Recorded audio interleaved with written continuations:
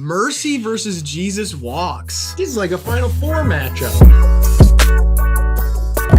What's up? You're watching HIVEMIND, the most collegiate show on the internet. My name is Riley, as always. I'm joined by my dropout co-host, Graydon. Yeah, I couldn't cut it. Today we're deciding the best Kanye song once and for all. This is our Kanye West Madness Bracket. 64 songs hand-selected by DJ Grant. We're gonna play it March Madness style. There's songs from every Kanye album as well as singles on this list, but there can only be one winner. This is just our opinion, but we will make the bracket available to you guys so you can make your voices heard, and please, if you disagree with us, hit the comments, let's fight it out. Come on, haters. Before we get into it, make sure you like the video, subscribe if you want to see more, HIVEMINDTV.com for our merch, and also consider joining our Patreon. It's only $5 a month to get extra content. Right now, there's a bunch of extras from our Quadeca videos up there if you want to check those out. Here's the bracket. Now in the first round, we're gonna hear a 5-second clip of each song to jog our memory, but only in the first round. Our first mashup is Power versus Wash Us in the Blood. This is a classic underdog tale here. One man should have all that power. The clock's ticking. Cinematic, and for some reason reminds me of a movie trailer. Wasn't there like a movie that was in? Yeah, I think the first 5 Fast and Furiouses. Oh, they all had it in it. Yeah, it's the only song in them. Just over and over and over again. Wash us in the blood. Whole life being thugs. An in-between single, After Jesus is King Before Donda. Is that the idea? I think that's when it came out. I think so too. That sounds right. Featuring Travis Scott, kind of like a throwback to the Yeezus sound there for a second. I really do like that single, but it's pretty obviously Power here. Yeah. Next, we have Otis versus We Don't Care. This is gonna be tough. This one's pretty tough, yeah. I made Jesus walk, so I'm never going to hell. The classic sample flip there. That some people say it's the best sample flip of all time. Yeah. Drug dealing just to get by. Stack your money. Get sky high. Oh God. What's your heart tell you? My heart tells me We Don't Care. That's kind of what mine tells me too. I mean, I think it's probably not the popular opinion, but We Don't Care is like College Dropout first song. It's just like gets you there, you know? It's just a better song. I really like Otis, but We Don't Care is like just more fun to listen to. And lyrically. Yeah. Oh, it's so good It's lyrically. amazing. All right. right. We're not getting hung up here. These are our decisions. Yep. Busting brackets. Yeah. Next, we've got FML versus Good Morning. Yeah, not gonna be an easy one again.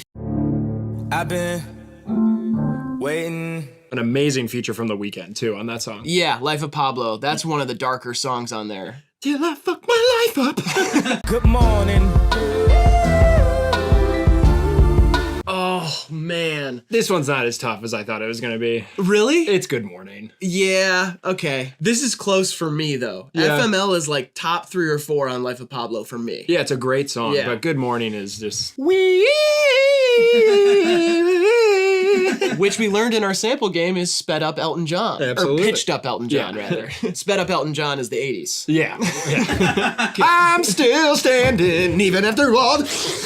And he is still standing even after all those years. Yeah. Next, we've got Ultralight Beam versus Off the Grid. What? The hell kind of matchup is this? We on a ultralight beam. We on a ultralight beam. This is a God dream. This is everything. Remember when people liked Chance the Rapper? I do. I remember liking it myself. They really liked him after this one. Holy smokes, they did. God, that song is beautiful, though. Yeah, it is. We off the grid. This for my kid.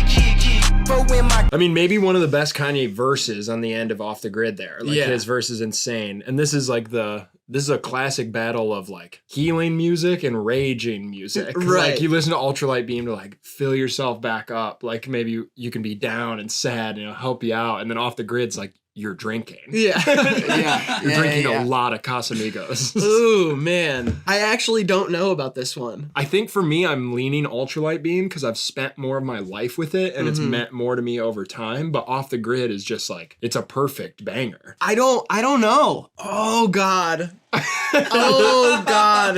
Jeez. I just don't want to choose Chance the Rapper over Playboy Cardi and Fabio Four. I understand. It'll upset a lot of people. All right, let's go Beam with it. That hurts, though. Beam Beam really hurts. Off the Grid loses in the first round. Oh, and now we got Hold My Liquor versus Streetlights. Wow, this one's obvious to me. Okay, well, let's hear them. Bitch, I'm back out my coma. Waking up on your sofa. When I parked my Range Rover, I slightly scratched your Corolla. Yeah. Okay, I smashed your Corolla. Transformative Chief Keef performance on this song. Absolutely. I mean, one of my favorites on Yeezus, if not my favorite. Yeah. Streetlights glowing. Happen to be Wow, what a just tough like matchup. moments. So well written. And I know a lot of young people really fell in love with this song because Juice WRLD covered it. And so did Daniel Caesar. I was gonna say, I thought it was a Daniel Caesar song. I remember clowning you for that because I was like, that's like one of the best songs on 808s. And you were like, I just knew the Daniel Caesar version. Yeah, that's all I know. Yeah. To me, Hold My Liquor, I think, is like, that's like in the top tier of Kanye songs for me. It's gonna take a lot to beat it. Yeah, Streetlights losing in the first round is insane to me, though. Yeah. That's one of these. Oh, this is gonna be so hard. Hold My Liquor wins, but not by much. And I've watched a lot of the other brackets out there. Shout out to Abe James and Very Very Vibe Worthy, Fantano, Mr. Melon. I've watched a bunch of those, and Hold My Liquor isn't even in a lot of the brackets. Yeah. Like people don't even include it. I knew with us going into this game that I kind of know how our Elite Eight's gonna look already, and it's not what anyone else's has looked like. Yeah, for sure. All right, now we've got All Falls Down and Follow God. Okay, Follow God's probably my favorite off Jesus is King. Me too. And All Falls Down's a MFing classic. So let's hear some clips. Let's hear it. We don't set this party off right. Man, I promise. I like seeing the origins of that verse in the Genius documentary, how he did it as a poet, like at the Def Jam poetry thing, and it was like from his perspective. Right. And then he switched it, you know? Switched it to a lady. Yeah. I was screaming at my daddy, told me it ain't Christ-like. I was screaming at the... That song goes. That song does go, but it is All Falls Down. Yeah, absolutely. Sorry, God. Oh, God. Ghost Town and Fourth Dimension. This is too much for me, dude. Someday we gon' set it off. Someday... That one make you cry. Unique quality to that song. Doesn't Yeah. sound like any other Kanye song. Just like the feel of it is so unique. And his vocal tone's strange Yeah. too. It feels so good it should cost. Brought an alligator, I ain't talking Lacoste. What is Santa bringing? Yeah, that's such a weird. I'm like newly getting super into that song. Yeah. Like I've been listening to this song a bunch, and right now I like it more than Ghost Town, but Ghost Town's better. Yes, that's kind of how I felt about All Falls Down and Follow God. Like I'd rather listen to Follow God right now. Really? Yeah, I've just heard All Falls Down like a billion jillion times in my life. That it's like I get it. One thing I will say about Fourth Dimension is I listened to it yesterday, and the line where he says, "Oh my God, I want to remember it exactly, but it's like if I get convicted, you know I won't finish the scent."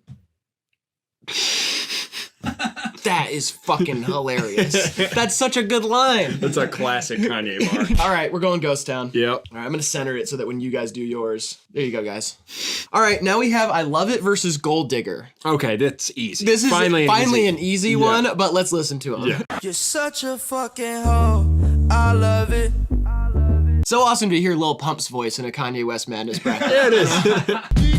Now I ain't saying she a gold digger, but she ain't. An absolute classic, Yeah. but it's I Love It. It's I Love It. Yeah, for obviously. Sure, for sure. Just kidding. All right. No one's fucking with Jamie Foxx. Not today. Oh, okay. Yeah, this one's tough too. Runaway versus Lift Yourself. This is a big debate in the Kanye community right now. Really? No. That's not to say. Who the fuck's saying that? Let's have a toast for the douchebags. Let's have a toast for the asshole. All right, and let's hear Poopity Scoop. Whoop-de scoop-de poop. Poop-de scoop-de scoop-de whoop. Oh, yeah. That's what the Donald Trump presidency did to this country. Just gave us music and shit like that. There's a song, it's on Pusha T's album. It says, I hear they talking shit, yay, how do you respond? And he goes, boop, scoop. Which is so funny because it's literally Pusha T is kind of like addressing Drake, that whole album, and then Kanye is addressing Drake by doing the Poopty Scoop thing because he gave this beat to Drake and then released it with Poopty Scoop on it. So it's just so funny that he says, they're talking shit, yay, how do you respond? And he says, poop, scoop. Yeah, it's Runaway. Yep. Now we've got Good Life versus New Slaves. Oh, shoot. Good Life. I don't think I could have played basketball in 7th grade without that song. That song got me to every away game, got me in the right mental place. Yes.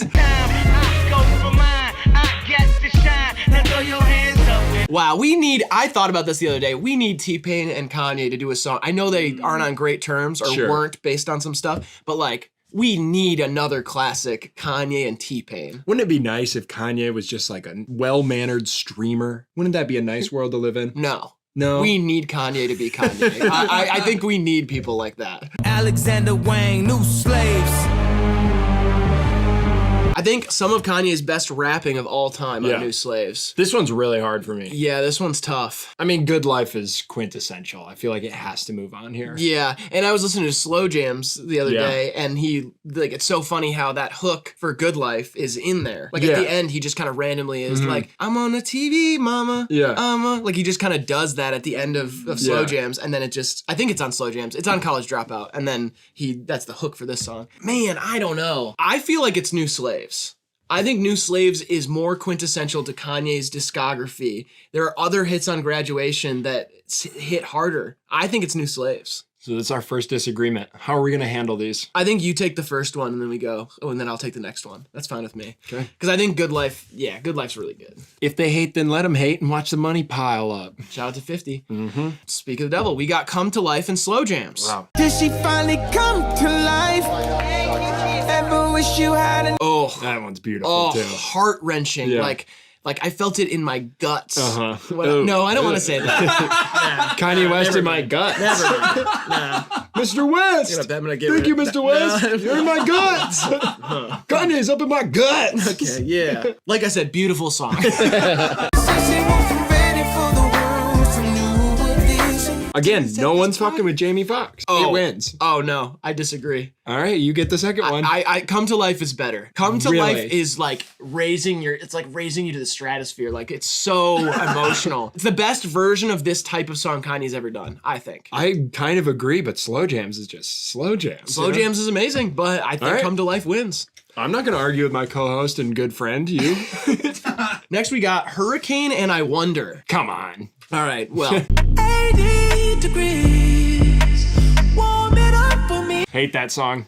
really? Yep. I love it, and I know that a lot of people don't like it. A lot of Yeah. my friends who love Donda say that's like one of their least favorites on It the is, album. yeah. It is one of my favorites on the album, especially Kanye's verse. Kind of what he was channeling on Ye, Yeah. and even Life of Pablo, where it feels like he's very self-aware and rapping from a place of like really being distraught and getting it Yeah. out there. Like the whole like Architectural Digest, but we needed home improvement. And Right. then when he says, who's the busiest loser? Yeah. Like there's a lot of like really unique inflections on that song. Yeah. And I think Kanye's verse just feels like one of those where I'm like, damn, that's crazy. He knew what he was doing. Yeah. And I wonder if you know. Find your dreams come true. Wow, Lobby? Yeah, one of my favorite albums of all time, sampled right there. And I love that song too. I Wonder is amazing. It's I Wonder, for sure. That's my favorite sample flip he's ever done. Now we got Through the Wire and Violent Crimes. This is another one that it's pretty easy, but Yeah. let's hear them. Violent Crimes is like the school that you're like, oh, you made it to the big dance. Oh, isn't that nice? Go home. Moose for breakfast, an insure for dessert. Somebody order pancake. Through the Wire, come on. Shout out to Cootie. Yeah. When Kanye asked me to do the Through the Wire video, I couldn't say no, despite it being my daughter's first birthday. And then Kanye told me to eat shit and die. And that's when I knew it was time to spend time with my family. Although my wife and kids did not recognize me, I had the tapes to prove that I was friends with Kanye. And then Kanye threw a brick through my living room window. And that's when I knew it was time to reunite with my brother. We were going back on tour. Niggas is savage. Beautiful song. A beautiful song, and also one that made me raise my eyebrows first time I heard it. I thought some of the lyrics were like a little bit, I don't know, Yeah. like whatever. And now when I re-listen to it, I feel like he contextualizes it pretty well. Yeah. It's almost like a folk song thing. It kind of comes back around, Yeah. and he uses the hook as like punctuation on the second way he's looking at like having daughters. you know? It's Through the Wire though. Yeah, Through the Wire. Having kids is stupid. Now we got Bound 2 versus Father Stretch My Hands Part 1. Uh-huh, honey. All them other niggas lame and you know it now. That song is very good though. Yeah, isn't that like your least favorite off Yeezus though?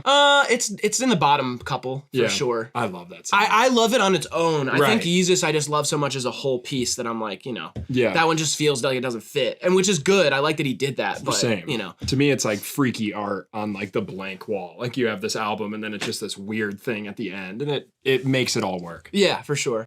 Beautiful morning, you're the sun of my morning, babe. Yeah, it's Father It's Father Stretch Stretch My My Hands. Hands. That is the like best drop in a Kanye song maybe ever. Yeah. Like, oh my god, that song. Wow. Best hi-hat too. This is Touch the Sky and All of the Lights. Yeah, that's tough too. That is tough. Woo!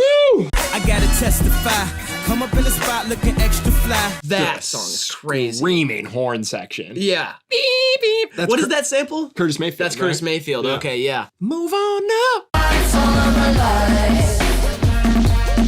Oh man, unbeatable. It's Touch the Sky for No, me. it's All the Lights for me. It's Touch the Sky. No, It no. absolutely Oh, is. God. It absolutely is. I can't even. It's got Elton John, Rihanna, Bon Iver on it. Mm-hmm. What the fuck? Honestly, after hearing the clips, it wasn't even that close for me. I'm not gonna lie. All of the Lights is in my final four. It's my favorite song off My Beautiful Dark Twisted Fantasy. You get by a another mile. one, but then I get two in a row after this. That's fine with and you me. have to eat your own fucking foot if you disagree. Oh fuck. Yeah, I knew this would kind of tarnish our friendship. doing Well, this. what's left of it? Yeah, I mean, it's just kind of like crumbs at this point. All right, you get two in a row Yeah. after this, and I'm not allowed to say anything. And if you do, you eat your foot. Now we have 4 or 5 seconds versus Real Friends. This is really tough for me, surprisingly. Really? I love 4 or 5 seconds. Like, love that song. I think it's one of his biggest strokes of genius. Let's hear it. 4 or 5 seconds. Yeah, about 4 or 5 seconds from wildin'. I mean, who knew Kanye would body a like Paul McCartney acoustic beat, you know? I'm slipping into the lava, and I'm trying to keep from going under. Yeah, Paul McCartney doing like a interpolation of the Jonas Brothers. I mean, that's awesome. Don't talk about the Jonas Brothers. Sorry. How many of us? How many of us? How many jealous? I'm sorry. To me, that is miles above 4 or 5 seconds. Like one of the best songs on Life of Pablo. Are you done? Yep. It's 4 or 5 seconds. I'll eat my fucking words, I guess. 4 or 5 seconds wins. Paul McCartney's not going down in the first round, not on my watch. You don't know how many enemies you just made in the comment section. Fight me. My address is down below. You can find me there. 4, 5 seconds from wildin'. All right, let's get to the other side of this bracket. Family Business versus Moon. That one's simple. It's close for me. A little bit close, but not really. This is family business, and this is for the family that can't be with us. Oh, Yeah, my that is God. good. That Oh. one. See, that's a better like Kanye talking about his family example than Real Well, Friends. to me. yeah, Family Business is better than Real Friends to me. Yeah. For sure. Okay, cool. So there is common ground left to be had. Oh, man. That is like a transcendent song. It is really risen in the ranks of my favorite songs on Donda now. Yeah, mine too. I think that one wins. I think Moon wins. You think Moon beats Family Business? Oh man, Family Business is like soundtracked by like actual touching moments In your between life. people. Yeah. Not even just my life. I mean just like Right. people in general, like Yeah. humanity. Whereas That's- Moon is just a great ballad. Yeah. Hey, and I don't. This one I'm not hung up on. I like them both so much that if you want to put Family Business, that's fine. I think it's got to be Family Okay. Business. I think I'm it cool has with to that. be. It's very close though. Like that's maybe the closest one so far. All right, we got Black Skinhead versus Life of the Party. For my theme song, my leather black jeans on, my by any means on. Middle America packed in. There's only a handful of songs that I can remember like hearing for the first time. Yeah. And that's one of them in my yellow Ford Focus. Fresh out of Lunar Station or whatever. Or what was the record store next to Lunar Station? Ramalama Records. Ramalama Records. Yeah. Fresh out of there the day the album dropped, putting it in the car and listening to it and being Yeah. like, What a visceral song. Yeah. Oh my God. yeah, if I could do burnouts in that car, I would have. Hey, Miss Donda, you run into my mama, please tell her I said say something. I mean, a beautiful bonus track. Yeah, that one didn't really do it for me the same way it did for everybody else. That's Yeah. just like an okay song to me. It's Black Skinhead Yeah, it's here. Black Skinhead. All right, next we got Stronger versus Dark Fantasy. That don't kill me. An amazing Kanye song, but also feels like one foot in the radio and one foot in his own world. Yeah. You know, it feels almost like separate from him in some weird Yeah. way, you know? I agree, yeah. Can we get much higher? So high. I think it's dark fantasy. I think it's dark fantasy too. It's weird to see Stronger go down so quickly, but Yeah, but no, I agree. It feels a little too commercial. yeah, and there's so many great bars on dark fantasy. Yes. Oh my god. Do you have any dark fantasies? Actually, yeah, glow rolling. So that's taking Molly and going glow bowling. So technically it is a dark fantasy. Oh. Like it will be dark in there. Nice, And yeah. only illuminated by neon lights, of course. And the synapses that are firing off in your brain. Absolutely. And then the glow in the dark pins and everything, and just kind of like that usual bliss and euphoria that I feel when bowling. Yeah. I mean, imagine that taken to the Multiplied. next level. You know Yeah. what I mean? I have one too. What is it? I want to fuck the tree people from Lord of the Rings. Really? Yeah, I'd like to have an orgy of like a big sex orgy with the Ents. Oh, they're called Ents. Yeah. Oh. The tree people from Lord of the Rings. Oh, so you want to fuck the tree people from Lord of the Rings? Yeah. Nice. In like a disgusting, like a forest fuck. Like a swampy forest fuck. Yeah, swampy sex. Swampy stuff, sex stuff, yeah. Next we got No Church in the Wild versus Hey Mama. What's a mob to a king? King. I like that song, but I don't love it. Oh, I love that song. Really? Yeah. Yeah, okay. I mean, just that hook is that's powerful writing. oh, right no, there. it is. I mean, it's great. But like every song on this list is great, pretty Yeah, much. you fair. know? Except poop. I know I act a fool, but I promise you I'm going back to school. Ooh, Gosh. God, what a song. Whenever Kanye's like doing the open letter to Donda, it's just hard not to feel it. You Yeah, know? It's yeah, like yeah. the core of his emotion is all right there. Na na na na na. Doesn't he do a Wyclef Jean interpolation on that too? I'll be gone to December. Oh, okay. Yeah. Yeah, I didn't notice that. Mhm. This is Hey Mama. Yeah. All right, next we've got Love Lockdown and Two Guys in Paris. That's what Grant wrote, so. So keep your love locked down, your love locked down. Not my favorite on 808s, but it is a good song. Yeah. Gone so hard, but shit where we ain't even pro be here. Not even close. Not even close. It's Yeah, Paris. yeah. Yeah, for sure. Yep. I have inescapable memories of watching high school basketball. Yeah. And it was played an obnoxious amount of times, like while people were doing layups. Ball so hot. Ball so hard, that is cray. That is cray. Like Savage Arena, Yep. UT, going to watch the Toledo Rockets. All right, next we've got Wolves and Reborn. That's easy for me. This is super easy for me. Yeah. But I think we might have different ones. Yeah, we might. Oh, Let's hear shit. Wolves. Lost out, beat up, dancing. Yeah, it's beautiful. I'm so reborn.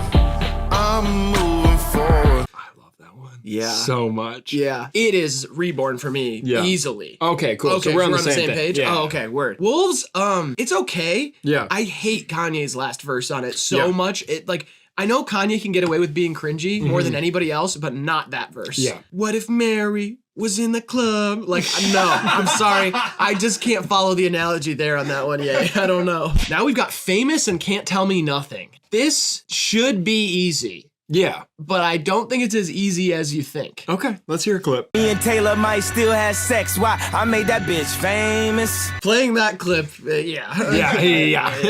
I had a dream I could buy my way to heaven. When I awoke, I spent that on a necklace. It's still easy. It's still easy. Yeah. It's Can't Tell Me Nothing. Yes. Yeah, it's Can't Tell Me Nothing. Whoa! Famous really has grown on me since Pablo came out. Because when I first listened to Pablo, I was kind of like, oh, this is like the obvious radio one. Like, it's fine. Now there are parts of it that I love so much. Like Yeah. the actual use of the sample after the interpolation of the sample. Rihanna's singing on it. Yeah. The Swiss beats. The beat is just Crazy. knocking. So I do love that song, but Can't Tell Me Nothing. I mean, Come on, that one's gonna be tough to beat. all right, now we got All Day versus Devil in a New Dress. Okay, interesting one here. Yeah, the Lucy single, All Yeah. Day. All day, nigga. How much time you spent? It's like you and me when we go to Somerset. Oh, absolutely.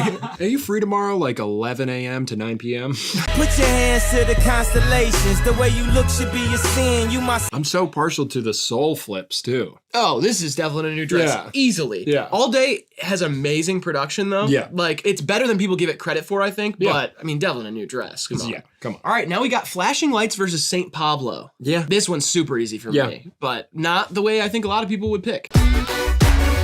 She don't believe in shooting. She believe in shoes and cars. That is such a good song. Oh. God, that rhythm to it. Yeah, just it's crazy. People trying to say I'm going crazy on Twitter. My friend's best advice. St. Pablo featuring Sampha. Yeah, Some of the most confessional stream of consciousness Kanye stuff from that era. yeah. It doesn't compare to It does Flash not of- compare to Flashing No. Lights. Yeah. All right, now we got Blood on the Leaves versus Paranoid. Fuck. That one's tough for you. Yes. All right. Do you remember Paranoid? Yeah. By now, cause I ain't got the money on me right now. I thought you could win. These bitches surrounding me. Tell me right now, you really wanna spend your whole life alone. I mean, Wow, yeah. no, come on. It's like 80s new wave. Oh, it's so good. Yeah, it is good. It's my favorite on 808s, I think. Yeah, that's a fair argument, but Oh, Blood on the Leaves is like... No, I know. Blood on the Yeah. Leaves is gonna win, but I just have to say my piece that Yeah. Paranoid should not be losing in the first round. It's so good. Yeah, but we're comparing like a really well-written novel to like a comic book here. No, we're not. Yeah, to like a Sunday... You love dance music. I do, but it's like a Sunday morning funny. You know what I mean? And Blood on the Leaves is like Lord of the Rings. All right, now we got Champion versus Gorgeous. Yes, I did. So I packed it up and brought it back to the crib. God, Your eyes. he knows how to make an earworm. I will never ever let you live this down. Down. Another great feature there. Yeah, I mean, It's Champion. you think so? Yeah, for me. It's Gorgeous for me, but I think this is the end of my 2 in a row. all right, that's fine. It's kind of close for me, but I think Gorgeous is the better song. All right, we got On Sight and Homecoming. This one's very easy for me. This one's tough for me. Fuck whatever y'all been hearing. Fuck whatever y'all been wearing. Don't judge, I'm Joe Brown. I met this girl when I was 3 years old. Beats Incredible. I don't need to hear Chris Martin on a Kanye song. Yeah, that's fair. You know? I'm never coming home again. It was all yellow. I had a song with Coldplay. Next thing, he got a song with Coldplay. Imagine fighting with Jay-Z about having a song with Coldplay. Yeah. That's I did it funny. first. I did it first. I had a song with Coldplay first. Come on, Jay. Yeah, it's On Sight for Yep. me. All right, now we got Heartless and Monster. Oh, Heartless Monster. Kind of like you when you drink. Just kidding. Sometimes you're very nice when you drink. Yeah, that's Almost true. too nice. Yeah. Yeah, touchy. Yeah, Anyway. my bad. How could you be so heartless? How could you be so... Wow. Bitch, I'm a monster. No. Good blood sucker, fat motherfucker. Oh, has the Nicki verse. I Yeah. mean, it's Monster to me. Really? Yeah, it's Monster over Heartless for me. Well, Now you got me thinking about it. Heartless is so good. Yeah. Oh shit. I don't know. It probably is Heartless actually. Yeah, I think it's a better I think- song. I think Monster's it is, like a big soup. It's a big banger soup though. Yeah, it is a banger, but it's not Heartless. You changed my mind. Heartless. Let's go. Let's go with Heartless. And that's when Riley changed his mind. Now we got Diamonds from Sierra Leone, the remix I'm assuming, and then No More Parties in LA featuring Kendrick. Oh yeah. Oof. Throw your diamonds in the sky if you feel the vibe. That's a crazy flip. Woo. Forever, ever. Stop. I was talking to the Dolphins, baby. That one ain't for you. No more parties in LA. Please, baby, no more parties in LA. God, I love that song. Oh yeah. And that's I usually don't like those just meandering verses because it's kind of how it feels Kanye's doing there at the end. Yeah. But that song's held together by something. Yeah. He funny and disrespectful. Yeah. I think I slightly prefer Diamonds, honestly. Yeah. But it's very close. I can go either way with this one. It's No More Parties for me. All right, let's do No More Parties. That's fine. All right, now we got New Godflow and Blame Game. Okay. Interesting. Deep cuts. I believe there's a God above me. I'm just the God of everything else. Yeah, I mean, I do like New Godflow, but I don't love it. Yeah, same. You know? I love you. It's New Godflow. I think it's New Godflow. Blame Game is my least favorite on My Beautiful Dark Twisted Fantasy. Yeah, I think that's probably mine. You know. All right, and lastly, we have Mercy versus Jesus Walks. This is like a Final Four matchup. Oh, this is crazy. I'm in that 2C Lambo with your girl, she tryna jerk me. Okay. Drop it to the floor, make that ass shake. Probably my favorite Big Sean verse ever. Yeah. Honestly. Even though it's kind of still corny. It's like the first Yeah. it's like the first quintessential corny Big Sean verse that you heard. Yeah. And so you liked it then, you know. And it's one of those verses where you like knew the lyrics before you heard it. Yeah. You know, like as he starts rapping, I'm like, oh, I already know this. I already know what he's gonna say. Roll my weed on it. Yeah. That's an ashtray. Yeah. With the Midwest is young and restless, but restless.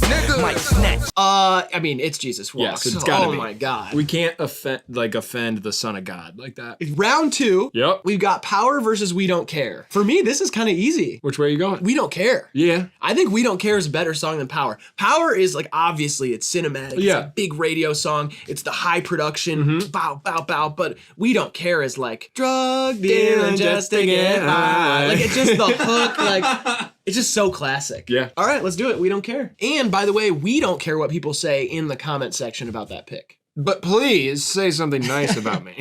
All right, now we got Good Morning versus Ultra Light Beam. Ultra Light Beam. Yeah, I think it's Ultra Light Beam. That's crazy. Yeah. I've never had a Good Morning. What do you think about that? That was nice. Okay. What bracket should we do next, by the way? Yeah, let us Let know. us know in the comments. Hold My Liquor versus All Falls Down. Easy. Don't say it. What do you want it to be? Hold my liquor. I can't hold my liquor. I went country with it. These Bitches can't handle me. This is Orville Peck's new cover I of Hold My swallowed- Liquor by Kanye West. I swallowed my skull. Oh man, I don't know. The Mike Dean solo might put it over the top, but All Falls Down is my favorite off College Dropout, I think. Yeah, I mean, that's fair. Yeah, Hold My Liquor is like just disobeys the rules of music. that's true. You shouldn't have Bon Iver and Chief Keef singing on the same song. Oh, you absolutely shouldn't. All right, let's do Hold My Liquor. Now we've got Ghost Town versus Gold Digger. No one's fucking with Jamie Foxx. Yo, you want to go Gold Digger with it? Yeah. I know it's Ray Charles, but Oh it's, man, ooh. it's like the most memorable lines ever. Those verses, everyone and their dad knows all those verses. But is it played out? No. It's not played out? No. Yeah, it is one of those songs, whenever it comes on, I do want to hear it. Yeah. I do want to hear the song. You can't- it's Ghost a- Town, though, it is. I'm telling you, it has like, it's like a tapestry. It has like a Yeah. fabric that I've never felt before. Oh, it's just like a goop soup of like, it's good. It's so good. It's Gold Digger, bro. It's Gold Digger. Fine. Okay, wow. I think that is going to upset people, but I love it. That's Oh, what we wait. got. Sorry, here, one second. No, I'm just kidding. All right, now we got Runaway versus Good Life. Oh, that's tough. But you didn't even want Good Life to win. Yeah, I didn't. So you're going Runaway. I think it's Runaway. Yeah, that's fine. It's Runaway. I'm fine with that. Okay. Come to Life and I Wonder. I wonder. Yeah. It's very close for me, though. They're like, kind of similar songs in a weird way to me. and I wonder. They make me feel the same way. Sad. Oh, man. Oh, it's I Wonder, but it's very close to me. Through the Wire and Father Stretch My Hands Part 1. It's Father Stretch My Hand. Yeah, sorry, Cootie. Yeah, sorry, bro. I don't know. Through the Wire is so iconic and Yeah. feels like it has such a story that it shouldn't be allowed to lose. Right. But Father Stretch My Hands Part 1, It's just amazing. yeah, I broke the floor of the first house I lived in to that song. Doing what? A huge party, big bunch of bros.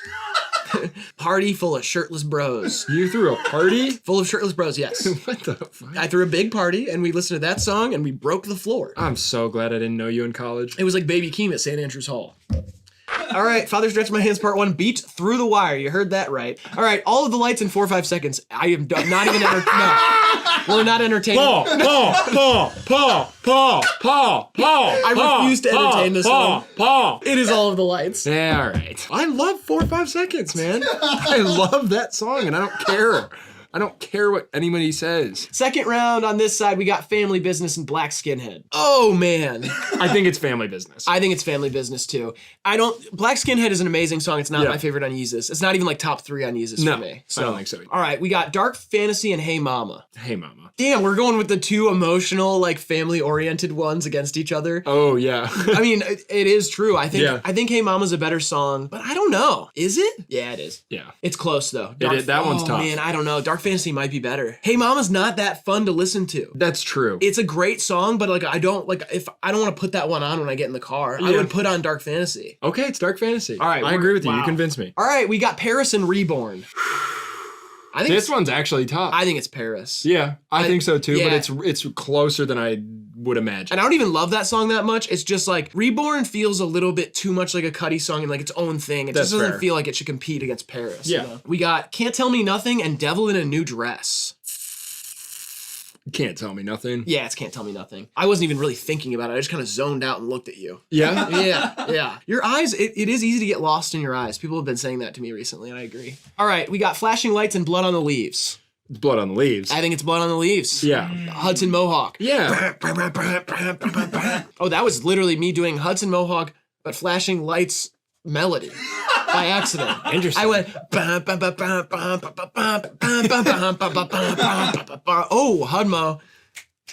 Smash them up. Flashing Lights remix. Do people call him Hudmo or did you just say that? People call him that. Yeah. Champion versus On Site. This is easy for me, but Where are you going? it's On Site for me. Oh man, that's a little tougher for me. I love On-Site. On-Site's in my top 3 off Yeezus. Champion, it's good, but I don't go back to that one the same way I go back to the other ones. That's true. Heartless and No More Parties in LA. It's Heartless. Yeah, I think it's Heartless as well. New Godflow and Jesus Walks. I mean, come now on. this is tough. When I think about ones like this, I have a hard time deciding. Yeah, I'm gonna go Jesus Walks. And shout out to Cootie once again. Happy to keep you alive there. You know what I mean? Absolutely. Now, did you hear about the upcoming 4th episode of Genius that they're dropping? About yeah. like the new? Yeah. Yeah, he's like following around now. Mhm, So, you know. And then Kanye told Skeet to come to Sunday service. And Skeet said, I'm in bed with your wife. And that's when Kanye dragged my favorite radio personality, DL Hughley, through the mud. And that's when Kanye started fucking the girl from Uncut Gems. And that's when she went goblin mode. All right. So we have that to look forward to. Yeah. Into the Sweet 16. Sweet 16, we got We Don't Care versus Ultra Light Beam. You know where I'm going. I know. I think I agree with you. You do? Yeah. Drug dealing just to get by. All right, we're going We Don't Care, which is a huge upset, I understand. I met Kanye West. I failed. All right, we got Hold My Liquor and Gold Digger. Oh no! It's Hold My Liquor for me. Oh, it is, yeah. I think it is too, but it is. It is. Wow, that's crazy. Yeah, sorry. This is definitely what makes it a HIVEMIND bracket. Yeah. Is Hold My Liquor being here. Yes. Yeah. You have to understand, this is your first time watching us, this is the difference you're gonna get. We're just a little very bit. partial to Yeezus. Yeah. Runaway and I Wonder. Wow. This one's tough. I think it's Runaway. Yeah, I think it's I Wonder. Yeah, it's close. I do like Runaway a lot. I'm not hurt either way here, but I just love I Wonder. I don't know if I love Runaway as much as everybody else does, because a lot of people say it's the best Kanye song Yeah. of all time. It's not. It's not. But I do think it's better than I Wonder. Okay. By a small margin. I'm not gonna die on that hill. I will die on a hill though. Yeah, probably. You Yeah. love snowboarding. Father Stretch My Hands, Part 1 versus All of the Lights. This is my downfall. I don't know. Don't ask me. Oh, can we do a tickets to my downfall bracket? Oh no, I'm hiding behind you for this one. Okay. I don't know. It's Father Stretch My Hands for me.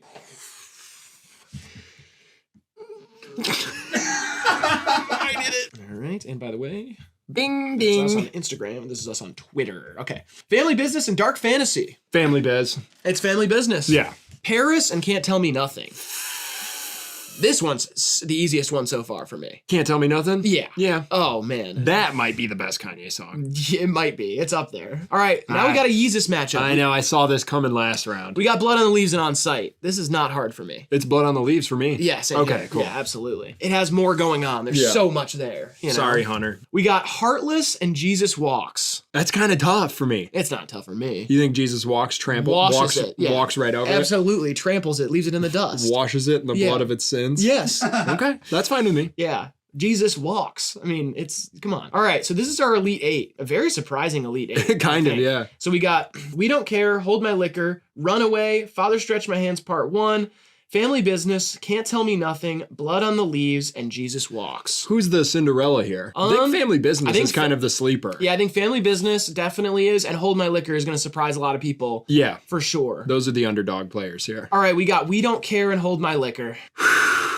Now we don't care what people say. I feel like that's the better song for Hold My Liquor is like my favorite Kanye song ever. I don't know. I feel like Yeah. No, it's Hold My Liquor. I think it's Hold My Liquor. I just can't help but feel like I need to like comply and like be like, oh well, like, or like try and do the bracket for everyone else. Yeah. And like not my own opinion. It's hard to just do that. But in my own opinion, Hold My Liquor is in the finals already in my mind. All right, Hold My Liquor. It goes. Now we got Runaway versus Father Stretch My Hands Part 1, which should be very tough. But for me, it's kind of easy. It's Father Stretch My Hands. For you? Yeah, I think so. It's such a short song. I can't believe, by the way, these two songs up against each other is hilarious because they're both considered Kanye classics and contain lyrics like, I sent this bitch a picture of my dick. Yeah. And the second one, if I fuck this model and she just bleached her asshole and I get bleach on my t-shirt, I'm gonna feel like an asshole. Like, these are considered classics from maybe the greatest artist of all time. And he's saying shit like that. I do the opposite of bleach my asshole. I dye it black. Jesus. It's Father Stretch My Hands Part 1. Yes, sir. All right, Family Business and Can't Tell Me Nothing. Come on. It can't tell me nothing. Yeah, it's gotta be. Yeah, it sucks. Family Business had a good run there. Yeah, absolutely. Everybody can be excited about that. Now we got Blood on the Leaves versus Jesus Walks. Oh, no. Where are you leaning? Oh, I don't have a lean. Oh, I'm like everybody after that whole Bieber thing. I don't have any lean. Grant doesn't have any either. I know. What the fuck are we gonna drink? Yeah, I don't know. Water? Ugh. There you go, kid. Show the kids how to do it. Fuck it, dude. Let's stay to our roots. It's Blood on the Leaves. Jesus Walks is going. The Lord himself is going down. He's going down. Oh, I don't know, man. You think it's Jesus Walks? Real quick, in Jesus Walks, Yeah. he says, they say you can rap about anything except for Jesus, and then lists off things that you can rap about. Yeah, I remember the bar. Guns, sex, lies, and videotape. Yeah, videotape. Oh, these new rappers won't shut up about videotapes. I want to hear someone talk about Jesus. That's why I love this music video. No cars, no girls, no videotape. I think it's Jesus Walks. I'm gonna side with Jesus Walks here. I legitimately think it's better than Blood on the Leaves. It's close though. Yeah, just do it. Oh, I don't know actually. I love Blood on the Leaves. I mean, I don't know. One song is like historic, breaking the bounds of radio rap, and the other one is from the perspective of an NBA player who has mistresses and does Molly. Yeah, I mean, that's way cooler. Oh, man. I don't know. I'm going to let you make the call. I'll go either way on it. I feel like people will stop watching if we don't let Jesus Walks win. I think it's better, though. It just is. Jesus Walks is better. All right, fine. Our final four here. It's on the screen. We've got Hold My Liquor. We've got Can't Tell Me Nothing. We've got Father Stretch My Hands Part 1, and we've got Jesus Walks. Oh, my God. Well, let's go first. We got Hold My Liquor and Father Stretch My Hands Part 1. It's Hold My Liquor. I don't, this is going to pain me to do, but I'm going to beat the shit out of you without looking, okay? Why? Why are you beating the shit out of me? I haven't said anything yet. I gotta do it. I'm sorry, I didn't want to do this. It's Father Stretch My Hands Part 1 for me. It's not though. I will bend for it. I'm fine. Hold My Liquor is an incredible song, one of my favorite Kanye songs of all time. But I think Father Stretch My Hands Part 1 is done more viscerally for me. Like, it feels like a cheat code. Let's handle this fairly. Rock, paper, scissors? Yeah. Here we go. Just one. Rock, paper, scissors, shoot. All right, Hold My Liquor wins. Hold My Liquor goes to the finals. Now we've got Can't Tell Me Nothing and Jesus Walks. How though? How do you choose between those two? To me, the song I want to listen to more is Can't Tell Me Nothing. Me too. So. And that's so weird, even though Jesus Walks is incredible. It is. But I think it's Can't Tell Me Nothing. It's a better, that's a better song to me. Again, just to me. Yeah. Whoa. All right, we have a final. We have a final. This can't be anybody else's final on planet Earth. I really don't think so. Can't Tell Me Nothing and Hold My Liquor. Nobody's deciding between these two. I know. That's fine though. This is us on NBC next week. New episodes. I'm gonna move them closer so we can really zoom in on this situation, guys. Everybody paying attention? Let us know in the chat right now. What is it? You're probably saying a different song. You're probably not saying either of these songs. You're saying other Crazy ones. Frog and shit like that. You're probably saying Runaway, yeah, or Jesus Walks, or All Falls Down. Hey, a lot of people thought Gonzaga was gonna win the national title. Yeah. but instead it's St. Peter's. Yeah, bunch of boys from Jersey. What are you doing? What's your thought? I think you know what my thought. You're gonna go with Hold My Liquor, huh? Honestly, yeah. It's Can't Tell Me Nothing from me. Okay. Are we gonna have to do rock, paper, scissors? Oh, I beat you so bad the first game. I kind of All right, come on, let's go. All right. It's the only way to do it. It's the For only all the way. marbles. Yep, here we go. All right. Rock, paper, scissors, shoot.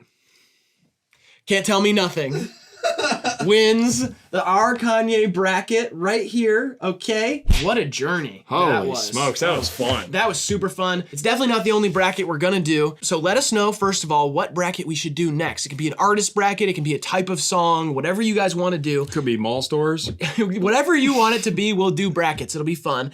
This bracket will be available. DJ Grant put this together with the help of Sam Aarons and Quadeca. You guys fill them out, send them to us, add us on Instagram and Twitter. Let us know your favorite Kanye songs down there. Let us know where we slipped up and went wrong. And lastly, Graydon, please leave these wonderful people with some advice to live your lives by. Time that you've enjoyed wasting is not wasted. All right, this has been HIVEMIND TV. We love you, appreciate you, and we will see you in the next video. Stay strong, sailors.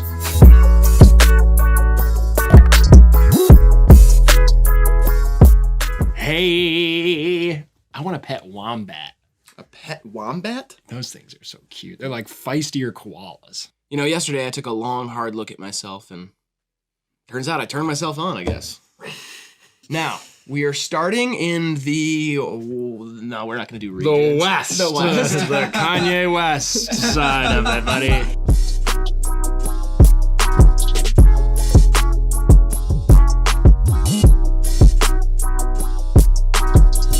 Lucid Dreams by Juice WRLD versus Rubbing Off the Paint by YBN Namir.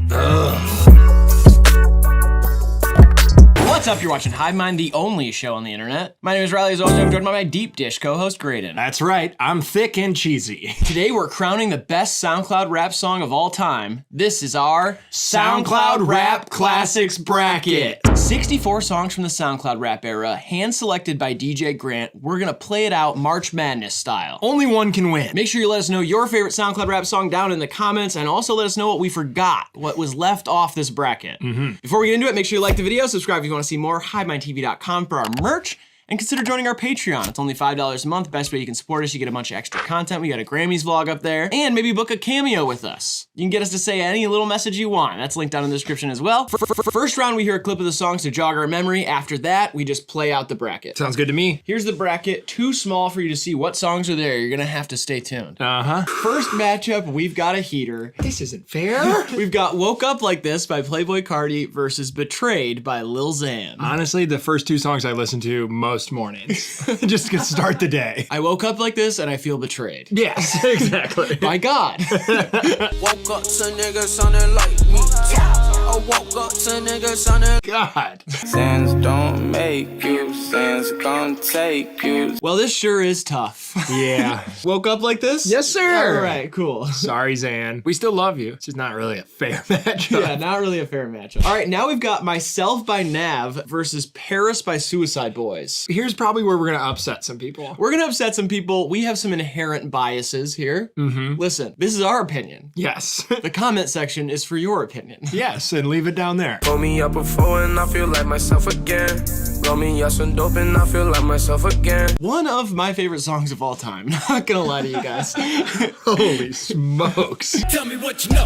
Buy the motherfucker at the bottom with a gold grill, gleam and make audio. Now, you love Memphis rap. Yeah. You love 3 6 Mafia. Yes. So I'm surprised that you never really got into Suicide Boys. I kind of am too. Everyone that's like in my circle that likes Suicide Boys is always kind of trying to lean me in that direction. Yeah. And I'm not saying I dislike it, but my love for Memphis rap is like the vintage stuff. Yeah. It comes from an era that doesn't exist anymore. And then when I hear it now, it just kind of feels like a replica. And based on aesthetics, I'm surprised I never got into Suicide Boys. Yeah. And I think that surprises a lot of our fan base too, but I just never really got into them. Yeah. I think what I hear I like, Yeah. but you know. That's fair. I mean, the Nav song's the far better Yeah, song here, yeah. in my opinion. Myself by Nav moves on. Stand Up Canada. Next we've got All Girls Are the Same by Juice WRLD versus Gassed Up by Nebuchadnezzar. Why is this such a hard mashup? I know. I'm also very sorry if I mispronounced that name. I've never had to pronounce it. I just say gassed up, shoddy. You know? I am needing another hoe, got me finished. Broke my heart, oh no. One thing I will say about that song is I was listening to all these songs in preparation to make this video. Yeah. And the mix on that song is pretty messed up. Yeah. Like they treated his vocals completely different in this part of his career versus afterwards. Absolutely, you know? yeah. Gassed up, shawty. Said I need about 40. Pull up to the party. Yeah. Now, I mean, it gets tough here. I don't think it's that tough. I think it's gassed up. Okay, good. I'm glad you're on my side Yeah. because I didn't want to go out on a limb and get crucified. Oh, there are better Juice WRLD songs out there. Oh, absolutely. I don't really go back to All Girls Are the Same as Yeah. much. And Gassed Up also is cemented in time as a SoundCloud rap classic. It Yes. doesn't have like a life after that. No. People remember this time by that song. Yeah. So I think it's fair to celebrate that in this bracket. We're making enemies early. It's just like the Kanye bracket. We started off by just pissing people off, and we're gonna continue to do it. That's why you're sticking around. Now we've got Band God by Chapo versus Money Longer by Lil Uzi Vert. Okay. Demons respect me, the angels protect me. The stick came with a full clip. The demons respect me, the angels protect me. Yeah. Which was a popular Instagram caption. Oh, yeah. Back then. Like I remember this more as an Instagram caption than I do as the song. That's a great sign of a memorable lyric. Money got longer, speaker got louder, car got faster. Turned to a savage, pocket got fat. I will admit that during that time, I didn't really see the hype of this song. And now when I return to it, I'm like, man, that beat, like, oh It's yeah, crazy. it's hard. It yeah. rises up. Yeah. Yeah. Yeah, yeah. So good. It's Money Longer. Absolutely. By a mile. All right, next we got Star Shopping by Lil Peep versus Sunset by Lucky. Oh. Shout out to everyone making my beats. You helping me preach. This music's the only thing keeping the peace when I fall into peace. Look at the sky tonight. All these stars have a reason. Sky is beautiful right now. Yeah, it is. I'm so glad we got rid of the roof. Yeah, me too. I think that was a good call. Can't set spite with the high tech. That shit too pretty to digest. Must be an X on my chest. Yep. Lucky, man. Lucky. Really coming onto the scene in this era. Yeah. Here's my case for Star Shopping. You can kind of get the same vibe from like many different songs from this era of Lucky, whereas Star Shopping is a very unique Lil Peep song I agree. in that it predates most of his popular music and then became the most popular song off the strength of like something kind of intangible. Yeah. It's like a weird emotional palette that he's playing with that you don't see show up in his later music. Yeah, I agree. I think it is Star Shopping, but it is a close one. Yeah, it's not as easy, it's not as clear cut, but I Yes. think Star Shopping, at least without trying to remove my bias, Yeah, because I love Star Shopping, but I do think it's a better song. Yeah, I do too. Next we got One Night by Lil Yachty versus Audi by Smoke Perp. Oh, God. Can't have no one night. Life. The lyric I picked up when re-listening to this song is he says, she say I'm your wife, or whatever, and he says, you trip and reevaluate your life. Reevaluate your life is such a funny lyric for this song. Reevaluate your life. Yachty was on one in this era too. He made this without thinking there was going to be an audience for it. Right. That's what I love about it. Yeah. I don't want friends, I want Audis. Smoking on booth and it's my weed. I checked it. This one takes me back to a time where I was a different person and I don't necessarily like that person anymore, but God, I have some fond memories. You know what I mean? That's fair. You know? Yeah, Audi to me just feels like kind of regurgitating Look at Me a little bit. A little bit, Like yeah. it's just kind of following that same flow. I think it's produced really well. Yeah. But One Night's a better song. Yeah, more monumental in like the timeline of SoundCloud music for sure. I don't think we would make this bracket if One Night didn't come out. You know Right, what I mean? yeah, like exactly. One Night really like started this era. Oh no. Okay. We've got Baby White by Ski Mask versus Skinny by Valet. How was you feeling, bro? Feeling like the four, I feel fantastic. Which one would you be, though? Burberry, Trash Raincoat, you smoke oregano, I'm smoking on that cat piss. Damn, Riley. Dude, I love that song. Yeah. Definitely like I was heading this way and then that song came out and I went, oh. And I took like a new route in life. I after this song remember came out. listening to it with you. Yeah. Yeah. I got 20 rats stuffed inside my fucking skinnies, bitch. Fuck that rat, she was. Yes. No way you can fit 20 racks in some skinnies. Oh, I've done it. Really? Yeah, absolutely. Amazing. Yeah. How'd you get all those racks in there? Where'd you put them? Jerry! How'd you get get those Rex and your skinnies. New Age Mary Poppins, she just has pale skinny jeans that she keeps stuffing money into. And they're just like, where is it all going, Mary? I really was rooting for Skinny by Valet to make it out of the first round. Me but too. it's just not going to win against Baby Wife. It's not, and I think it would have won against us a couple other matchups above it, but Yeah. Baby Wife just gotta go. It's so inventive. Yeah, totally. And what I will say though, with Valet, just so influential beyond recognition. Like you would never be able to see people say Valet's my influence, but like you don't get so many artists if you didn't have Valet first. Yeah. So it really did define like a whole side of SoundCloud. All right, no. This is bad.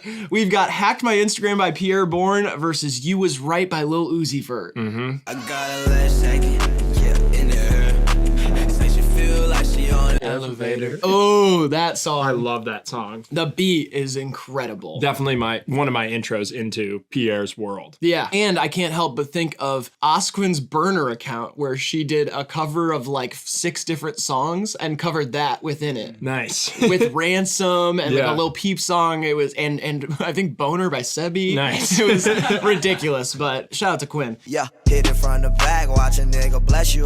Yeah, crying in my arms. Some iconic Uzi bars in there, but in terms of songs, like You Was Right does not get me nearly as hyped as Hacked My Instagram. This is gonna upset a lot of people. I know it will, because I know You Was Right is a very beloved Uzi song, but of course. I would much rather hear Hacked My Instagram. Absolutely, yeah. 10 out of 10 times. Yeah, Yeah. it's a great song. Now we got Love Scars by Trippie Redd versus Chill Bill by Rob Stone. Ooh, Chill Bill's one of the ones I had to remind myself of, and then 2 seconds into the song, I was like, oh, this the fucking, whistles, it's the yeah, whistle this song. fucking song. Can't have a SoundCloud bracket without Chill Bill. You used to say you in love, I used to say shit back. Thinking that shit. Ohio, stand the fuck up. Let's go, Buckeyes. This is the first Trippie Redd song I ever heard. Yeah. And I was like blown away. Yeah, Like, it's right like- away was like instant huge fan. It's so much room. Yeah. It feels like he's like a pastor in like a empty rundown church, and he's like giving a sermon to a bunch of spirits that Yeah. you can't see. You know what I mean? You guys know what I mean? And you see that picture I painted? Stone, 2 damn phones, Babylons can't crack the code. I mean, that's beyond iconic. I mean, it's a great novelty song. Yeah. But Never did it for me. in this case, I mean, Love Scars is like a song I actually love. Yes. It's gonna be trippy. We can't turn our backs on Ohio. Not this time. Not this time. I know we did a few matchups ago when we picked someone over Chapo, but next we've got an absolute barn burner. Offense versus offense here. Fire versus fire. We've got Kyoto by Young Lean versus Ultimate by Denzel Curry. This one doesn't seem fair.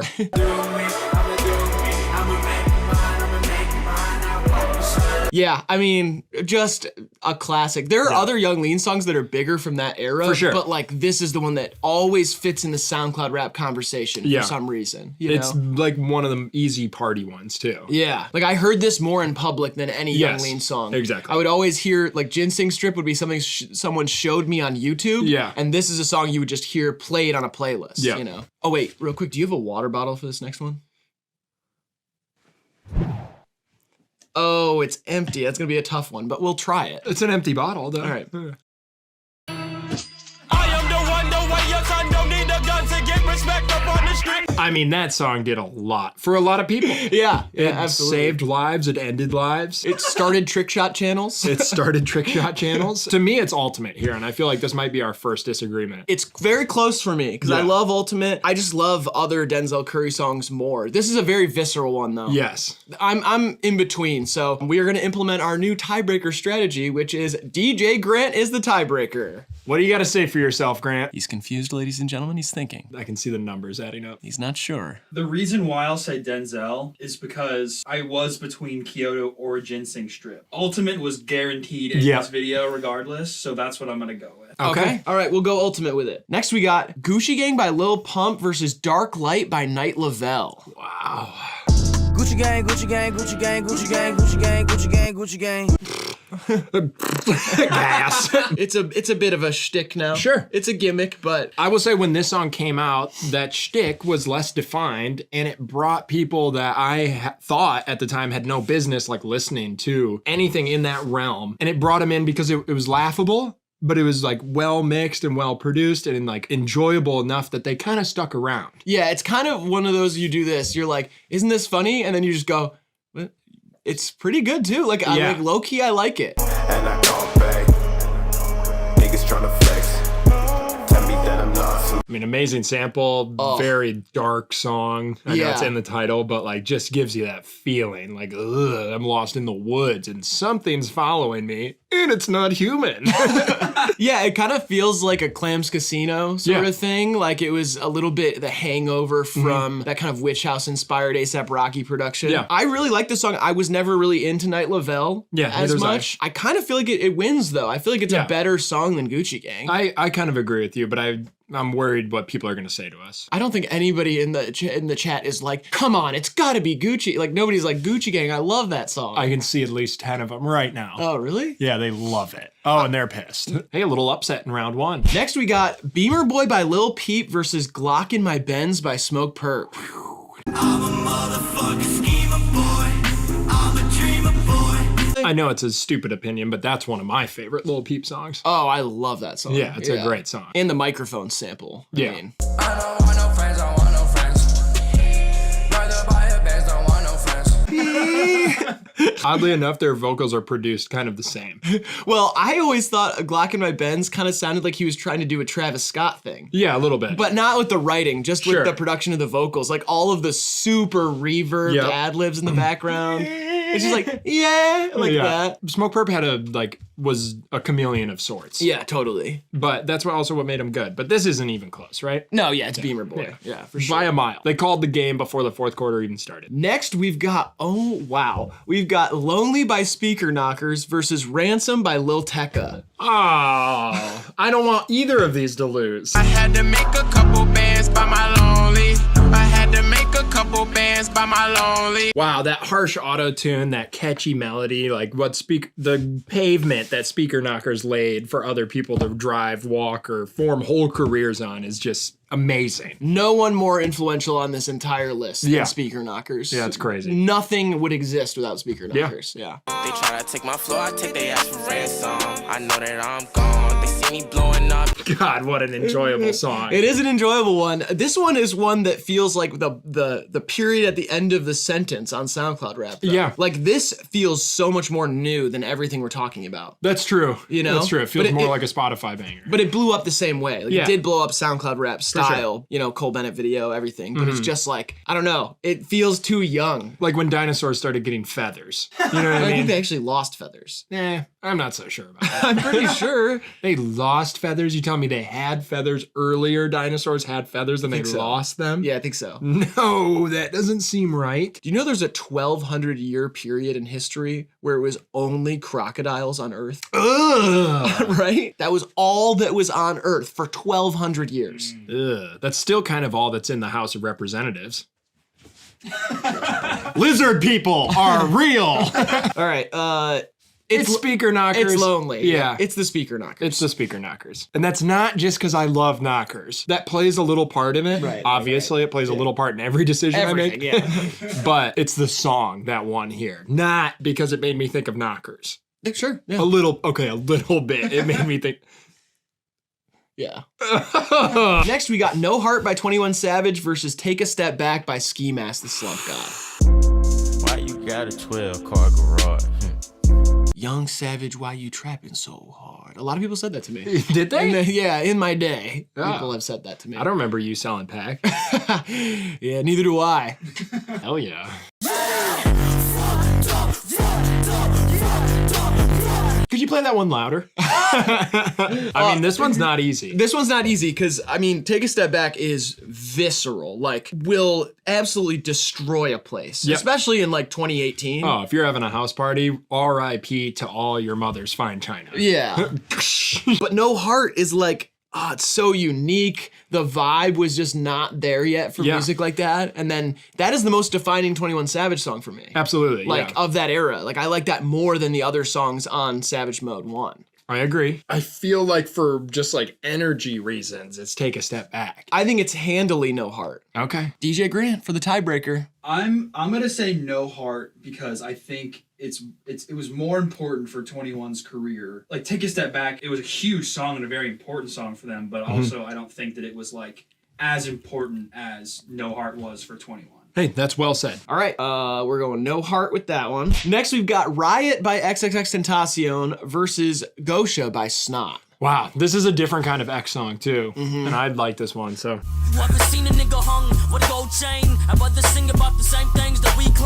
I mean, absolutely the moment that you started to see old heads hang their hat on X. Yes. And be like, there's something with this kid. Yeah, he's got it. I mean, X doing boom bap, he really knew what he was doing with that shit. It was good. Yeah. He's got such a unique voice for it too. Just like, I have great things to say about X's music that sounds like this. And when it's put juxtaposed to like the insane visceral stuff, it makes it like even cooler. Yeah. It gives it a different light or something. Like there's a shimmer in there where you're like, ooh, we can do both. Like that's crazy. Yeah, yeah.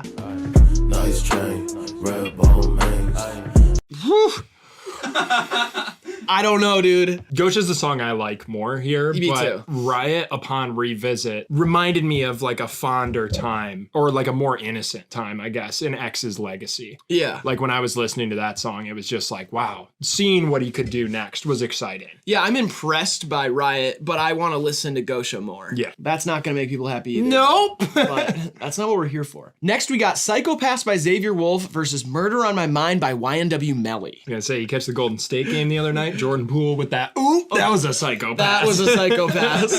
Yeah. Jordan Poole played like the best basketball player to ever live in that game. Yep, it was crazy. For 6 minutes, he was the greatest of all time. Sorry for anybody watching this like a year later. Yeah, Jordan Poole went off in game 2 of Golden State's series against the Nuggets. The Nuggets. Yeah. I ain't worried about shit. Try to harm me, I leave his ass like a tip. I'm gonna tell you now. I mean, it's hard. Yeah, absolutely. And this is also a bit of a blindside for me. I didn't listen to a ton of Sesh Hollow Water Boys, but I respect it. Yeah, it sounds great. Every time I wake up in the morning, I got murder on my mind. I think this is the biggest blowout of this side of the bracket. Yeah, I mean, Murder on My Mind absolutely washes it. What a song. It's like it's a murder ballad. And he wrote it in jail with no beat. He wrote it like banging on his chest and singing. Yeah, it's got a feeling to it. We're halfway through. Let's get to the other side of the bracket. Next, we've got Catch Me Outside by Ski Mask the Slump God versus Lonely by Young Bans. This is a tough matchup, too. Feel like a Gucci ad-lib. Wow. Maybe it's not as tough upon re-listen. Yeah, I mean, Ski Mask the Slump God rapping over a classic Missy Elliott beat and getting the blessing from Missy is crazy. Yes. Plus, like, everybody's favorite Lyrical Lemonade video. For that 2-year span, I didn't know anybody who would, like, didn't talk about that video. Yep. If you're smoking and chilling, you're watching that video. Yeah.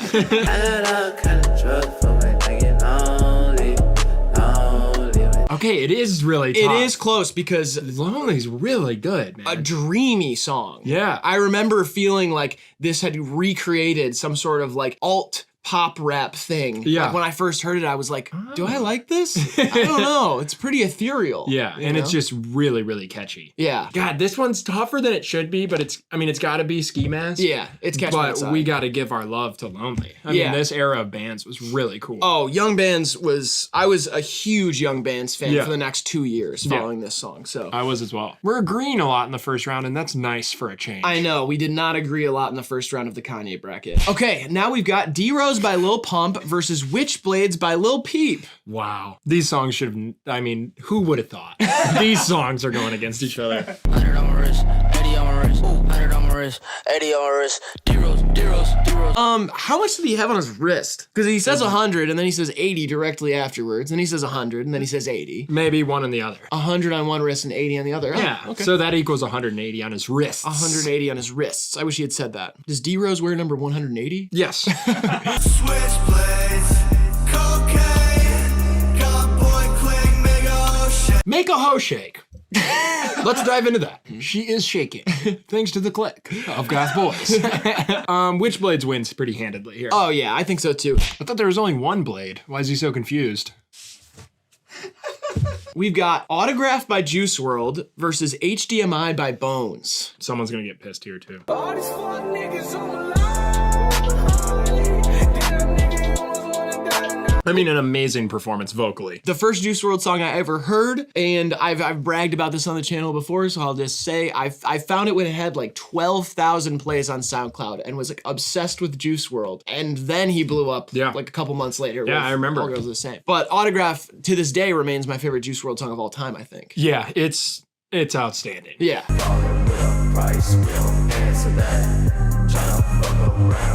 We gon' handle that. I never got into Bones as much as everybody else, but I really respect it. Yeah, you know? me too. And I don't care what people say, but it was never my thing. He's so much more versatile too. Like, yes. He's put out music in so many different genres, and this is definitely what he's most famous for, is stuff that sounds like this. This is his biggest song ever. And respect to it, but for us, we have some bias that we gotta play with. So yeah, it's Juice. Yeah, we gotta go Juice WRLD. Next we've got This Year by Lil Tracy versus Minnesota by Lil Yachty. She's like watching two of my best friends kill each other. Come on, guys. Cut it out. Here I was broke, looking stupid, but this year. I want to say a few things. Okay. One, her ass fat like she got implants. Yes. And them jeans tight on that booty look like it's gift wrapped. I love that line. Yeah. It's so sweet. Yeah, sweet. I really enjoyed this song by myself though when it came out. I wasn't listening to this song a lot with other people. It felt like a little strange at the time, but I had a lot of good times with it. Yeah. Stay up out the streets if you can't take the heat, cause it get cold like Minnesota. What I said about this year is to really exemplify how much I enjoyed Minnesota with other people. Yeah, sure. Like I remember being on a cross-country road trip and we drove through Minnesota and we drank beers in the car, which is illegal in that state, and we listened to the song. And it was beautiful. It's one of my favorite memories to this day. It is handily this year for me, and that's where I know we're gonna butt heads. I mean, it is Minnesota for me. To DJ Grant we go. I'm gonna choose This Year. If it was one night, it'd be the other way around. Fair enough. Now, This Year is just a more listenable song on a day-to-day basis. Like That's Minnesota's a moment. Yeah. This Year's a song. And That's you what I remember think. all the people that misheard the lyrics of Minnesota as mini sodas? Cold like mini sodas. That's just crazy. And that's why he got Sprite soda. A misheard lyric led to a brand partnership. Cold like a Sprite soda. All right, next we've got Fuck Love by XXXTentacion featuring Trippie Redd versus Crunch Time by Chris Travis. Wow. Baby, I need you in my life. Oh, man. The kick pattern there really kind of pops me in my kind of right by my belly button. Diaphragm, yeah. Not many better songs out there than that song. Yeah. Of the songs I have a blind side to, I will say this is one of my favorites. Yeah. I remember this song coming out, Crunch Time. Anthemic. Yeah, and it is really good. It does not stand up to Fuck Love. It does not. But Fuck Love, I have a memory of having a problem where I could only listen to that song. Like I would listen to it on repeat, and then anything else I listen to, I just want to listen to it again, and I feel bad about it. Nowadays, I'm at a point in my life where I just let that happen. You're comfortable. If I like a song that much, that's a good thing. That's how I am with weed. Smoke it until you just are out of it. Yes. I just like it so much, and you know what? I'm done telling myself I have a problem. You know? Next, we've got Water by Ugly God versus Drip From My Walk by Famous Dex featuring Lil Yachty. An easy one for me, but let's hear him. I drip on your bitch like water. I splash on your bitch with the water. I feel like I'm 21 Savage. I feel like I'm 21 Savage. Yes. I pull up and fuck on your daughter.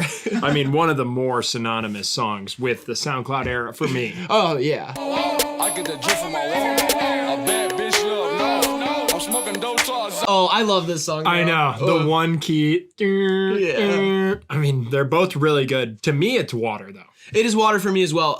I think it's similar to the Lucky situation where there's so many famous Dex songs from this era that I like, but they all kind of provide the same thing. Yeah. Like I liked him as a personality in that moment, but Water is just a huge moment. I showed my mom Ugly God. Yeah. I was like, you gotta listen. It's funny. This is crazy. Yeah. And she was like, what the? Next we got No Flockin' by Kodak Black versus Red Roses by Lil Skies. Yeah. Featuring Landon Cube, right? Mm-hmm. I ain't talking about my niggas, damn, but y'all tripping too. Is Oh yeah. Dude, the flow, obviously, Bodak Yellow ended up borrowing or whatever, but in revisiting this song, what is this Game of Thrones ass beat? I know, I was gonna say, it's got the London Symphony Orchestra. It's like amazing. dark and weird. It's amazing. It's symphonic. It's like Low key, I was listening to it last night in like a sleep deprived stupor. And I was like, this low key sounds like an NF beat. Yeah, kind of. You know what I mean? It's like an NF meets Meek Mill. It's Baroque. Yeah, it's weird. Yeah. And I got all the drugs in the world that you need. We get hot up. I mean, that's like the best Lil Sky song. To me, I think Nowadays is the better one. Nowadays, the other Land and Cube collaboration is better. It's just Red Roses was like the one that blew them up. That hook, that's an earworm for sure. Yeah. But it's no flocking for me. It's no flocking for me too, but I mean, that Lil Skies is an underrated songwriter. Yeah, I agree. I think like melody wise, like I am all there for Lil Skies resurgence. I think he deserves it. He was a really good writer. Very polished. I just think his aesthetic aged poorly in the SoundCloud era. Like the pop rap side of SoundCloud rap kind of fell off. It felt like the a back fad. half. Yeah. Next we got Pull Up With A Stick by Saw Baby versus Look At Me by X. We're gonna piss a lot of people off here. We are gonna absolutely. Pull up with the stick, let it hit. I put this on the 10. Now, before we even get into the next song or our decision here, we are two of the biggest Saw Baby fans. Yeah. You're not gonna like what we have to say. Nope. That bitch don't wanna be friends. Ay, I give her this, I'm mad. She put her 10 on my dick. I have such a funny snap memory of this song. Is when I was playing it, like probably the week it came out. Yeah. And I have like, there's like two people in the snap and they both look at me and they're like, who is this? And then in like the, you know, as history played out, just to have that memory of two people asking me who it is so funny. Listen. Say it, Riley. It's Pull Up With A Stick. It just is. It is. It's not even my favorite Saw Baby song, not even close. No. But there is something that Saw Baby provides that It's I just, timeless. you just can't, you can't replace it. Yeah, I mean, Look At Me was an asteroid that hit the earth. Yeah. And it had its effect, you know, sent shockwaves through music in general, but it just doesn't have the staying power. I will say the beat for Look At Me to this day kind of like makes my thighs shake a little bit when I hear it. That's our first like real pissing people off moment, I think. Yeah. We've got Lucid Dreams by Juice WRLD versus Rubbing Off the Paint by YBN Namir. I still see your shadows in my room. Can't take back the love that I gave you. I can't replace you. I can't replace you. You can't replace me. No one's replaced. We're both still here. Interesting. Running, gotta take me your back. I got hundreds on my neck and I got shoes on my ass. I have a jaded perspective on this one. We've talked about Lucid Dreams 150 times on this channel, and I always give it praise because I do love that song. It's a good song, but we don't get to talk about Rubbing Off the Paint, and so for me, it's refreshing to hear Rubbing Off the Paint again. Yeah, you know, that shouldn't be a deciding factor here. It is for me as well. It kind of opened up a new door, or opened up an old door that hadn't been opened in a while. Well, I mean, he got kind of accused of running off with Tay-K's thing. Sure. And that makes sense, as did other people, Kamethazine, you know. There's tons of people who got accused of that same thing. It's just, there was none as like astronomical in the moment as Rubbing Off the Paint. But it's Lucid Dreams. Yeah, I'm gonna go with Rubbing Off the Paint. Okay. So, DJ Grant? Yeah, I'm gonna go Lucid Dreams. Yeah. I think it's Juice WRLD's most important song ever. I can't believe that was that hard of a decision for you guys. Whatever. Now we got X by 21 Savage versus Fetty by Playboi Carti. Don't even have to hear him. All right, well, we are gonna hear it. I'm just flexing on my ex, bitch. Hold up. I'm just stunting on my ex. Great song. Somehow Future weasels his way onto the SoundCloud rap bracket. Yeah. You know? I'm still pouring up, I can see in his face. Design on my waist. Fetty, I'm Fetty. I can't go in, I ain't ready. I remember you saying that all the time. I can't go in, I ain't ready. You just can't, I can't go in, I ain't ready. Whether it was about rapping, it was about like you were too high to go into the grocery store. I can't go in, I ain't ready. I need eye drops. Blast the AC. I didn't forget about it, but it's one of those ones that's like I can't go back to too often because it'll awaken demons in me. Right. And to be reminded of it here is going to make me act up. It's Fetty. Absolutely. Yeah. Now we've got Uber Everywhere by Made in Tokyo versus Fago Dreams by Six Dogs.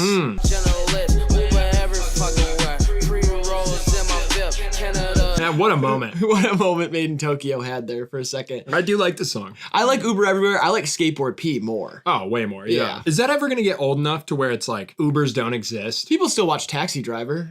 It's true. It's a good movie. You talking to me? Cream soda Fago down, still dreaming. They hate on me. I don't know the reason. I feel like we're gonna disagree here. Oh, this is easily Faygo Dreams for me. Yeah, I mean, all respect to Six Dogs. There are songs out there I like, but this one's not one of them, really. Oh, really? Yeah, I think Uber Everywhere, I've definitely had more enjoyable times listening to. All right, to DJ Grant we go. The way I look at it now is if, for this matchup particularly, is if Uber Everywhere came out like today, I would disregard it like almost immediately. At the time it was great, but I think if Faygo Dreams were to come out the same time, it would have a much bigger impact. And even at the time when this song did come out, I think that Faygo Dreams is the better song and the more important song. Fair enough. Faygo Dreams it is. It is. R.I.P. Six Dogs. Absolutely. Now we've got Musty by Shoreline Mafia versus Magnolia by Playboi Carti. Little Sisters of the Poor versus Duke. Little Orphan Annie versus Andre the Giant.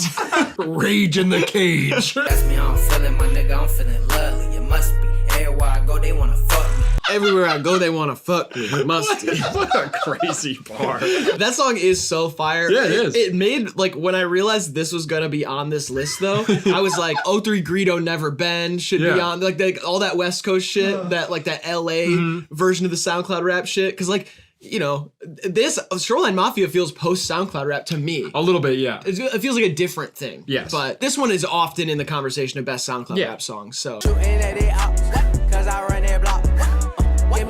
New York, I Millie Rock. Yeah, I heard it in New York my last time there. Yeah. They played it in a bar and I said, here I go. Here I go Millie Rocking. You've never been a great Millie Rocker. Oh, no. I mean, it's not my thing. It's all about the pivot, it's about the turn. I don't want to take like dance notes from you. You move like a scarecrow on the floor. You're good in the house, like when no one's there, but once you're in public, you move stiff. How do you know how I am in the house when no one's there? Oh, it's Magnolia, right? Yes. All right. Great movie, too. The Race by TK versus I Know by D Savage. Ah! Fuck a beat, I was tryna beat a case, but I ain't beat that case, bitch, I did the race.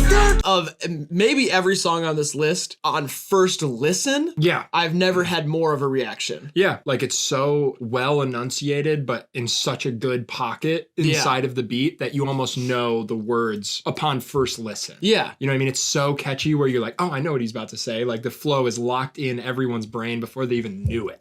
And I think that comes from his main inspiration, which is Soulja Boy. Yeah. Soulja Boy did that too. Yeah. And it gives me like, it's really going to date me here, but it reminds me of like when I first heard like Eazy-E. Yeah. I've heard that comparison made before, TK to Eazy-E. Yeah. And he was actually on the run. Oh yeah. Let us not forget. We didn't even say the story behind it. I remember playing this for you and our friend Hunter and explaining the whole situation about the kid. Like I was like, have you heard about this? And explaining it and playing the song. Yeah.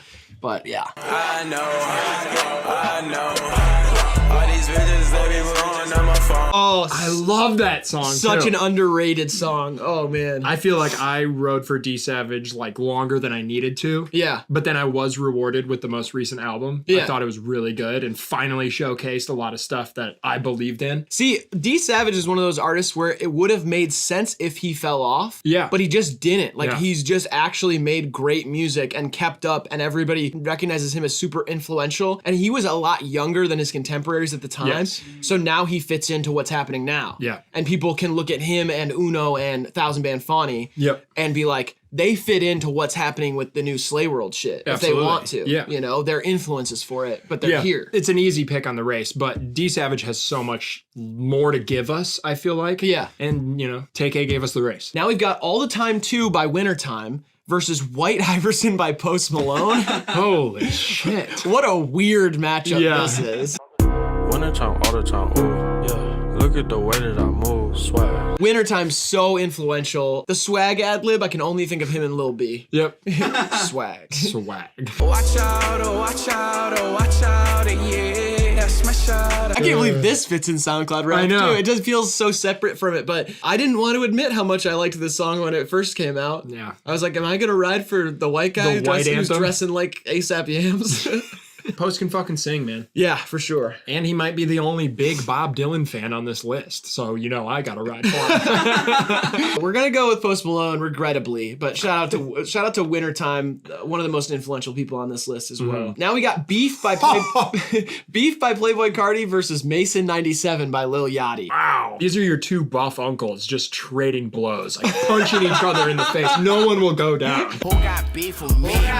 I got niggas in the streets through 7, yeah. That little keyboard beat, it's like detuned and circus-like. Tropical. Oh, it's freaky. Yeah, it's almost steel drum quality. Yeah, it's like some to steel it. drum thing. Wow. Don't you hate when a bitch think that we need you, bitch? Hop on your knees, all this dick, I'm a future. You open for bitches so easy. Yachty and Carnage, the grocery store music video. I mean, that song is insane. Oh my God. That was it. This also came out at a moment where like we didn't know Yachty could do this. I know. And then it was like, hey, he put us all on notice. You know, he had 3 or 4 other attempts where he was like, I'm gonna prove I can rap. Yeah. And everybody was like, no. Yeah. And then he did this, and people were like, all right, you can rap for a minute. Yeah, for 60 1 seconds. minute. The deciding factor here for me is the Carnage production. Yeah. Like Beef's production is great and catchy in a way, but Mason 97, that's like a beat of a century. Absolutely. Last one on the first round, we've got Lust by Lil Skies versus Walk by Comethazine. Hey, but now they tell me I switched up. Take this backwood to the face, then grab my cup. Not my favorite Lil Skies song, I'll be honest. Not my favorite of the 7 deadly sins either. Which one is your favorite? Gluttony. Yeah. Love eating, yeah. Yeah, me too. Hey, I walk around like that nigga. Finger on the trigger. If a nigga wants some. It's Walk easily. Oh yeah, absolutely. Very easily. Chopper hit his liver. Boom! His ad-libs are a different story. Yeah. Oh, Energy. man. All right, leave your snubs down in the comments. I know there are ones that I wanted to be in here that didn't make it. All right, let's get to round 2. Woke Up Like This versus Myself by Nav. Dude, this is like a Final Four matchup. It's Woke Up Like This for me.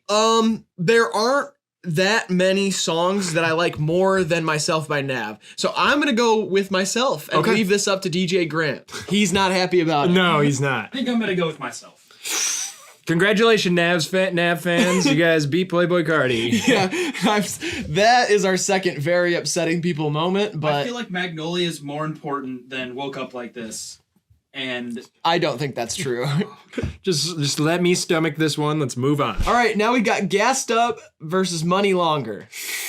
It's Money Longer. Yeah, it's Money Longer. Money Longer's a better song. Gassed Up is so catchy though, and Yeah. I got reminded of that today, like listening to it on the way over, because I was like, "Who's a Nepu?" Yeah. And then I listened to it and was like, Gassed Up, shawty. shawty. I let my hands You off like the funny. wheel, let the car drive itself. Now we got Star Shopping by Lil Peep versus One Night by Lil Yachty.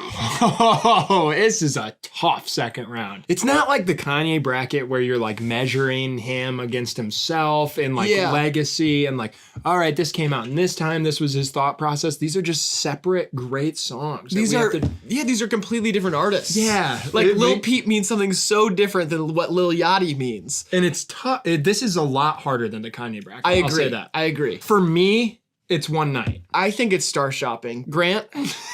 Grant's gonna decide the whole next round. Shouldn't I? I'm going One Night. Yeah, baby. Yeah. All right. One for me, one for you. There we go. Now we got Baby White by Ski Mask versus Hacked My Instagram by Pierre Bourne. This one's a little tough, but I think in terms of like SoundCloud importance, Baby Wipe's got to continue to move on. I'm gonna go with Baby Wipe too. I think it's super close though. Yeah. All right. Now we've got Love Scars by Trippie Redd versus Ultimate by Denzel Curry. This one's really tough too. This one's easy for me. It's Love Scars for Yeah, you. it's Love Scars for me.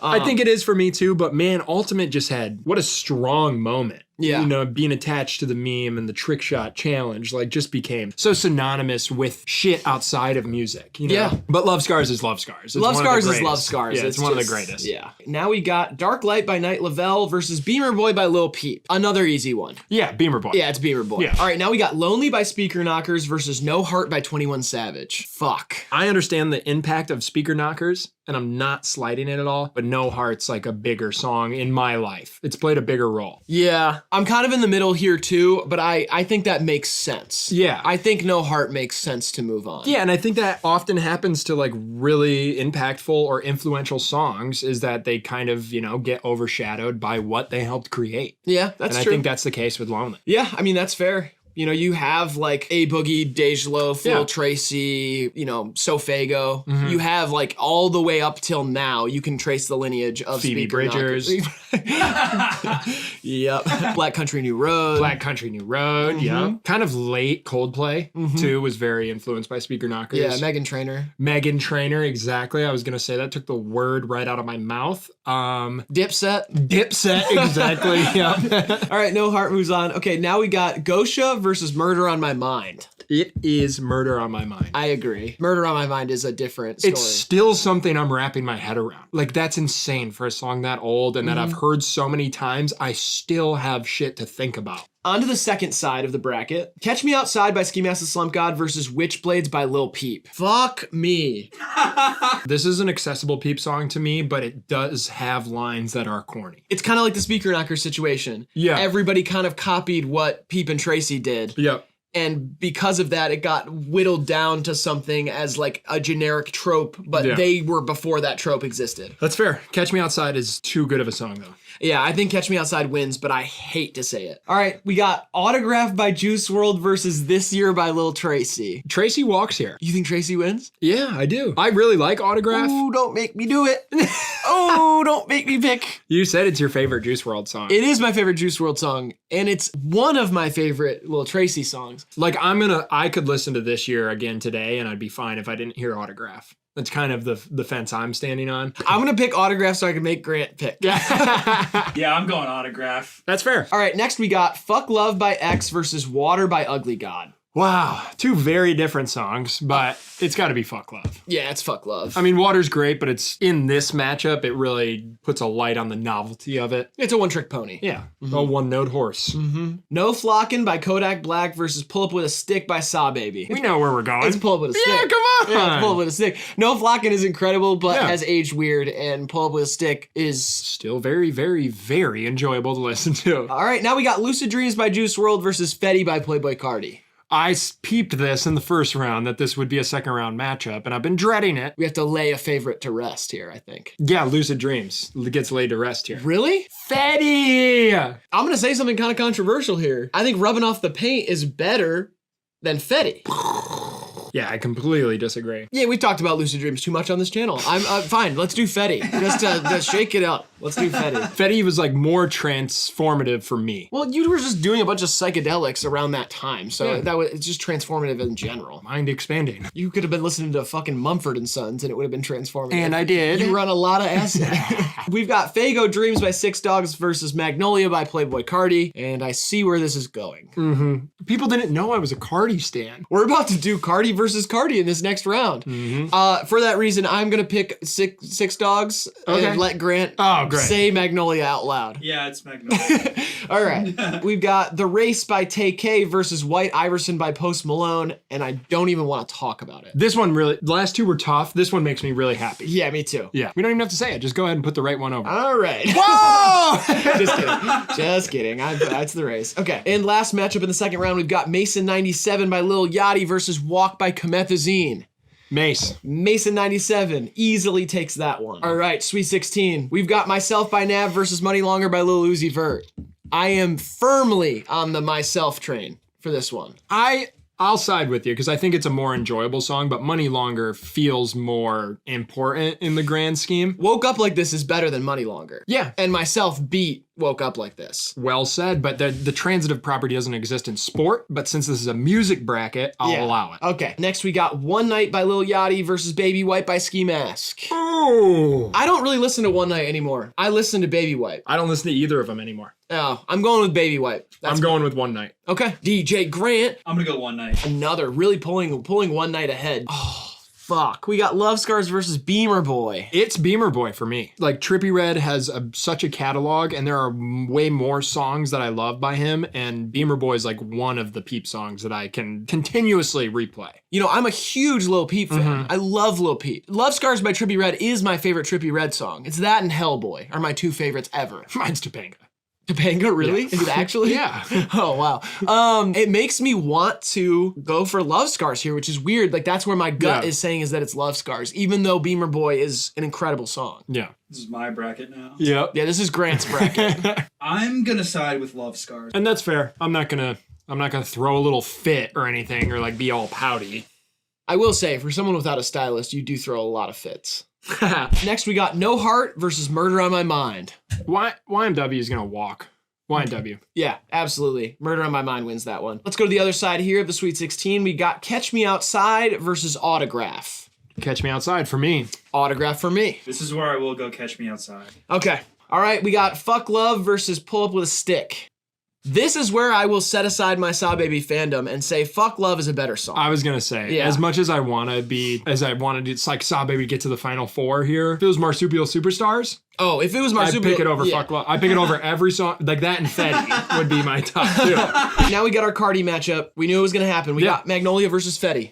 It's Fetty for me. Magnolia is really great, and it is just Cardi's song. But Fetty has like you said, it's got Maxo in there. It's got Dash. It's just a flash in the pan. It'll never happen again like that. Yeah, that's sweet, and that's nice that you said all of that. It's Magnolia for me. Okay, let's let Grant decide. It's Magnolia.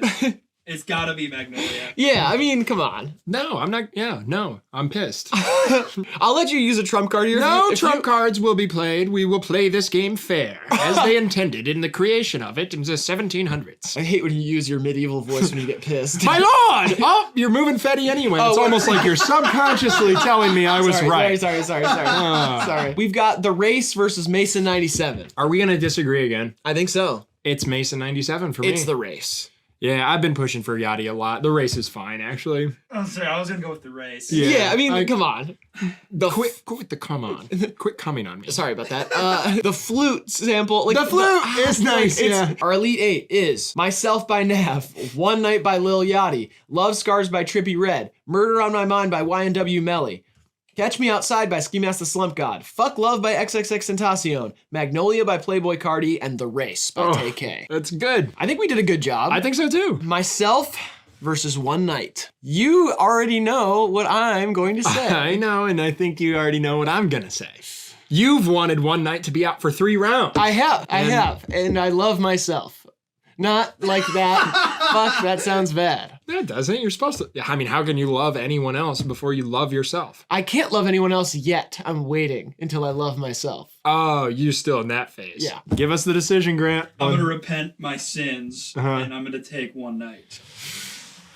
Gassed up, shorty. That's 3 rounds in a row. You've wanted it out. And it's 3. Myself's a better song, but One Night is like, it's one night. It's one night. It's one night. But Myself is a better song. You said it. I know. This is a song bracket. It's one night. One night. What are you gonna do? Fight Grant? No, I'm just listen. I'm saying my piece. We're moving One Night along. All right, we got Love Scars by Trippie Redd versus Murder on My Mind by YNW Melly. This one gets a little tough, but I still believe it's Murder on My Mind. I like listening to Love Scars more, so I just have to side with Love Scars, even though I think Murder on My Mind is more important. So again, it goes to DJ Grant, which it is becoming just DJ Grant's bracket, which I like. I like it. Usually we agree too much. Yeah, we agreed a lot in the first round, and then the second round is fucked. I gotta go with Love Scars. Yeah. Okay. All right, Love Scars it is. Hey, to be expected, you guys are both heartbroken, sad sacks. You are literally a jazz fan, and now all of a sudden you're criticizing sad sax? All right, now we've got Catch Me Outside by Ski Mask the Slump God versus Fuck Love by X and Trippie. This is easy for me, but again, it's the same thing. I've been rooting against Catch Me Outside a little bit, you know? I think Fuck Love's the better song here. I don't think we're gonna disagree. It was just such an infectious song. Yeah. There's a reason that it's one of the most played songs ever on SoundCloud. Absolutely, Like second most ever.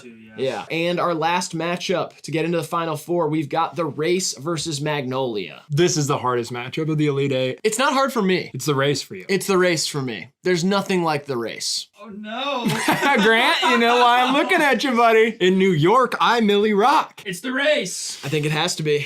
Our Final Four is One Night by Lil Yachty, Love Scars by Trippie Redd, Fuck Love by X, and The Race by TK. Trippie Redd really showing out. Yeah. Showing up twice in the Final Four is wild. All right, first we got One Night versus Love Scars.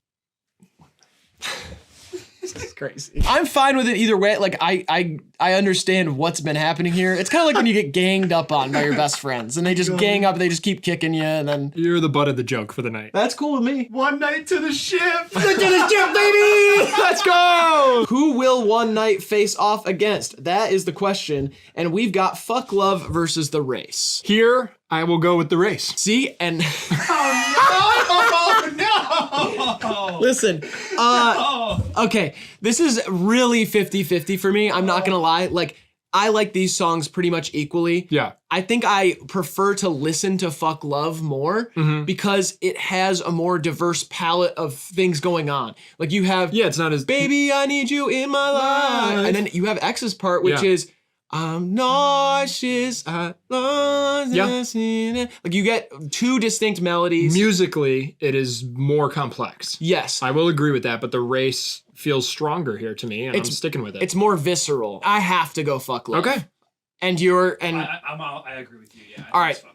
So that's fine. DJ Grant decides fuck love to the championship. So we each have one that we wanted, you know what I mean? Yeah. It kind of works out. Okay. And now this is where it gets absolutely fucked. Because it couldn't be less close for me. One Night isn't even in like the top 10 of my favorite on that side of the bracket. So I will easily plug in my fuck love pick here. Mm-hmm. And I'm going with One Night. DJ Grant, this is your bracket. Decide the winner. Well, let's just pray. We're gonna walk out of here friends, okay? We're gonna leave this all on the floor. When we go to the locker room, it's back to normal, okay? But right here, right now, we need you to decide the winner of our SoundCloud Rap Classics bracket. You trying to get Hank to pick? It's like the Super Bowl. You went One Night. One Night is the winner of our bracket. And here it goes, right into the center. Bingo! Let's go, Yachty! I can't believe this.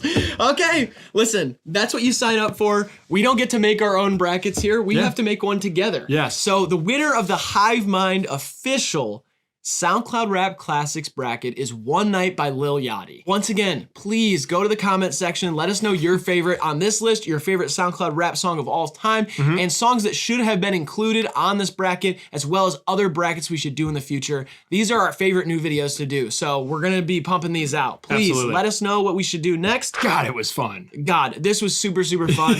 Trip down memory lane. Absolutely. So, on that, make sure you like the video, subscribe, all the stuff I said at the beginning. Patreon, Cameo, linked in description. We appreciate everybody who supports us on either of those platforms. And Graydon, would you like to leave these wonderful people with some advice to leave or live their lives by? We are such stuff that dreams are made on, and our little life is rounded with a sleep. All right, this has been HIVEMIND TV. We love you, appreciate you, and we'll see you in the next one. Absolutely hate the police. Fuck the police.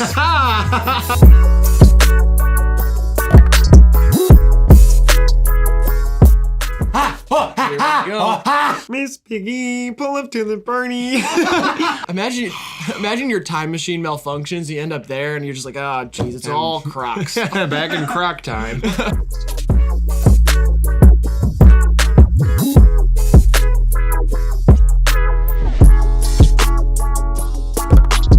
Sing About Me, I'm Dying of Thirst versus Silent Hill.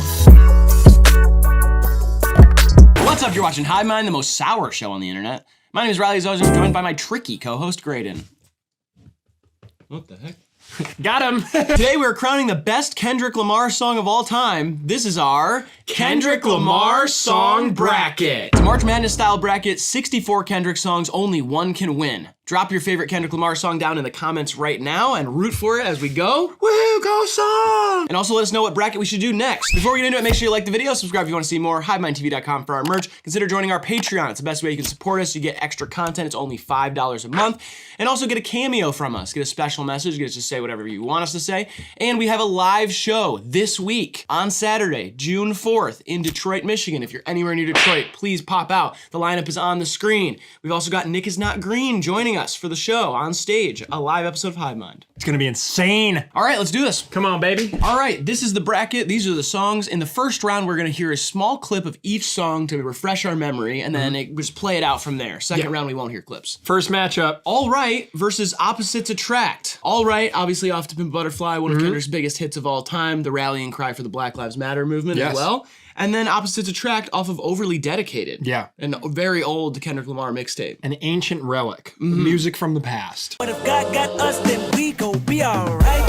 Nigga, we gon' be alright. Pharrell hook. Cold. Pharrell production. Yeah, sax all over it. Amazing music video. Yeah. A lot going for that song. A 1 seed. I sense this is a 1 seed. These are exactly the reasons why I cheat on you. Sometimes we hurt people that love us Great tune though too. Yeah, I really like the sentiment of that song. Yeah. It kind of honestly is akin to the sentiment of Mr. Morale and the Big Steppers. Yeah, I was gonna say it's nice that you can see we're gonna see this a lot in this bracket. Is like this through line of jazz and like similar philosophies that Kendrick's been hammering home for like greater part of a decade. Yeah, I went back into his old discography and was surprised by how good he's been for how long. Yes. I thought I was gonna be like, oh, this isn't as good, but there's not many duds in his discography. No, but I think all right walks here. Obviously, yeah. Hey, the whole left side of my body's going numb. Is that normal? Either way, you'll be all right.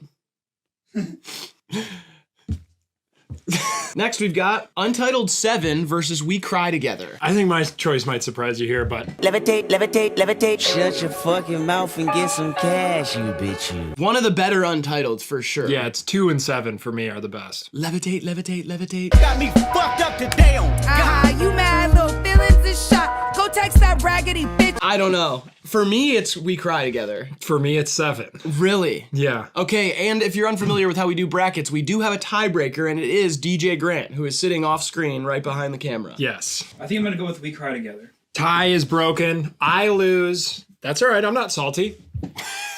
Next, we got Rigor Mortis versus Lust. All right. I know we just had a tie, but this one's hard for me to even decide. Yep. I killed them. One of the best performances on Section 80, for Yeah. sure. Just that loop, too, is crazy. Way too hot to simmer down. Might as well overheat. Yeah, never mind. It's Lust.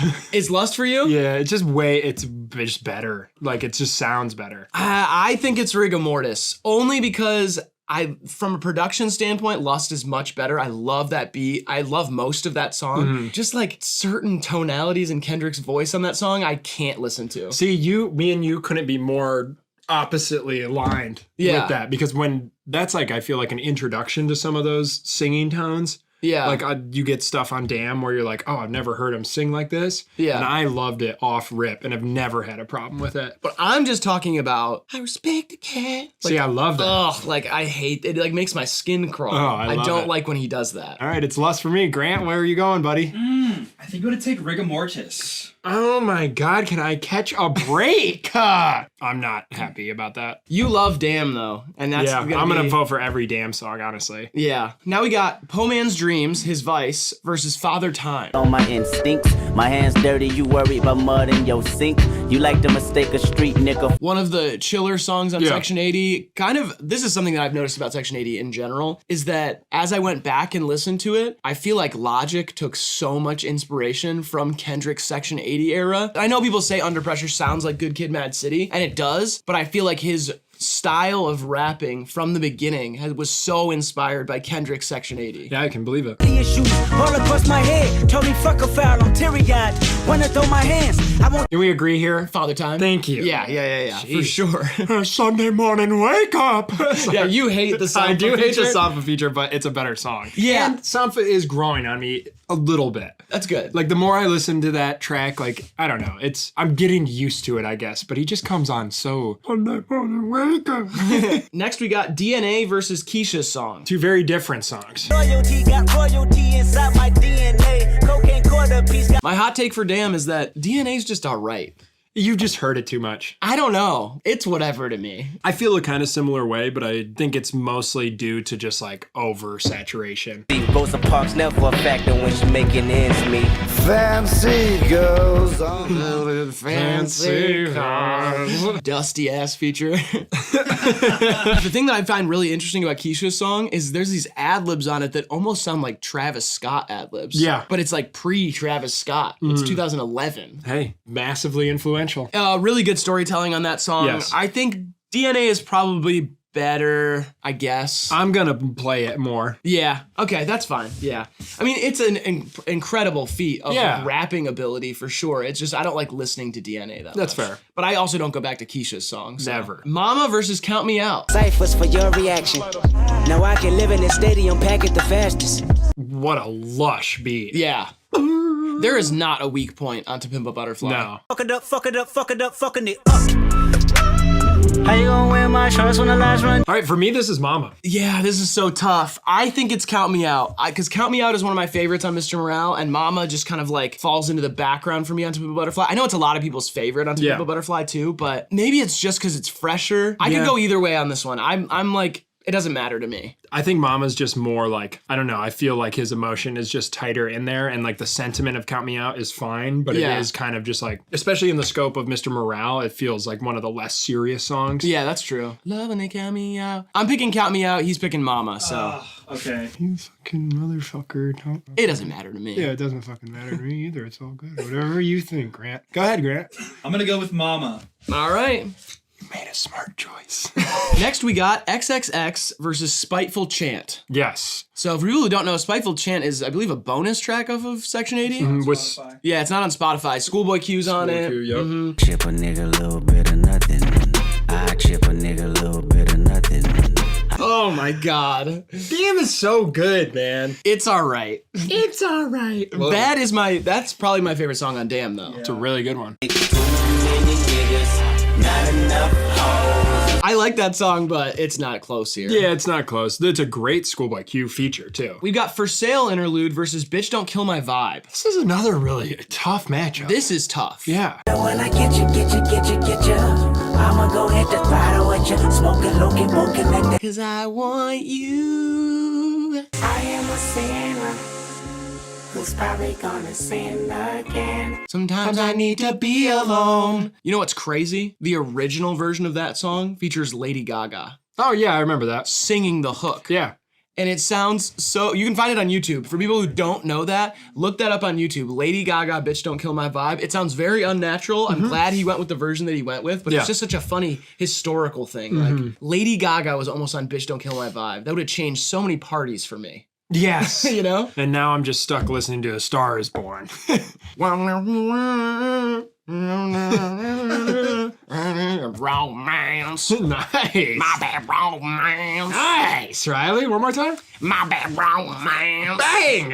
I'm going with Bitch Do Not Kill My Vibe. Yeah, I think it's very slight though, because like For Sale interlude is so crazy. Bitch Don't Kill My Vibe is just a better song. That's a Kendrick classic. Yeah. No, of course it is. But I feel like the other stuff, I feel like the other songs on Good Kid, Mad City have aged better than Bitch Don't Kill My Vibe. That's fair. All right, next we've got Sing About Me, I'm Dying of Thirst versus Silent Hill. I mean, I know what has to win here, but at the same time, I really didn't want to see one of these songs leave first round. Yeah, I didn't either. I mean, one of these is my front runner to go all the way. My main concern, promise that you will sing about me. I mean, there's just so much there. That is like, when I got to that song on that record is when I knew I was going to be like a lifelong fan. Yeah. That one was the first one to like pierce through my... It made like a stain on my brain. Oh, okay. All them lyrics made me go insane. Okay, yeah. I went crazy since I heard Sing About Me. I ain't been the same. You know what I mean? Yeah. You just a lame, playing dumb games. Yeah. I mean, this one blew my mind like Cobain. Almost blew my line like cocaine.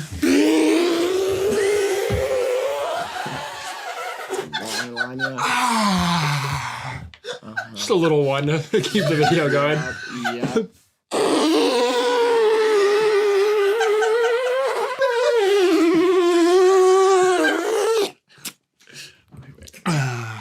His nose dancing down the line like Soul Train.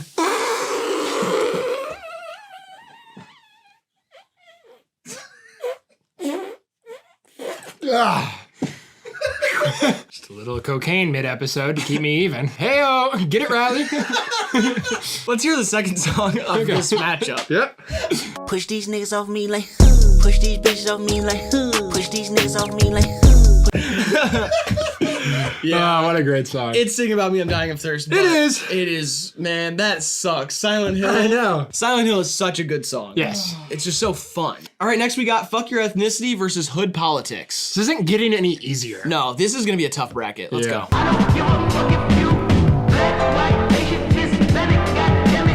This is probably my favorite on Section 80. You said that about the other Section 80 song. No, I said that it was the best performance on Section 80. No thoughts, boss. Let's hear that next song. I've been A1 since day one, you niggas boo-boo. Your homeboy, you black. Oh man, I don't know. It's hood politics. It is. Yeah. It is. It's close for me a little bit, but hood politics is incredible. It's like a 62 to 55. Yeah. Poetic Justice versus For Free. Oh no. Your big ass in that sundress. Woo! Goddamn. Bag of chips, Grant. Know just what you want. Poetic justice. I don't know if we're gonna get another Drake Kendrick song. I kind of feel like that. Yeah, probably. And so this one's like an odd part of history. This is like when the Romans entered Egypt. Sure. And you have like a crossover of artifacts. Yeah. You're like, what the hell? How'd this sword get in the desert? It's like, how'd Drake get on a Kendrick song? It's only getting weirder with time. Yeah. This dick ain't free. You looking at me like it ain't a receipt, like I never made ends meet. I know what I just said about Poetic Justice, but it's for free for me. It's a straight jazz performance. And he's like, hey, man, hey, oh, these cats are swinging. This penis is not for free. I can't say dick on YouTube, right? You can say dick. This schmeckle is not for free. Hey. Yeah, he's crazy. Yeah. I don't know though. Yeah, it's for free. But nice. Poetic Justice is just more fun to listen to, but for sure. For free is just impressive. Yep. We've got, this is insane. We got The Black or the Berry versus Hole Up. Hole Up's my favorite off section indie. You were gonna say that. It actually is mine, I think. I'm the biggest hypocrite in 2015. Once I finish this, witnesses will come. I mean, this song, different level. So for Gemini screaming for help, somebody hold up, hold up, hold up, hold up. You guys might be upset with me, but I might have to make the tie here. I'm going with Hold Up. Really? Yeah. Black or the Berry is like I know. top 5 all time for me. Okay. For sure. Well, force a tie, and you can't resent me for my own opinions. No, I won't. Don't. Yeah, I just think the production on Black or the Berry too, just how hard it hits, like while being so potent and like just one of those perfect crossovers of Kendrick substance and Kendrick listenability, you know? You're not gonna convince me here. I know, I was just telling the audience, you know? Audience? Grant? This is probably harder than tiebreakers for any other bracket we could do. I'm gonna go with Black or the Berry on this one. Yeah, that's fair. All right, now we got Duckworth versus Savior. Probably my least favorite song off Damn. Duckworth is? Yeah. Oh, I mean, that's my favorite album though, so obviously I like it, but I think that is my least favorite. Whoa, this is top 3 on Damn for me. Yeah. This is my 3rd favorite. I mean, I have this feeling already, but like after this video, there's gonna be a massive rift in our relationship. Huh. It's probably gonna be, unmendable. Unmendable? Not mendable. Really? Not gonna be able to mend it.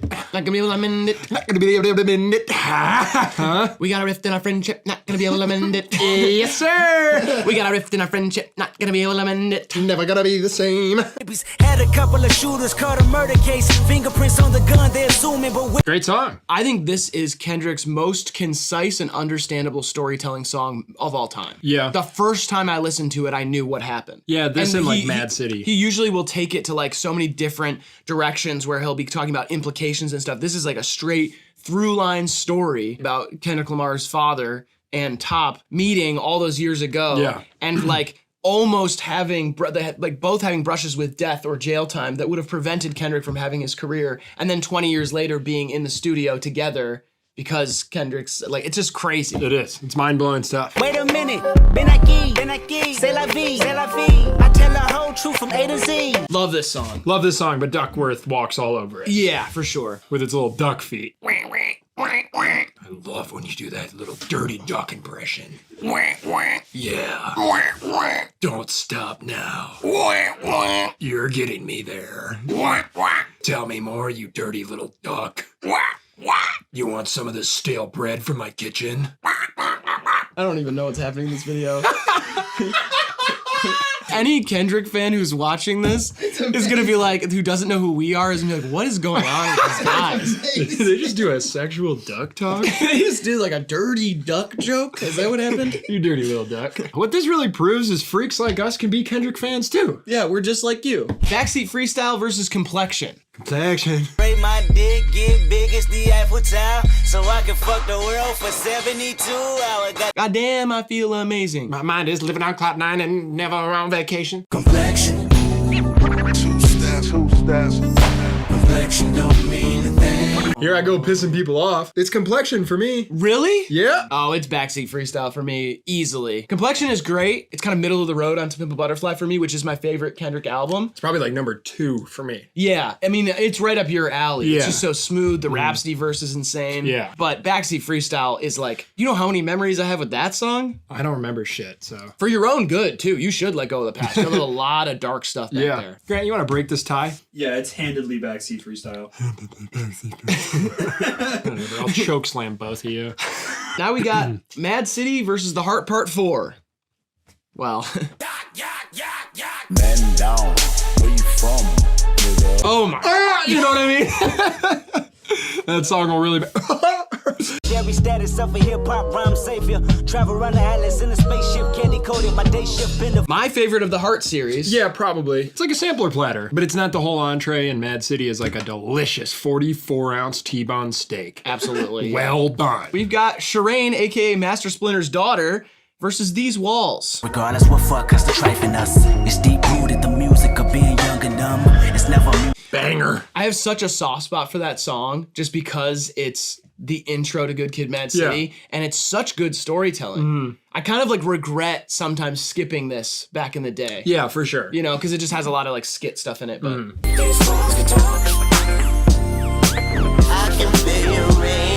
gold lives inside of you. Really like a banger. Yeah. It's These Walls easy for it's me. These Walls for me as well. 2 great songs though. If These Walls could talk, they'd say, hey, I'm yellow. There we go. We are done with one whole side of the bracket. Let's get on to the other side. Going to the east. Starting with 2 very similar songs, Money Trees and Mother I Sober. Money trees is the perfect place for shade, and that's just how I feel. You wanna know my favorite part of that song? What? Kendrick's ad-lib, my Tony head. He says, in my Uncle Tony head, my Tony head. Yeah, this is Tony head. Mother's mother followed me for years in her afterlife, staring at me on back of some buses. Probably Kendrick's most serious song ever. One of them, yeah. It just feels so serious when it's heavy when you hear it. Yep, it's Money Trees though. It's Money Trees. It feels so weird to pick. It's just, wow, what a serious, heartfelt Money Trees. Yeah. Be the last one out to get this dough. No way, not one of your bucket-headed hoes. No way, hit the streets, then we break the code. No way. Ain't no turkey on Thanksgiving. All right, we got Mortal Man versus N95. Oh. Another one, very different songs here. 2 high-paced offenses, though. Nigga, let me ask this question. When shit hit the fan, is you still a fan? I've always been a fan of when shit hits the fan. Has shit ever physically hit the fan? Is that kind of the... You saw my dorm in college, right? Oh, yeah, actually, yeah. Take off the fuck flag, take off perception, take off the cop with the iPad, take off the allure, take off the unsure. It's N95 for me. Yes, it is. Yeah. Mortal Man is incredible. I know there's the Tupac interview. Yeah. It's like, yeah, but N95 is more fun to listen to. It is. It's a better song. Grant hates N95 and he's pissed at us, but I do hate N95. I know you do. Next, we got Good Kid versus How Much a Dollar Cost. Ugh. Oh shit, I don't know. Yeah, I don't know either. I'm gonna have to hear him. The Good Kid, Mad City. Mass hallucination, baby. I will say that was like my favorite off Good Kid, Mad City when I first listened to it because I was just getting into Kendrick and I just thought it was such like a unique soundscape. But I don't think it's aged as well as the other stuff on that album. Yeah, I don't know. That whole record's timeless to me. Yeah. Nothing less, nothing more. I told him I didn't have it, then closed my door. Tell me how much a dollar cost. Is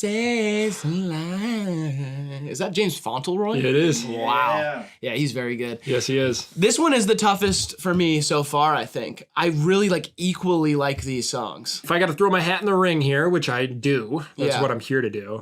It's How Much a Dollar Cost. I think so too. I'm gonna go with How Much a Dollar Cost. It's very close for me because Good Kid is awesome, but How Much a Dollar Cost is like expert songwriting, like beautiful. Yeah. No one else can make a song like that. And I made a song just like Good Kid. You did? Yeah, day before Kendrick released his. Really? One day before. I'd love to hear it. It sounds like a cover, honestly. Really? We're not getting into it though. All right, we've got Humble versus Ignorance is Bliss. I remember syrup sandwiches and crime allowances for this. Humble, I mean, smash hit. Better pray that this chopper jam like a radio single, man. Police radio signal saying that. I like this one more than the other overly dedicated song, but it's Humble. Yeah, it's no Humble. It almost has like the claps in it too. Yeah, it does. Which we see back in Mr. Morale too. I was gonna say he has a lot of Pusha T influence on that song in general. Humble has a lot of Jimmy Wapo influence. Yeah, it does. R.I.P. Jimmy Wapo. Facts. I versus Ronald Reagan era. Ooh. And I love myself. The world is a ghetto, big guns and dick inside. I love myself. God, I have such a vivid memory of that coming out as the first single for To Pimp a Butterfly. And being like... And people being like, this sucks. Yeah, I remember it being received really poorly by at least the people around me. I love it, though. Oh, I've grown to love it a lot. It's like an Outkast, Pharrell, crazy. I don't even know. I love the live version ended up on the record, but the single version I go back to this day. I think it's an amazing song. Mm-hmm. I think if Kendrick was in a different space in his career, that would have been a radio like #1 hit, you know? Granny said when I'm old enough, I'll be sure to be all I can be. You niggas Marcus can't be. Favorite song off Section 80? It's my favorite Marcus Camby reference he makes on Section 80. Yeah. That dude could get boards. Really good at defense, too. Yeah. Didn't need to score to have an impact on the court. You gotta respect a guy like that. Clean up. Clean him up, clean him up, clean him up, Marcus. All right, now we got Element versus Cartoons and Cereal. Cartoons and Cereal, one of the only unreleased Kendrick songs that is very, very popular. Yes. I don't think it ever got officially released by Kendrick, but it's the one with the gunplay feature. It's from early in his career. Gotta slap a pussy ass nigga, I'ma make it look sexy. You can't take me on my element. Nah. Yeah, I love it. And I run it. Cartoons and Cereal is nothing but a display of potential for Kendrick. Right. I mean, it's fine. People love it. Like Kendrick fans say it's the best unreleased Kendrick that there is, but it's nothing compared to Element. No. All right, Worldwide Steppers versus Wesley's Theory. Why would you do this to me? And I'm a killer, he's a killer, she's a killer, bitch. We some killers walking zombies trying to scratch that itch. I said this is my favorite off Mr. Morale and the Big Steppers from a concept execution standpoint. Not my favorite to listen to, but my favorite best song he made on that record, I think. Yeah, I'm not gonna argue with you there. I just wanna fuck. Late nights thinking of you. Like a G-Funk banger. I mean, that's my favorite off To Pimp a Butterfly. Yep, I like it more than Worldwide Steppers. Oh yeah, same here. Okay. Yeah, Wesley's Theory wins handily here for me. All right. You Ain't Gotta Lie versus Untitled 2. That's my favorite Untitled, so let's see. You ain't gotta lie to kick it, my. You ain't gotta lie, you ain't gotta lie. See, does his voice bother you on that track? A little bit. Just slightly. God. See, I love it. It's so smooth when he does that. I like it on smooth songs more than I like it on ones where it feels like it's like a slinky sort of beat where he's like, ha, yeah. Ha. Like, I don't like when he does that, Fair. basically. Get God on the phone, said it won't be long. I see jigaboo. I see styrofoams. That song blew me away when I first heard it. But it's You Ain't Gotta Lie. This one's close for me. I'm gonna go with You Ain't Gotta Lie because Untitled 2 is so long. Yeah, it is really long. It like isn't just that part. There's like a lot to it. It's a great song though. That might be my favorite song we've eliminated yet. All right, here we go. ADHD versus Mr. Morale. Ooh. 8 doobies to the face, fuck that. 12 bottles in the case, nigga, fuck that. Easily my favorite off Section 80. He not your father, just detox my calling is right on time. Transformation, I must have 1,000 lives. An insane track. Kind of like Pharrell's take on Yeezus. Yeah. That's what Mr. Morale sounds like to me. I can hear that. You know? It's Mr. Morale. I think it's ADHD. Really? Yeah. Mr. Morale is like fine, but it's definitely bottom half of the album for me. It's the beat for me. It's an insane beat. ADHD is better, I think. Grant, would you like to weigh in on this? It's easily ADHD. Okay. It's not even close. All right, chill out. Grant has a lot of emotion building up into his responses. At the beginning of the bracket, it was like, this is the answer. And now he's like, easily, you morons. Pulling his hair out of his head. God, I hate this matchup so much. This is the hardest one so far for me, easily. We've got Institutionalized versus The Art of Peer Pressure.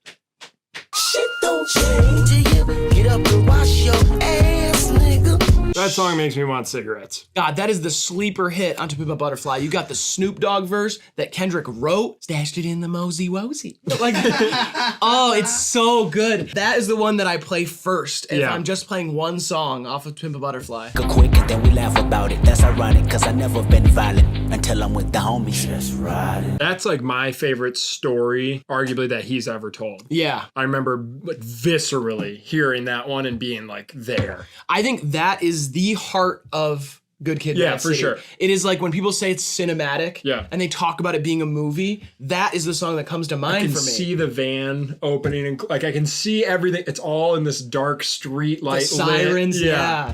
It's just, oh god. That one wins for me. Art of Peer Pressure wins, but these fill the same void for me. Kind of. They're kind of like the heart of their respective albums in a certain way. Fair. That's my favorite song that we've eliminated, for sure. You versus Love. Weird matchup. Loving you is complicated. Loving you is complicated. Loving you is complicated. See, now that's a voice that rubs me the wrong way. Oh, really? Way down the light ass. Yeah, but this one, it's supposed to be like unhinged in that way for the sake of the story. Yeah. But I feel you. Yeah, just tone-wise, it doesn't really rub my rocks. I wanna be with you. I fuck with that song. That's like a wedding song for me. I don't really like Love very much. You still love me. It just feels so not Kendrick, you know? But it's a great love song. Like whether it's true to whatever, he wrote an amazing love song. It's fine. Fine. That's what it is to you. It's just fine. Yeah, it is. It's just fine. Yeah. This is clearly you for me. But not even close for me. It's Love. I agree with Riley. You've agreed with me one time today, and I'm not gonna forget this whole bad taste. Bad taste. Okay, buddy. You is like the clanking of the bottles. Like there's just a story there. If I put in my mind, I work with you to love me. Zakari can take a fucking hike. Bullshit, bitch. All right, here we go. I don't even want to play anymore. It's not a game. I don't want to play anymore. All right, we got The Heart Part 5 versus Compton. GoFundMe accounts will proceed. A brand new victim of shatter those dreams. The culture. A Marvin Gaye sample. As I want you to want me to. Incredible. Perfected by niggas that manifested music to live in. Compton. Ain't no. I think that walks here. I don't know, actually. God, that Marvin sample's good. The Heart. Oh boy. I really love the presentation of The Heart Part 5, and it's much fresher in my mind. And the impact of the video was incredible. But I think Compton's a better song. I'm gonna go with Compton. Yeah. It's tough though. That one is tough. The Heart Part 5 might even be a better song. I just think Compton is like more iconic. Yeah. Like that's a weird one though. I can understand either take on that one. I don't do it for love. I do it for Swanton. Swanton. Ain't no City quite like mine. Let's go, Bulldogs. Let's go, Bulldogs. Come on. Give it up. Swanton High School football rules. I bleed purple and gray. Is it gray? Yes, sir. I bleed purple and gray. Next we got swimming pools versus feel. This one's easy for me, but let's rock them. Why you babysitting? Only 2 or 3 shots. I'ma show you how to turn it up a notch. Ultimate irony. Yeah. This played at parties. Yeah. Constantly. And it is a song about like don't. It's like it's like saying don't do that. Yeah. But that's the beauty of Kendrick, is like he can make an anthem. People act out the irony that he wrote in. Yeah, it's true. And that's beautiful. Because I literally would take swimming pools, fill them with liquor, and dive in. You never did that. You could never afford that. I made a Casamigos slip and slide in college. Nope. Me and my boys did it. It'd be like 30 grand, dude. There's no fucking way you No, did yeah, we something. did that. No. Uh-huh. Quit with the lies. We had an above ground pool. We filled it to the brim with Malibu. With Malibu. And then we did a cannonball. We yelled cowabunga and we jumped into the pool. You didn't even drink it. We did drink it. Once we got in there. You didn't do that. He didn't do it. I was wasted as hell. No, we didn't. No, it it was wasn't. so sick. I love being drunk. None of this happened. I love drinking. Don't add this to the lore. Never happened. Don't believe it. See. Ain't nobody praying for me. Ain't nobody praying for me. I love it, and that's maybe one of my most quoted Kendrick songs. I always say that, because rest in peace to both my grandmothers as well. Rest in peace. But it is swimming pools. I'm not going to put up a stupid fight and have Grant piss down my leg again, so swimming pools is fine. It can win here. Feels like very nocturnal, and it's cool, but it's just one of the more low-key moments on Damn, so it just doesn't stand up to like swimming pools, you know? Now we got The Recipe versus Fear.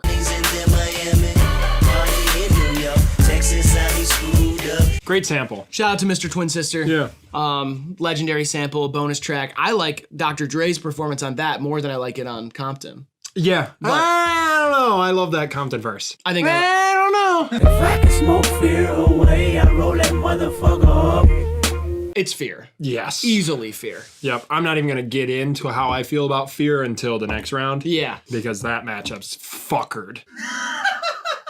It's fuckered? That shit's fuckered. Shit we used to say in the country. I feel like I like that. We should. Fuckered? Yeah, let's make that part of the lexicon. Sure. You guys can say that. That matchup's fuckered. Let us know which matchups were the most fuckered throughout this video. All right, we've got United in Grief versus King's Dead. What a weird matchup. King's Dead counts as a Kendrick song. Yeah. That makes sense, I guess, yeah. Post a caption, pray none of my enemies hold me captive. I grieve different. An amazing intro to the album. Hook, line, and sinkered me. Fuckered me up. First time I heard it. Miss me with that bullshit. You ain't really wild, you a tourist. You know what my favorite part of this song is that I feel like goes slept on? Red light, green light, red light, green light, red light, green light. A really good song. Didn't have massive staying power with me. I listened to it a lot right as it came out.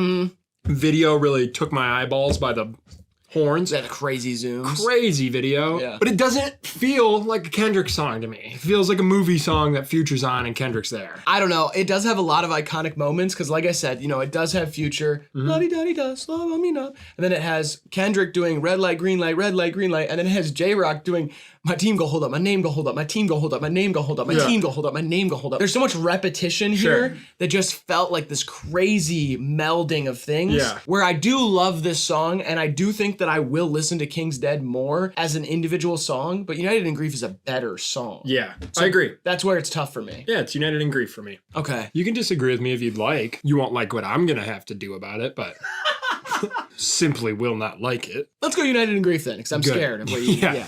Good. Last one, Untitled 3 versus King Kunta. Worried about your career, you ever think of your health? What did the Indians say? A piece of land. That's piece of pussy. This had the legendary Colbert Report performance on the last week of the Colbert Show, and people thought that it was the lead single for To Pimp a Butterfly, and I replayed that performance hundreds of times. I've seen that more than I've listened to this version of it. I feel like the recorded version lost some of the magic of that performance. Or you just fell in love with the performance. That's true. Maybe that is You're it. emotionally attached to it. But I think other people have that same problem. I think so. This recording just doesn't capture the same thing. I love this recording. bitch where you and I was walking. Now I run a game, got the whole world talking. King Kunta, everybody wanna cut the... A weird one for me. It's got a great bounce, great rhythm. It is an awesome song, but like it's low on my list of Kendrick songs. See, to me, the rhythm of this one is what holds it back for me. It feels a little like goofy and it's like harder to get into. But then the second half of the song where it works in all these other production elements where like it has that kind of like Eminem thing. Where it's like meow, meow, meow, meow. And then he's rapping, like the way he raps on the back half of that song, I love it. Yeah. But I do think I'm gonna go with Untitled 3 here. Whew, thank God. That's where I wanted to go. Yeah. You would not have liked what I had to do. Yeah, I'm saying that. Okay. All right, let us know which Kendrick songs we left off this. I feel like we got most of them. Yeah, I mean, obviously there's going to be ones people are pissed about. So let us know down in the comments what got left off. That's the whole first round. Let's get into the second round now. We've got All Right versus We Cry Together. All right. Yeah, it's all right. That's kind of an easy matchup there. We Cry Together is an incredible feat and an awesome narrative, but All Right is a... Makes me want to do donuts in the whip. We gon' be all right. All right, we got Rigor Mortis versus Father Time. This is one of those difficult ones. Yeah. I think it's Rigor Mortis. I think so too. Yeah, Rigor Mortis is just like legendary. Yeah. Super focused. I love that song. Yeah. And for me, it's one of my favorite words. It's like this. Rigor Morbius. You are so fucking based, bro. I am sorry for everybody watching this not this week. Rig and Morty. Rigor Morty. Okay. I like that. That seems more timeless. I love that. Morty. Oh, geez, Rick. That might be the best Kendrick song. Yeah, shut up, Lois. Oh, fuck. Whose leg do I gotta hump to get a dry martini around here? That doesn't sound like Brian. Whose leg do I gotta hump to get a dry martini around here? What's up, sugar? I'm ready for more Kendrick. Hey, I'm Bart Simpson, and I love Kendrick Lamar.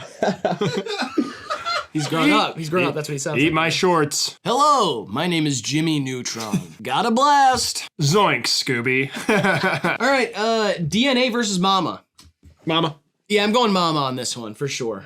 Now we got XXX versus Bitch Don't Kill My Vibe. This is XXX for me, clearly. The U2, I even like U2 on this song. Bono is a great philanthropist. That is what I will say. Yeah. But for me, it's Bitch Don't Kill My Vibe. At the sound of drum and bass. Grant? Bitch, don't kill my vibe. All You're right. Back on my fucking good side. Sing About Me, I'm Dying of Thirst versus Hood Politics. Okay, on the surface, insanely hard matchup.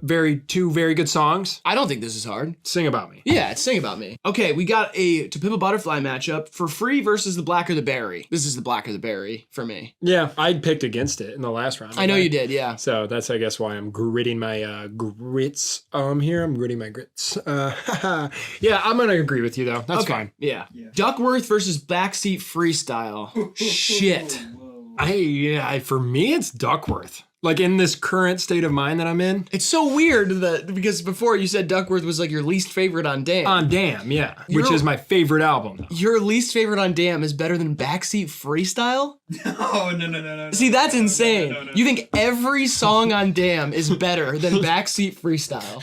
When you put it like that, it's pretty crazy. In wild claim. Yeah. Well, you have 9 favorite songs on Section 80, so it's Duckworth. I like it better in this current state of mind. I'm sorry if it's fucked up. Disagree with me. Jeez, man. Oh, man. I wish my dick was as big as the Eiffel Tower so I could fuck the world for 72 hours. God damn, I feel amazing. I think Backseat Freestyle is better. Okay, Grant's gonna agree with you, so just move it over. Yeah, go ahead, move it over. I don't know. That I'm starting to feel like maybe it's Duckworth. I tried to tell you, so I hope you sleep. I hope you can't sleep at night. Okay. And when you think about me, you dream of me at night. Mad City versus These Walls. This is Mad City for me. This is These Walls for me. What? A lot of people say this is the best Kendrick song. Money Trees is my favorite off that album. Yeah. I think it's Mad City, yeah. That's fine. I'm done with my emotions involved. So really, that's not like you guys don't bother me anymore. So what were you going to do? You said if somebody disagreed with you, you wouldn't want to know. Well, it's happened, so. Oh, no. I didn't even do it. Okay, you're right. What the fuck was Did you that? just break your ankle?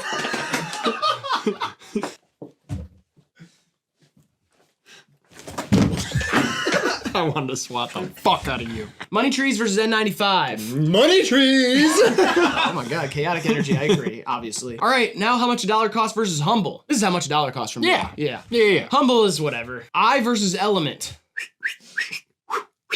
Element. Yeah, it's Element. Yeah. I's like fine. I'm rooting for I in the public discourse because I know that people don't like that song, and I do, and I think it's a great song, but it's not better than Element. Nope. The other day I was at the grocery store getting some food and liquor, and I slipped on a banana peel and my hairpiece fell off. Call it a toupee fiasco. Only real, like, rap heads will get that one, you know what I mean? Yeah, there you go. Get him, Catboy. Get him. All right, we got another T-Pab matchup. It is Wesley's Theory versus You Ain't Gotta Lie. Wesley's Theory. Yeah. Wesley's Theory handedly wins that one. Is that a stranger? Yeah. Oh, okay, cool. Should we have them weigh in on the next decision? Sure. Hello, family. Hello. Hey, what's up? Tell Riley I love him. Yeah, he's right next to me. I'm right here. We're filming a video. Yo, dead ass. Dead ass. Yeah, wait, do you want to help us? You want to help us? Dead ass in mind the video. Yeah. Yeah. Y'all sound way different over the phone. Oh, I'm sorry. Jesus, dude. Come on, calm down. Yeah, what's your... You need to calm down. Calm down. We're in filming mode. Insult. You just called us in the middle of work. I'm currently watching Guess the Song from the Genius Lyric Annotation. I'm at 18 and 28 seconds. All right. Well, we're filming the Kendrick bracket right now. Do you want to help with the next matchup? Okay. What's your name? Cam. Yo. Okay. Cam, we've got ADHD versus The Art of Peer Pressure. What? Yeah, which one wins there? The Art of Peer Pressure. Okay, I think so too. Yeah, I think so too, Cam. No. Yeah. Kendrick's Grant's mad. Grant's really mad at you. What's wrong? Why is Grant upset? Grant has a lot of personal things going on in his life right now. ADHD is Grant. our final four. It's gonna be alright, bro. He said it's gonna be all right. Cam. Hey, thank you for helping us out. Enjoy the rest of the video. You're in for a treat because Graydon sings American Pie by Don McLean in full. Oh, all right. I'm excited. All right, cool. Go get some. Don't forget to get some money today. Look, I'm a girl. I'm a chase the bag. You know what I mean? Wake up, your mother every day. Today is chase the bag. You're what a nice guy. Yeah, that was cool. I barely agreed with you at all this video. We got you versus Compton. Ooh. Yeah, this one's tough. This one is. No, it's you for me. You is just Kendrick stepping into something that is so weird for him and like executing on a high level. Compton is just like it's an okay song for me on Good Kid, Mad City. Can it be Compton? Jeez, $1. Do you have another dollar? Do you have a third dollar? Just a third one. And then I'm good. All right. It's Compton. All right, it's Compton. Compton. Quite like mine. Swimming pools versus Fear. I already know. Yeah. This side of the bracket's all these dance moves. I mean, it's crazy. Yeah, it's Fear. Fear Yeah. is. I know. Yep. I know. I'm still gonna save it. I'm gonna save my serious thoughts because it's gonna keep on marching. I like Swimming Pools more, but I understand that Fear is a better song. So I'm just gonna go with Fear to avoid this whole situation. All right, we got United in Grief versus Untitled 3. I'm thinking Untitled 3. I don't know. This matchup doesn't even matter. Yeah, because you're not gonna let anything beat Fear. Neither of these songs are gonna Shut beat Fear. the fuck anyway. up. It's not facing Fear in the next round. Yes, it is. I mean, don't shut up. You're such a smart guy. I've thought about it. I'm gonna go with United in Grief here. Okay. Because I think that the recorded version of Untitled 3 isn't as magical as that performance. Yeah. And United in Grief, I think, gets slept on. Yeah, no, for how sure. winding it is. It hasn't been out long enough to get slept on, so. Okay. Grant? I agree with Riley. Okay. United in Grief moves on. Next round, we've got All Right versus Rigor Mortis. And this is where we go with All Right. Yes, it is. Yeah, Rigor Mortis is a very good song, but All Right is a lifetime banger. Yes. A classic. Now we've got Mama versus Bitch Don't Kill My Vibe. Here, I'm kind of feeling Bitch Don't Kill My Vibe. Mama is not like my favorite off of Smooth Butterfly by any means. So. No, I agree. Sing About Me, I'm Dying of Thirst versus The Blacker the Berry. I'm not going to shake your hand on this one. No? This is where I have the controversial opinion that The Blacker the Berry is a better song. The Blacker the Berry is top 3 on To Pimp a Butterfly, but is so impactful. Sing About Me, I'm Dying of Thirst, I love so much. These are 2 of the best Kendrick songs of all time, in my opinion. I'm just gonna go with The Blacker the Berry for it. That's my opinion. Well, we're knotted up. All right, Grant? Sing About Me. Yeah. I figured that's where it was gonna go. I just wanted to speak my piece, you know? Ooh, that does feel good. Backseat Freestyle versus Mad City. Wow. This is Mad City for Yeah, me. it is for Mad me. City's just a better song. But this is a matchup. So let's get to the other side. We're finishing out this Elite 8 here. We've got Money Trees versus How Much a Dollar Cost. Money Trees. Money Trees. Wow, it's getting heavily Good Kid, Mad City in this section. Element versus Wesley's Theory. Oh, I think we disagree here. It's Element for me. Yeah, I think it's Wesley's Theory. Where's your heart lead you, Grant? My heart's in Element. Oh, I don't know though. That's 50-50. The old guy on the couch says it's 50-50 for him. Yeah. I'm gonna Command Z and let you think about it a little more. We let the fans decide? We can't. Call Cam back. Call Cam back? Should we? Should we call him back? Call him back. He's like, what? They're calling Your me. call has been. Cam, you gotta answer. Oh shit. Hey, Cam. Hey, Cam, what's up? Yo, I texted you, Graydon. You what? I texted you on IG. We're not checking that during the video? Yeah, we need help again, bro. Okay, what's up? Element or Wesley's Theory? Yeah, that's what I'm Look, saying. I might go Wesley's Theory. I'm not gonna lie to you. That's unpopular opinion. I feel like. All right, thanks. We needed a tiebreaker, Cam. Really appreciate you. For sure. Cam decided. Now we got the Art of Peer Pressure versus Compton. This is easy. Art of Peer Pressure. Art of Peer Pressure, yeah, absolutely. It is an art, too. One lucky night with the homies. Drink. That's not very artful. You're just saying what to do. Drinking. Okay, well, that's at least makes it sound fun. Yeah, you and me drinking. Okay, I like the sound of that. You know what I mean? Yeah, for sure. Cool. Smoke crack. Fine. Smoke it. Cool. Now we got Fear versus United in Grief, which we are going to talk about at length because this is a tough decision. Obviously. Fear. Yeah, it's Fear. Elite 8, we've got All Right, Bitch Don't Kill My Vibe, Sing About Me, I'm Dying of Thirst, Mad City, Money Trees, Wesley's Theory, The Art of Peer Pressure, and Fear. Good crop. Look at that crop. Who's your carved beef? Who is it? Who's your carved beef? We goose him a little bit. All Right versus Bitch Don't Kill My Vibe. All right. Yeah, I think it is All Right narrowly. Narrowly. Sing About Me, I'm Dying of Thirst versus Mad City. Sing About Me. Yeah. I don't know. No, actually, no. It's Mad City for me, but I feel like Sing About Me, I'm Dying of Thirst is a better song, but I'd rather listen to Mad City every time. Yak, yak, yak, yak. If you did that during Sing About Me, I'm Dying of Thirst, like if he was like, promise that you will, yak, yak, yak, sing, yak, yak about me. You're an insensitive worm. I'm an insensitive worm. You want him to yak, yak, yak on Sing About Me? It would be cool. It would make it go hard in the paint. Grant, where do you fall on this one? I'm gonna go with Sing About Me. Okay. That feels in my soul better. Okay. Yeah, I feel that. I had chosen Mad City and kind of was like, it's probably Sing About Me, you know what I mean? Yeah. It just feels like a better song, but that's just how it is. Money Trees versus Wesley's Theory. It's Money Trees for me. Yeah, it's Wesley's Theory for me. Oh my God. Wesley's Theory is like probably my front runner all together. I think it's the best one, but I get it. Okay. Wesley's Theory. Wesley's Theory. Yeah. All right. That one really cuts though. Yeah. Yeah. Like really cuts because Money Trees is so important.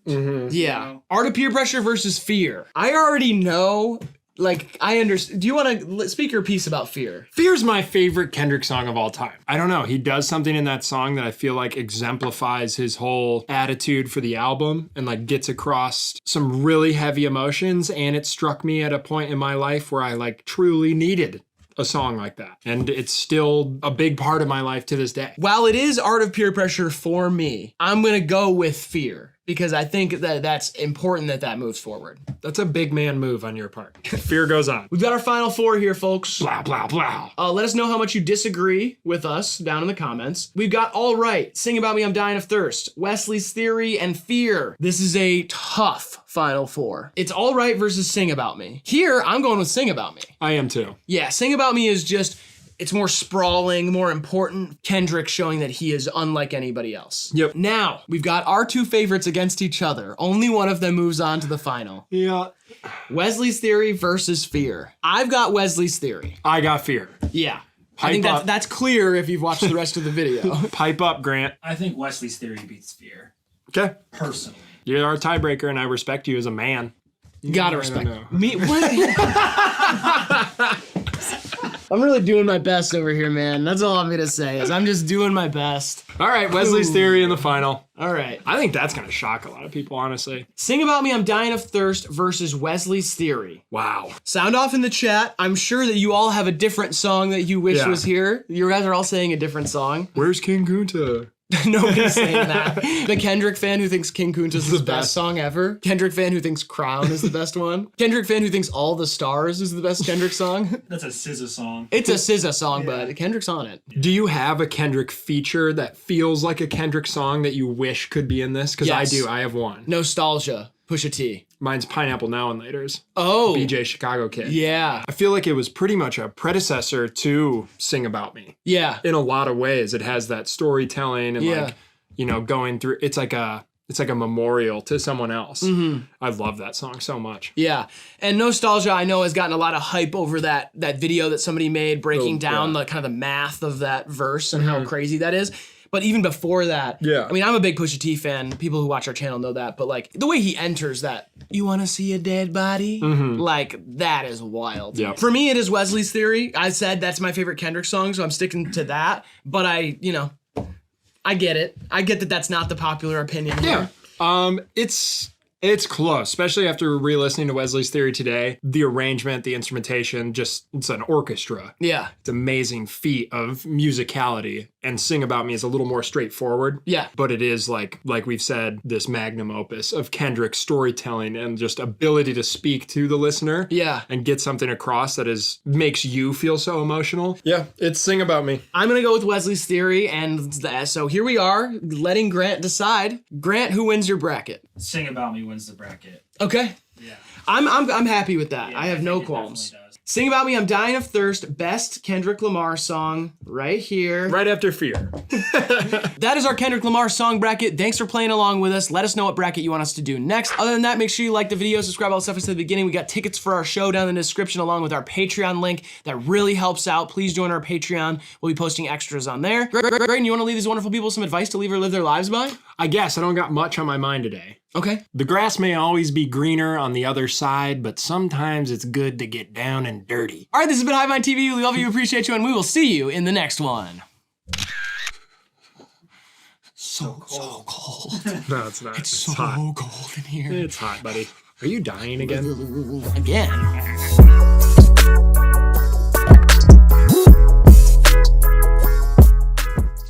Give me those things. What are you doing? Ding, do, do, do, do. Ha ha.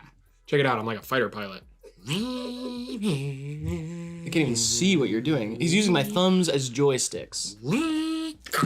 Oh, bank right.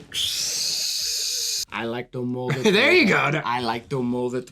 Is that in this bracket? Time to make it dance. Time to make it last. Yeah. Hey, I got all this glass. I got all these chains. What? I got on. Yeah, I'm sure. Hey, Texas chainsaw might take off your face.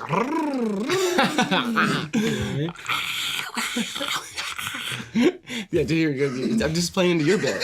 The Texas chainsaw thing. Yeah, you didn't look scared though. That's more like a roller coaster scream. I want you to like.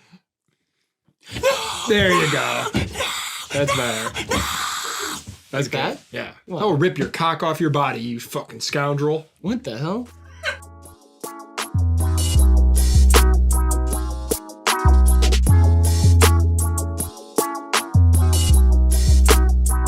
Now we got, oh no.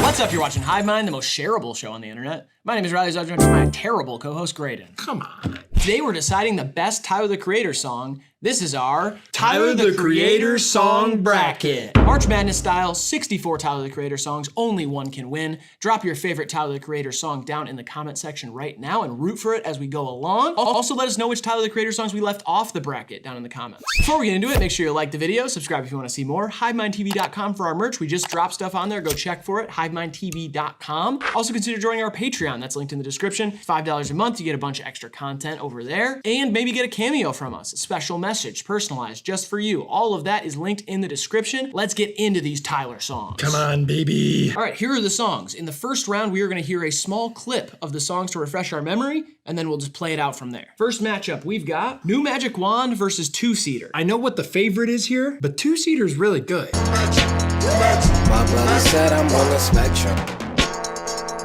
An Igor standout, a lot of people's favorite off of Igor. Yeah, Crazy Phil's very awesome instrumentation, all that.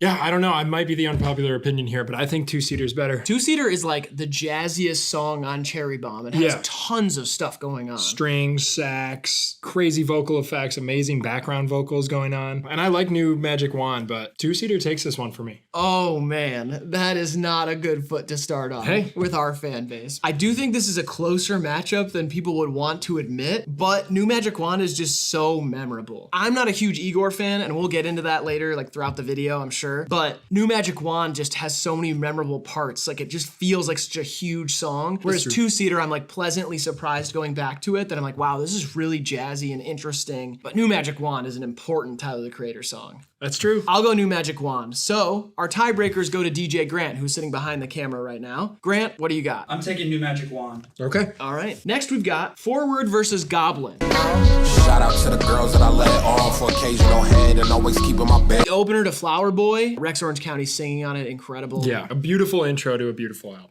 Made a couple thou and I just don't know what to buy yet. The Preem shit is free and I don't drink, so fuck a wine set. Weirdly kind of similar. Yeah. In a certain way. Like for their moods, for their albums, they are similar songs. But I mean, Forward easily takes this from me. Easily. Much more well composed, thought out, beautiful piece of music where Goblin is still kind of in that era of like shocking music for Tyler. Totally. Now we've got Juggernaut versus 48. Ooh. What it is that nigga teeth, skin the color dead, riding in double.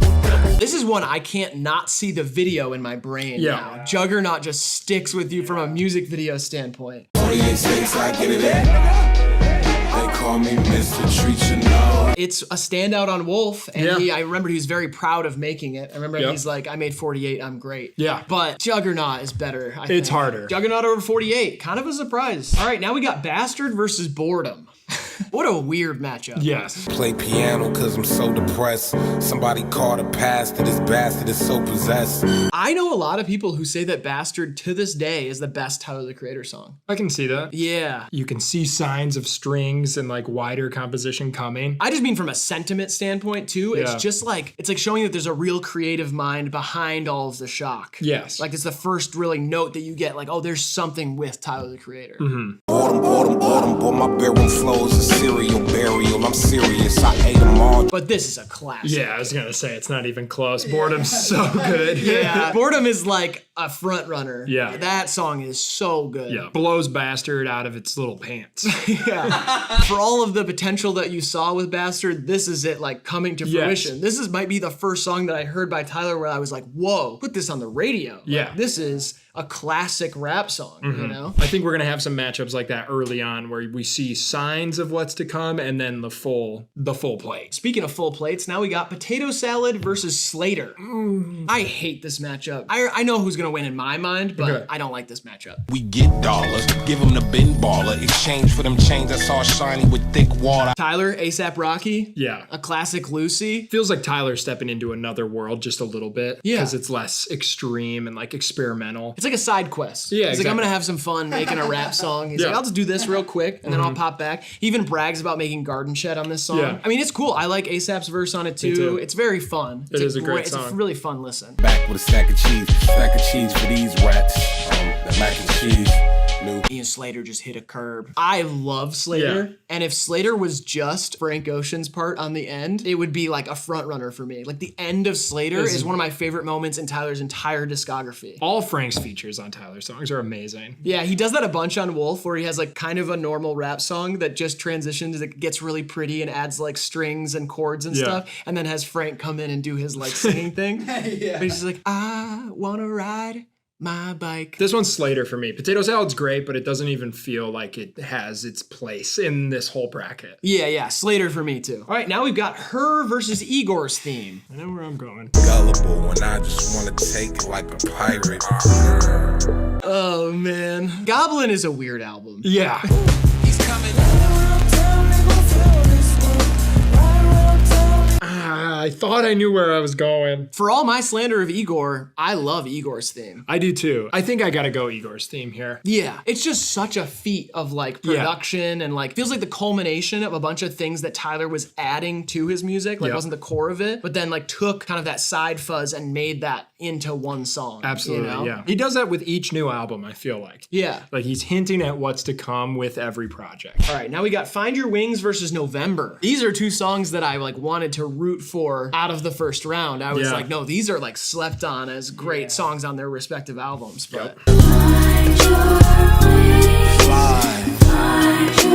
such a weird song to be on Cherry Bomb. Such a cool song though. Yeah. He's really on like his Roy Ayers shit. Well, he's on it. Yeah. Roy Ayers is on the song. Yeah. You get the xylophone. It almost even has like a similar bass line to Everybody Loves the Sunshine. Yeah, yeah. You know, and that incorporation is like really full circle for him, like bringing on the classical jazz guy into his world. Yeah, it's funny that Two Seater and Find Your Wings were the first two Cherry Bomb songs on this bracket because they seem like the ones that are like off to the left. Yeah. And Cherry Bomb, the rest of Cherry Bomb is like a mess. Yeah. Hawaiian shirts in the winter day. Thoughts, deep thoughts, and I'll take me back to November. What's up? It's November for me. It's Find Your Wings for me. November is just like the sleeper on Flower Boy for me in a certain way. I know a lot of people love that song, but I'm just like, that might be top 3 on Flower Boy. Like it is so good. You have the unpopular opinion of not loving Igor, and I kind of have the unpopular opinion of not loving Flower Boy. Crazy. Yeah, that's Find Your Wings. Grant, where do you lie? I'm gonna take Find Your Wings. Okay. Oh man, okay. Down goes November. Lone versus What's Your Name? It's not that easy for me. Yeah. I mean, it is, but it's not a complete blowout. It's not a complete blowout. All right. They were competitive to the fourth. 21 with a mortgage and Torrance paying the bills. Life is paying for thrills. Life's a bitch, brother, from a... See, when I was revisiting all these songs, I was like, oh man, I forgot how good Lone is. Yeah, me too. But... Oh, you look malnourished.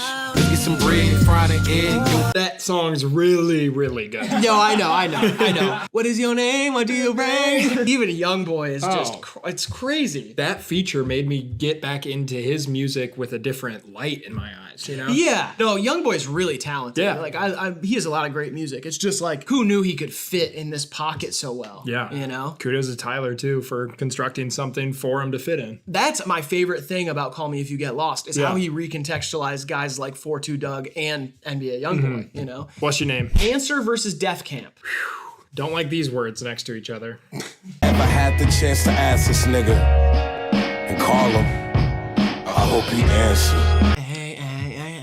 I love that song. Oh my God, I love that song. I replayed that one the most when I had this record, like in my car. This is one of the songs that made me fall in love with Tyler, the Creator, in general. Like, I knew Goblin, but then when Wolf came out is when I got really into Tyler. Same. And this was a big part of it because it was at the end of the IFHY video, right? It's at the end of one of the videos. Maybe it's Damo. On Wolf, he released music videos that would be like the song, and then it would have like a minute clip of another song at the end of it. I forget which one Answer's at the end of, but I remember that video that like pulled me in and was like, oh, I gotta listen to this whole album. Absolutely, you know? The name of album Cherry Bomber, cause Grady hit sounded boring. I don't like to follow the rules. She said that I must. I mean, that's a really fun song. It's crazy. I wanted to root for Def Camp out of the first round too, because I do think it's an underrated song on Cherry Bomb. For sure. And gets him in like a punk bag, like that he doesn't always jump into. Yeah, it's strange. And it's Answer. Yeah, Answer's too special to me. Yeah. Now we got I Think versus Safari. I think I'm falling in love. Production's great. That's what I will say about that song, is the production is great. The type of moody in. I've been switching gears since Tracy Ellis Ross was UPN. Clutched in Production's great on that one too, just in a much different way. Safari's really cool. It kind of reminds me of Smuckers in a certain way. Yeah. Just in like the production style, like with the big horns, and then he's rapping kind of a similar way, but I think gets people moving. That's like a dancey, like, I don't know, it's way groovier than Safari. Yeah. And with all of Call Me If You Get Lost, it feels like he's really going out to like prove a point about rapping. Yeah. And Igor to me is just more fun and like adventurous in soundscape in general. I think is better than Safari because it fits in like a slot that you can't really like fill with another song. Yeah. Like Safari to me is like another Tyler, the Creator song. And I think while I have my qualms with it, and a lot of Igor, is its own thing. Yeah, that's where I'm at too. I think it's I think. Now we've got Yonkers versus French. I'm a fucking walking paradox. No, I'm not. Threesomes with a fucking triceratops. Now, a threesome with a fucking triceratops. That seems like a big creature to be doing all that with. How big were they? Let's look it up. Huge. Okay, size of I know they have to guess, right? No, they have bones. They have bones. Height, about 9.5 to 9.8 feet. They were 13,000 to 26,000 pounds. It's not that. I mean, whatever. And their length was about 30 feet. I mean, all bodies are beautiful to me. Even two humans, there's no way they're satisfying the triceratops. I mean, there's just no way. As long as Tyler was pleased. I guess. Always got to be about the man. We got to switch shit up. We really got to switch shit up as a society. It's too late. I don't think it is. Run for office or something. No, I'm good on that. See, everybody rather play Valorant than run for their local office. And that's what's wrong. Yeah. You little nigga better check my French. You getting money better check my French. Kind of a similar like head down attitude to Yonkers, but obviously not as impactful. Yonkers put him on the map, I feel like. Yeah, Yonkers clears French easily. Yeah. Bastard is weird for me because, like I said, I got into Tyler, like actually into Tyler with Wolf. And right. Backtracking to listen to Goblin and Bastard is kind of like a weird, yeah. It just serves as like showing you where Tyler came from. Bastard does surprise me in production value. Like I listen to it and I'm like, oh, this holds up. Yeah. You know what I mean? But none of those songs stick with me the same way anything from Wolf onward does. Yeah. And that's our bias. So like take that as you will. Right. As we pick songs, you know. Now we got Lemonhead versus 911/Mr. Lonely. Or 9/11, Mr. Lonely. I'm Mr. Lonely. That's the one with Akon, right? Yep. I'm Mr. Lonely. I have nobody to call my own. Nice. Don't hurt yourself. Nigga Wu-Tang, you get chewed out. Then we woo how this is flip mode and they know your pussy like the beat. That was my favorite off of Call Me If You Get Lost first listen. Really? Yeah, like Lemon had just stuck with me. And maybe because I was just rooting for 4-2 Doug because he's from Detroit. Fair, yeah. But that song goes hard, especially in a car. That one never stuck with me. Another bias that's going to come to play across this whole bracket is jazz. Yeah. When the jazz is pumping, I'm thumping. When the cats get to scatting, don't open my bedroom door. I wouldn't open your bedroom door anyway. It stinks like shit in there. When you hear that tenor sax, whiff, whiff, whiff, whiff, don't come knocking on my zip, zip, zip, zip. I once again wouldn't. It smells like old stew in there. And I actually did get a peek into your room last time I was there, and there were bowls of old stew literally everywhere around your room. What's the deal with that? When I get listening to good improvisation, don't come barking at my station. This interpolates Outstanding, doesn't it? By the Gap Band? Mm-hmm. Yeah, you love that song. I love that song. I love the Gap Band. They mean a lot to me personally. And I love the Gap. Means a lot to me back in the day because I was just dripped down in all Gap. Fuck yeah. Baby Gap, fine. I wore Baby Gap until I was out of high school, but Yeah. I was a little guy and then I grew up. It was cheaper too. Yeah. This is easily 911 Mr. Lonely. Yes, sir. Now we got Smuckers versus Party Isn't Over / Campfire / Bimmer. And fuck your loud pack and fuck your Snapchat. Cherry Bomb, the greatest fucking album since the days of sound. And that's the one line of Smuckers that I don't like. Yeah. Is Cherry Bomb the greatest fucking album since the days of sound? Because it's not even the best album he's released. No. Not even close. But oh my God, you got Kanye and Wayne going back and forth. Like certain lines I will sing constantly. Yeah. Like, why don't they like me? And then I also love It's Tunchi Homie, Master of Ceremonies. Yeah. I mean, this is a heavy favorite here. Oh, Smuckers is like A monumental rap song. it's a cheat code. It feels like a song you shouldn't be allowed to listen to over and over. But it's fun every time. Smash, pop some Tame Impala, your man got a lame Impala, and I'm sharing Slurpees. I mean, this matchup sucks because that last suite is such a beautiful part of that record too. Yeah, and I mean, Bimmer is like such a fuck you to everybody Yeah. that he put it in this like 3-part because he shared the snippet and Justin Bieber reposted it. Right. Like people were like, oh, Tyler's got a hit on his hands. Like Bimmer, you remind me of my Beamer. Like that is such a great song that he just packed into this 3-parter on the album. Like just straight up said, I don't want a hit. But he did make Smuckers, which is a fucking hit, and I think it wins here. Oh, Smuckers wins easily, but even if it was just Smuckers versus Bimmer, Smuckers wins. Yeah. But I respect him for doing Party Yeah. Isn't Over and Campfire and Bimmer, which are all great in their own right, but Bimmer is the standout. For sure. Now we got Okra versus I Don't Love You Anymore. This is easy for me. Check my bankroll, AO 400K for vehicle. Paint job look like ashy ankles on Django and Terry. That's fast rapping. Best Lucy he's ever dropped, in my opinion. It's an absolute feat. Trying to keep up because I don't love you anymore.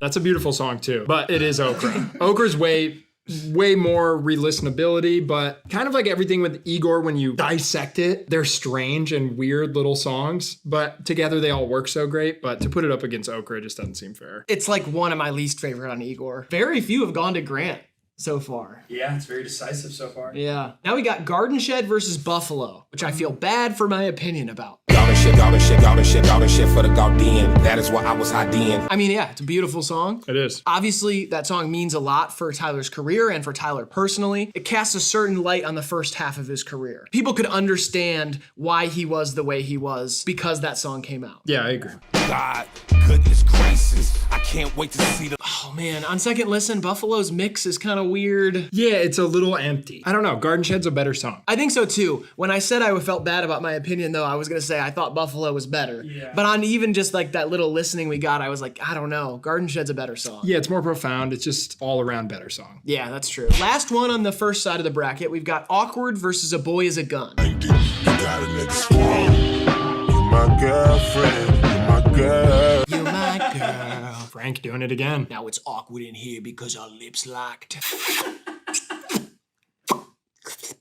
Lip locked.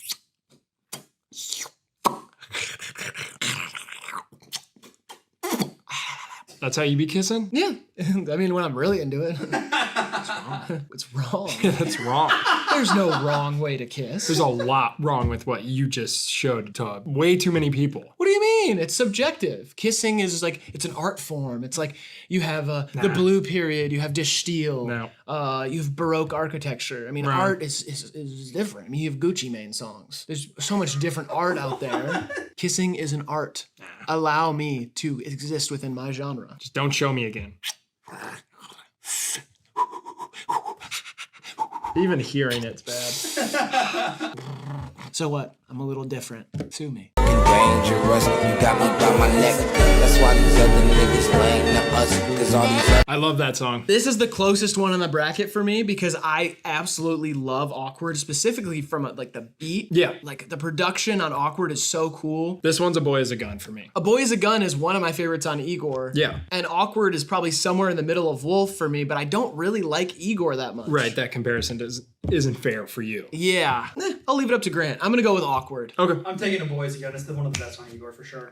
I love Igor. Yeah, I figured that was how I was gonna go, but I didn't want to be the one to say it.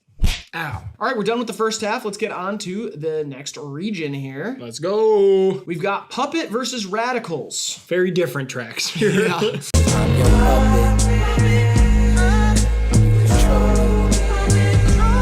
A real soulful take here. And you have one of those strange things that tends to happen, which is a Kanye reference track feature. Yeah. Like it's him humming and like not fully saying all of the words and stuff. Yeah. And you have that on the back half. His vocals are beautiful throughout it, but like it's just so funny that the back half has this like unfinished Kanye West feature.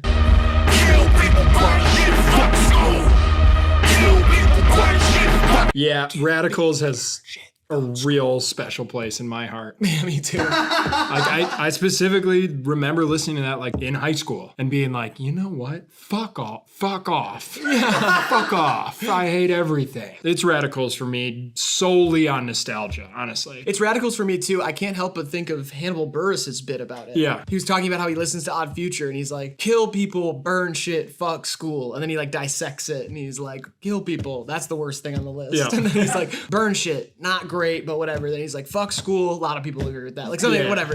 Just his breakdown of it is so funny. Yeah, it's hilarious. Radicals moves on. Come on, Radicals. Now we got Where This Flower Blooms versus Hot Wind Blows. I rock, I roll, I blow, I glow. One of those simple, really beautiful, catchy melodies. That album's full of those, but man, that will stick with you. I love that song so much. Cross the line like immigrants and benefit from it. Keep on stunting on these niggas, make them sick to their stomach, man. Truly insane production on that song. Yeah, I'm gonna choose it for that reason. Oh, I'm going Where This Flower Blooms. Okay. I like Hot Wind Blows. I know a lot of people say that's their favorite off Call Me If You Get Lost, but Where This Flower Blooms is a better song to me. I'm also going Hot Wind Blows. I feel like I'm in a dune buggy.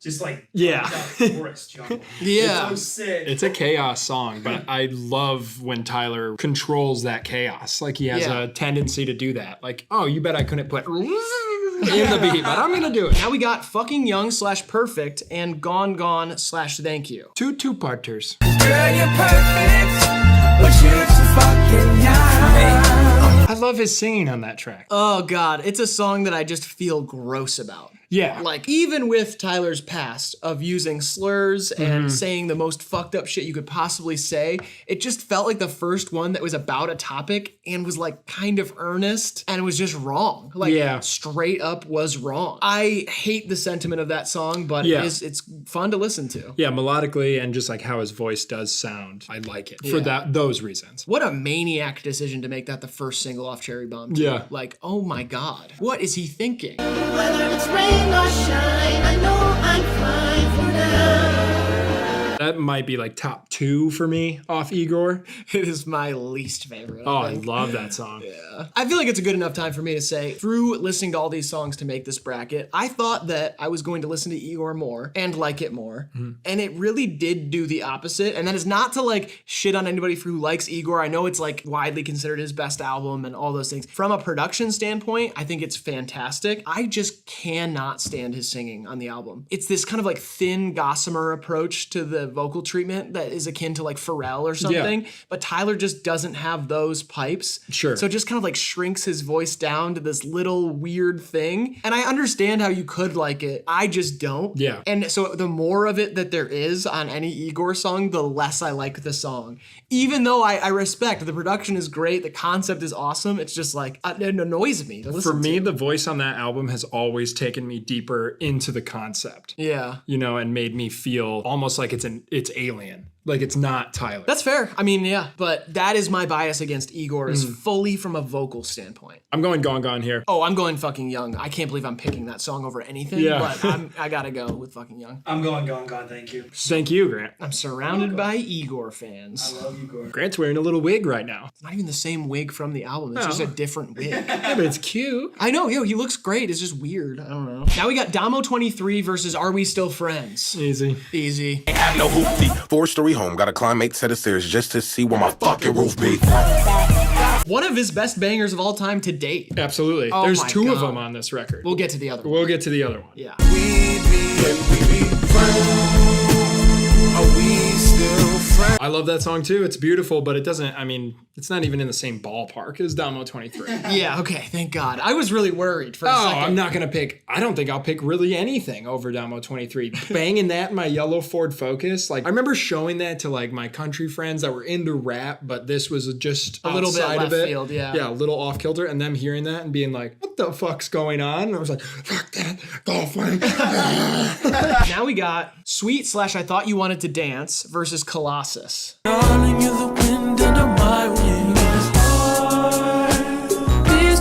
Beautiful melodies. Oh, it is a feat of musicality Yeah. what he does on that song. Like, out of his box even. Yeah. Like, I've never heard him do something like that. No, it's crazy. Life is just like yours, no father. My mama must have forgot to stop with a pop condom. It's kind of his Stan. Yeah, You know a little what I bit. mean? Yeah. Colossus is like his version of Stan by Eminem. For sure. And sure, there's like there is with the first half of Tyler's career, there's some problematic stuff on that song, obviously. But for me, this is one that pulled me in more to Tyler as a character too. Like Yeah. the first time I heard it, I was like, whoa. Yeah. Like It's introspective. It's strange. he's telling a story, Yeah. like a real deal story that still gives his personality. Like I like that he's able to be like, can't you see I'm trying to buy a fucking churro? Like Yeah. he's just still like adding things about his personality. I don't know. I love that song and the chimes on it. Like this is a great song. It is, but I gotta go with Sweet. I Thought You Wanted to Dance. I'm going with Colossus. Okay. Grant, another decision left up to you. I'll take Colossus. First win of the day. Yeah, I was First gonna win of the say. day. At least it was close. Though. I know. It was really close. Colossus is just so iconic. Like Well, it's just like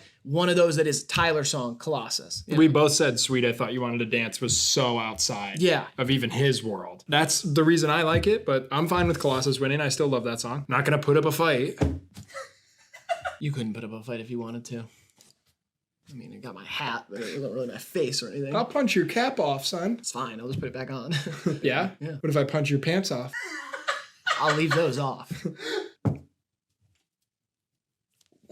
Now we got Who Dat Boy versus Okaga, California. This is a really hard one for me. This could not be easier for me. Okay. Who that boy? Who him is? Him that nigga, I swear. Stand out. I mean, that is a hard-hitting, to the point, ferocious banger. And just like a symphony. Yeah. Like there is like all these crazy sounds in it. Like it's like a horror movie turned into a banger. I think if I made a list of like my top 5 favorite Tyler songs in a car, this is on there too. Yeah. It's like Damo 23, this, Tamale, we'll get to it. Yeah. But I'm saying like, oh my God, I love that song. I have a sweet spot for Okaga, though. I know you're ready, I can see it in your eyes. That's just a sweet little treat in that album for me. Like when that album came out and was like kind of getting mixed reviews and people thought, you know, a bunch of things about it. And it is kind of a mess. This song stuck out to me as just like a very sweet moment that had tons of replayability. Yeah, and this is one of the first instances in his discography where the Igor problem started to surface. Like I just hated the singing. I just did not like the singing at all. So it's easily Who Dat Boy for me. It is Who Dat Boy for me, but it is very close. Okay. Okaga was number 2 on Tyler's own bracket. Oh, really? So Tyler loves it, but we pick Who Dat Boy over it. Now we got I Ain't Got Time versus Running Out of Time. Grant. Sorry. Yeah, that's funny, I guess. Boys in this bitch looking like a Seminole. Who the fuck you talking to, motherfucker? Boy, I ain't got time. Sounds like a fucking like accordion and like it sounds so crazy. That's another one. That's on my Yeah. top 5 in a car. Top 5 Tyler the Creator songs in a car. That one just verges, like the voice bothers you. Sometimes you can go so chaotic and still hit like, you know, it's just like a 4/4 rhythm. He's still hitting that same beat and it just gets like, it makes me feel crazy. You know? Interesting thing about this song, he originally wrote it for Kanye. And then he tried to get Nicki Minaj on it when he was releasing it himself. And he sent it to her and she was like, I don't know what to do with this. She's like, I don't, and he like really wanted to get Nicki on it. I could have some of those facts wrong. This is purely off memory. It could be the other way around. Like he tried to write it for Nicki and got Kanye on it. I forget, but I remember like imagining Kanye's voice saying, I ain't got time. Yeah. And I was like, oh, that totally makes sense. When he thought of that, he was like, this has got to be a Kanye song. Running out of time, running out of time, running out of time. A beautiful track there. This is one of my favorite on Igor. And for some reason, the singing doesn't bother me as much on that one. I think it's just because it's supported by such great production. Yeah. That being said, I ain't got time for me. It's running out of time for me. That ascending little starry key line, it's an awesome song. I'm taking I Ain't Got Time. All right. Wow. Grant goes against Igor. I was not expecting that. Yeah, that song's better. Now he's eating soup out of the wig. It's hilarious, honestly. Don't get jealous just because you love soup and stew so much. I love stew and soup. What's the big deal? It's not a big deal. I'm just saying you got kind of like a weird glaze over you now because you're watching somebody else eat soup. Come on, don't wig out over Grant eating soup. All right. We got Nightmare versus Corso. It's Corso for me. Tops, life is a movie and you're just a prop. They bet me to stop, but I listen like death drums. Love. I mean, Nightmare's cool. It's cool ideas. Yeah. Yeah. Bite me cause I ain't seen pull up in that whatchamacallit. Played a couple demos at Madison Square. That song goes. Yeah, it's a good one. It's an awesome video, amazing song. Corso walks. Corso. Earthquake versus Odd Toddlers. This is like Giannis versus Young Sheldon one-on-one basketball. You should make my earthquake. Oh, make my earthquake. I'm gonna start having acid flashbacks. Igor's like singed into my cerebral due to an intense LSD adventure I went on. So that's why you've been picking it so much. Yeah, but I mean, there's a ton of albums like that for me. You know what I mean? Like 30, 40 albums probably that have a special place that kind of unlock. I'm like, oh my God, who did I used to be? I used to feel like this. And then it goes away right as the song ends and I'm back to this. Hello, the hype is so mellow. Bitch, I'm dope and my pipe is so yellow. The blue pole. This one specifically is the one I was talking about on Bastard where I was like, I had never expected the production value to be that good on something that early, you know? Like it feels like it's 5 years past when it actually came out. Yeah, for sure. But it's Earthquake. I mean, it's Earthquake, yeah. I just wanted to say that about Yeah, Odd no. Toddlers, you know? It gets the credit it deserves. All right, now we got Cherry Bomb versus Rusty. This is easy. Yeah, it's easy, but they're both good songs. Great idea. Yeah. It sounds awful. Terrible. Like I was listening to it back and I was like, damn, I really wish I could like this song. Yeah. Even like Igor's theme kind of achieves what this is going for in production, but this literally sounds like it's like played off of a phone or something. Yeah, for some reason I've always rooted for that song, and like when that album came out, I was really behind like what the semblance of a concept that I thought was there, and I still find myself kind of rooting for the song like no. Like I'm like the music guy who's like, no, there's something here. You just can't hear it. It just sounds like it's all like sitting in one place, and if it was wide, it'd be like a really cool song. Yeah. Name a sweater but not a talent, or don't know if whether or not they got one. Try to change their life for the better. I went with the Fun Dip. One of my favorites on Wolf. Probably my favorite. Oh, it's so good. Yeah. And there's a bunch of shit he says on that is not cool either, but no, it is like 2013 was a different time, or whenever that album came out. He's just rapping. It's a decade old now. Damn near. Wow. Wolf's like, almost 10 years old. 2023, we can say that's a 10-year-old album. That's crazy, yeah. That is crazy. Rusty walks, though. Lumberjack versus Glitter. Rolls Royce pull up, black boy hop out. Shout out to my mother and my father. I mean, that is a banger. Yeah, definitely one of the more iconic tracks off Call Me If You Get Lost. Yeah, it was the first single. Leading single. Yeah. Yeah. And every time you come around, I feel like glitter. And this is easy for me because this is my least favorite off Flower Boy by like a mile. Yeah, that's fair. It's Lumberjack, but it is pretty close for me. I like that melody he gets into Glitter, and I do like his singing when he does that. Now we got Manifesto versus What's Good. I'll tell you what's not good. Manifestos. I came a long way from my past, nigga, it's obvious. V12. That is my favorite beat off of Call Me If You Get Lost, like on its own. That one gets like a little distracting for me with like that vocal synth or whatever is going on. It kind of takes away from his lyricism, but it's a great beat and a good song. I love that song. I'm gonna crack right by the seashore when you see them brand new leak floors on the floor. If the cop says my name, bitch, I'm Igor.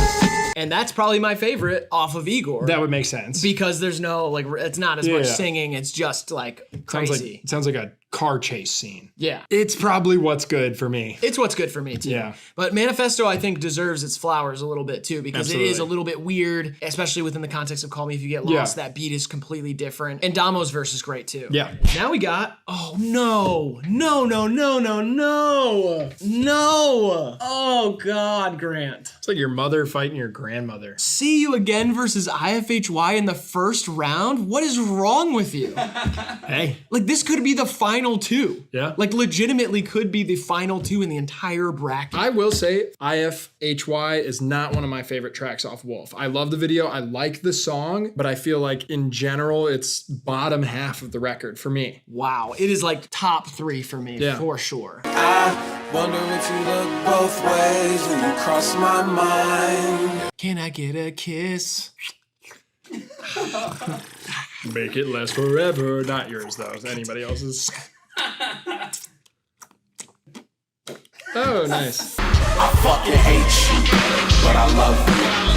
I'm bad at keeping my emotions bubbled. This is the only time this is going to happen today for me. I'm going to pick See You Again, a Flower Boy song over Wolf. Yeah, IFHY, oh no, this is, see, I can't even decide in my own brain right now. I cannot decide. See You Again is maybe the best song he's ever written. Yeah. Like in terms of just like being a great song, but there's nothing like IFHY. Like IFHY is like tortured, dark, weird. The video is my favorite, one of my favorite music videos of all time, period. And even then, I feel like See You Again might be better, but I'm gonna pick IFHY for my own conscience. Okay. And let Grant say See You Again out loud. Yeah, See You Again. All right, now we got Wilshire versus Troncat. That seems fair, that's a normal matchup. Yeah. FaceTime and it ain't about nothing. You laughing, packing your luggage. It's nothing incriminating, but please delete all discussion. Maybe my favorite off this record. How long is this song? It's like almost 9 minutes. I was gonna say, yeah. And isn't it recorded like on voice memos or something? It's almost like his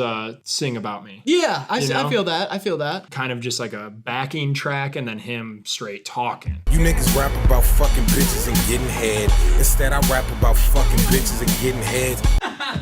I mean, hey, he raps really well on this song. Like Troncat's like holds a spot in my heart. For sure. Just, yeah. Like you'd show it to your mom to piss her off. Yeah. Mom, you want to know what I'm into recently? She's like, oh my God, honey, what's wrong with you? Yeah, it's Wilshire. Yeah, it's Wilshire. Now we got Best Interest versus Tamale. Not fair. I'll keep your best interest. Great sample, great little pocket for the melody he found there, but Tamale is fucking explosive. Why y'all so salty? How Tamale is on a can of things, bitch, I'm on you, boy. Number 1 on the Tyler the Creator Songs in a Car bracket. Songs that old shouldn't hit that hard still. I know, 2013. Yeah, this is a close to a favorite for me to make the run. Oh, I love Tamale. Yeah, me too. All right, and lastly, we've got Ask Milk versus She. Shit like my saliva got the rabies in it. Fuck rap, I'll be a landlord so I can rape the tenant's daughter, leave my... Tyler and Earl going back and forth on this one. It's got some really funny shit in there, but I mean, it's a bastard song. Yeah. The blinds wide open so he can see you in the dark when you sleep. You touch yourself after hours. This almost feels like it's just Frank's song. It is to me. Like when I go back and listen to it, Tyler gets his pockets, really does a lot to make that song interesting when he's rapping. But even then, when somebody says she, in my head, I just go, eyes wide open to leave it. Like it's one of Frank's best melodies ever. Like as just a hook on a song, like it's incredible. Yeah, it's amazing. I mean, it's she. Yep. First round is done. We are now going to enter the second round. We will no longer hear clips and we will just duke it out until the end. First matchup we've got got New Magic Wand versus Forward. You're not gonna like me. Well, you're just gonna pick the Igor song, right? Yeah, but I voted against it in the first round, so I'm gonna look like a damn dirty traitor. That's okay. Okay. A lot of people already know that you're a damn dirty traitor. Oh, Yeah. really? Yeah. I'm gonna go with Forward. It's New Magic Wand. Okay. Fine. I'm just gonna let people hate me for being the Igor hater. I'm just gonna play into it even more. That's fine. I'm gonna not even say that what I like about New Magic Wand, which is a lot. I do like a lot about that song, but I'm not even gonna say it. Okay. I'm just gonna say Forward. It's a smear campaign. I'm smearing myself. Yeah. A lot of people love it when I smear myself, by the way. Yeah, I kind of do. It depends. Depends what kind of schmear. If it's margarine and cream cheese, I like those thicker dairy products, but when you get messing around with jelly, petroleum jelly, What about the tartar sauce? I have tartar sauce. The what? The tartar sauce. It's for fish. It's like a fish sauce. Tartar? Tartar sauce, yeah. Not tartar? What's that? Is that the bus? The tartar bus? Tartar sauce, though, if I get a good smear of tartar sauce all over me, I mean, people like it. Then people clap. Yeah. Now we got Juggernaut versus Boredom. Juggernaut's a banger, but Boredom is incredible. I'm picking Boredom. I'm going Juggernaut. Wow. Boredom. Yeah, Grant didn't even have to look up from his phone. He was looking at his phone, swiping, and he went Boredom. Okay, now we got Slater versus Igor's theme. I'll agree with you here. Slater? Yeah, I'll take Slater. Yeah. See, he's mad. You don't get a say when we agree. You gotta sip it. We agree. That's why we're on camera. You have to be happy for us agreeing. Be happy. Thank you, Grant. I didn't have to do the tartar sauce this time. Me and Slater just hit a curb. Now we got Find Your Wings versus What's Your Name. This one's not fun, but it's What's Your Name. I'm gonna get that out there, but Find Your Wings is like exquisite. It's a good word for it. Yeah, it's What's Your Name. It is, but I don't want him to let it go so easy. Yeah, that's fair. Because Find Your Wings is exquisite. Yeah, it was easy though. Yeah, it was easy. It was easy. Answer versus I Think. I'll go against Igor here. It's Answer for me, pretty handedly. Yeah, Answer is just incredible. Yeah, an amazing song. Put my dick in a cup of syrup. It's just something Tyler would say. Did you actually do that? What does it matter? I guess it doesn't. I don't know. I was just curious. Yeah, so what's it to you? I put my dick in a cup of syrup. It's something like Tyler would say. Yeah. That's what's relevant for the video. Let's focus on that kind of stuff, all right? Okay. I killed a crab and put it inside my mom's cat. Did you do that? I know you don't want me to ask. It's just like, I would be pretty concerned if you killed a crab and put it inside your mom's cat. Does your mom even have a cat? It's not important. Yeah, whatever. Yeah. I'm doing a funny impression. I'm not confessing things. And if I am, it doesn't matter. No one cares about that. They're not tuning in for my confessions. I ate a rope and shit it out and hung myself from a roof.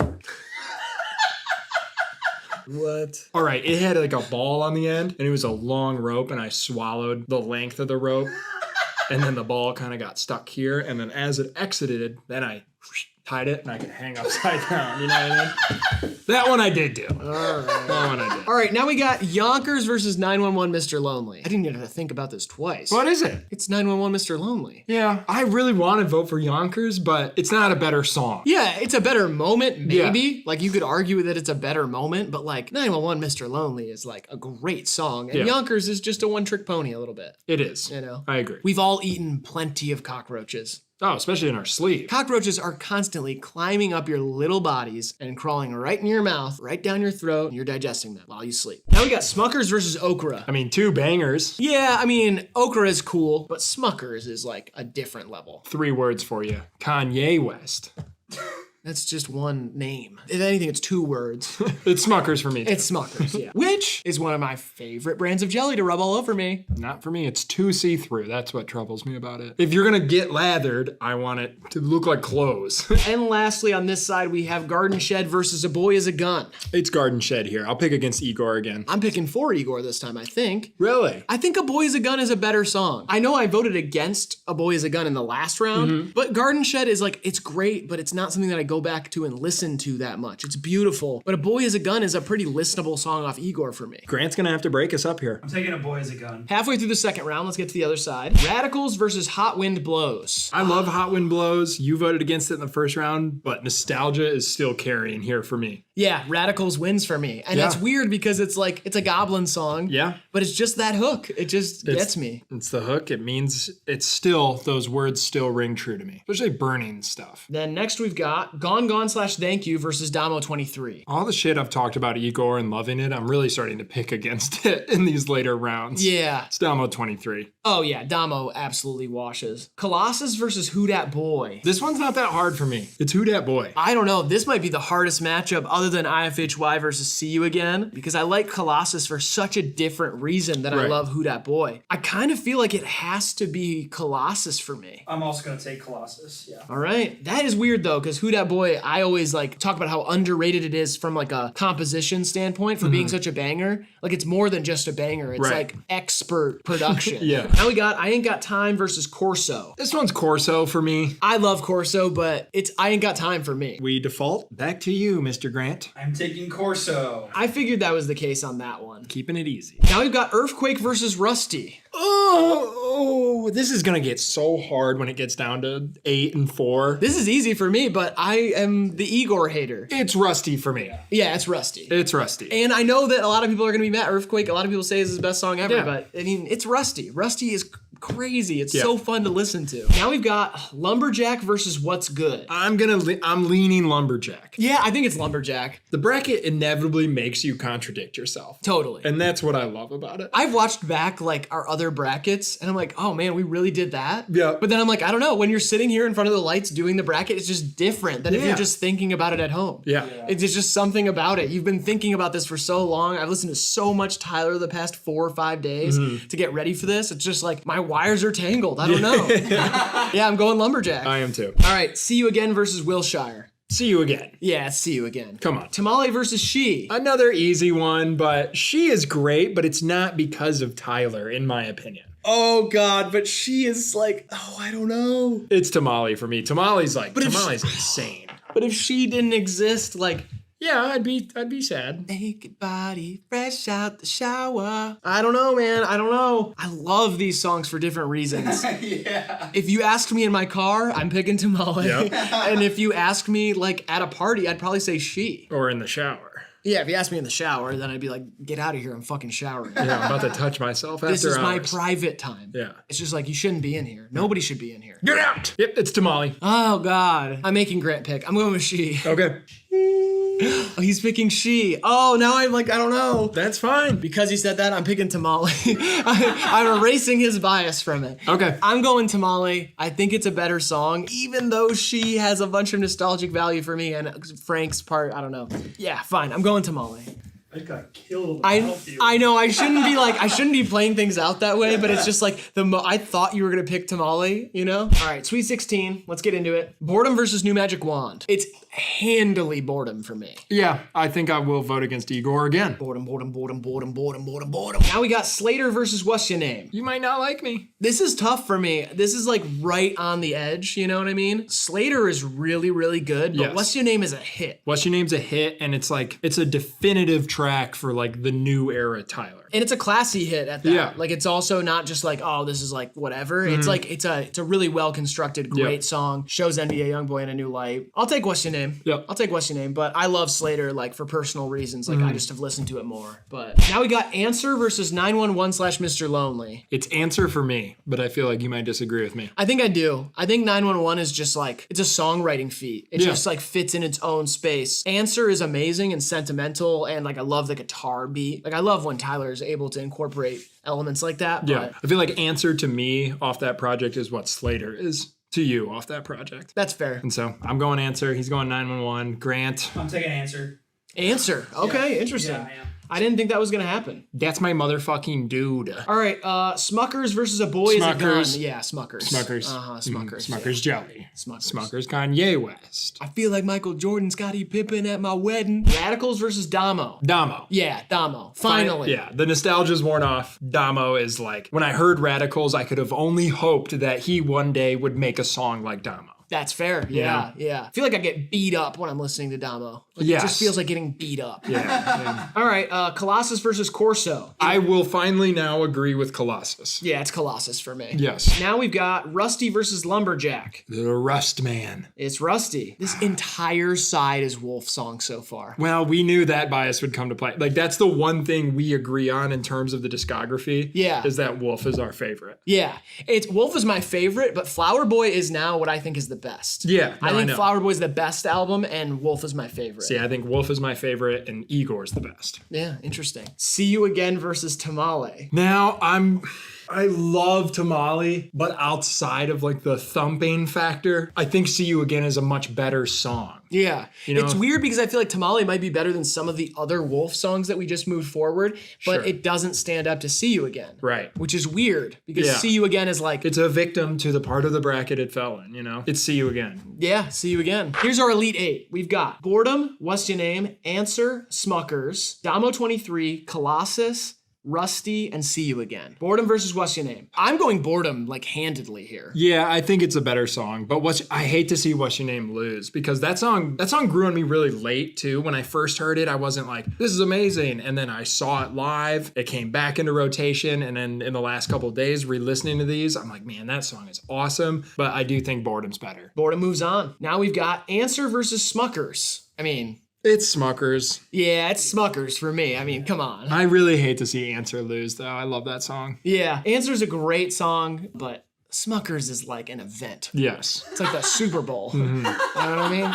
Now we've got Damo 23 versus Colossus. It's Damo 23. Yeah, it's Damo 23 for me as well. Colossus might even be a more important song, but Damo 23 just hits too hard. I just want to listen to it all the time. Yes. And now we've got Rusty versus See You Again. It's Rusty. Fuck, I don't know. It's Rusty for me, especially in this sense, like off of that record, it is kind of Rusty and Damo 23 are the ones I think of, and I want them to go against each other to really have the final say in it. I feel that, but See You Again is just like, it's perfect. It's a perfect song. The songwriting is just maybe the best thing he's ever done. I'm kind of on the fence here. I will be pretty convinced by whatever you choose, I think. I think I'm gonna go with See You Again. I just think it's like a better overall song. I will agree with you because I know Grant's going to pick See You Again. I was going to say See You Again. Okay. Yeah. All right. Final four is set. Boredom, Smuckers, Damo 23, and See You Again. It's a great final four. Despite there being a lot of tough matchups in this bracket, these four make a lot of sense. I think so too. There's definitely a few fallen soldiers in the bracket that I think could have gotten here. As you'll get in competition. Let's settle it. We got Boredom versus Smuckers. It's Smuckers, easy. Yeah, Smuckers for me as well. It just makes sense that Smuckers goes to the finals. It's a cheat code. Shouldn't be able to listen to that song that much. I shouldn't be able to. The government should mandate how many times you can listen to Smuckers. And also Father Stretch My Hands Part 1 by Kanye West. And Don't Start Now by Dua Lipa. Damo 23 versus See You Again. Again, I'm thinking of the next matchup because if we put Damo 23 up against Smuckers, they're similar styles of songs, and I feel like Smuckers beats it. And I want to put Smuckers up against a different kind of Tyler song, which is the best example of that is See You Again. Yeah, I don't know if we should think bracket style. I know. That's the thing is like... With just this matchup is all I'm thinking. And if it is in that sense, I have to pick Damo 23. See, I think if I'm thinking from kind of an objective standpoint and trying to be like really thorough in the way I'm thinking about Tyler the Creator songs, I'm picking See You Again. Mm-hmm. But if I'm thinking about my personality, if somebody like was talking to me at a party about my favorite Tyler songs and was like, See You Again is better than Damo 23, I'd be like, I'd rather listen to Damo 23, I think. Yeah. Like my personality, I want to listen to Damo more. But if you're asking me to argue why Damo 23 is a better song than See You Again, especially with like, there's problematic bars all over Damo 23 and all over Wolf in general. And See You Again is just like a song I could show my mom. Yeah. And she'd probably be like, that's a nice song. Yeah. But it's also like very fun to listen to. It's not like I'm saying it's just like some cheap, listenable shit for everybody. It's an amazing song. My heart's at Damo 23. I'm sticking with my personal opinion on it. All right, I'm gonna go Damo too. Damo 23 versus Smuckers is our final matchup. Drop your favorite Tyler song down in the comments once again. Flood the chat with your favorites. Also, this is the matchup. I'm gonna put a poll up in the chat right now for just the premiere. Damo 23 or Smuckers. Let's see what the breakdown is of which is a better song. I have my pick ready. Do you have your pick ready? I do. You first. Smuckers. It's Smuckers for me too. I didn't think Smuckers would go all the way in this bracket. I didn't really think that was gonna happen. Yeah. Because it does feel like such a cheat code and it hinges on Kanye and Lil Wayne being there. But they're there and the song is real and it is a Tyler song. a Cherry Bomb song wins the Tyler the Creator bracket for us. Yeah. That's crazy. Yeah. Our biases came and went. Didn't matter. They didn't, but we both love Smuckers so much. Yeah. When it came out, we listened to it a bunch, and we still listen to that song all the time. Yeah, it wins. It wins. It wins. And you can rain your shit down in the comments and sound off and make your own bracket if you think you can do it better. But this was by far the most arduous. Yeah, This totally. one was really tough. Yeah. Because Tyler's gone through all these phases. He has such different vibes and can go all these different places, incorporates features in different ways. He's got the craziest list of features. Like, sure, Kendrick has great features. Sure, Kanye obviously has amazing features, but the world that Tyler pulls his features into is so unique and so crazy that it made for an insanely tough bracket. I'm happy with it. I think a lot of people will say that Smuckers is the best Tyler song. Yeah. It's just that there's other songs that probably left earlier than people thought they would. That's But right. Either way, let us know your gripes in the comments. Let us know what we got wrong, which songs we left off, which song is your favorite Tyler song once again. And also, let us know what bracket we should do next. We've done a Kanye bracket, we've done a Kendrick bracket, we did a SoundCloud rap hits bracket, and now we've done a Tyler bracket. That's 4 of them. We need to know what to do next for these brackets. They're very fun to do. You guys seem to love them. We're gonna keep them coming. Other than that, make sure you like the video, subscribe, all that stuff we said at the beginning. And Graydon, would you like to leave these wonderful people some advice to leave or live their lives by? Don't get down if you got little lice in your head. They got protein in them. It's a free snack. All right, this has been HIVEMIND TV. We love you, we appreciate you, and we'll see you in the next one. Do you want some, by the way? I have a lot. Yeah, sure. I'm hungry.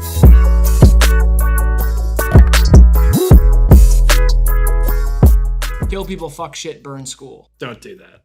Why not? It's illegal. What is? Fucking shit. Tell that to Lou Reed. He's dead.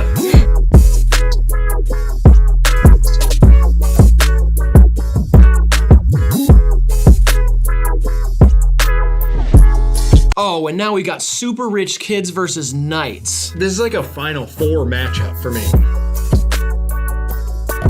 What's up? You're watching HIVEMIND, the most ornate show on the internet. My name is Riley, as always, with my rich co-host, Graydon. That's right. Filthy rich. Today we're deciding once and for all what the best Frank Ocean song is. This is our Frank Ocean Bracket. 32 Frank Ocean songs, only one can win. Bracket style, you know how it goes. Let us know your favorite Frank Ocean song in the comments right now. Before we get into it, make sure you like the video, subscribe if you want to see more. HIVEMINDTV.com for our merch. Also head over to Cope's website. It's linked in the description. We've got a bunch of merch available over there. Some of it's on the screen right now. Pick something up. We also got our Patreon linked in the description. It's only $5 a month. Best way you can support us. You get extra content. You get to help Grant put together the games. And we got a Cameo link if you want a special message from us. But let's get right into these songs. Can I stop waving now? Yes. Okay. So Frank's got a slightly smaller discography than the other artists we did brackets for, so we just went with 32 songs this time. First round, we hear a clip of the songs, then we just play it out from there. Let us know your favorite Frank Ocean song and which song you think will win down in the comments section. First matchup, we've got Lost versus Self-Control. This is not easy for old me. Now you're lost,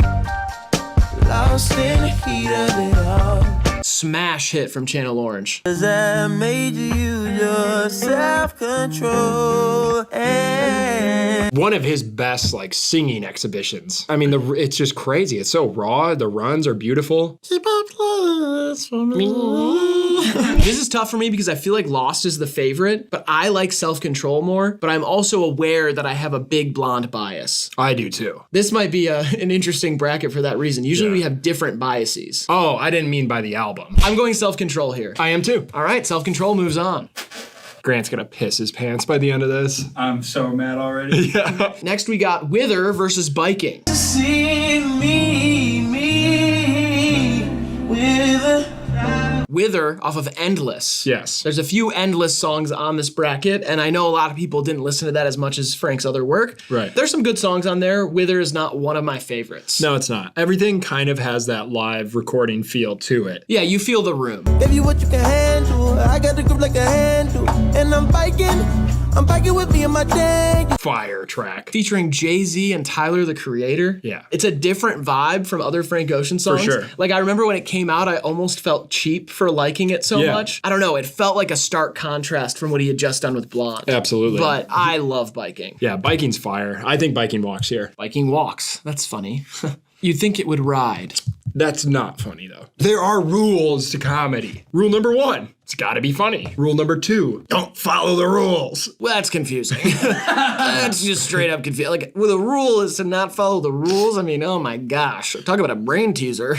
Rule number 3, don't talk about Fight Club. That's definitely rule number 1, first of all. And it's not. In comedy, it's rule number 3 because Fight Club is like a serious movie and it's not funny. And so, like, rule number 3 of comedy is don't talk about Fight Club because there's really no jokes to be had. Next, we got Crack Rock versus Pink and White. 2 really good songs here. And 3 really good drugs. Pink and White. Crack, Molly, cocaine. Yeah. Crack rock. Crack rock, crack rock. Cricket cap deck. We found out in our samples game that is a Jimi Hendrix sample. The drums in that song are an old Jimi Hendrix song. Yeah, and this song has a different feel than other songs on Channel Orange. Like, I love how this song is built. It's got the little organ growl, like, deep in the mix. I don't know. I always come back to this song. If the sky is pink and white, if the ground is black and yellow, it's the same way. Amazing Wiz Khalifa reference. If the ground is black and yellow. Holy, it is a Wiz Khalifa reference. I never noticed that. I actually can't decide between these two. For me, it's Crack Rock by a very, very narrow margin. I think Crack Rock's just like it's a more ambitious song in terms of just the writing. I think this is the first time I'm gonna disagree with you. I think I'm gonna go with Pink and White. I'm taking Crack Rock. 1 Crack Rock for Grant, please. Grant is our tiebreaker, by the way. If this is your first bracket you've seen, we've got Grant behind the camera. He is our tiebreaker when we disagree. The walk that I have is straight drop. Wait, what? All the walk that I have is straight drop. It's purple. None of that fake shit. Okay. You were asking me about the lean that I had earlier. I'm telling you now, it's straight drop. I did not ask that. Who the fuck did then? Next, we've got Pink Matter versus Novocaine. Okay. This is our first Nostalgia Ultra song. Yes, it is. God, giving me pleasure. Wait, this is the one with Andre 3K, right? But a knife, what a knife anyway. That's the part I was like, almost like, I know it's a Frank Ocean bracket, so you gotta pick a Frank Ocean part, but that's the part of the song that I always think of. But a knife, what a knife anyway. Novocaine, baby, baby. Baby, I want you. These are just such high quality songs going up against each other in the first round. Yeah. Like, way more than any other bracket we've done. Even Kendrick's. And I can't believe I'm gonna say this, but like, for me, Pink Matter easily here, but Novocaine's such a good song. I can't believe I'm just blowing it up like that. I'm gonna pick Novocaine here. I like Pink Matter a lot. I love Andre on that song. But Novocaine is just like, I will remember forever the first time I heard that song. Yeah. Where were you? What were you doing? Don't do this. Why? You said you'll remember forever. It's not for everybody to know. Some memories are personal. Oh, I didn't know you were so sensitive about it. Sorry. I'm not sensitive about it. I'm fucking fine. I mean, it seems like it's a touchy subject. No, I'm literally fucking fine, okay? Where were you? I was visiting my ex-girlfriend in prison. I forgot she did that. She didn't do it. Well, I forgot she went to prison. That part she did do. Whether she did the crime or not. Yeah, I guess she is guilty of going to prison. Yeah. All right, Grant, where do you fall? Novocaine. Let's go. I did not expect that. I'll tell you what, last week I went to a BDSM meetup in the basement of the White House. How's that for capital punishment? Next we got Thinking About You versus Slide on Me. Damn. See, another one that seems like a convenient matchup here. Thinking About You, Slide on Me. You know what I mean? Right. Do you not think so far ahead? It's strange that this is like the obvious Frank Ocean song. Like, it was on the radio all the time. When Channel Orange first came out, this was like the defining Frank Ocean song. But now it feels like a sleeper in this bracket. Yeah, kind of. Like, I feel like a lot of people would be very surprised if Thinking About You went super far in the bracket. Because like, as Frank Ocean fans, it's not like a favorite amongst them. Yeah, I don't know if it's gonna shock people though if it goes far, to be honest. I mean, I love this song. Yeah. Like, especially in re-listening for this bracket, I've like rekindled a love with this song. Yeah. Like, I feel like I heard it for the first time again almost, you know? When you slide on me, you slide on me, you slide off of me, out, yeah. A great tune too. My favorite off of Endless. Probably mine too. And it's Alex G on guitar there, which a lot of Frank Ocean songs have Alex G guitar, but still, I remember listening to Endless for the first time with my friends the night it came out, and nobody knew if this was the album, like if Endless was the actual album or if it was some other project or something. And I literally was listening to that with our friend Jacob, and I said to him, I was like, that kind of sounds like Alex G playing guitar. And the only reason I had any reason to suspect that is that Frank Ocean made a list on one of his blog posts posts with his favorite songs of all time. It was like 100 songs, I believe. And Miss by Alex G was on there. So I knew he was an Alex G fan. Yeah. And then I heard this and I was like, that kind of sounds like Alex G guitar. And then it was. Wow. And that was like a cool moment, just like as a huge Alex G fan. And he wasn't nearly as well known as he is now. And so that was like super based. It was like crazy that Frank Ocean had Alex G on a song. That being said, I'm going Think About You. Yeah, I think I have to as well. I love Slide on Me though, but I think I just would be lying to myself if I said it was a better song than Thinking About You. Yeah. All right, next we got White Ferrari versus Swim Good. This isn't getting any easier. Spending each day of the year, white Ferrari. Gas prices. It's so fucking high. Yeah. I can't go on my family vacation. Kick off my shoes and swim good, and swim good. And before Channel Orange, this was the defining Frank Ocean song. Yeah. Like, it would be like the Swim Good singer. Yeah. In any write-up about Frank Ocean, it was Swim Good was the song. Yeah. But it's White Ferrari for me. White Ferrari has legitimately brought me to tears before. Absolutely. Yeah. I don't think you're a person if it hasn't. With the Beatles interpolation too. I mean, come on. Spending each day of the year. Next we got Lenz versus Forrest Gump. Spirits watch me pants down, can't be embarrassed of it. I feel they smile. Massively underrated song. I couldn't agree more. Especially lyrically. Yeah. Oh my gosh, there's so much packed into this song if you really pay attention. Yeah. It is like very moving, weird perspective on that song. Yeah, I could not agree more. Lenz is very slept on. Cigarettes, Forrest Gump, you run my mind, boy. I feel like sonically, Forrest Gump kind of paved the way for what was to come on Blonde. You know what I'm saying? Yeah, I definitely see some similarities in like the sonic palette with Forrest Gump to what Blonde became. But when Forrest Gump was first out, I just remember it being like narratively interesting because Frank Ocean had just come out and this was the most explicitly about a boy song that there was, you know? I like attached to it for that reason, but then I also thought it was like the catchiest on the album. Like there were songs I liked more on Channel Orange, but it was the catchiest. That all being said, though, I don't know. Like, I think I'd be lying to myself if I said Forrest Gump was a better song than Lenz. You know what? I think this is going to be our first upsetting pick to people. I'm going to go with Lenz as well. Clap your Glocks at us down in the comments section. What's up? What's up, Grant? He's doing the thing where steam. Forrest Gump is unbelievably better than Lenz. Okay. I mean, you said your piece here. I guess in this country you're allowed to say it. Okay. Unfortunately, but. You haven't even seen the movie. Last one on this side, we've got Godspeed versus Higgs. Okay, an interesting matchup here. Yeah. Wishing you Godspeed, glory. There. Take him to church, Frank. That song does so much more than I remember it doing, too. Yeah. I like when I was re-listening for this bracket and I was like, oh man, I forgot about this whole like end part that's like crazy. What you give, my words can't hold. This one is not my favorite on Endless. It's close for me. The wailing delivery and like the balladry, not really like my style of song. I like it, but it's just like doesn't stand anywhere near Godspeed for me. For me, it's Higgs. Godspeed's very low on Blonde for me. Really? Yeah. Even like the beginning of Godspeed? I mean, it's great. There's not a miss on Blonde in my opinion, but I'd rather listen to Higgs. I will always love you. Oh shit, when you sing it like that. How I do. Wow, so this one's gonna go to Grant. Higgs versus Godspeed. And I'm taking Higgs. My favorite on Endless.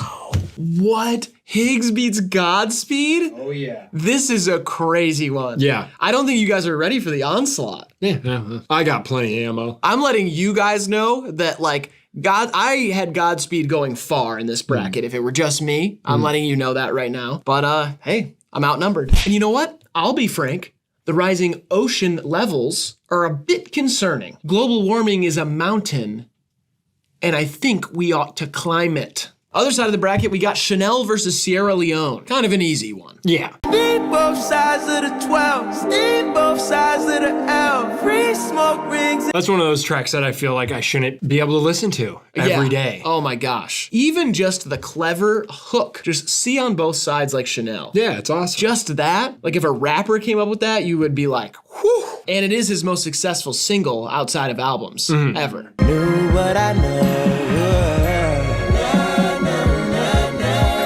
Beautiful song as well. Awesome strings, a lot going on. I like how the song's written, but it's not close. Yeah, Sierra Leone is impressive structurally too. I feel like it's like one of the interesting songs on Channel Orange, but like pretty low on my list of songs on that album. Yeah. Like even songs that didn't make this bracket from Channel Orange, I like more than Sierra Leone. Yeah, I like Monks better. I like Pilot Jones better. Yeah. Chanel wins this. Chanel wins. Now we got Nikes versus Strawberry Swing. These bitches want Nike. Looking for a check. Probably the quintessential song off Blonde. I'm daydreaming on a strawberry swing. Love this song, but it still has such like an early feeling to it. Well, it's just him singing over a Coldplay song. Yeah. I understand the appeal of this song as like separate from Frank. Yeah. But when I contextualize it with Frank, it comes off so like early cornball to me that That's I what I'm can't saying, really yeah. take it seriously, you know? And especially against Nikes, it doesn't stand a chance here. Next, we got Ivy versus Bad Religion. This is a tough matchup. It's not for me. I thought that I was dreaming when you said you loved me. Thought of nothing new, I could hate you now. Probably my favorite guitar performance on any Frank Ocean song ever. Yeah. The tone of that guitar. It's like warm cheese. It's like a warm brie. It's warm cheese to you? Yeah, it's like a warm brie. Oh, is that like fondue? No, brie's a soft cheese that you warm up. Oh, really? And it's stinky. So you compare the guitar tone of Ivy by Frank Ocean to a stinky warm cheese? It's lip smacking good. It's a bad religion. A beautiful story in Yep. that song. Very cinematic. Like I can see it as a movie scene, Yeah. you know? Like the late night therapy session in the taxi cab sort of scenario. It even sounds theatrical. But it's Ivy for me very easily. Yeah, me too. Which is, I know, I can see Grant grimacing behind the camera. I know there's a lot of people out there love Bad Religion. For me, Ivy is like right up my alley and was the first song on Blonde that I listened to and was like obsessed with. Like Yeah. it was the one where I was like, whoa, Frank did a song like this, you know? Yeah. Now we got In My Room versus Pyramids. This one's easy for me. This one was easy for me until I started listening to the songs for this bracket. Make me violent. That song is so good. I did not fall in love with it the way everybody else did when it first came out, because that was like one of his best received singles. Yeah, for sure. But now I've fallen in love with it in listening to this for the bracket. It sounds like a Monte Booker beat. Pyramids and pimping in my convo. Bubbles in my Let it be some jazz playing. This one's Pyramids for me pretty easily. I mean, I like In My Room. It just feels out of place for whatever. It's cool. It's a great song idea, but it just stands alone, like truly for me. And Pyramids is like, it's fucking Pyramids. It is Pyramids for me. I think Pyramids is better than In My Room, but it's way closer than I ever expected it to be. No, I agree. And listen, I've been to Cairo, and those things are fire. There's nothing mid about them. All right, next we got Solo versus Rushes. It's hell on earth and the city's on fire. In hell that. What a song. It feels like he's teaching me something about my childhood that I didn't even know. Yeah. You know what I mean? I feel like I'm learning shit about myself when I hear this song. It's remarkable. Keep pushing on, never let it stop. All happens to be, now it happens. Say Pushin' P in that? I don't think so.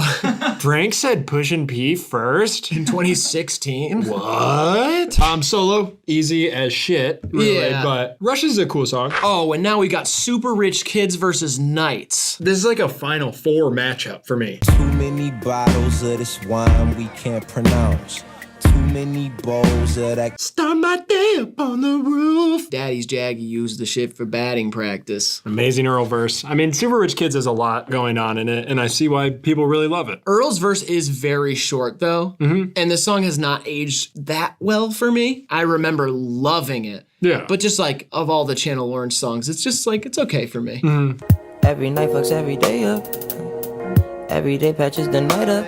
On God, you should match it. KO 1998, the Acura. I mean, shout out Acura. Yeah, that's true. That's true. We can take this time to just be like, damn, Acura's been making good cars for a long time. And I mean, invented sicko mode too. The sicko mode moment in Knights is amazing. I was gonna say, Knights deserves 2 clips because you have the first part and the second part. I was actually curious which one Grant was gonna pick. Knights is like incredible. such a good song. That one felt like cheap to like when Blonde first came out, because the things that defined Blonde were the stripped back songs that it was like, people were like, wait a minute, this isn't like Channel Orange. And then Nights was like the hitter right off the bat. Everybody was like, at least he's got Nights on there. Yeah. If you didn't like Blonde, you liked Nights. Yeah. It's a kind of a close call here for me, but I think it is Nights. It's Nights for me easily. Now we've got Provider versus Siegfried. I think this one will surprise people, my opinion on this. How they feel, keep your ears split for me. Gaze to my face if you spit for My favorite single that Frank has ever dropped. It's right up there for me too. Provider with what? A little love and compassion?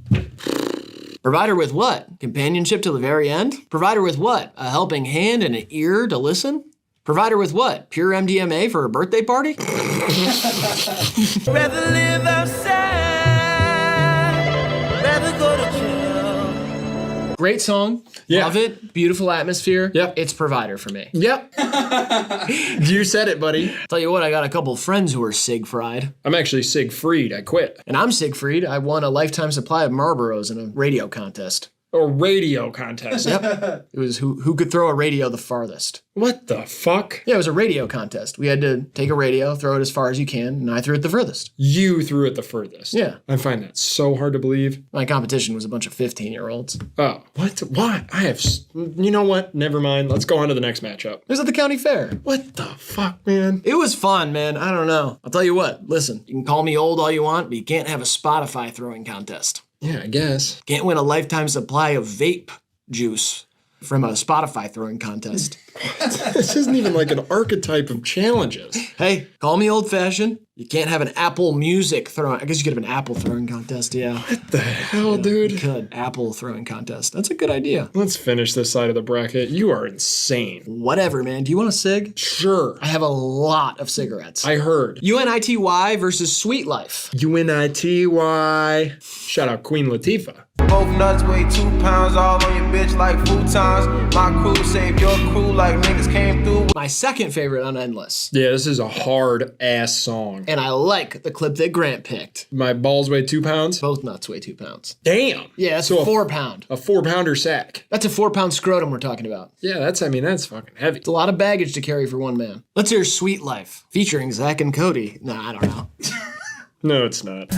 You've had a landscaper and a housekeeper since you were born. Probably my favorite off Channel Orange. I think mine too. Yeah. It's like that and Pyramids are fighting for the battle of Channel Orange. They're almost fucking. Easy. What? I'm just saying those songs are so good. And like, I can't decide between the two. So they're fucking? I'm sorry. I don't know what even you're sorry for. I'm just confused. I'm sorry I said it like that and it offended you. It didn't offend me. It's like they're fucking. They're not fighting for top position. They're fucking. All right.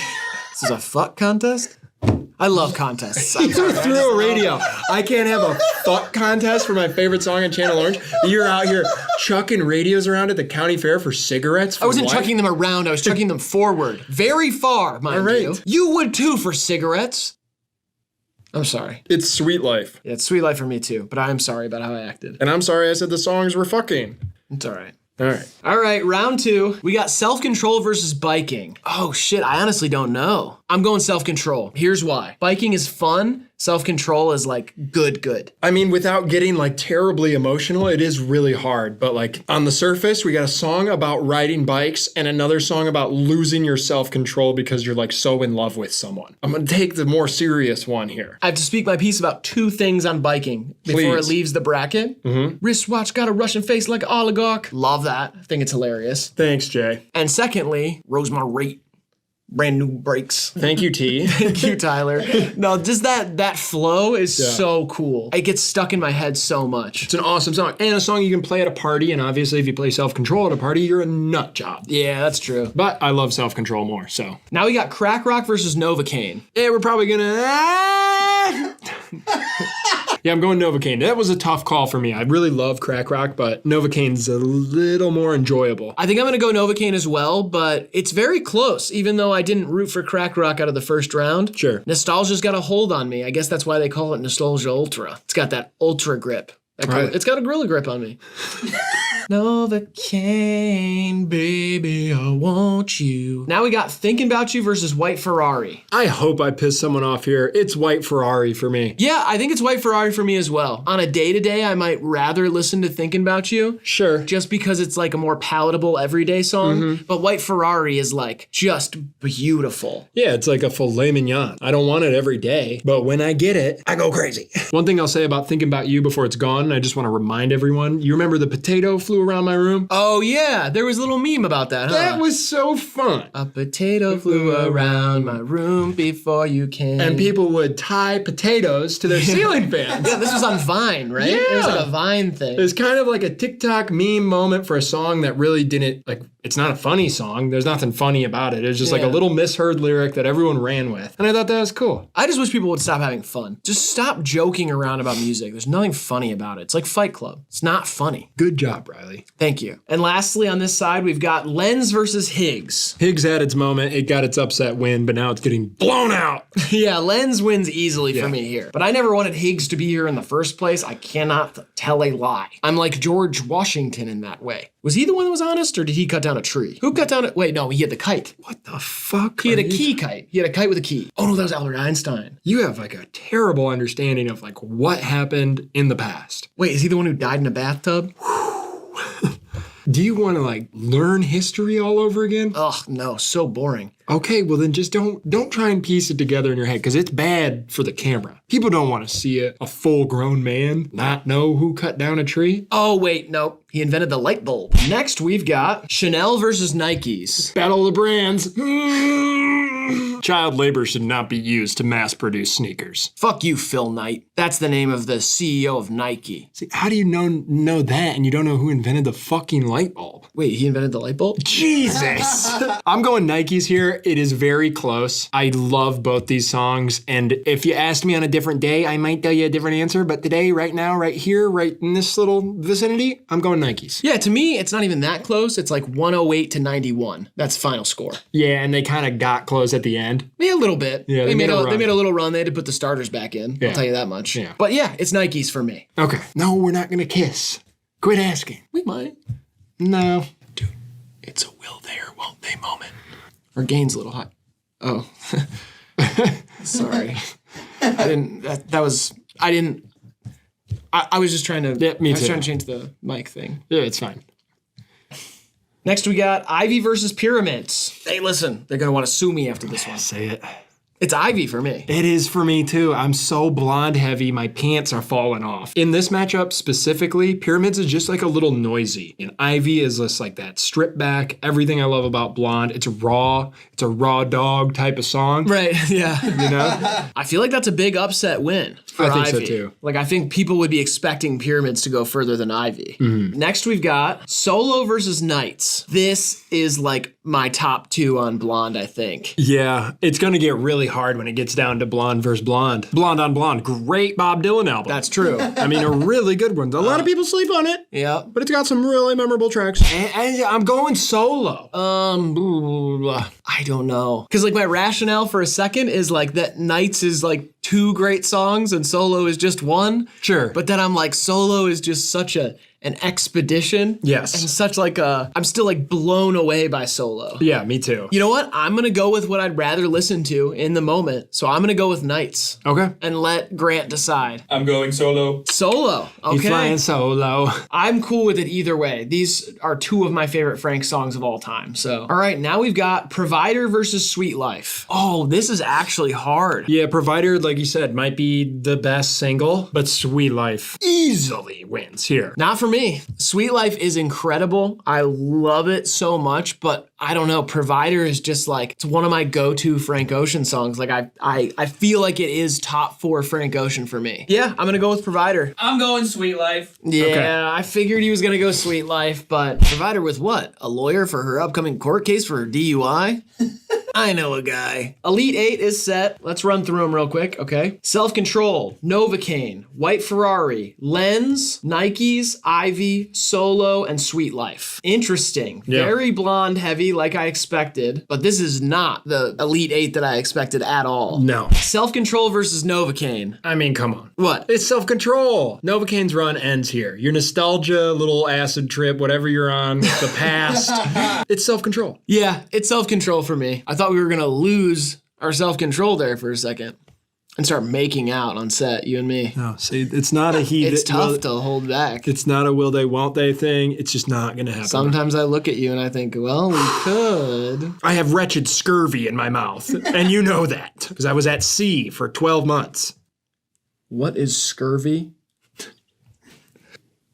Ugh. No! Okay, sorry. White Ferrari versus Lens. Blonde. Lens is great. We've said our bit about it. White Ferrari's so fucking good.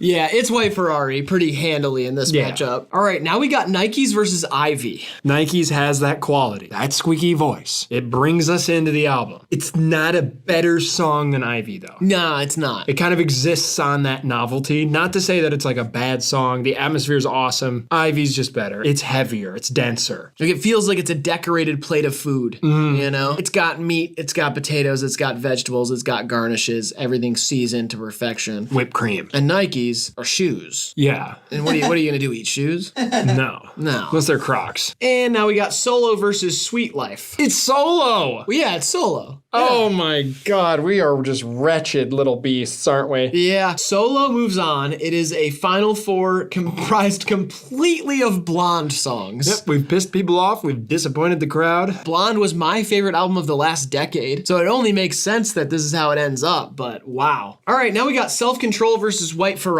White Ferrari for me. Yeah, White Ferrari for me. And yeah, it's mostly because Leonardo DiCaprio drove one in The Wolf of Wall Street, but it's still a great song. This feel like a Quaalude. That's in a different song, but there's Quaaludes in that movie, so. Yeah, it's White Ferrari for me. It's White Fifi. Let's see who it goes up against. We've got Ivy versus Solo. This is a tough matchup for me. It's very, very hard, but it is Solo. It's Solo for me as well. This is probably the most we've agreed in any bracket. Once it gets down to the nitty gritty here, I feel like we're going to agree. That doesn't happen in the other brackets because there's songs from so many different places. Once it gets to Blonde, I feel like we have a pretty similar opinion. I think so. Well, apparently so. Yeah. And now it's Solo versus White Ferrari. I know what I'm gonna pick. Yeah, I think we're gonna be on opposite sides here too. Well, we have to draw this out a little bit to let the chat let us know what wins just White Ferrari versus Solo. Right now, that's what you guys are voting on. We're about to crown a winner of our Frank Ocean bracket. This is me playing a dramatic cello. Bum bum. Bum bum. Brum, bum. Dun, dun, dun, dun, dun, dun, dun, dun, dun. Dun, dun, dun. Du, du, du, dun, dun, du, du, du, du, dun, dun, du, du, du, du, dun, dun.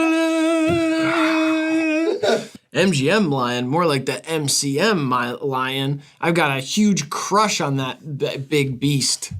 That's bestiality is pretty much. God, that lion is hot. Yeah, no. Nope. He doesn't mean it, guys. I'd be lying if I said I didn't want to fuck that creature. Nope. He's just playing around again. He's doing something. He's doing something he thinks is funny. His Man Crush Monday is not a lion. His big hot cat body. He's just playing around. I can't emphasize that enough. He's just messing around.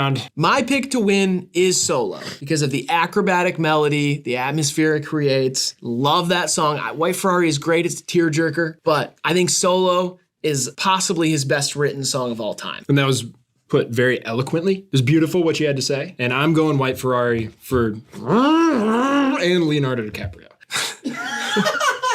DJ Grant, who wins our Frank Ocean bracket? I'm taking White Ferrari. Oh, Grant picks White Ferrari. All right. So there you have it. White Ferrari wins the HIVEMIND Frank Ocean bracket. Let us know your favorite Frank Ocean song down in the comments. Also, let us know what bracket we should do next. Other than that, make sure you like the video, subscribe, all the stuff I said at the beginning. And Graydon, would you like to leave these wonderful people with some advice to live their lives by? Freedom is not discovered in desire, but yet when desire is freed. All right, this has been HIVEMIND TV. We love you, appreciate you, and we'll see you in the next one.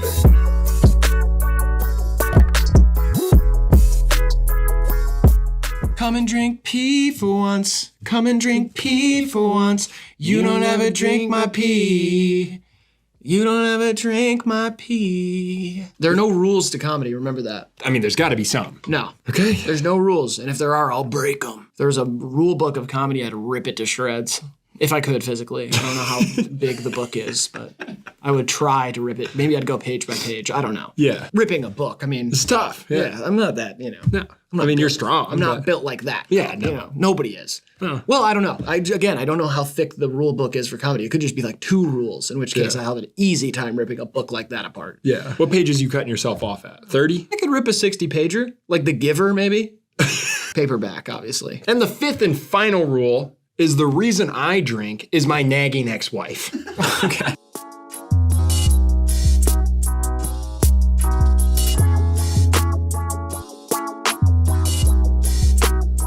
Snack time. Who's hungry? Welcome to HIVEMIND Unlimited.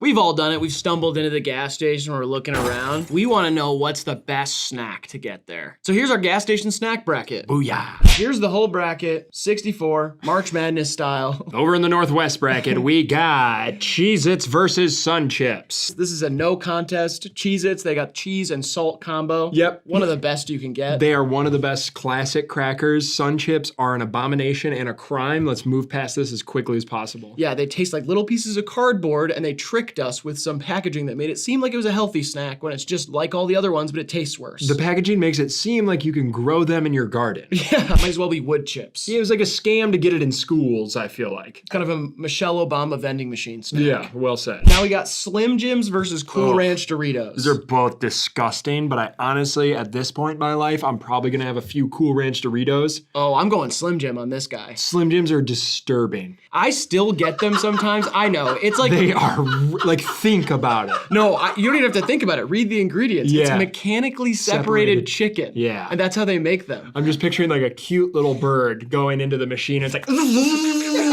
Yeah, I'm going Slim Jim though. I'd rather have a Slim Jim than Cool Ranch Doritos. My breath is gonna smell bad either way. Yeah. At least one has some protein. Well, I already know Grant's going Slim Jim, so move it on. No, I'm taking Cool Ranch. You're taking Cool Ranch? I've seen you get the 4-footer. I've seen you get the big Jim. For Riley. Yeah, he does get it from me. Oh, really? Yeah, I still get those I'm sometimes. a little Slim Jim guy. Oh, okay. Yeah. All You right. grew up on a Cool Ranch. I did. All right, Cool Ranch Doritos moves on. I figured that's how it would go. Now we got Funyuns versus Marlboro Reds. Easy. Walk the talk. Marlboro Reds all day long. These are both like the trashiest things you can get at a gas station. Like imagine walking up with both Funyuns and Marlboro Reds. It's like, all right. And a 2-liter of Red Pop. Yeah. Imagine you go up, you're like, all right, I'll have a pack of Marlboro Reds and a bag of Funyuns. You have to like ask from behind the counter. Let's see the ID, buddy. Yeah, Marlboro Reds walks here. And if you don't think they should be on here, they're not a snack, just shut up. Grow up, honestly. Smoke a couple. Pizza flavored Pringles versus Oreos. Ugh, forgetting how gross the gas station is. I got my health guy now. Yeah. I do, work out? I do work out. Okay, yeah. I do work out, and right, I get recipes from health.com. Yeah. And I take care of body. Do you want to do workout later with me? No. Okay. I want to do nothing with you later. Okay. I don't know about this one. I like that Oreos are vegan. Yeah. I don't know why that surprised me. Right. It's because it's cream filled. Right, you know? think it's like real milky cream, but it's Yeah. not. It's simulated machine cum. I'm gonna go Oreos on Yes, this. easy. Okay. Pringles are fucked.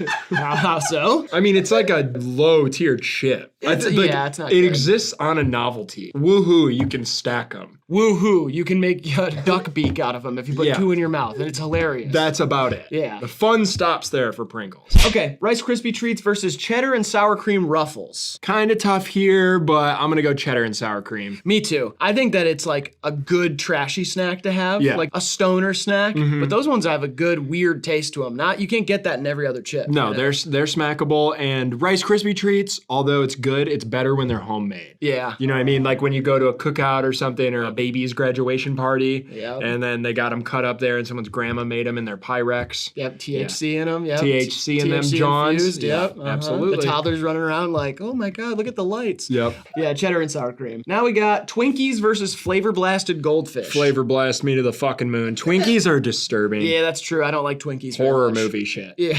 You know what we used to do with Twinkies? What? We'd buy them in tandem with snowballs, and we'd we'd put them on people, like we put little dicks on people's porches. You ever seen snowballs?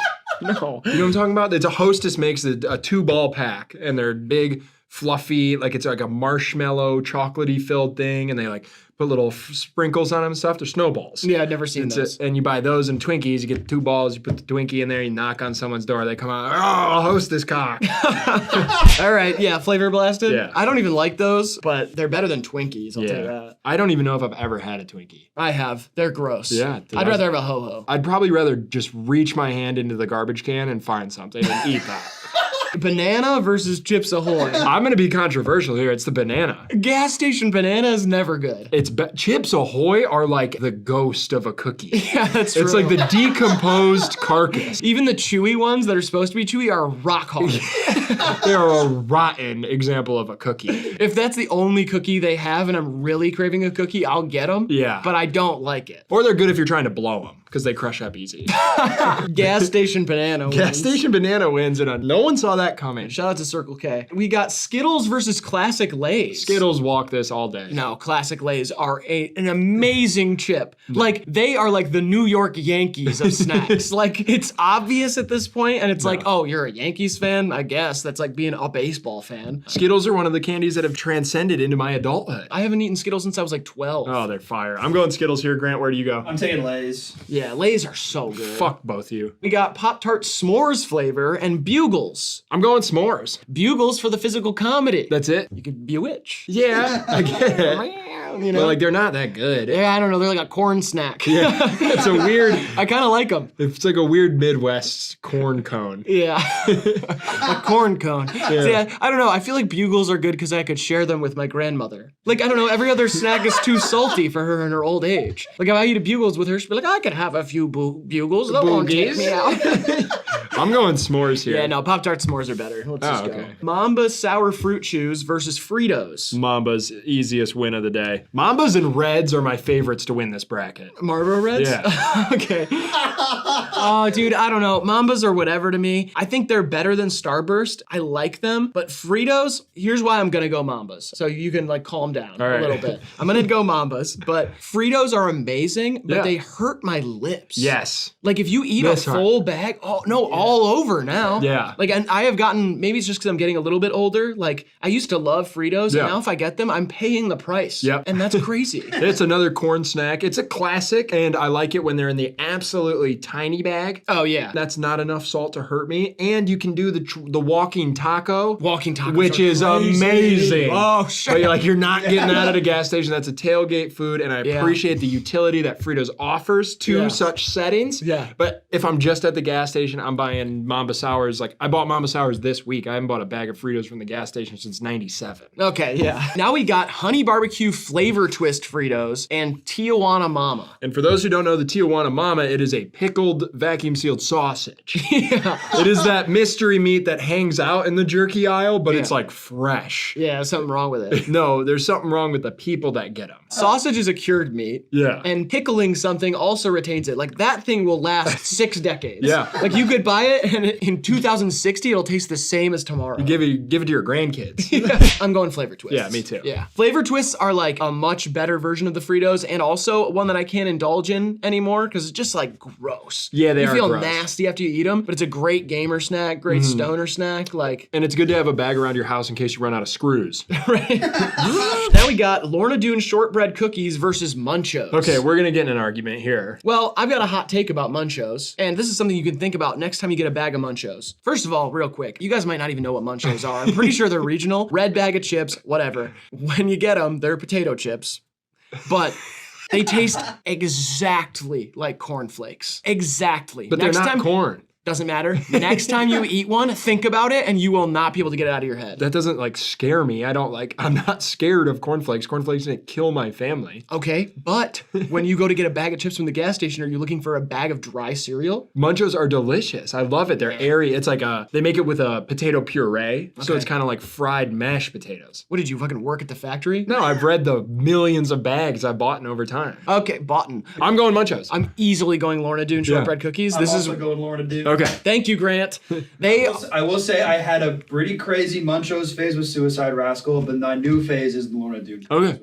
Okay. Yeah, Rascal, He loves our Munchos. friend Suicide Rascal loves Munchos, and I love Rascal, but Lorna Doone cookies have spent a lot of time with me. Yeah. They're one of the few sweets that I can really indulge in. you And it's know? a classy gas station option. It's like getting a Voss water, your Lorna Doones, and condoms. Yep, and you can dip it in your coffee, whatever you want to dip it in. It's like a delicious little cookie. And if you haven't had those might also be regional. I have no idea. I don't think so. Okay, well, I hope you guys have had them. They're really good. Now we got pork rinds versus nerd clusters. Not even fair. Yeah. I put pork rinds in here because I wanted them to have a chance. Yeah, no shot. Yeah, no shot. One of the worst snacks I've ever eaten. Pork rinds are the one though, like every gas station's got a different variety. That's true. Every gas station represents their local pork rind dealer. Yeah. There's not like a pork rind company that has reign supreme. It's not like, oh, there's Betsy's pork rinds. You get those everywhere. Yeah. There's always like that. It looks like someone made the bag at home. Yeah. The label's like a little off skew and it's got like a picture of a pig on it with like a pipe and a little hat and he's like hanging outside of a truck and it's like Willie and Tim's old dried up pork bits, hot Cajun style with bacon. And you're like, holy, I guess I'll try them. Sometimes they smack. Easily Nerds clusters, Yeah, though. Nerds Cluster is one of the best to ever make it out of the Willy Wonka verse. Yeah, and if you haven't had Nerds clusters, they taste like those weird candies in Jimmy Neutron look. Yeah. You know? Like that's what I imagine those weird candies Yep. they eat taste like. All right, Teddy Grahams or bagged pickles? Bagged pickles are a hilarious trope of gas stations. Yeah, I love that they have them everywhere. Yeah, I've even seen they've gone like I have a fancy market I go to sometime and Yeah. they have a sliced bag of pickles. They're like little slices, so you can just kind of, it's more appropriate to eat slices instead of that big honking, girthy, veiny son of a bitch that's usually in the bag. Why is it so okay to eat an apple like this, but then when people start eating a pickle like that, it's like, come on. Because it stinks. Have some class. It stinks. If Yeah, I an don't apple know. stunk up the joint, like if an apple smelled like shit vinegar and garlic, I don't know. I love pickles, dude. But I want Teddy Grahams to win here because every time you eat them, you forget how good they are. Yeah, Teddy Grahams win here, but bag pickles for like the pickle junkie. Because if you like pickles and you have a jar in your fridge at home and you're down bad on snacks, fine. Yeah. Eat a spear. If you gotta buy a bag pickle while you're out, it's like a tall boy. The only guy who's buying a tall boy is the guy who needs a drink on his way to the bar. Yeah, he's got a pickle problem. Yeah, you have a serious sodium issue if Yeah. you're buying the bag pickle. Now we got dill pickle Lays versus sweet tart sours. Two of my favorites going up against each other here. Yeah. I'll buy these two in tandem and just wreck my tongue for a whole week. I hate both of these. Like, I don't care what happens. Sweet Tart Sours, formerly known as Shockers. Shockers were amazing. They transitioned to Sweet Tart Sour. I had a little problem with it for a while, but I've moved past that and I appreciate them for the sour tart, chewy little sons of bitches they are. Yeah, dill pickle Lays are my least favorite Lays flavor, and it's not close. That and salt and vinegar, I don't need either of them. Oh, see, I love both them. It's too much salt for me. Yeah, Sweet Tart Sours win. All right, now we got Sour Patch Kids watermelons versus chili cheese Fritos. Watermelons. Yeah. Come on, chili cheese is gross. Yeah, chili cheese Fritos are gross. I liked them a lot as a kid. Yeah. They came in the Soccer Mom variety bag of chips. You Right. get like a little bag of them, and I'd always go for those first. Yeah, the most flavor in that pack. But I mean, they have all sorts of problems. Like more than just making your breath stink.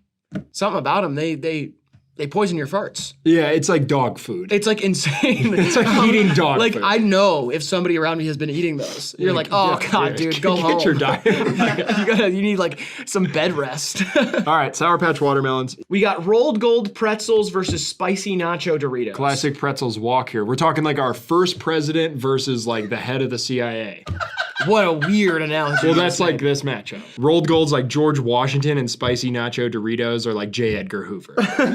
Spicy nacho Doritos, I can't have them anymore because I'm lactose intolerant, but I used to be obsessed with these things. Doritos are fucking gross to me. Okay, spicy nacho Doritos for me. I'm taking rolled gold. Yeah. Staple. All right, Cheetos Puffs versus Pop-Tarts Cinnamon. Pop-Tarts Cinnamon. Yeah, Pop-Tarts, it's brown sugar cinnamon, but Yeah. on here it says Pop-Tarts Cinnamon. Cheetos Puffs, like, fuck you. It's like eating a cotton ball. You think you've chewed it and it just sticks to your teeth. Yeah, it's But you powder. don't even swallow it. It just, then you're got like Cheeto dentures on. It's basically like cotton candy, but cheese. Original Pringles versus barbecue Lays. This is the battle of shit losers. This is like when your two shitty neighbors that you both hate start fighting and you just kind of sit there and you're like, I hope they both die. But don't do it in my yard. Yeah, now, hey! Stay away from the hostas. I'm gonna go barbecue Lays on this one. Me too. I think it's just a better snack. It also makes your breath terrible, but like, those are pretty good. They're all right. If somebody has them at like a cookout or something, Yeah, like they get next to smashed. like a hot dog or something, Sure. I'm like, okay, I'll throw a few of those on my plate. Because if those crumbs get in my beans or on my burger, that's fine. Yeah. But if a Pringle gets on it, it kind of ruins the integrity of the whole meal. Yeah. Jack Link's pepper jerky versus Doritos. Pepper jerky. Yeah, I'm gonna go pepper jerky on this one, but it is close for me because the original Dorito is a classic. What is the original Dorito? It's nacho cheese. Doritos are kind of like the LA Lakers of the snack world. You know what I mean? It's like, of course we root for them, and like, that's fine. Yeah. And they're the biggest team. It's like, you might as well just say you're a basketball fan. You know? Right. Jack Link's revolutionized the jerky world, though. Yeah. Jerky was always good. We had jerky outlets. You had homemade jerky. And then Jack Link's came along and kind of gave jerky to the everyday man, especially the city man. Quick problem with Jack Link's jerky. Not enough in there. There's like 8 pieces in there. Hey, but it's real protein. Yeah, that's true. Now we got Takis Fuego versus Golden Oreos. A tough matchup here. This one's easy for me. The reason I'm gonna go Golden Oreos is because Takis Fuego is like drinking a cup of radioactive poison. Yeah. It's fun while you're doing it and you think you have superpowers and then your teeth fall out. This is the only snack on this list that I can legitimately only eat like 3. Oh, it's so dangerous. Like I literally will eat one and it's not because they're spicy. It's because they literally make my mouth hurt. Yeah, like you feel it in your gums. You're like, wait, what's going on? Like, did I just do Molly? Is there tinfoil in this? Like, Golden Oreos are incredible, way better than regular Oreos in my opinion. Takis kind of win the aesthetic battle, the culture battle here. Golden Oreos are a little offensive. Right. They're kind of the gentrified Oreo. Absolutely. But they are good. All right, Cape Cod kettle cooked chips versus Pop-Tart strawberry. This is the first Pop-Tart that's gonna lose because the Pop-Tart strawberry is offensive. It's fine. It's bad. I think it gets a bad rap. It's not that bad. If you eat one, you'll be like, oh, it's pretty good. I used to have my mom scrape out the filling of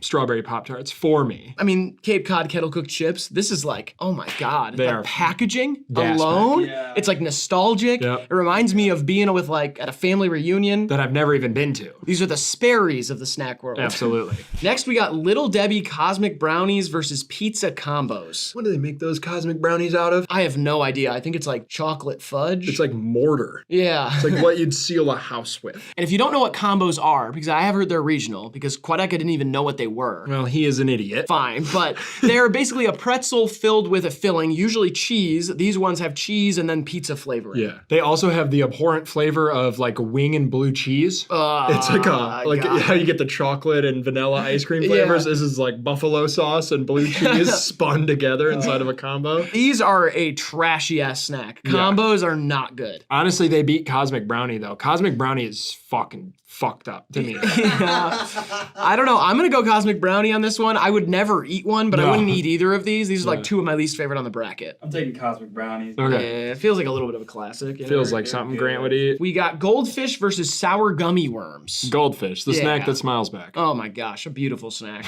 Sour Gummy Worms or whatever. Chex Mix versus Sour Skittles. This is so easy for me. It's Sour Skittles for me. It's easily Chex Mix for me. Chex Mix is one of my top 5 in a gas station when I go in there. I'm gonna get a little bag of blue Chex Mix, maybe even the black bag, the bold flavor. What do you think, Grant? I'm taking Sour Skittles. There we go. I'm not contesting, it's gonna move on, but I just wanna say those are fucking gross. Oh no, they're fire. I feel like they were one of the first candies to go sour. Like they already had a successful version and then they were like, fuck it, coat them in this shit. Yeah. And then they were just like these bumpy little brutal Skittles. And I went crazy for those as a kid. I think I could do a challenge, no joke, where it would be 3 Sour Skittles or 3 Takis and see which one hurts more.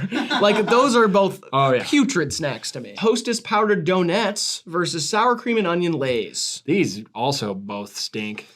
Yeah, Hostess powdered donuts. I feel like if I really, just go get a donut. Just like sometimes they have donuts in the gas station. Yeah. Ugh, I don't even know. Sour cream and onion Lays, this is the worst bad breath you could get of anything on this list, probably. Funyuns and chili cheese Fritos, actually. But this is a bad smell to your breath afterwards. Sadly, I'm eating the chips before I eat the donuts. Yeah, me too. Yeah, I'll go sour cream and onion. Sour cream and onion Lays are gonna go up against sour Skittles. Interesting. Spicy sweet chili Doritos versus trail mix. Anything beats trail mix, so spicy sweet chili wins. Just want to let you guys know this is my 1 seed. This is my number 1. I get them all the time. They are incredible. The purple bag of Doritos, oh my God, and they are vegan. Just for my lactose intolerant friends out there, you can eat these and it will change your life. You better hope Grant likes them because I'm not picking them in the next round. Oh, you might. We got honey bun versus sunflower seeds. Swanton, stand up. I feel like every middle schooler in Swanton lived off this meal right here. Bag of seeds and a honey bun. Start the day, end the day with them. Honey bun is a heart attack and it looks like like it's made out of plastic. Yeah. And sunflower seeds are an amazing little snack. Seeds have gotten me through many a road trip. They've gotten me through many a baseball game, too. It's so much work for such a little product, too. Yeah, it's true. Sunflower seeds go here. Honey buns are solid, though. In terms of like sealed up bakery items, they're the best. Next, we got Smart Food white cheddar popcorn versus taquitos. Little roller dog. Taquitos, I almost thought didn't count as a gas station snack because like it's not in the snack aisle, it's on its own contraption and not every gas station has them. That's true. But they are quintessential gas station core. I think they belong in this list, and I hate that popcorn. Something about this bag's like musty. Yeah, I don't know what it is. I don't like it. The cheddar flavor they have going on in there is gross. But taquitos, is it counting the hot dogs or is it just like the tortilla rolled up thing with like the beef and cheese inside of it? That's the one. Yeah. Okay, cool. Just moving forward. Yeah, got it. Taquitos wins. Yeah. Oh man. Yeah, you like that nasty ass popcorn. My family was raised on that shit. Ugh. Yeah, it is kind of like a suburban household thing too. Every road trip, we had a big family-sized bag of that, and we just like bump our fists in there. Oh my god. It's gross. Munchies versus Grandma's cookies. Oh, this is a shit matchup too. I like Grandma's cookies, man. Munchies suck, so I'm gonna go Grandma's cookie because it is like an acceptable cookie. Yeah. But they're not good. The oatmeal raisin ones are good. You're gonna love being old in the hospital because they're gonna give you all the shit you like. Painkillers and Grandma's oatmeal raisin cookies. Yeah, Grandma's cookies here. Munchies is like the cheddar mix of all the different snacks, basically. Yeah, it's like Lay's or Rolled Gold party collab. It's got like a Dorito in there, a Sun Chip in there, a pretzel in there, and like whatever. It's the posse track of snack bags. Yeah, Grandma's cookies walks. Now we got Gardetto's versus oatmeal cream pie. See that? I'm smoking on cream pie pack. Oh yeah, Gardetto's goes on. Gardetto's is the reason I didn't vote for Chex Mix because it's just the more sophisticated adult cousin of Chex Mix. Yeah, you want to know something sad about this? Love Gardetto's. They give me an allergic reaction and nothing on that ingredient list I'm allergic to. Is it because they're Italian? I don't care for Italians. I'm not allergic to them. Oatmeal cream pie, though, don't sleep on them. They are gross. They're one of the better nasty snacks on this list. They're best when you buy them in like the 24 pack and they're little. The problem with the gas station version is because they go like Big Mac mode on you. Yeah. They give you that third oatmeal and it's in between and you got to eat it and it's so... Yeah, it's doubled up. It's so creamy in the middle. You got to scrape a little off and save it for later. Yeah.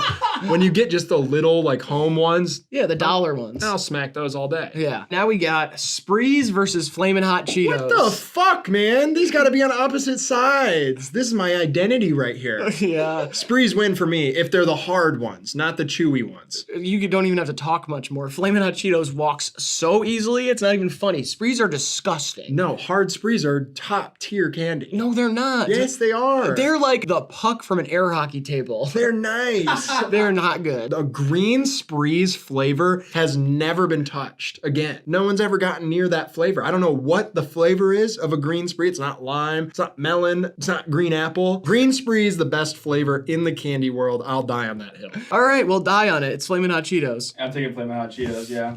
Easy call. I hope I get in a car wreck on the way home. Second round, we've got Cheez-Its versus Cool Ranch. Cheez-Its. Yeah, it's easy Cheez-Its. Cheez-Its dunks on Cool Ranch. Cheez-Its, I'm telling you, they got the perfect blend of salt and cheese, you know? Salt and cheese flavor, they just really have mastered it. Marlboro Reds versus Oreos. Smoke them while you got them. Marlboro Reds walks. Oreos are gross, honestly. I'm surprised they made it out of the first round. All right, I'll take Reds. Cheddar and sour cream Ruffles versus Flavor Blasted Goldfish. If it's pizza flavored, I'm going Flavor Blasted. I'm going cheddar and sour cream on this bad boy. I'm going Flavor Blasted Goldfish. Oh, no. I'll just speak my piece while I move that on. Those are nasty. The flavor is just like, it's too much. Just leave it at the regular Goldfish. Was it you telling me about the person you just encountered that had a pig that only eats them? Oh, it was me. Oh, it was you? That was Grant. Grant told me too, yeah. Care to share that story? I was at a party with some friends over the weekend, and their parents owned a house with a pig that acts as a dog. It has a cage in the house, and it only eats Flavor Blasted Goldfish. And you said they had a drum of Flavor Blasted G-Fish outside. It was a huge barrel. And the pig's name? Orville. Orville. Orville the pig. And you said his belly was on the ground. It was dragging on the ground. That makes sense. Not a good diet. No, it's not. Banana versus Classic Lays. I can't believe I'm doing it. I'm taking banana again. Classic Lays. Yeah, it's Classic Lays. Okay. Yeah, absolutely. I don't want a Classic Lay. Ever. So good. Ew. It's like chicken noodle broth. Sure, that's amazing. I love chicken noodle broth. Pop-Tarts s'mores flavor versus Mamba Sours.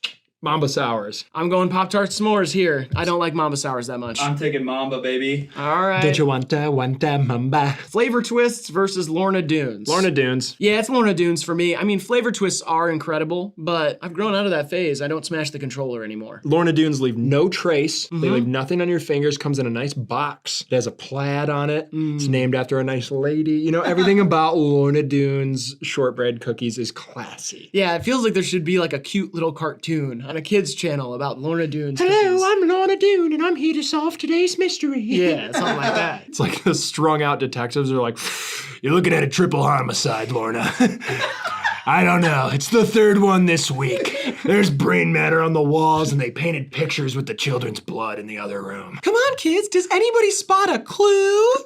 Lorna, it's shit like this that makes me understand why my ex-wife left me. That's right. There was semen on the murder weapon. Tune in next week for another episode of Lorna Doone's Curious Mystery Hour. Now we got Nerds Clusters versus Teddy Grahams. Clusters. I mean, this is like MDMA pure versus mids. You want to smoke a joint of mids, or do you want to have the time of your life? Yeah, Nerds Clusters are just so overwhelming. It's just like too much flavor. It's just ridiculous. You're not going to do pure MDMA every day. I get it. Yeah. Given the opportunity, you're going to have it over some mids. I'm going to take Teddy Grahams I here. hate you for that. You don't want that. I do. You want your future to be all Teddy Grahams and never eat another Nerds Cluster Just again. Grant, tell us what's going on. I'm taking Nerd Clusters. All right. Fine. I mean, they're good. It's just so much, you know? But this isn't a battle of which one you're going to eat every day. It's just which one's better. I don't know. It's kind of whatever you want it to be. Ah, It's like yes. I'm going in the gas station. I'm picking what I'm going to buy. Yeah, I would buy Teddy Grahams before I buy Nerds Clusters. Yeah, but that's wrong. Sweet Tart Sours versus Sour Patch Kids Watermelon. I'm going Sweet Tart Sours. I'm going watermelons. Oh, yeah, I'm taking the watermelons too. They both kind of suck, but watermelons are like at least a classic. Sweet Tart Sours are like, meh. It's a win-win for me. The reason I take Sweet Tart Sours is variety of flavor, you know? Yeah. Watermelon's just a bag of watermelons. Yeah, that's true. I mean, they're good, Yeah, but they're like good. maybe switch it up every once in a while. Let's move on to the other side here. Rolled Gold Pretzels versus Pop-Tart Cinnamon. I'm going to take pretzels again. Yeah, I'm going brown sugar cinnamon Pop-Tarts on this one. I'm going cinnamon Pop-Tarts. Yeah, they're just like so classic and they make you not feel as bad about eating a Pop-Tart. I know it's like not much better for you than any other ones, but Yeah. like, I don't know, there's something kind of breakfasty about them. I'm just never buying a Pop-Tart from the gas station. Now we got Barbecue Lay's versus Jack Link's Pepper Jerky. I'm going pepper jerky. Yeah, I'm going jerky on this one. Barbecue Lay's are fine though. Jerky's like the caviar of the gas station. Very expensive, you get very little of it. Yeah. All right, we got Golden Oreos versus Cape Cod Kettle Cooked Chips. Oh no. I gotta go Golden O's here. You know what? I'm going Cape Cod on this one. Cape Cod, a kettle cooked chip is just like so classic. My favorite chip, I'm going Cape Cod. Okay. Yeah, Cape Cod is good. Their salt and vins rock my world, so I'll take it. Yeah, I hate salt and vinegar chips, so I don't ever get those, but See, I'm sour candy, vinegar, that side of the fence. yeah, you like to explode your mouth. You like to really obliterate all those taste buds. That's the reason I'm gonna like being old, is I'm still gonna be able to taste the food. Oh, I'm not gonna make it to be old, so I'm not worried about forgot. Yeah, tasting food when I'm long gone. Chilling in heaven with the angels, playing poker Yeah. with Jesus. Yeah, of course. Yeah, you're gonna be in heaven. In the strip club with Jesus. Okay. Beer bonging shit with Moses. Yeah. They have the original Four Loko up there. No, they don't. I'm gonna boof that with Peter. Little Debbie Cosmic Brownies versus Goldfish. Goldfish. Yeah, let's not even talk about it. Real quick, I just want to mention, by the way, that a snack that is not on this bracket, because it is regional and not even regional to where I live, that I think might be the best snack of all time, Ruffles All Dressed. Oh, All Dressed is gas. Oh my God, my Canadians, let me know if you're a Canadian in the chat, go crazy right now, Yeah. because like those are magnificent. All Dressed is amazing. It's the suicide chip. They put everything on there. It's like an allspice. Now we got Sour Skittles versus Sour Cream and Onion Lay's. Sour Skittles for me. I hate Sour Skittles so much. I'm gonna go Lay's, but I know Grant's gonna pick Sour I'm Skittles. taking sour Skittles, baby. It's whatever. I don't even like sour cream and onion Lay's. So now we got my favorite chip of all time versus sunflower seeds. I'll do the spicy sweet chili Doritos. It's a better snack, but if I'm on a road trip, the sunflower seeds have really done it. Yeah, I feel that. I mean, I love sunflower seeds too, and I do get them. I honestly have kind of graduated. If I'm on a road trip or I'm playing a baseball game, I'll get regular sunflower seeds, Yeah. but now I go and get the kernels. Really? Yeah, I get those pretty often from the grocery store, just a little like container okay, of them, yeah. just the kernels, and I'll just like, Those are toss good. those back. Yeah. Because it's like a salty snack that isn't as bad for you as chips, and sometimes Right. I just like to like have them, Mhm. But spicy sweet chili Doritos are like, my God. Underrated seed, pumpkin seed. Oh, very good. Pumpkin Love seed's those. gas. Yeah, I Yeah. get those sometimes from the grocery store. Mhm. Taquitos versus Grandma's Cookies. Let Grandma walk here. So yeah, I don't know. I think I'm gonna go with the taquitos here. You're going taquitos? Which taquitos can you even have? I can't have them anymore, but I have so many fond memories. Hey, yeah, they saved me many a times. I love that they come in those like weird bags that remind me of an amusement park. Yeah. You know, you have to get them with tongs, put them in there. I have a horrific memory with taquitos where sometimes they'll have a sign up that are like, this product's still cooking, and then they have the ready ones in front of them. I've accidentally grabbed one of those non-ready ones and I've bitten into a frozen centered taquito. I'm like a little scared now when I see a taquito. I'm like, oh shit, is it frozen still? How do I know if it's piping hot like I want it to be? Right. I'm going grandma's cookie. I'll take taquitos. That's fine. I don't know. There's something about taquitos. Uh-oh, here we go. Gardettos versus Flamin' Hots. The collab we'd all love to see. Oh, Flamin' Hot Gardettos? Fuck your mouth. Those would be good. Yeah. I'm gonna go Gardettos though, just for everyday bag. It's like more, it's just better. Yeah, I think so too, but I feel weird getting rid of Flamin' Hots this early. Yeah, I mean 9 out of 10 other people that are gonna fill out a snack bracket are gonna have Flamin' Hots in their top 4, and that's fine. I can live with that. It's not gonna be us. Okay, Gardettos it is. That's like an old man choice that we just made. Gardettos over Flamin' Hot. It's gonna be like Marble Reds, Lorna Doones, Gardettos, and chicken broth in the final 4. Sweet 16. Sweet 16 right here. Okay. Cheez-Its versus Marlboros. I'm going Smokes again. No. I really am. Yeah, no. I'm going Cheez-Its. I'm going Cheez-Its here. I think the bit is over with the Marlboro Reds. They are a great cigarette. I mean, listen, they burn well. It's a ripper. Yeah, it's an absolute ripper. Fuck your whole throat up and also have a great buzz afterwards. It's the best drunk cigarette. Yes. Like when you get that craving, like, oh, I haven't smoked in a while, you're 2 beers in, and you're like, hey, dude, can I get a cig? And that dude pulls out a pack of Marlboro Reds, you're like, instant wobble. You're like, whoa! It feels like you've had 12 beers. Yeah, it's good. And I'd rather have one than a Cheez-It, to be honest. But if you're 2 beers in and you go up to somebody and ask for a pack of smokes and that guy pulls out a bag of Cheez-Its and hands you a few, you're going to be like, oh, yeah. Not quite the head rush, but yeah, they're good. I'm going Cheez-Its. I'm going Reds. Cheez-Its. Okay. Next, we got Flavor Blasted Goldfish versus Classic Lay's. You know where I'm going. Yeah, I'm going Flavor Blast Me. I'm going Lay's. Blast me flavor-wise. Blast it forward. Yeah, he's blasting flavor-wise. No! All right, we got Mamba Sours versus Lorna Doone Shortbread Cookies. I'm going Mamba Sours. I'm going Lorna Doone Shortbread Cookies. Lorna me. Lorna time. That's fine. They're both delicious. Lorna Doone. Renewed for another season at Nick Jr. We got Nerds Clusters versus Sour Patch Kids Watermelons. This has spawned me so many good ideas. Let's get a Sour Nerds cluster. Dude, what's wrong with that? You're coming up with good ideas to fucking kill yourself. That's what the food industry has been doing to America's youth for 50 years. Yeah, that's true. So you can't beat them, join them. You know? Yeah. Let's get spicy, flamin' hot, sour Nerds clusters with a Marlboro Red pack dumped in there. Like spliff candy. I'm going clusters. I'm going clusters too. All right. Other side. Pop-Tarts Cinnamon versus Jack Link's Pepper Jerky. Oh my God, they should do a beef Pop-Tart. A jerky-filled tart. That's called a Hot Pocket. I'm going jerky here. Yeah, let's go jerky on him. Oh. Shut up, Grant. Get fucked. Sorry. Fuck yourself. Cape Cod versus Goldfish. I'm going Goldfish. I'm going Cape Cod. Okay. Cape Cod. Okay. You want to know why, too? Goldfish are amazing, but Cheez-Its mastered what Goldfish tried. See, I don't think so. In the taste of the snack. Have you ever thrown a Cheez-It in your friend's mouth from across the room? Think of all the joy Goldfish has brought families, your buddies, girlfriend, boyfriend, any sort of partnership. Like, it is sealed with the toss of a fish. No one's frisbee fucking a Cheez-It into someone's ass. You forgot how small my hands are. No, you never did that. I've done it a million times. You haven't. I actually throw it more like a boomerang. Like I go like this. Like card throwing? Yeah, kind of.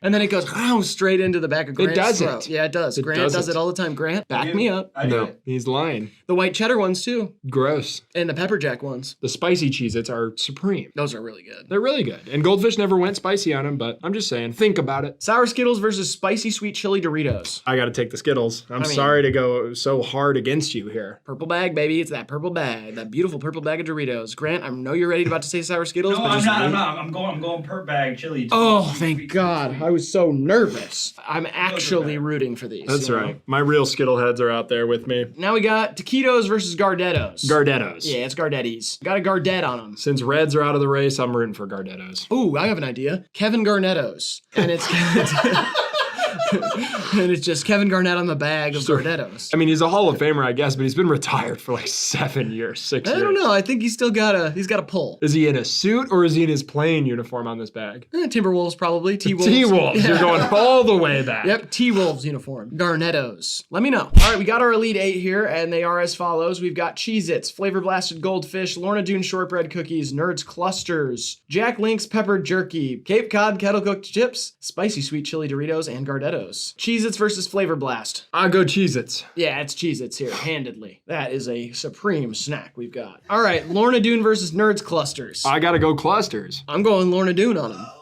I mean, if you choose a shortbread cookie over one of the best invented candies of all time, you got a lot of inward decisions to make. You're mad at Riley for putting us here. Riley can't eat a lot, and he's afraid of the sugar. You have no excuse for turning your back on Willy I have Wonka. bought way more Lorna Doone cookies than I have Nerds Clusters. I'm gonna take the Doone Cooks. He's going Dune on him. I just want you guys to appreciate what Clusters did. We all asked for it. Everyone said, man, what if this Nerd's rope was chopped up into little bits? Everyone. Everyone, yeah. Because the rope is not, you know what I mean? It's like eating a pickle in public. Yeah. It's unhandily. And then they did it. They gave it to us. They never listened to our pleas, the government, the candy world, other important organizations. They made it an ergonomic Nerds rope. Yes. Just for you. And we turned our backs on it over a butter cookie. I just want you to know real quick, there's no butter in them. There's no butter in them? It's just shortbread. Whatever. It somehow makes it worse. You know? Yeah, it does. It's just really plain. It's Yeah. just so good though. Yeah, no, I think it's an abomination that it's in the Final Four. I just voted for what I like. You know, like it is embarrassing that it's here because it's not. It's a shortbread It's not an cookie. impressive cookie. It's just like a cookie. It's like a napkin. All right, now we got Jack Link's Pepper Jerky versus Cape Cod. I gotta go Jack Link's. I gotta go Cape Cod. I'm going Cape Cod. All right, the kettle cooked chips march on. That's fine with me. Yeah, I love kettle cooked Those are chips. so good. We said that in unison. Yes, me and Grant are absolutely Got it. tapped in. Got it. Me and Grant are twins. I'm gonna vote against you here too, so. Gardettos versus sweet spicy chili Doritos. Gardettos, and I don't even want to plead my case because at this point you've gone blackout madness mode. Like you are just in a zone of like, you won't even listen to anyone. I mean, the Gardettos has the variety. It has the family recipe. It's a secret salt recipe. They have the deli-style mustard variety. They have the Brown Things spin-off. And you're just going to go for a, like, gentrified vegan version of the Doritos. Not gentrified. Well, it's sweet chili. It is vegan, though. And they're absolutely delicious. They changed my life the first time I had them. Great. Grant, which ones are you going I'm with? thinking Gardettos. Yes! All the Fuck way. yeah, baby! Woo! I said I didn't care, but I'm electrified by that decision, Grant. Fuck you, Riley! And those sweet chili Doritos. Anyway. Good thing you still have your little Lorna Doones on the other Shut side. the fuck up. We got Cheez-Its versus Lorna Doones, and it is easy for me. We'll say it. Cheez-Its. Oh, okay, cool. All Yeah. right, Jesus Christ. I Yeah. thought you would.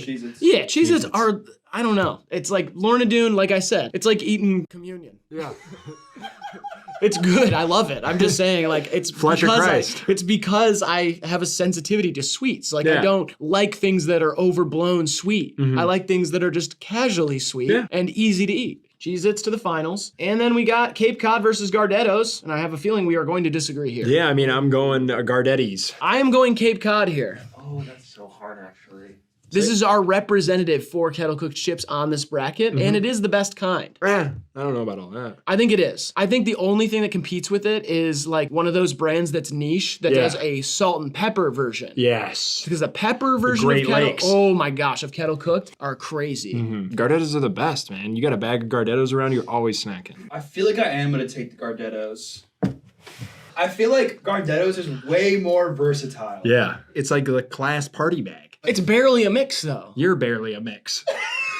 Of good and bad. You're mostly just bad. Okay, that's fine. But I'm just saying, it's barely a mix because it just has a lot of very similar pieces in it. It's good. The pieces are very similar. It's got the white bread thing, it's got the rye bread thing, it's got pretzels, and it's got bread sticks. Yeah, different types of, there's like 3 different types of breadsticks. If you legitimately, Grant, had a bag of Cape Cod in front of you and a bag of Gardettos, which one are you reaching your hand in first? I have a bag of Cape Cod in my office right now. I'm saying if you had both, which one would you reach into first? He already said Gardettos.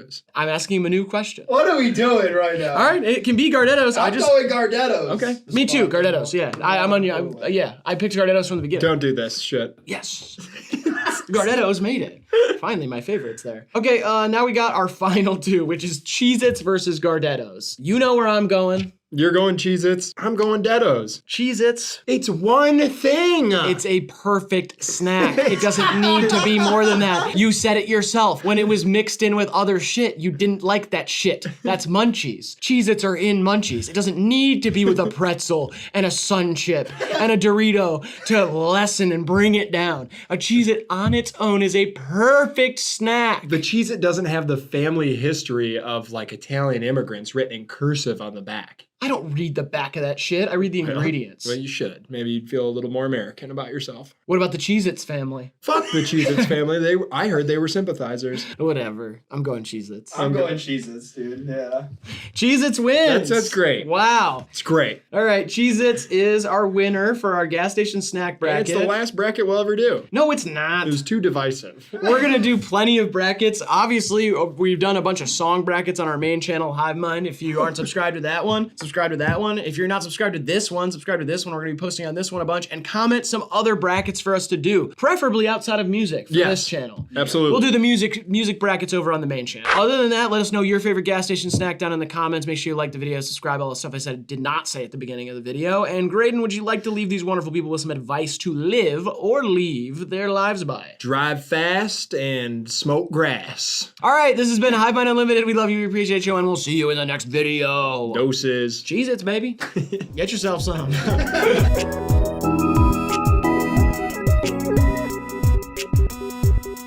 I did get really high. Past tense, or is this right now? Right now. Okay, that's good. Okay. Yeah, this one's for the stoners. That is so soft. Right, okay. Grant, you gotta feel this. Instead of a good cop, bad cop thing, we've got like a stoned and sober take on the snack thing. The cops are here? No. There's no good cops, by the way. They're not here, right? No, they're not. Good. Okay.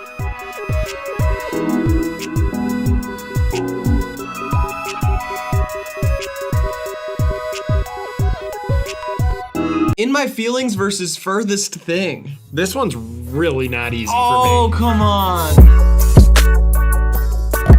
What's up? You're watching HiveMind, the most persuasive show on the internet. My name is Riley, as always, joined by my whip-smart co-host, Graydon. 2 + 2 is 9. Today, we're once and for all deciding the best Drake song. This is our Drake Song Bracket. There are simply too many hits. Today, we're doing an 128 song bracket. We're gonna play it out March Madness style and decide what the best Drake song is. Before we even start, comment your favorite Drake song down in the comment section and let us know what we left off at the end. First round, we hear a clip of the songs, and then after that, we just play it out. Before we get into it, make sure you like the video, subscribe if you wanna see more, HiveMindTV.com for our merch. We also have a collection over on Coach's website, that's linked in the description. We also have a second channel now, HiveMind Unlimited. And as always, we have our Patreon and our Cameo linked in the description as well. Thanks to everybody who rocks with us, for real. Now, usually our brackets are 64 songs, but Drake has 72 platinum songs at time of recording. So we would literally be cutting platinum songs from the Drake song bracket if we did a normal one. And that don't seem fair to someone who's put in that much hard work. First matchup, we've got,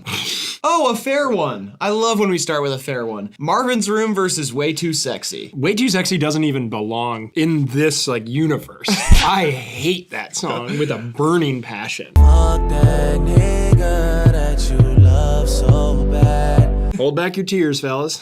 I'm too sexy for this girl, too sexy for your girl. I should text her. That's the one that makes you think about your ex. What the? You got this Drake shit backwards. I miss you, baby. What the? Marvin's Room? Yep. Next we've got Feel No Ways versus Hold On We're Going Home. Oh, what a weird matchup here. And now you're trying to make me feel away on purpose. That is one of my favorite Drake songs of all time. Yeah, it's really good. Production reminds me of Blood Orange. It's like such an interesting song. It's slept on in a certain way, but real Drake fans, that's a favorite. Like I remember Tyler, the Creator, said that was his favorite Drake song. Yeah. And he asked Drake to play it at Camp Flog Gnaw, but instead Drake got booed off stage because they were expecting Frank Ocean. Just hold on, we're going home. It can't beat it though. What do you mean? Feel No Ways is great, but it can't win here for me. I hate that these two songs are up against each other because I feel like they both fill specific niches for Drake. Like Hold On We're Going Home is a really special song. Like I love that it was on the radio. It felt very different for Drake and he pulled it off. Great singing performance. But Feel No Ways is one of my favorite Drake songs ever. So I'm going Feel No Ways. Our first Grant decider here. I'm going Hold On, We're Going Home. Oh my God. Feel No Ways is out losing in the first round. round? I will let you guys know right now, that is in my final four, personally. Well, maybe you could make your own bracket after this. Just with a little webcam in your room alone with a candle lit. Now we got Sandra's Rose versus Time Flies. Okay. Worms, I just opened up a can of those. My mother had a flower shop, but I was Sandra's Rose. Worms, I just opened up a can of those. That's such a funny line. I've never really thought about it, but that's really funny. Because it's not a double entendre. He's just like using the phrase in a funny way. Eat worms. Hey, where are your cans of worms? Aisle 6, right next to the whoop ass. I'm outside in an AMG, right outside, TT. In my personal bracket, that one goes super far. This is Time Flies for me. Yeah, it's Time Flies for me as well. Sandra's Rose is not one of my favorite on Scorpion. I know a lot of people love it. It's good, but Time Flies is top 2 or 3 on Dark Lane demos for me. So I really like Sandra's Rose, but Time Flies, something about that melody is just always stuck with me since that song's come out. Yeah, I remember you singing it a lot after it came out. Now we got Diplomatic Immunity versus Sacrifices. No. Oh, Grant, you were putting all my favorite songs against each other in the first round. We're only 4 matchups in. What are you doing? Diplomatic immunity, fuck 'em. All that peace and that unity. This is one of my favorite Drake singles of all time. Yeah. He is just rapping. It is all bars. A lot of quotables. And I'm convinced I made sacrifices, I've been balling. Diplomatic Immunity is great and has a lot of bars, but it's not the song that Sacrifices is. Oh no, Sacrifices has an amazing 2 Chainz verse. Yeah. One of the best Young Thug verses of all time. No auto-tune, battle rap bars. 2 Chainz says, pretty girls like trap music, so I woke up with my wood heart. Yeah. And Drake's great. And there's a whole atmosphere to that song that is just like, it's that tight little beat that, it's just a wormy little song. I love Sacrifices. And it walks here. Yeah, we're More Life boys, except I want to die. What was that? Like, I love the album More Life, but I'm ready to go. Yeah, I pronounce it More Life.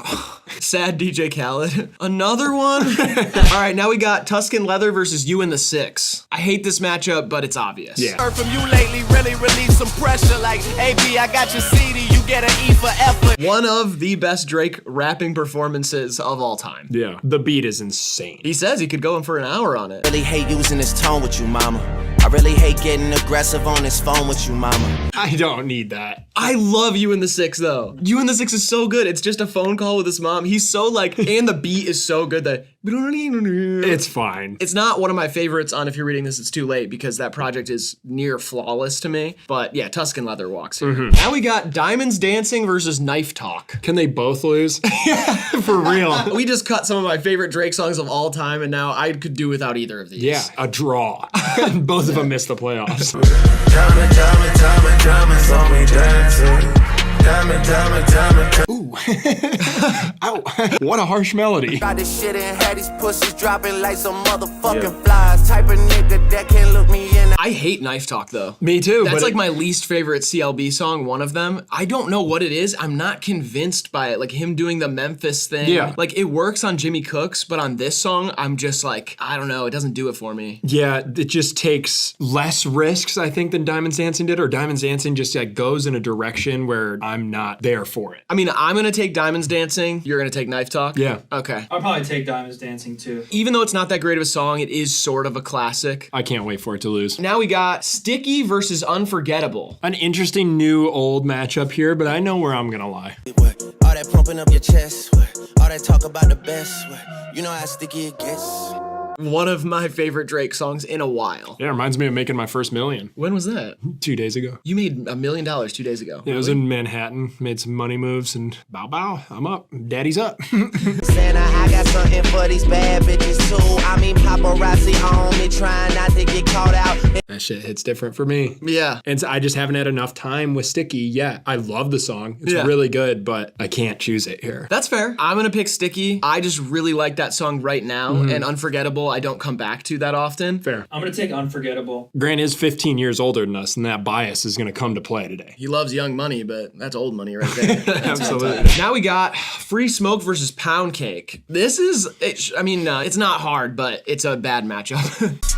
I couldn't get a bill paid. You couldn't buy the real thing. I was staying up at your place. I love this song, the intro to More Life. Yeah, it's good. Yeah, it grew on me a lot. I know it's like a beloved Drake song. Like a lot of people talk about this one as one of their favorites. And I didn't understand that for a minute. And then in re-listening, I've been like, damn, that song is crazy. It feels like 1 or 2 takes. Oh, yeah. Like he had his energy right that day, and it's a very clean, tight performance. But after hours of Il Molino, a Soto, just talking women and vino. The contract like 90. Dan Marino. Sorry, I just get excited. Our other co-host, Dignan, he's good friends with Dan Marino. Oh, he's told you about that? He won't shut up about it, honestly. I was gonna tell you, I'm so excited. Yeah, one of my close friends who works on this show sometimes. Yeah, he's recently become friends with. That's cool. He's sharing that with you. I mean, I guess it's annoying. I'll tell you that much. If you started hanging out with Paula Abdul. Oh, of American Idol, yeah. Yeah, I mean, that'd be sick. That'd be so fun. Yeah, and you wouldn't stop talking about it. I know. It's just that if I didn't start hanging out with Paula Abdul and just said I was, and then said a bunch of ridiculous stories about her, it would be annoying, right? Are you implying something here? It's not a super believable story that he is friends with former Miami Dolphins quarterback and NFL legend Dan Marino. But we're all going over to his house this weekend for a cookout. If you want to come, so you can prove, I don't know what you need. Like, why are you doubting him? It's whatever, dude. Okay, sorry. Yeah, we're getting too lost in this. It's all right. Yeah. It's pound cake? It's easily pound cake. Mm-hmm. Yeah, one of the best beats of all time. Did you see what the British dollar store is called? Is it Pound Cake? It's Pound Town. Pound Town? Really? I saw a picture of it. Pound Town. Bought a ding dong at the dollar store, call that pound cake. Yeah. The pound's very similar to the dollar right now, so that joke only works for a small amount of, it only works right now. Mm-hmm. Next, we've got Headlines versus Nonstop. This is an easy matchup for me, finally. Now money over everything, money on my mind. Then she wanna ask when it got. This is one of my favorite old Drake songs. I am admittedly not super well versed in old Drake. I wasn't into him at the time, so it's all been like going back. Mm-hmm. But this one I really like. Yeah, it's an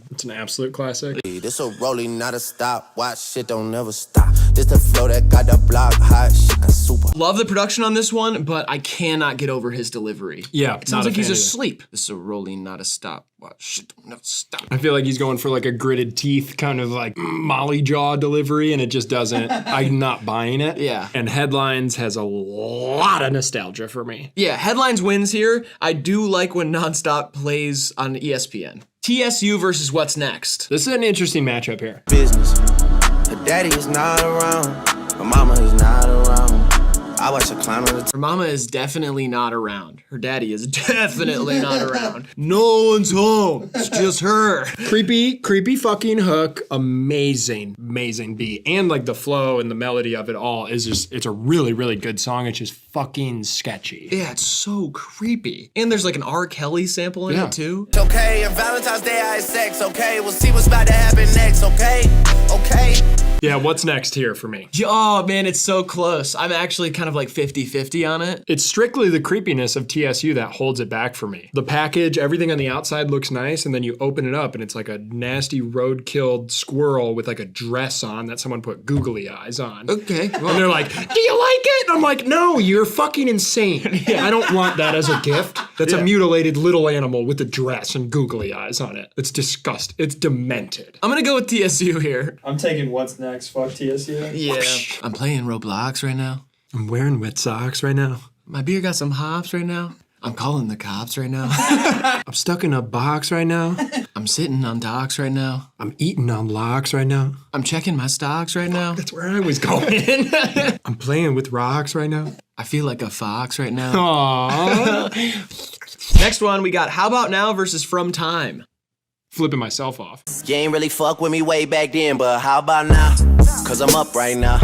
Yeah, I like associate this with TikTok, which is so weird. Really? It was on TikTok everywhere for a while, and that's like the most I heard it. I remember this just being played. Settling for better for you than a boy, huh? I love me.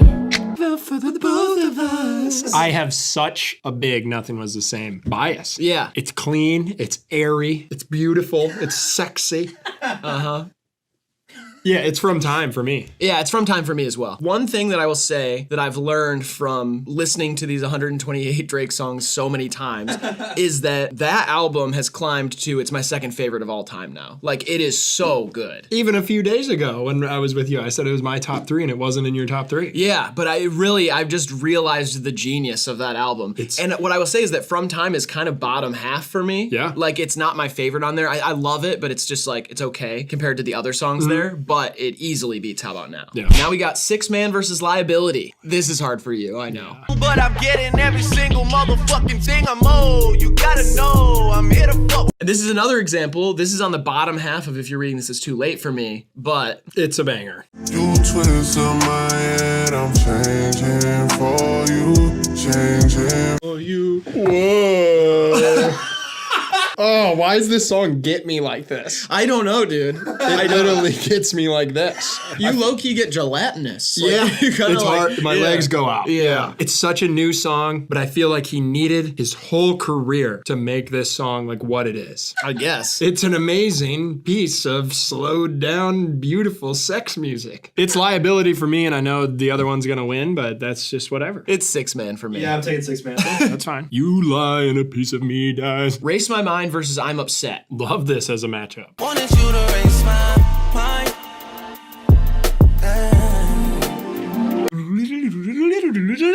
That's a fucking harp. And is it a Rick James interpolation? Mm-hmm. Right? Coming home intoxicated. I'm upset. $500,000 on my head, I can't accept, yeah. At least it made me. Working on Dying production, which was a huge moment, but it was one of the most critically panned Drake singles of all time, and I get why. Yeah. It's boring, and I just don't like the way he delivered on it. Yeah. Beat is cool. It's like really nocturnal, you know? Yeah, he kind of has that sleepy, gritted teeth delivery too here that I just can't buy into. Yeah. And Race My Mind is beautiful, and he really bellows it out. I'm easily going to Race My Mind here. Me too. Yeah. Now we got Landed versus Don't Matter to Me. I gotta land, I'ma stick it. Baby, let it go and you gon' miss it.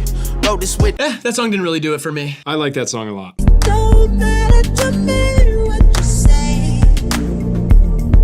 Michael Jackson. Very tough to compete with Shit Off Scorpion for me too. I have a huge Scorpion bias. Yeah. This song is also one of my least favorite off Scorpion though. It's good. It's fine. I really don't know. like it. I mean, I'll take it over Landed, but it's not one of my favorites. Over My Dead Body versus Miss Me. Oh, this one's kind of hard for me actually. A little tough. These are 2 old Drake songs that I really like. You say I'm old news, well, who the news? Yeah, I mean, that song's really cool. Great sample, intro to Take Care. Yeah, it's rare with the old Drake stuff that it maintains like the atmosphere I feel like it had when it came out. You know what I mean? Because he's always like so on point with what's going on now. Yeah, he's of the time. He very much dates himself. Yeah, but this one kind of lives on and is like still a very enjoyable soundscape. Think I killed everybody in the game last year. Fuck it, I was on though. I used to be around more, but you should miss me a little when I'm gone. I just hope that you miss. Great Wayne feature, and I feel like Drake, although we heard the singing part, I think Drake's rapping performance on that is better than most of his old Wayne collabs. Yeah, and same can be said for the singing. I feel like the way they treat his vocals and do that like harmony in there is different and makes it feel cool. See, I don't like the way he sings on that song. Like, it just doesn't feel like it fits as well. I like it. I don't know. It's okay. I would rather listen to Over My Dead Body than Miss Me. Every day of the week. Now we got Jungle versus One Dance. Seems like a tough matchup, but it's not for me. These days, I'm letting God handle all things above me. Top 4 for me. That song is insane. For some reason, it always makes me think of my rival high school in high school, when I was in high school, my rival high school. Their mascot was the Panthers, and their gymnasium was painted like a jungle. Really? And being a guy from the Midwest, that's really my only frame of reference for the jungle. Yeah, totally. Is that gymnasium. So when I hear this song, I picture myself dropping a 20-piece in there. So wait, it was like a rainforest cafe or Low something? Key, yeah, Like, the whole back wall behind the hoop was like leaves and vines, and the panther was like ripping through it. It was a great mural. Really good. wow, that's incredible. I want to go there. It's gone. Oh, they tore it down? They tore it down and renamed it after me, after my last game there. They renamed the rubble after you? Oh, nice. I need a one dance, got a Hennessy in my hand. Love this song. I too. think it's great when it's on the radio and it's cool to dance to and all that shit, but Jungle washes it. Yeah. I was gonna say these are two songs that I love to hear, but Jungle is like on a different level. Yeah. Now we got Over versus Ignorant Shit. It's far from over. All right, bottles on me, long as someone drink it. Ironically, I think I was listening to that as I pulled up to that gym. Really? Yeah, this is your warm-up song. One twice over, I'm the new 11. And if I die, I'ma do it reppin'. I never do a second. I don't love Drake's rapping on that song, but that beat holds up in a certain way. Yeah, it sounds like Babytron. Yeah, it does. It sounds like a Babytron beat. You're right. It has like that old, I can't piece that sample right now and we're not playing samples, so I'm not gonna try too hard to think about it. I'm not gonna strain myself. You don't have to guess. It's not that game. Got it. It's so I'm not that game. Don't but guess. It has that vibe of like the fast, modern percussion or rhythm on top of that old funky sample. Yeah. That sped up 1.5 speed, Babytron smacks it. Oh, absolutely. Ignorant Shitty Boys. Ignorant Shitty Boys. Yeah. That being said, it's over. Yeah, it's over. I mean, Over is a smash hit classic Drake song. Hand over fist. It wins here. All right, now we got Energy versus Jaded. Yeah, come on now. Easiest one of the day. I got enemies, got a lot of enemies, got a lot of people trying to drain me of this. No, based on your impassioned performance there, I think this might be easy for us in different directions. Oh, shit. Are you serious? Yeah. All right. Yes, I'm hurting. Yes, I'm jaded. Most of these Ty Dolla $ign in the background there, they put him in like a metallic cave in outer space and he's screaming it down to, yes, I'm jaded. The lyrics for Jaded make me feel uncomfortable. I love it. It's one of my favorites on the R&B half of Scorpion, but it's easily Energy for me. Energy is like an all-time classic banger. It's great when someone else plays it, but literally I have never been by myself and queued up Energy, and I've listened to Jaded by myself hundreds of times. Well, you do a lot of nasty stuff with yourself, like when you're on your own. No, yeah, see, exactly. That's the reason you don't listen to Energy. Yes, I'm jaded. Grant, what are you going with? I'm taking Energy. It's fine. All the R&B shit's gonna win for me, and that's fine. I just want our viewers to know that's like, that's me. All right, now we got You Only Live Twice versus Take Care with Rihanna. God, she's good. 2.2 for the Raphael Nadal. Don't act like you're happy for me now. This song is produced really weird. There's something like off, like it sounds poorly produced, but I love it, like as a song. Just old. No, it's not. Oh, this is CLB. Yeah, this one does. It's not sounds old. That's like what I mean. old Drake. It sounds yeah. old. That's why it's weird. Cause that truth hurts and those lies heal, and you can't sleep thinking that he lies still, so you cry still, tears all in a pillowcase. That's like national anthem shit. Yeah, it wins here for me. Take Care does, but it's one of my least favorite on Take Care. Fair. It's just you can't deny like it's synonymous like with Canada. He's just made so many better like dancey songs since then that it just like pales in comparison. One of his first forays into that though too. Yeah. Next we got Wants and Needs versus Blem. Easy. Come with a classic, they come around years later and say it's a sleeper. Banger.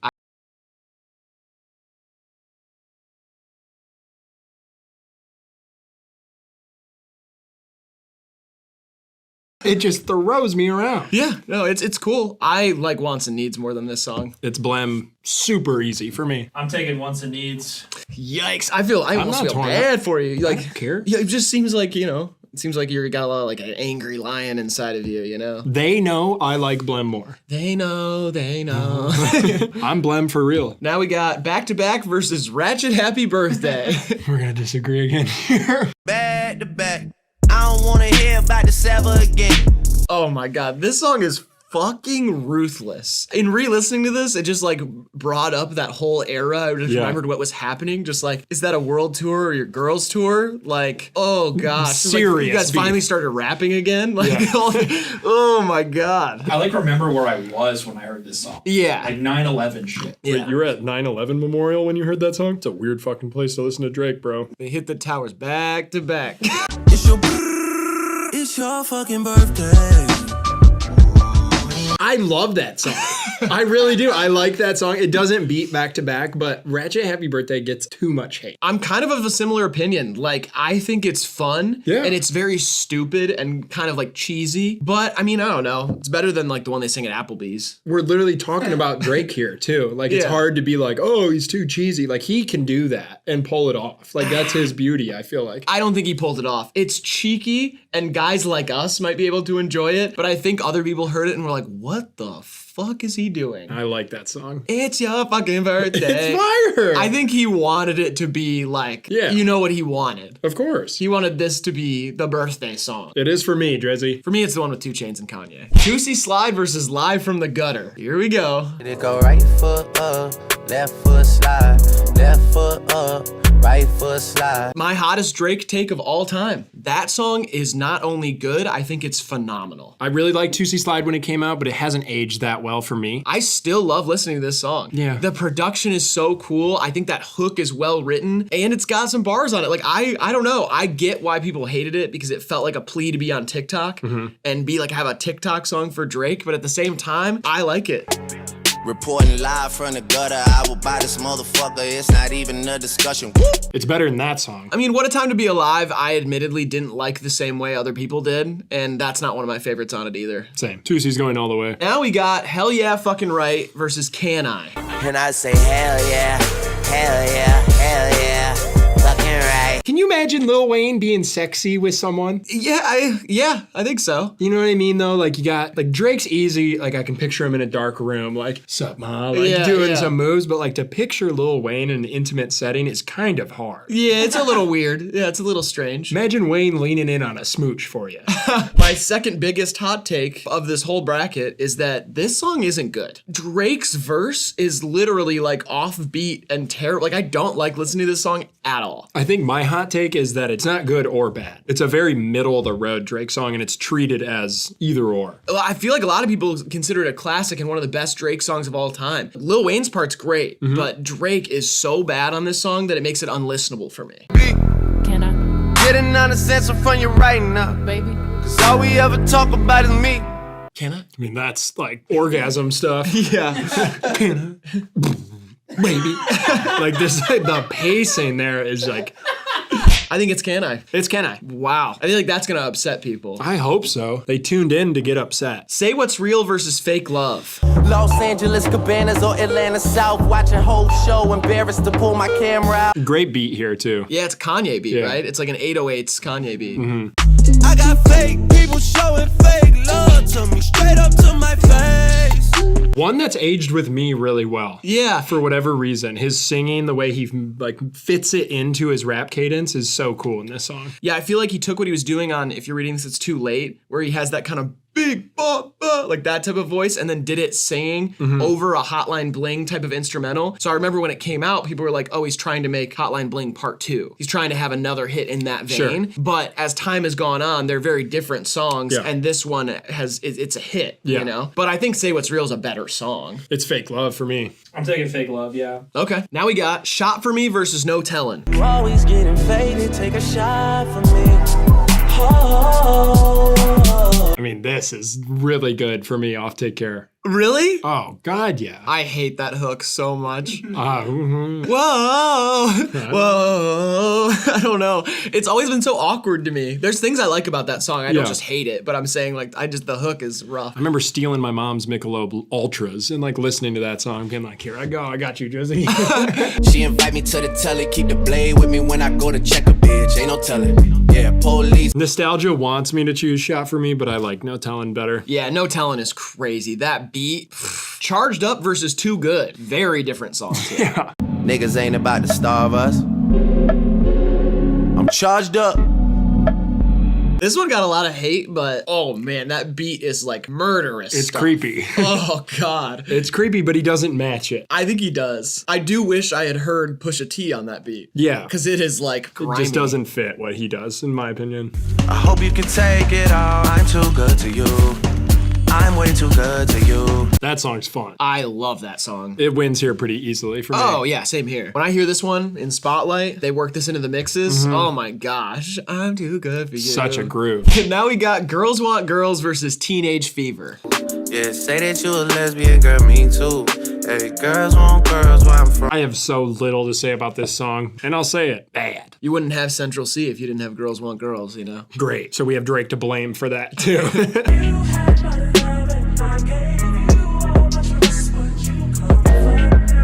And that's really good. That's like one of my favorite Drake songs on repeat all the time. I love Teenage Fever. It's like a weighted, heated blanket on you with someone's hands between your toes. Little glow-in-the-dark stars on your ceiling. The J-Lo sample and the song's about J-Lo. God damn. Okay, we got Scholarships versus Wu-Tang Forever. Easy. Yeah, I rock Kentucky blue on these hoes. Drafted, I'm getting chewed by these hoes. Usually they just leave. I kind of like that song. It's fine, but that album's so low on the list of everything. It's just like it's fine. Yeah, this shit belong to nobody. It's yours. It's yours.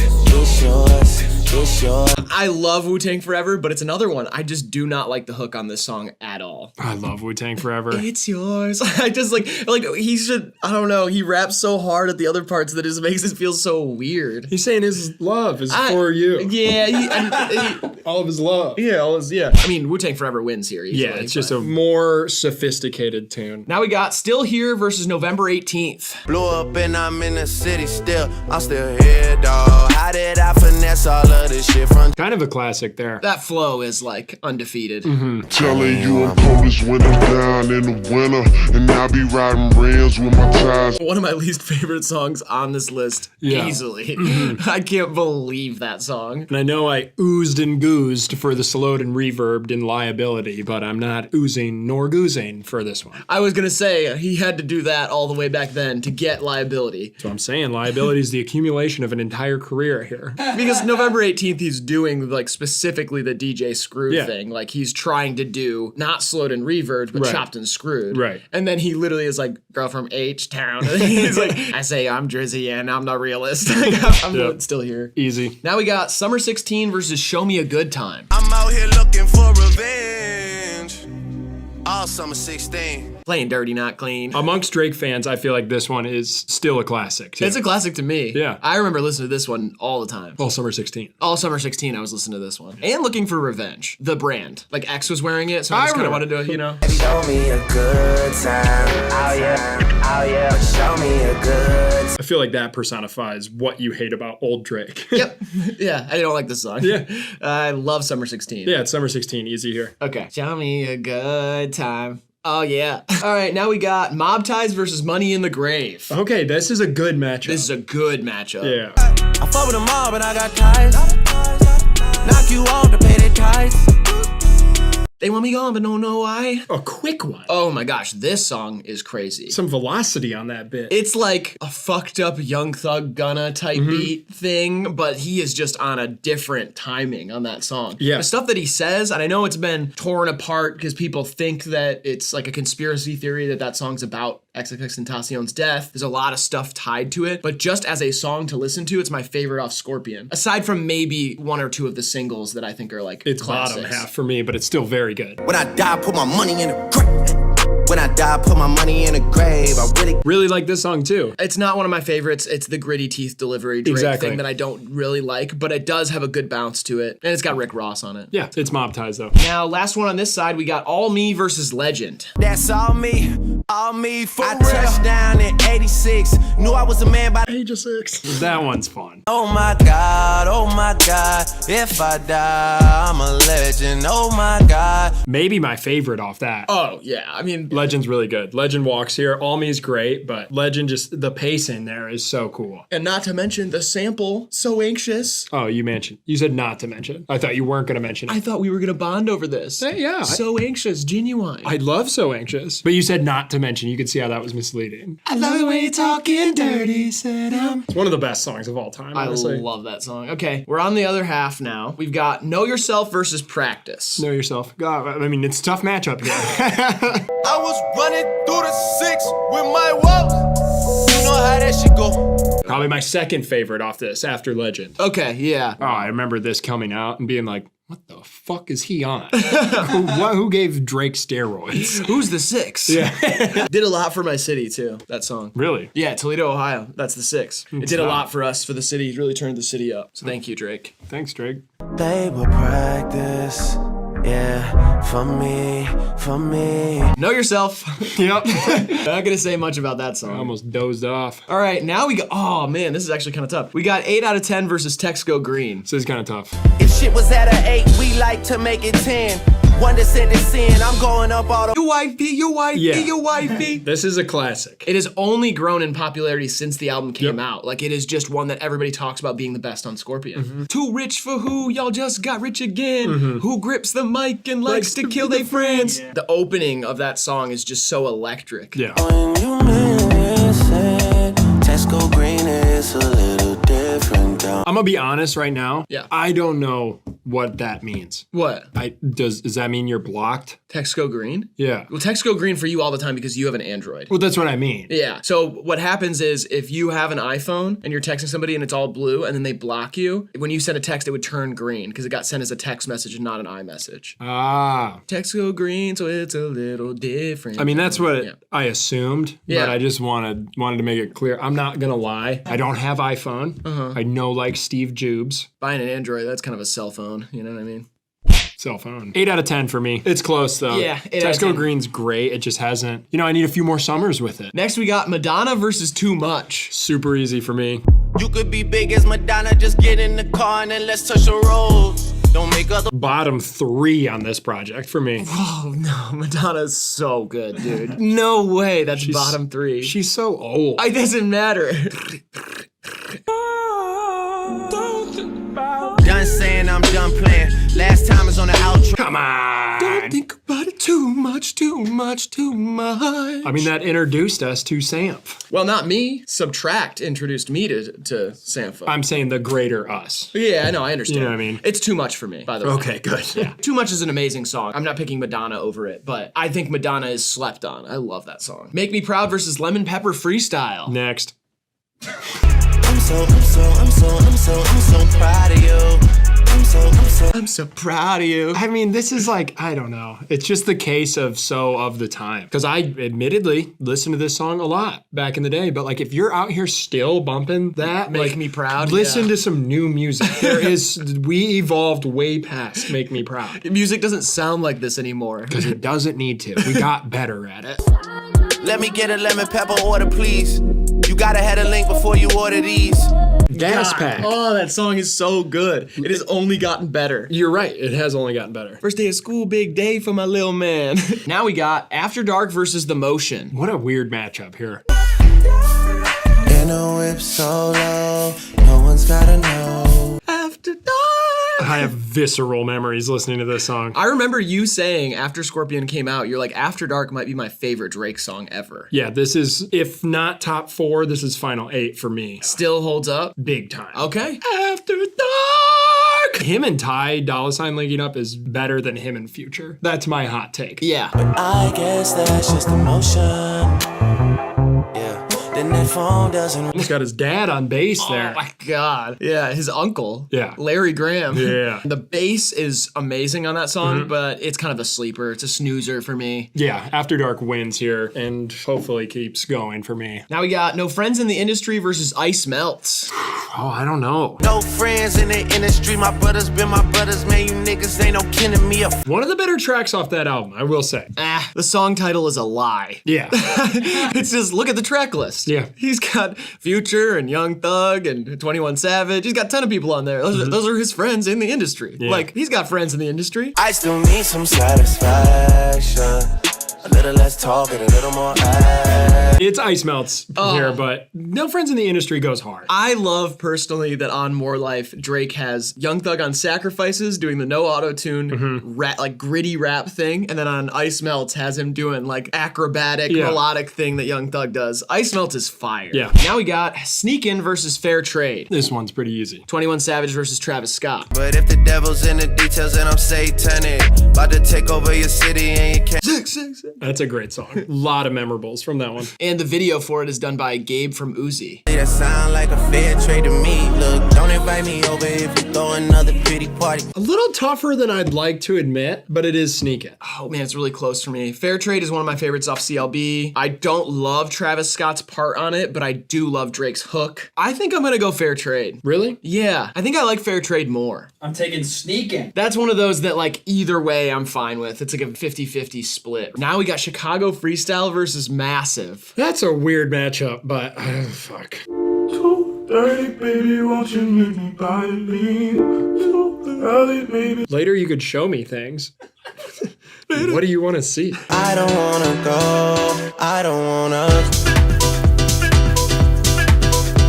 Yeah, I mean, that one makes me shake my ass, do shit I never have done before on the dance floor. Right, yeah. But when it comes down to me and my headphones, it's Chicago Freestyle. Yeah, it's Chicago Freestyle, but Massive is such a good song. It's a blast. I'm happy it's happening. Yeah. I'm happy it's out there. I'm happy people have kind of seemingly come around on that whole project a little bit. Yeah. Or at least we've silenced the haters. But Chicago Freestyle is just like, you know what I mean? Worst Behavior versus Right Hand.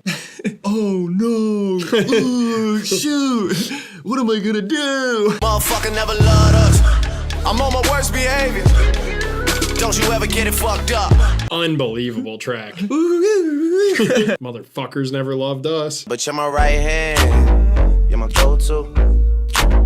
Told me everything about you. I'm glad they don't make too much club music like that anymore. So it's easily Right Hand, right? Nice pump fake, bro. Thanks, man. Right Hand it's funny. Yeah, it's as fun to listen to as any other Tyga song. It's better than most Tyga songs. Oh, yeah, sure. He's got 71 platinum tracks. I'm sure he'd love to know he's better than Tyga. 72. 72. Okay. Probably 73 by the time we're done filming. Next, we've got Blue Tint versus Used To. Look who I'm fucking again. I had on ice, but then I watched the ice get thin.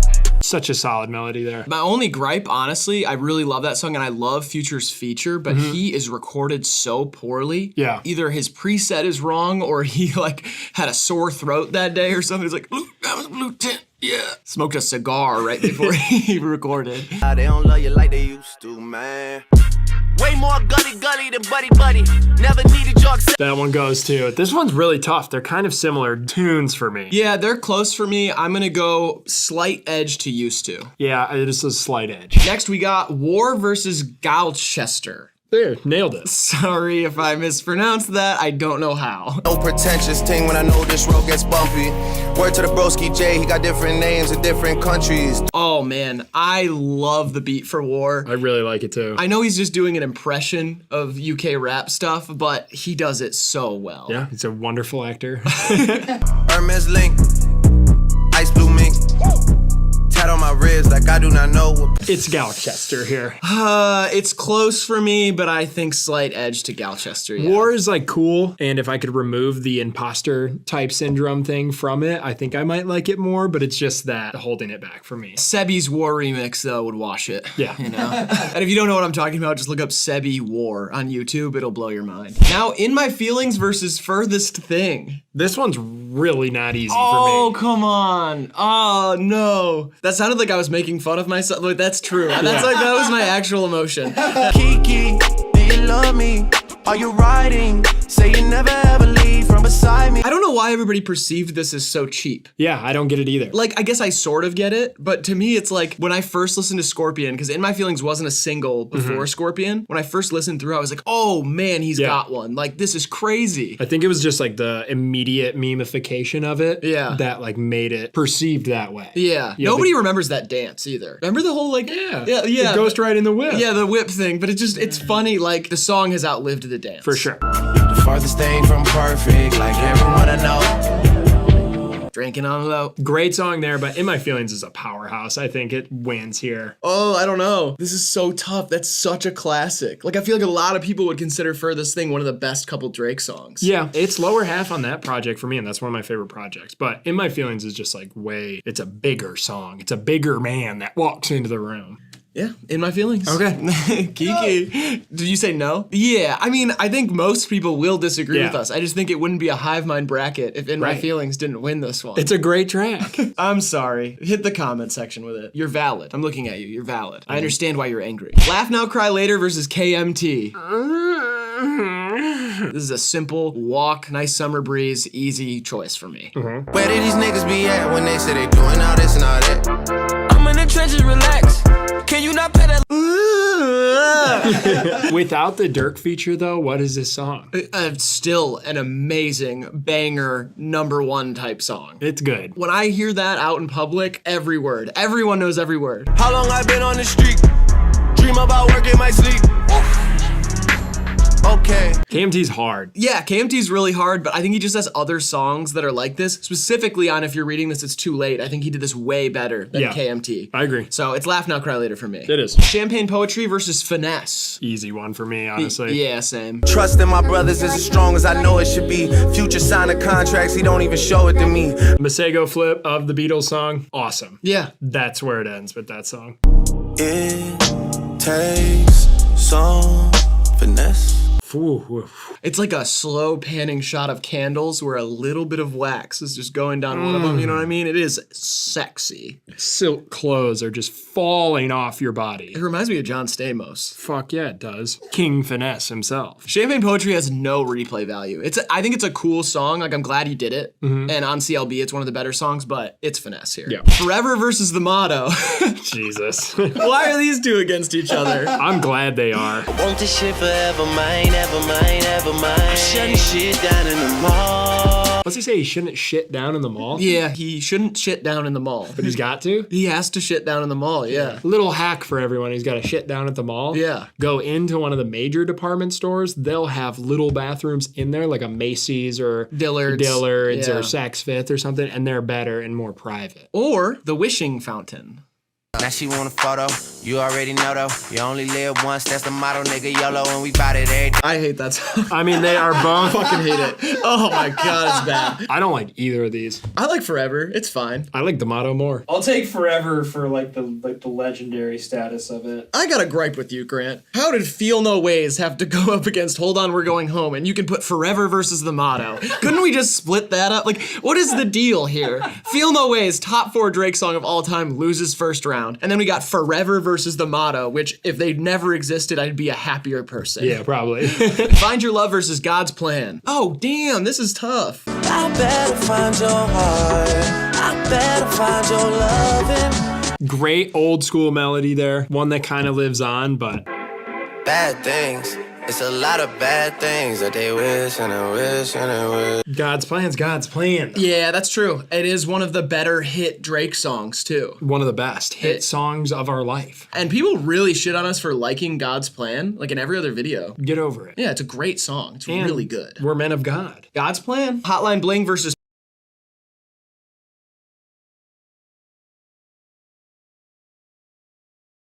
Live just on covers alone. Erykah Badu's version of it is so good. The Hamiltones. 21 Pilots did one. I hear people just doing this like on the boardwalk. Got a torch trying to light the way, biting everybody, which is ironic, cause your next album probably won't ever see the light of day. What a silly little beat. It's goofy. I don't like it.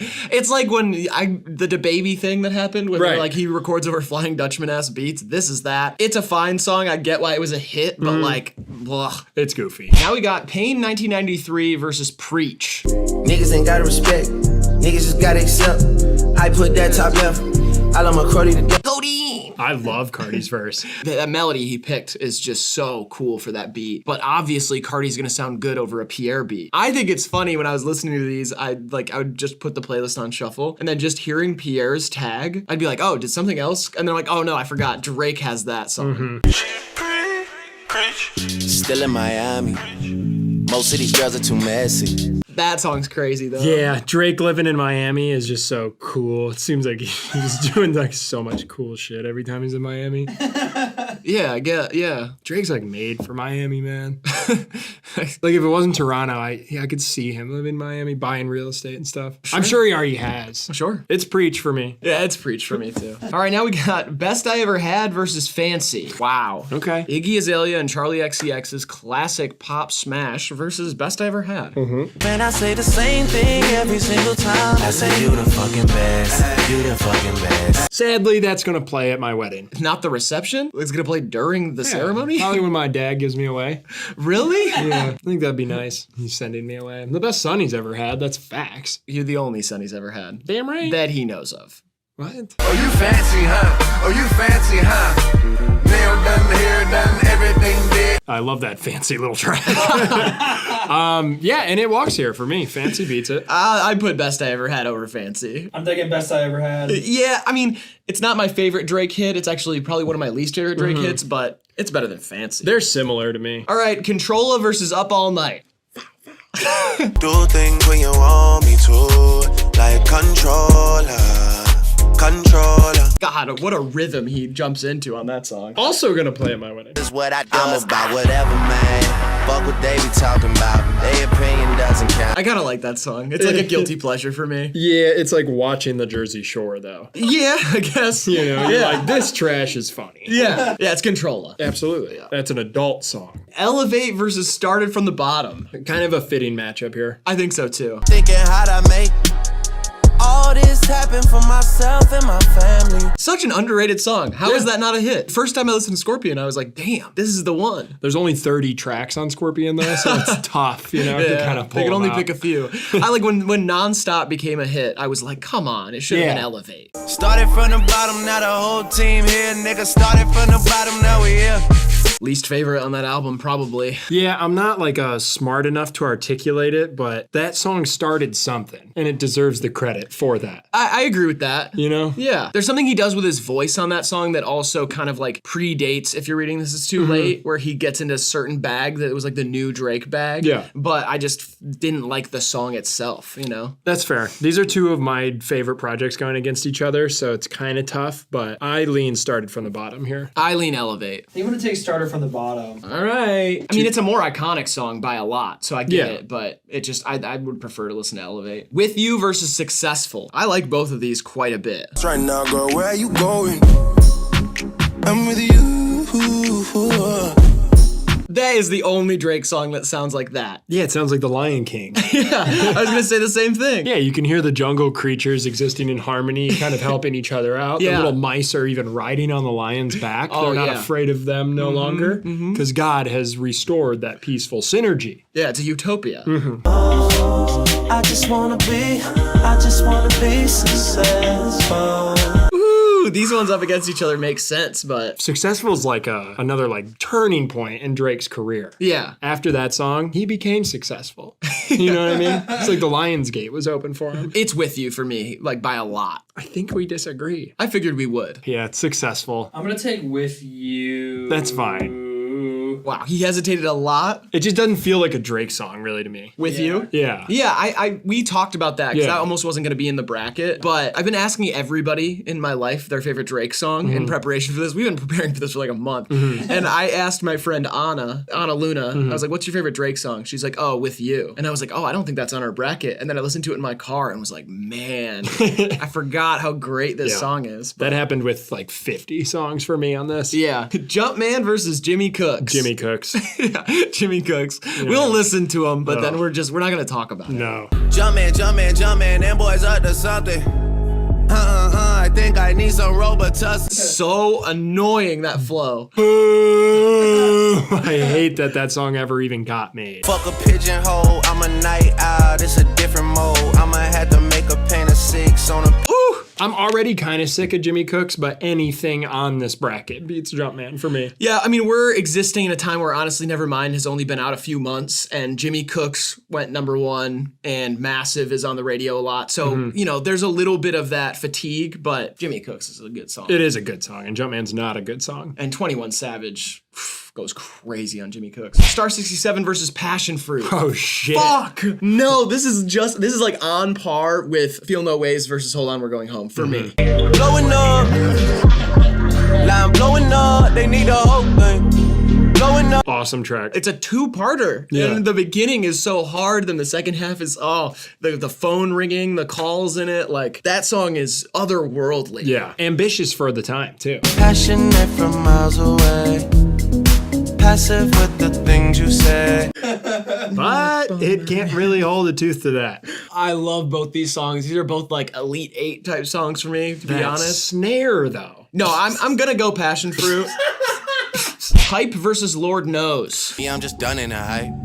Me, I'm just done. I don't take this. It's a fine song. It's fine. There's some corn in it, but then it has moments that are redeeming. I'm more concerned with niggas thinking about Christmas in August. Do anything to buy gifts for their daughters. That one still holds up for Yeah. me. Lord Knows is crazy. And that production style has come full circle now, too. Yeah, I think that's a Just Blaze beat. I think so, too. No, it definitely is. Yeah, Because that's- it sounds like something that could be on the blueprint. Like, Yeah. it's crazy. That's Lord Knows easy. 10 bands versus 0 to 100. 10 bands, 50 bands, 100 bands, fuck it, man. Let's just not even discuss it, man. OMG.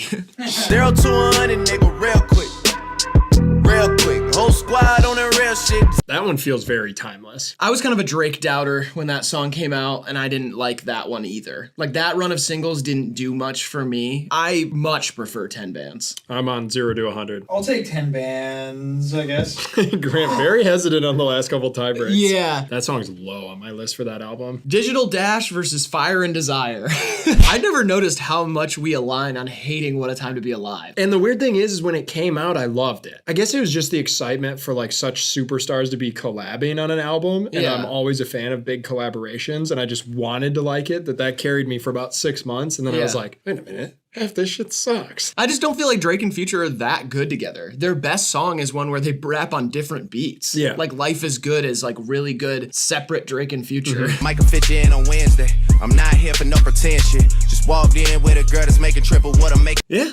I just had to get it down. Yeah, you know no, what I I mean? understand. It's not that bad. Oh, it's booty, but. You just like my sidekick. I just wanna ride, fulfill all your desires. Now, I'm not going to play that at my wedding, but I'm going to play it the same day, if you know what I mean. Right when you wake up, Yep, get start ready. my day. Fire and Desire, easy. sure. 6 p.m. in New York versus Crew Love. Here we go, disagreeing again. If me and Future hadn't made it with this rapping, we'd probably be out in Silicone trying to get our billions on. But here we are. Here we are. Great tune. Oh yeah, I love that song. That OVO and that XO is everything you believe in, I know. Love that song. Yeah, I love it too. I feel like I used to think it hadn't aged well. And in listening to it more and more, I do kind of think it has aged well. I like that it's sidechained. Like, there's some interesting choices here. For it to be a big hit the way that it was, and one of those ones that stuck around as like in the conversation of best Drake songs, it does have some interesting choices, and it has one Drake verse, and the verse is good. It's really good. So yeah, no, I like it. I like Crew Love. Crew Love wins here. Yeah, for me too. Come Through versus Big Rings. Big cock rings. Frank Ocean. Shout out to Frank. Pour you up a drink and we could burn something. Come through, come through. Again with the crazy snare. He's got the plug on some sounds that are just so fucking good. They don't let that out in the rest of the industry, you It's know? crazy. They need some really big rings. They need some really nice things. Better be coming with no strings. This one holds up for me. Oh, it's so shit. funny. It's like my favorite because it's funny. It'll live forever because like the Rams just got their Super Bowl rings. Yeah. They played this. It's like a Super Bowl party song. Come Through. Yeah. 4 p.m. in Calabasas versus Pop Style. Got a lot to lose, cause in every situation I'm the bigger artist. Always gotta play it smarter. Y'all shook up, I'm One of the best timestamp songs. I love 4 p.m. in Calabasas. I think it's my favorite out of all of them. It's all I ever did, and look where it got in. Yeah, you been one of my least favorite Drake songs, probably. Yeah, definitely still like trying things out that were just risks, you know? What's a risk? The way he's singing. I mean, I guess. I don't know. I think he just fumbled the bag with the Jay-Z and Kanye thing. It felt like it was a mix between All Day and Jumpman. Like it was trying to do those same flows, and it set Kanye up to have one of the stupidest verses he's ever had. Yeah. Just not a good song. No. Uptown versus Six God. Uptown Drake! You can run and tell your friends that I'm on.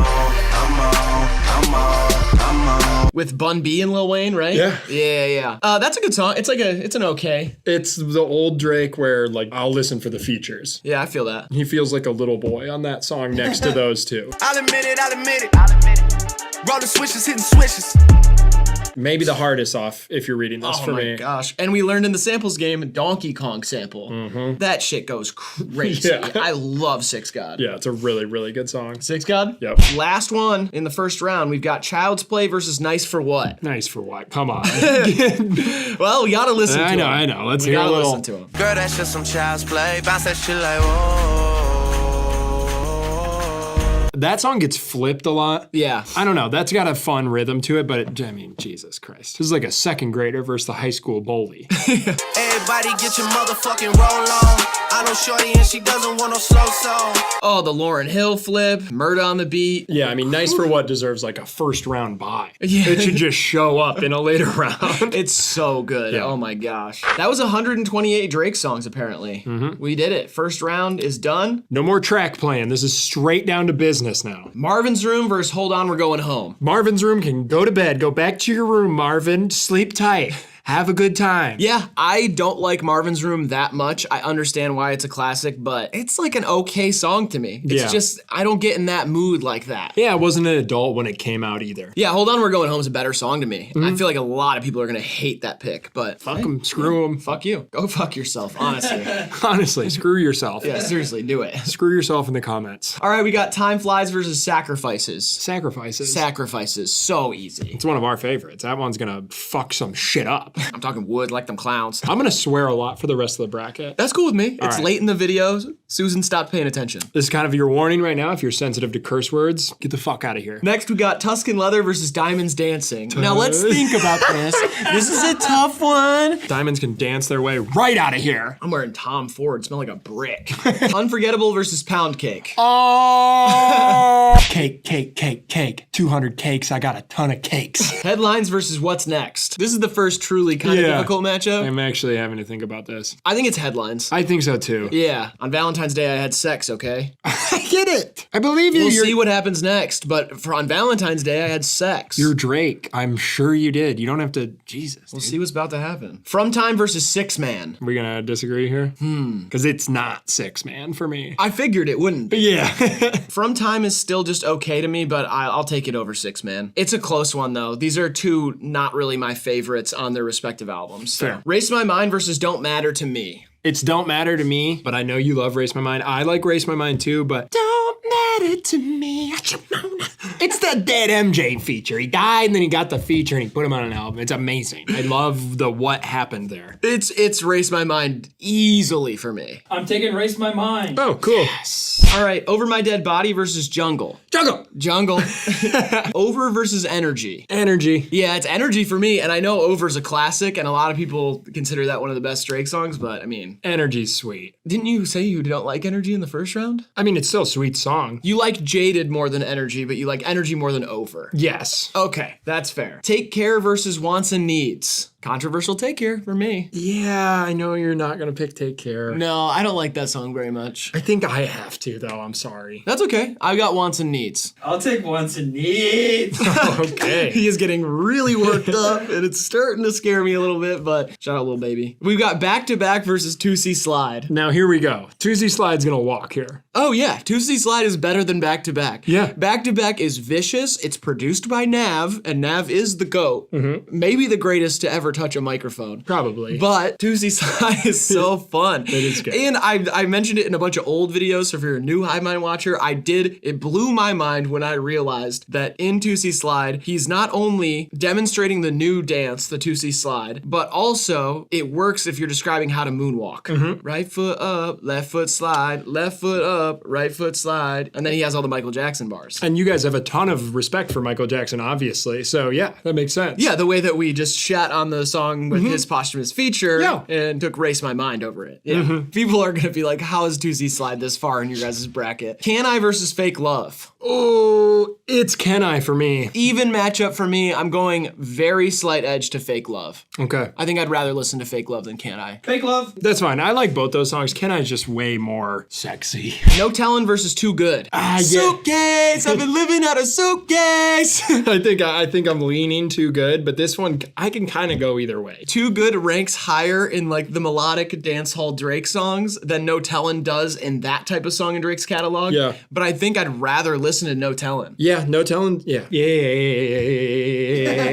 I'm going No Tellin'. Me too. Teenage Fever versus Wu-Tang Forever. Teenage Fever wins here. Wu-Tang Forever is like, it's not a miss on that project, but it's lower on the list for that one. Yeah, I just think like I said, it's just the hook mismatched with his energy on the verses makes it not as good as the rest of the album to me. But Teenage Fever is like an addicting games.com sort of vibe. Yeah. Still Here versus Summer 16. I don't know. Where are you going? Summer 16. That's what my heart's telling me, but my mind's telling me, do crimes. Wait, what? Yeah, so it's Summer 16 for me. Oh, okay, cool. What was the whole thing? Are you having like intrusive thoughts sort of deal? What? Like, are you having like, oh, geez. What? I can tell by your facial expression that there's something.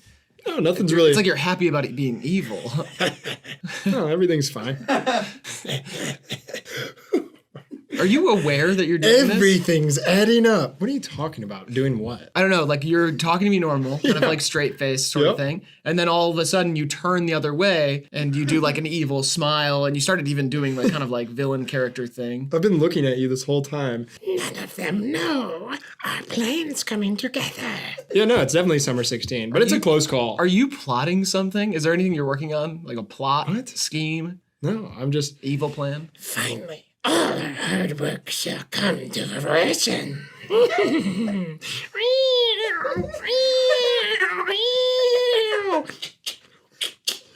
Shut on the fucking ground! What?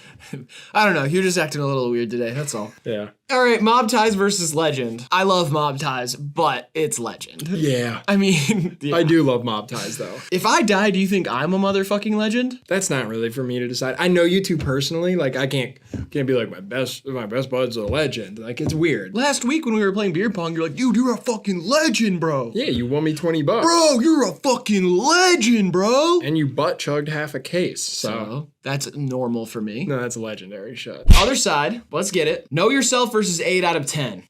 8 out of 10 for me. Really? Yeah. Oh, fuck. It's Know Yourself for me. But, I mean, they're similar in a certain way. They are. They have, like, that anthemic, big man Drake voice, you know? God, he is a big man Drake big, voice. sweaty man. Masculine, drizzy.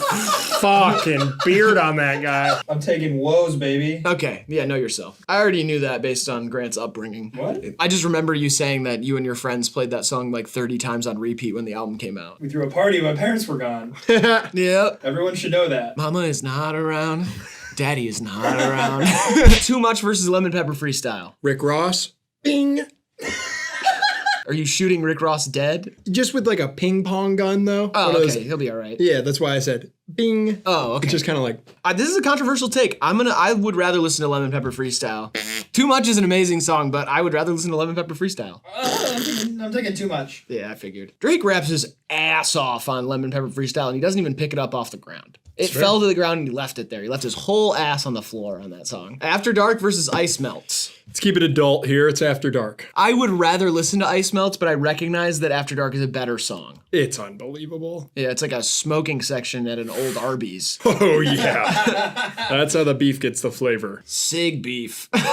Tobacco flavored beef. Sneakin' versus Chicago Freestyle. Chi-Town. Chicago Freestyle. Worst Behavior versus Used To. I think it's Used To. Yeah, I think Used To is better than Worst Behavior. I don't like the hard knocking stuff on Nothing Was the Same. Like when he's trying to be tough guy muscle Drake, he wasn't in form yet. He's still kind of in the incubation chamber. He needed to get his weight up. Galchester versus In My Feelings. Samuel L. Jackson.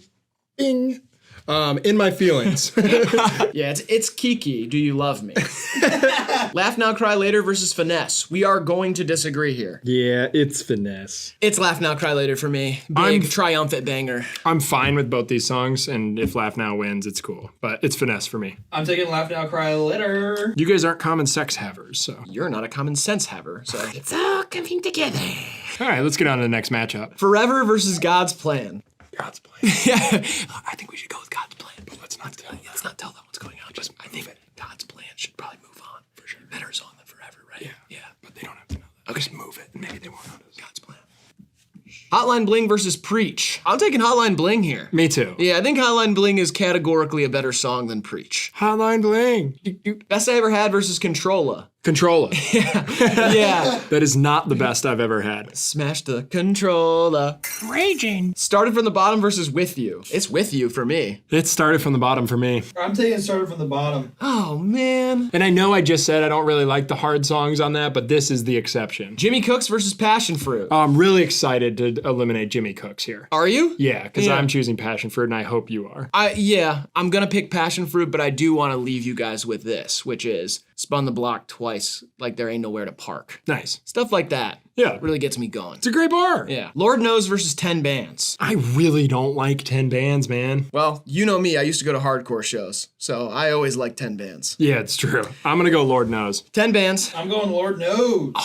Fire and Desire versus Crew Love. Man, for as much as I love Crew Love, I think it's Fire and Desire. Crew Love hits way harder for me. I never really got the Fire and Desire hype. It's a good song, but it did not like blow me away the way it did to other people. I'm right on the fence here, because I'll listen to both these songs usually 5, 7, 8 times a day each. That's a lot. That's a whole lot. I did not know that. Yeah, it's a waste of time, a lot of people have said. I don't know, I kind of want to just agree with you. Is that okay? Yeah, you can go back on what you said. Okay, yeah, because I love Crew Love. If you loving the crew. Sorry. Come Through versus 4 p.m. in Calabasas. Come Through. Yeah, it's Come Through. For Absolutely. sure. Not even really close. Shout out Calabasas High School, though. Six God versus Nice for What? Nice for what? Fuck!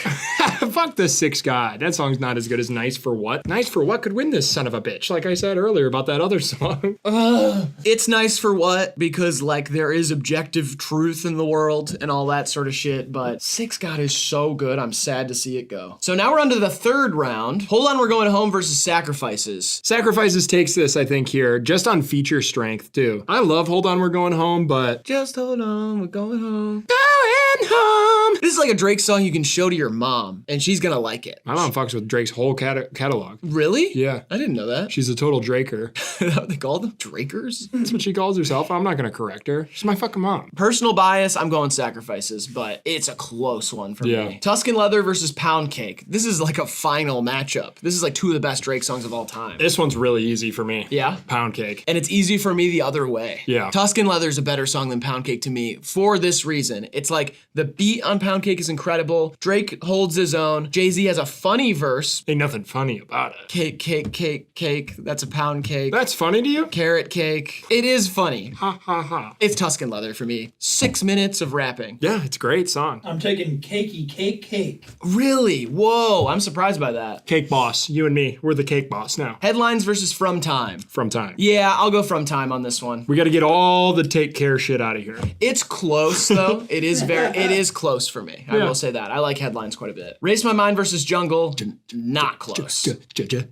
Jungle. Energy versus Wants and Needs. It's Energy for me. It's Energy for me too. 2C Slide versus Fake Love. It's 2C Slide again. It is. Yeah, it's 2C Slide for me too. 2C Slide's better. I'm not leaning into this either. Like, I like 2C Slide more than Fake Love. Yeah, I'm not leaning into some sort of bit. I already know. It's in the comments. Like, what is wrong with these dudes? Blah, blah, blah, blah. 2C Slide's a better song than Fake Love. No Tellin' versus Teenage Fever. Teenage Fever, which for me was the chicken pox because I got it late. I remember you getting that. Yeah. And mine was the swine flu. Yeah. Yeah, I had 108 fever. I had 110. Oh, did I say 108? I meant 111 fever, yeah. You said 111? Yeah, it was I had bad. a 234 degree fever with the chicken pox. This shit feel like teenage fever.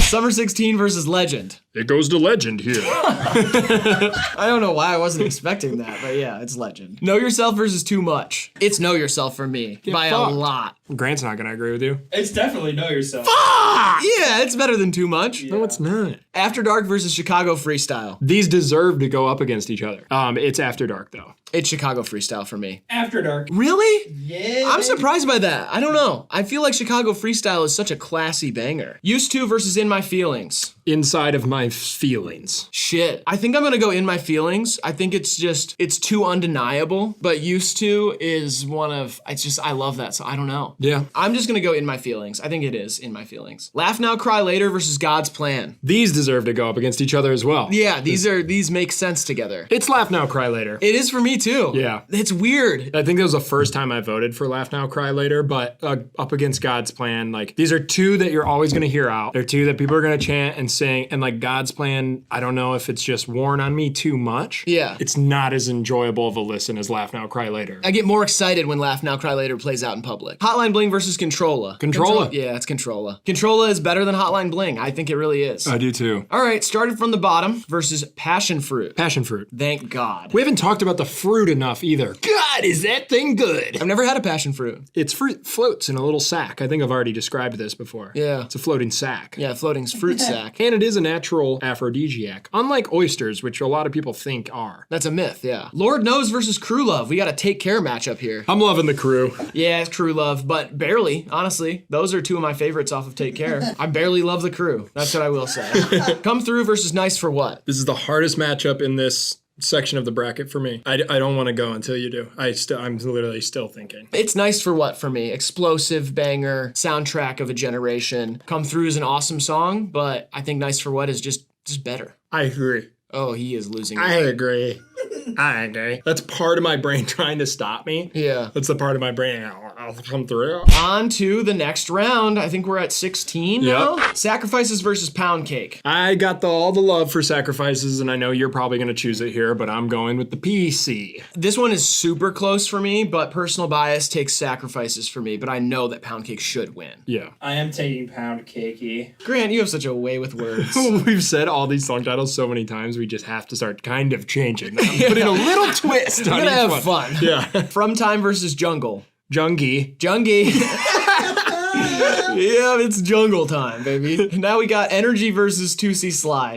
I've been amazed every time I've said it, but it's fucking 2C Slide. It's not for me anymore. Energy sucks. I'm going Energy. That's crazy. No 2C Slide matchup has been tossed to Grant, so I don't even know what he thinks about it. Yeah. I'm taking Energy. Yeah. Okay. That I'm honestly happy because if 2C Slide continued into the Elite Eight, I think there'd be a mob at our house. Yeah. At our shared 1-bedroom apartment that we live in. Bert and Ernie style.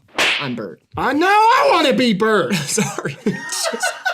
Teenage Fever versus Legend. Teenage Fever, Teeny Feeve is what I'm going to call it from now on. Well, I don't think we're going to have to say it again. It's Okay. Legend. These are two of my favorites, though. I think these are both top 5 Drake songs for Yeah. me, but Legend takes it for me. So it goes to Grant. Yeah, I'll take Teen Feeve. Bye-bye. I am flabbergasted. Legend is like okay. You just said Teenage Fever is a top 5 too. It is, but Now it's in the 8 and you're upset? Legend's number 1 for me. Oh, really? I didn't know that. If I would have known that, I would have. I'm sorry, I wouldn't have been so hard on you. Feel No Ways and Legend are my 2 favorite Drake songs. That's all I'm going to say. Fuck. Shut up. You should have said something, dude. Shut up. You really should have said something Shut the earlier. fuck up. Know Yourself versus After Dark. After Dark! It's Know Yourself for me. Yeah, I'm taking No Guy. Yeah, you gotta know thyself. I think After Dark might have been my top boy. In My Feelings versus Laugh Now, Cry Later. In My Feelings. I'm going Laugh Now, Cry Later. I'm also doing that. I'm doing Laughing and Crying. Laughing and Crying. I don't know why I love that song so much. It does feel a little cheap that it's this far, but I like it. I think it's a really good song. You'd probably get an infinity pool if you were a millionaire too. You'd be like, ooh, where's the edge? It's cheap. It's tacky. That's just saying it's cool. Like if your friend has one, I would never go. Swimming in pools makes my skin too dry. I can't even have a pool. Oh, really? I cannot swim. My eczema goes. Stop. Fuck. I You fucking should've- hate you. Fuck. This sucks. I hate the Fuck. dynamic we've decided to settle on for this part of the bracket. It sucks. Oh shit, man! I didn't know pools dried you out like that. Controlla versus Passion Fruit. No. These two deserve to be up against each other. They deserve to live together though, together in harmony. It's Passion Fruit for me. It's Controlla for me. I'm taking Fruits. Yes. Show me your fruit. Crew Love versus Nice for What? This sucks, but Nice for What's got to walk here. Yeah, Nice for What beats Crew Love. Nice for What's like the best beat I think he's ever been on. All right, we are to our Elite 8. 8. I'm not listing them. We're just going to go straight into them. Fuck yeah. Pound Cake versus Jungle. Oh, fuck. I thought it was going to get easier for some reason. No. This is Jungle for me by a mile. I know. I literally just said Pound Cake. Fuck. I don't know. Oh, I'm sorry. Oh shit, I would Daddy. have made an easier matchup for you if I knew. Oh shit, Pops. I don't know which one. It's okay, buddy. Hey, listen, we can stop whenever you want. This one's gonna really upset me. Sure. Oh, you're not empathetic towards that? I thought you were doing the... I'm done with it. It's like done with the empath thing? Yeah, I ran out of gas. Can I rip your 2 front teeth out? No. Okay. Suckers. I think it's Jungle. Jungle it is. Just move on. Go. All right, Get out of here. Energy versus Teenage Fever. Teen Fev wins here. Yeah, it's Teenage Fever for me here, but I just want Legend to be here so bad. Teenage Fever is a slept on song. Never even comes up. I think it's not even on most of the brackets I've watched. Yeah, I think you're right. Like, I don't know why. That song is incredible. Know Yourself versus Laugh Now, Cry Later. Here's where my LNCL, that's where my love of that song goes out the window, and I gotta pick Know Yourself. I don't think I voted for Know Yourself in the first round, and I missed it the last 2 rounds. I'm back on the train, baby. I'm back on board. I'm buying the jersey. I'm with my woadies. Passion Fruit versus Nice for What? I'm letting you pick first here. Nice for what? Passion Fruit. I'm gonna go, I'm gonna go Fruit City. Fruit City. All right, Passion Fruit. Final 4, 2 More Life, 2, if you're reading this, it's too late. Didn't see this coming. Jungle versus Teenage Fever. I think this is where the Cinderella run comes to an end. I'm going Jungle. Me too. Yeah. This is where St. Vincent, St. Ludacris Mary's gets blown out by Duke in the Final 4. St. Vincent, St. Ludacris? I don't know. It sounds like a small school. Yeah, it does. You really just threw Ludacris's name into LeBron's high school. That's pretty much all you did. You said St. Vincent, St. Ludacris Mary's. Yeah, I guess you're right. That is what I did. Know Yourself versus Passion Fruit. I'm going Passion Fruit here. I'm going Passion Fruit here as well, but it is microscopic close. Micro penis. Passion Fruit versus Jungle is our final 2. What are we, 2 little sad boys or something? I don't think anybody would have expected this. So I'm putting a poll up in the chat right now. Future me, Jungle or Passion Fruit. Hit the comments. Let us know what should be here, what should have won, what we fucked up on, what we suck at, what we're not so good at, our weaknesses, our flaws. Let us know what the mistakes we've made in the past and how that'll affect our future. Let us know our physical flaws as well. What makes us not look as good. Let us know our bad outfit choices. Let us know when we stumbled upon our words. Let us know how we could have been better to our families and friends along the way and how we opted for selfishness. Passion Fruit or Jungle? What is the best Drake song? Jungie. It's Jungle for me. It's Jungle for me as well. I think that's his best song. I feel bad not letting Grant get an opinion in on here, but which would you have picked, Grant? I would have picked Jungle. Okay. Okay. I would have picked Know Yourself last round though. Okay. Know Yourself over Passion Fruit? Yeah. Just so that we can have it clear, because Jungle is going to win. Jungle is the winner of our bracket. That is our hive-minded pick. That's how we do them. What are your top couple Drake songs? And I'll give mine as well. Give your 4, I'm thinking. My 4, Legend, Feel No Ways, Jungle, and Tuscan Leather. Those are my 4. I think Sacrifices and Pound Cake are in my top 4. Okay. And then After Dark and Jungle. And Grant? Mine are Come Through, Know Yourself, Six God, and Blue Tint. Those are Grant's top 4. Let us know your top 4 Drake songs down in the comments. Let us know if you enjoyed the bracket or if you're impossibly angry at us and will never forgive us.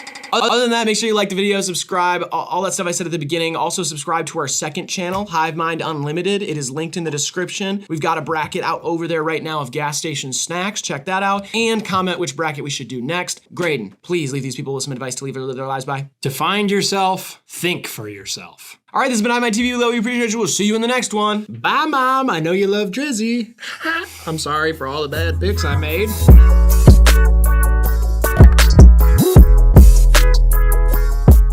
Just little boys doing YouTube, and you make it all possible. Sometimes I'm scared to get vulnerable. Chicken tender. If I shit, piss, or puke during this, don't be upset, all right? It's because I'm nervous. That's fine. Well, they asked me, do you know Nicki Minaj and Beyonce? Of course.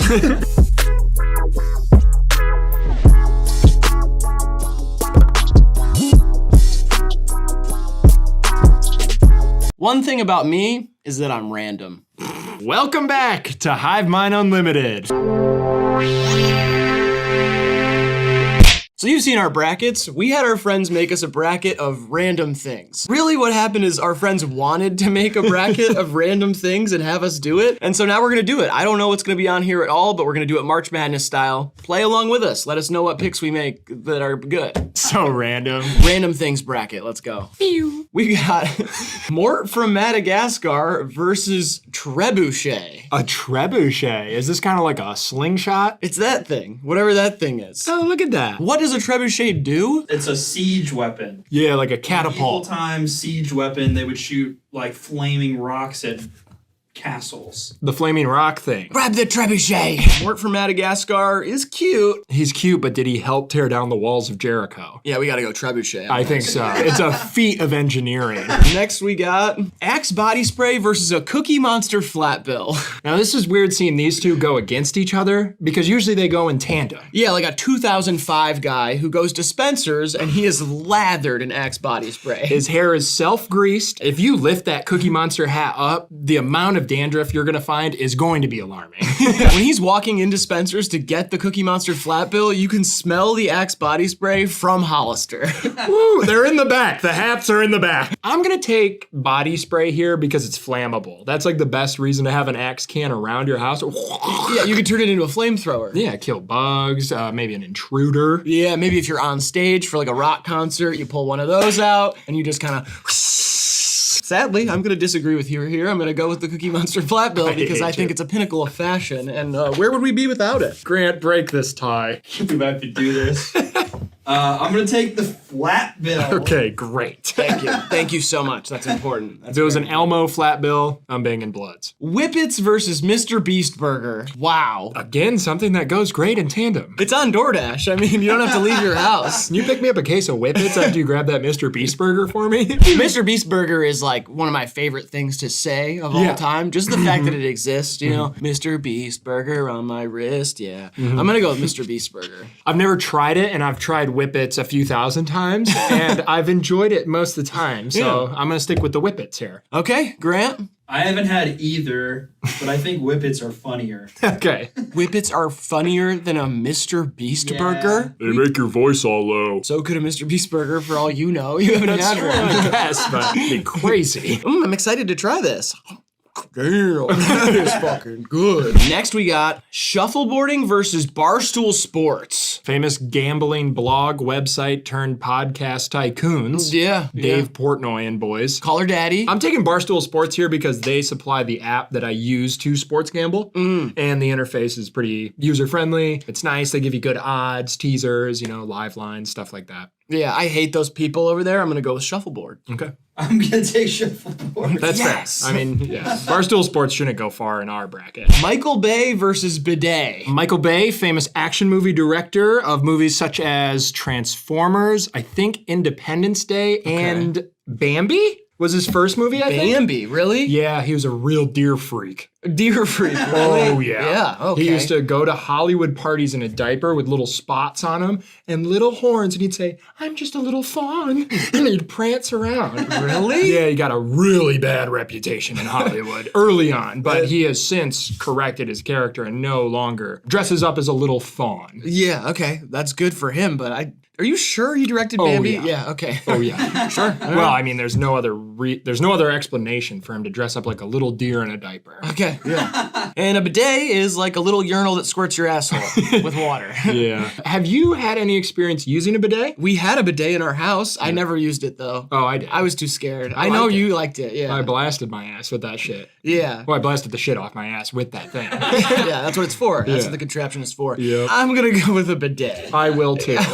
Paralyzer by Finger 11 versus Hospital Superheroes. Are these just like medical workers? What is Hospital Superheroes? Oh, for like terminally ill children. like Spider-Man at the hospital? Yeah. Oh man, that's so sad. But I mean, it's not. It's some of those kids' last best day. I mean, yes, but that's sad. That the children die of terminal illnesses. No, that children die with such terrible delusions. You know, they think that's the real superhero, and that's what's sad. Is they don't get a chance to grow up and realize that that's just some idiot off Craigslist dressed up like Spider-Man. Who, when he gets off work, he puts on a Cookie Monster flat bill and goes back to Discord. And smokes dabs all night. He literally is like, yeah, hung out with some sick kid today for $10 an hour. I'm about to live stream me do this whole gram. But Paralyzer by Finger 11, I mean, Yes. I'm not paralyzed, but I seem to be struck by you. Yeah, I'm gonna go with Paralyzer. Easy, I had the CD. Next we got $16 versus mutton chops. I mean, I can't lie. If I see a pair of mutton chops in public, makes my day. Yeah, it's kind of like a really tall person or a person with suspenders on. Yep. Or like cows on the highway. Yeah. You know, you have to point it out. Yeah. Like, you see that guy's mutton chops? Mutton chops used to be people wearing like medieval, like fancy garb. And nowadays it's a tuxedo t-shirt. Yeah. That is what a person with mutton chops wears. And like one of those little things that's not quite a top hat, but it's one of those weird hats, like a milady sort of thing. Yeah. You know, milady. Like a rebound for a 50-year-old. Yeah. Totally. I guess I'll go to bed with him. He's got chops. He seems edgy. He used to be a magician. He used to be. I don't know what happened, but he's banned from doing it for whatever reason. I don't ask too much. It's just a rebound. He is handsy. I will say that he's handsy. He's a handsy guy. I'm taking mutton chops easy here. I'm going $16. Easy. I'll probably take $16. Okay. Young Sheldon versus an awesome backflip.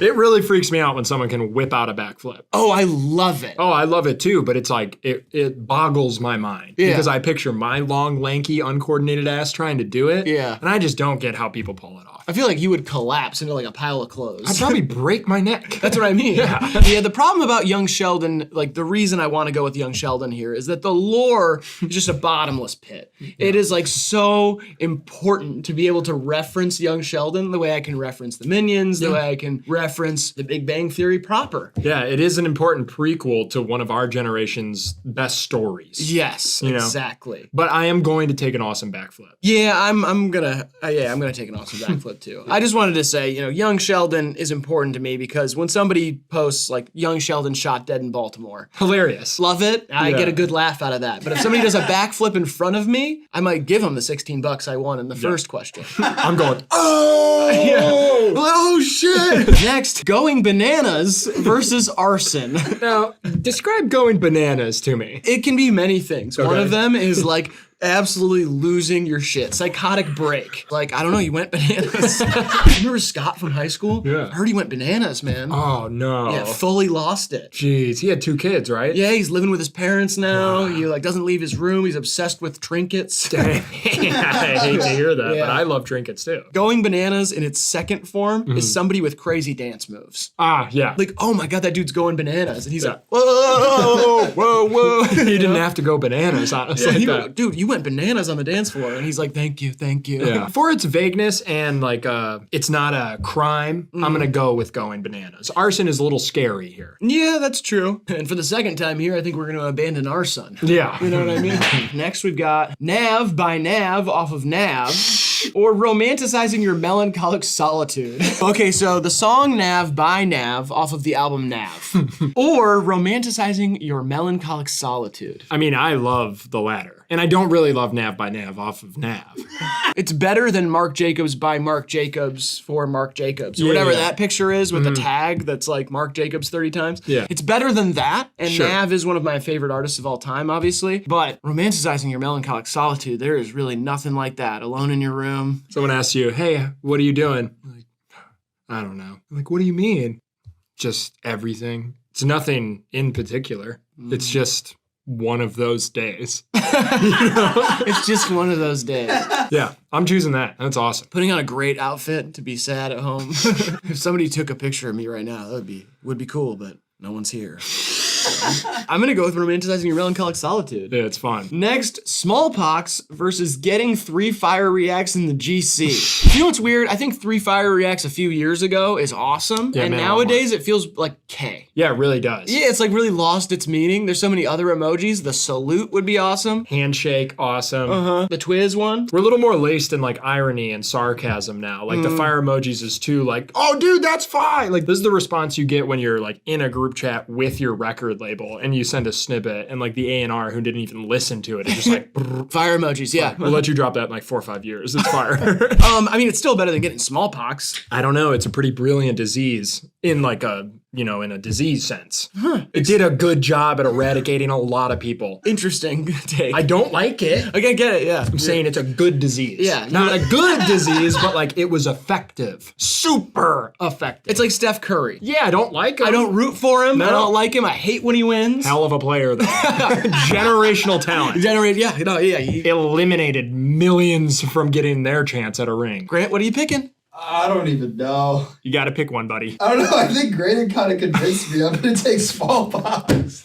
Smallpox wins the first round. That's insane. That's power right there. I get it. All right, Ashley Madison versus SpongeBob-shaped mac and cheese. Oh, so easy. What's Ashley Madison? It's I just learned about this. It's a cheating website. Yes, it's where you go to have affairs. It's like an online forum. It's like $1 billion company. Yeah. Well, recently too, someone hacked Ashley Madison and released all the information, or most of the information, of people who were trying to have affairs. Mm-hmm. Whoa.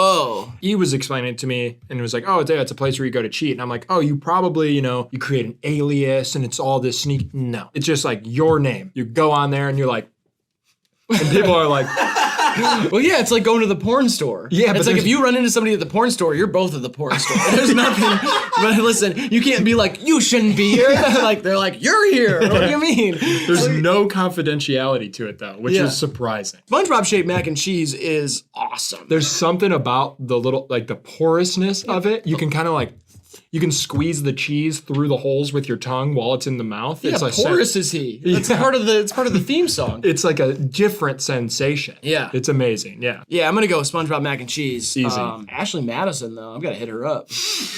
I'm not in a relationship or anything, but I mean, I'll check out the site. If it's appealing to the people on there that I'm cheating, I pretend to have a girlfriend on Ashley Madison. They're like, so wait, tell me about the girl that you're dating. And I'm like, oh, she's awesome. And her name is Megan. I love her, but I needed more action. And they're like, okay, yeah, sounds real. Next, we got Kevin O'Leary versus Trollface. Kevin O'Leary from Shark Tank. Yeah. He's like kind of like the least famous like Shark Tank person, I feel like. Yeah, but he's suave and he's bald and he's rich. Is he Mr. Wonderful? Yes. Yeah. Okay, that's He's what they. Very famous. Oh, okay. Never mind. I don't know why the name Kevin O'Leary just didn't do much for me up here. It sounds like a pub. Trollface has so many negative connotations, but also just there's something so visceral about the image. And the Black Mirror episode. Yeah, Shut Up and Dance. Yeah, that's one of my favorite episodes, and that ending is like pretty fi. Yeah, but I like it has like a Kevin O'Leary. sound like.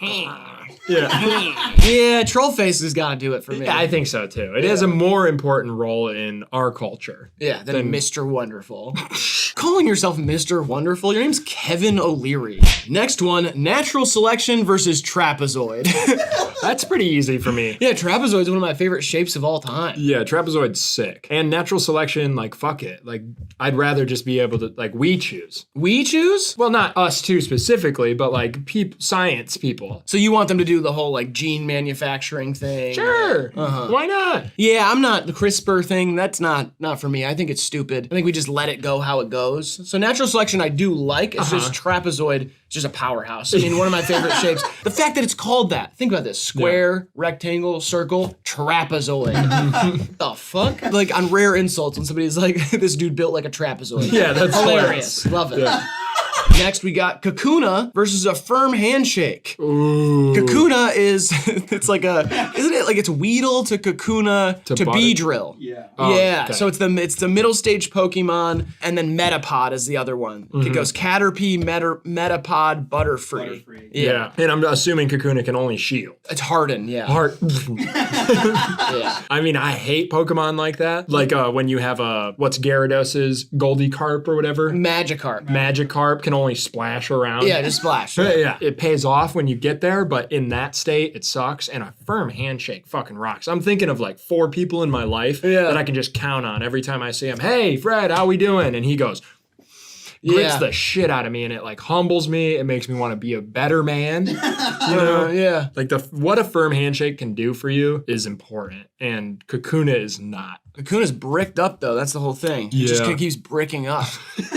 I'm gonna be vulnerable here. I get kind of insecure about a firm handshake. I don't have great grip strength, and like the guys who do it, it's like I respect those men, but at the same time, I'm like, we're not the same. You know, like a guy with really hairy arms, I'm like, oh God, here we go. I feel judged in that moment. Or like you hire someone to come over to your house and work on it, and he's like looking at the wall, and he's like, oh yeah, we'll take care of this. I'll be back tomorrow with the supplies. And before you even touch his hand, you're like, oh fuck. Like, I hope I'm ready. It starts going in slow motion for me. Like I'm not even joking. It's one of those moments where you hear like a boom, and I'm like, dun dun dun dun, and I'm like, oh God, and I'm like, come on, give it all you got, Riley. You might even go in for one of these. And he's like, oh. That's surprising. You have like a noodle arm or something. Yeah, I hate guys like that, but I'll go with a firm handshake. Yeah, firm handshake's up there with an awesome backflip for me. All right, Szechuan sauce versus ethical cannibalism. Ethical cannibalism? Give me an example of ethical cannibalism. Like when your plane crashes and, and you no food and you gotta eat something.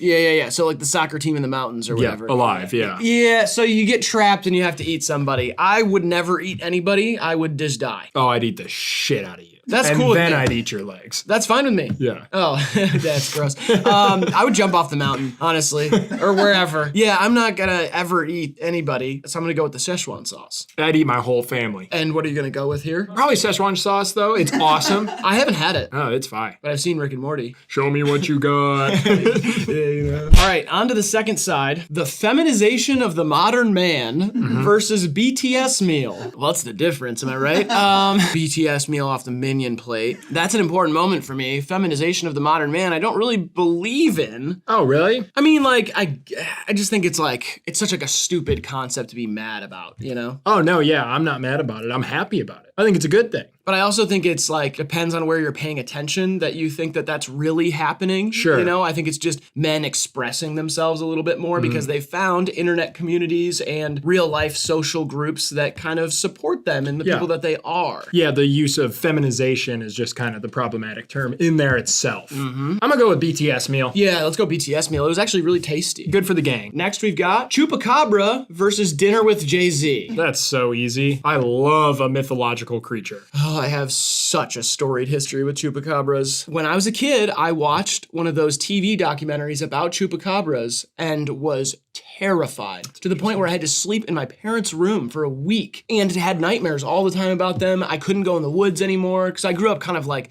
the woods were my backyard growing up. And so I would always go build forts and collect animal skulls and do all sorts of weird stuff with my friends. And I literally was convinced there was gonna be a chupacabra because there was a sighting of a chupacabra in Michigan. Yeah. And I grew up on the Ohio-Michigan border and was like, that's it for me. Yeah, like I'm gonna get eaten by one of these goat killers. That's crazy because I watched a documentary on like Tasmanian devils as a child, and it gave me like one of my worst reoccurring nightmares where they like haunted my yard and everything was red and I was like being chased by thousands of little Tasmanian devils. Now, are you sure this was a documentary? It wasn't just Looney Tunes? No, I'm positive. Oh, okay. Because you know the tornado thing, like that's not part of the. That's not a real Tasmanian devil. I'm aware. Okay, cool. I was just checking. Yeah. I love a chupacabra though. As some form of exposure therapy, I'm gonna go with the chupacabra as well. That's brave. Dinner with Jay-Z, it's just like, it's a little cliche at this point. It's trite. Yeah. Dinner with a chupacabra, I guess we're both having goat. All right, Taco Bell on 8 Mile versus Rush Hour the movie. Taco Bell on 8 Mile is a nice one. There's a lot of different Taco Bells on 8 Mile, but I know what they're talking about because it's the one that I go to. I'm gonna support my local business here. Rush Hour is kind of a meh. Supporting your local business is choosing Taco Bell. Yes. Yeah. Next we got Cats and Dogs Being Friends versus Bob Evans. God, Cats and Dogs Being Friends is very cute. Yeah. Not as uncommon as I think most people would think. Yeah, that whole, like, that's a myth. That thing of, like, the dog chasing the cat around. That's not happening. Like, if they do it, they're playing. It's cute, but Bob Evans is cuter. Bobby Ease, dude. Bobby Ease is cute as shit. For a chain restaurant, it really does capture the vibe of the old diner. Yeah. Even the characters, the people that work at Bob Evans, they sell merch at the front. Like, it's like a very weird vibe inside of a Bob Evans, and it is awesome. Nice old women that call you sugar. Yeah, totally. Sugar, I'll get you those biscuits and gravy real quick. And I'm like, oh, okay, thank you. I mean, hungover on a Sunday morning, you get the gang to go out to a Bobby E's. I mean, that like full-bellied parking lot conversation, unparalleled. Hop right next door over to Chili's for lunch. Yeah, I'm going Bob Evans pretty easily easy. here. Yeah. Joel Osteen versus anthropomorphic wolf pictures. So this is the new meme, the pensive wolf. Yeah. You know? I mean, a very good character, very funny for memes, but Joel Osteen is he's insane. I really want that documentary. I think it's going to be amazing. He hid money from his own church inside the walls of his house. Yeah. Hundreds of thousands of dollars. He's like Dane Cook's brother in that way. Yeah, he's got a private jet. Yeah, he's like an alternate reality skeleton Jerry Seinfeld. What do you mean you don't like Jesus Christ? He died for your sins. I'm going to easily go with the wolf pictures, though. I'm going Joel. Really? Yeah, I love Jesus. I'll take the wolf pictures. Yeah, that's fine. The wolf pictures are awesome. I voted for Joel for the same reason I voted for smallpox, by the way. Powerful. Yes. Epic rap battles of history versus tadpoles. Easiest one here. I have never seen an epic rap battle of history in my life. I have, but tadpoles are like one of my favorite creatures of all time. Yeah, I grew up near this pond. There was a pond that I used to go to called Frog Pond, and we would catch tadpoles and frogs and stuff. And I used to love those little suckers. Yeah, I worked at a land and garden koi fish place, and we'd get bullfrog tadpoles that we'd sell to people so then they could have frogs in their pool, eat the bugs and stuff. And you could just kind of squeeze those little suckers. You know what I mean? Kind of, they eat each other when they die. Very cute. Yeah, totally. And when they start to sprout those little legs, it is so funny. Back ones come first, and you see them coming, and then they just, next thing you know, tail goes away, and it's a frog. Yeah, absolutely. Tadpoles are amazing. Yeah, we're going to go with tadpoles. Great source of protein, too, if you need a snack. Next, we got Justin Long versus Bermuda Triangle. A lot of lore around both of these. Yeah, absolutely. I mean, the Bermuda Triangle, very fascinating, confusing place where people get lost and are never to be seen again. Maybe it's a portal to a different dimension. We don't really know. It's led ancient aliens type people to believe the power of the triangle, and they'll link it to the pyramids, and there's all these The Illuminati. Insane conspiracies going on, and I indulge. I believe in the power of the trapezoid more than the power of the triangle. Understood. Personally, The Bermuda trapezoid. Yeah, Bermuda trapezoid would be sick. We just need to find like 2 more locations to really, But the Bermuda Triangle can't even hold a tooth to what Justin Long did in Jeepers Creepers. Justin Long, I mean, it's kind of an unfair advantage because he is the most award-winning actor of all time. He's won the most Oscars of any actor to ever live. I didn't know that. He also has the most money of anybody in Hollywood. It seemed a little surprising. Are you sure? Sexiest man alive 25 years running. No, I don't think you're right. He also played 3 seasons for the Minnesota Timberwolves at one point. Fuck? Yeah. He scored 35 points a game, and he averaged 25 assists, which is like an insane stat. Nobody even really ever does that. I would remember that. Yeah. And then the other thing about him that is super crazy is that he won 3 seasons of Chopped. Yeah, he won 3 seasons of Chopped. Yeah. Yeah, I mean, I was gonna vote for him here regardless. Yeah, he was runner-up on another season too. So he did 4 seasons. He got second place. And honestly, I mean, I'll admit his dish wasn't as good as the winner of that season. I still wanted him to win because I'm a big fan. But yep. Yeah, go with Justin Long. Justin Long. Next we got mitosis versus the Carfax Carfox. I don't know if life is possible without mitosis, but this is not keep one, leave one. We can, still have mitosis, and I'm gonna rock with the Carfox here because he's quirky. He seems like he might have gotten kicked out of the animatronic band at Chuck E. Cheese. Yeah, he has that look to him. Yeah. Maybe he didn't get kicked out of the band. Maybe he just realized that this dream of his wasn't ever gonna reach. Yeah, creative differences. Yeah, and it was like time to get a day job. He was the star. Yeah. And they weren't ready to propel him to the fame he deserved, so he got it on TV. Next we got Rick Owens Ramones versus Ricky Rubio. Oh, a Cleveland Cavalier himself. We acquired him about halfway through the season last year, and he was a great tutor to first-time All-Star Darius Garland. Totally. Came off the bench. I believe he went 7 for 7 from 3 in MSG last year. Amazing. Absolutely shot the lights out, has kind of developed that long-range shot, still has the flash and flair to his game that people love, can really control and command a second unit for any ball club, especially a young team like the Cleveland Cavaliers. I'm happy he's returned. I think he's worth every penny we paid him. He makes us a better team. Let's go Cavs? Yeah, let's go Cavs. I'm going to take Ricky Rubio all day. Loved him when the Timberwolves drafted him as like a young Spaniard EuroLeague player. He played with Justin Long for 2 seasons, yeah. See, I don't remember that. He did play with fat Kevin Love, and now he's with skinny hunky Kevin Love in Cleveland. So it's just a fun story. Ricky's a great NBA player, really stuck around. Ricky Rubio for me. I don't even have to talk about those Rick Owens shoes. Yeah, who gives a fuck? Quagmire toilet versus student driver bumper sticker. I hate the student driver bumper sticker. It just, I don't know. I have like a weird memory associated when I was learning how to drive. Yeah. Didn't like it. Yeah, you don't seem like you would have liked it based on how you drive now. Yeah, just like, I don't like being, oh, you can't drive with one hand. Quit smoking a blunt. Like, turn the music down. Like, Yeah. I'm not going to give you roadhead. Like, all that kind of shit. Like, it's crazy. Yeah. And Quagmire toilet, I mean, that's just like peak physical comedy. I mean, that's a physical gag. Look at that. It's hilarious. His Yeah, it mouth is is a funny. toilet. Yeah, I mean, it's come hilarious. on. All right, let's go with Quagmire toilet. Quagmire toilet with a bidet.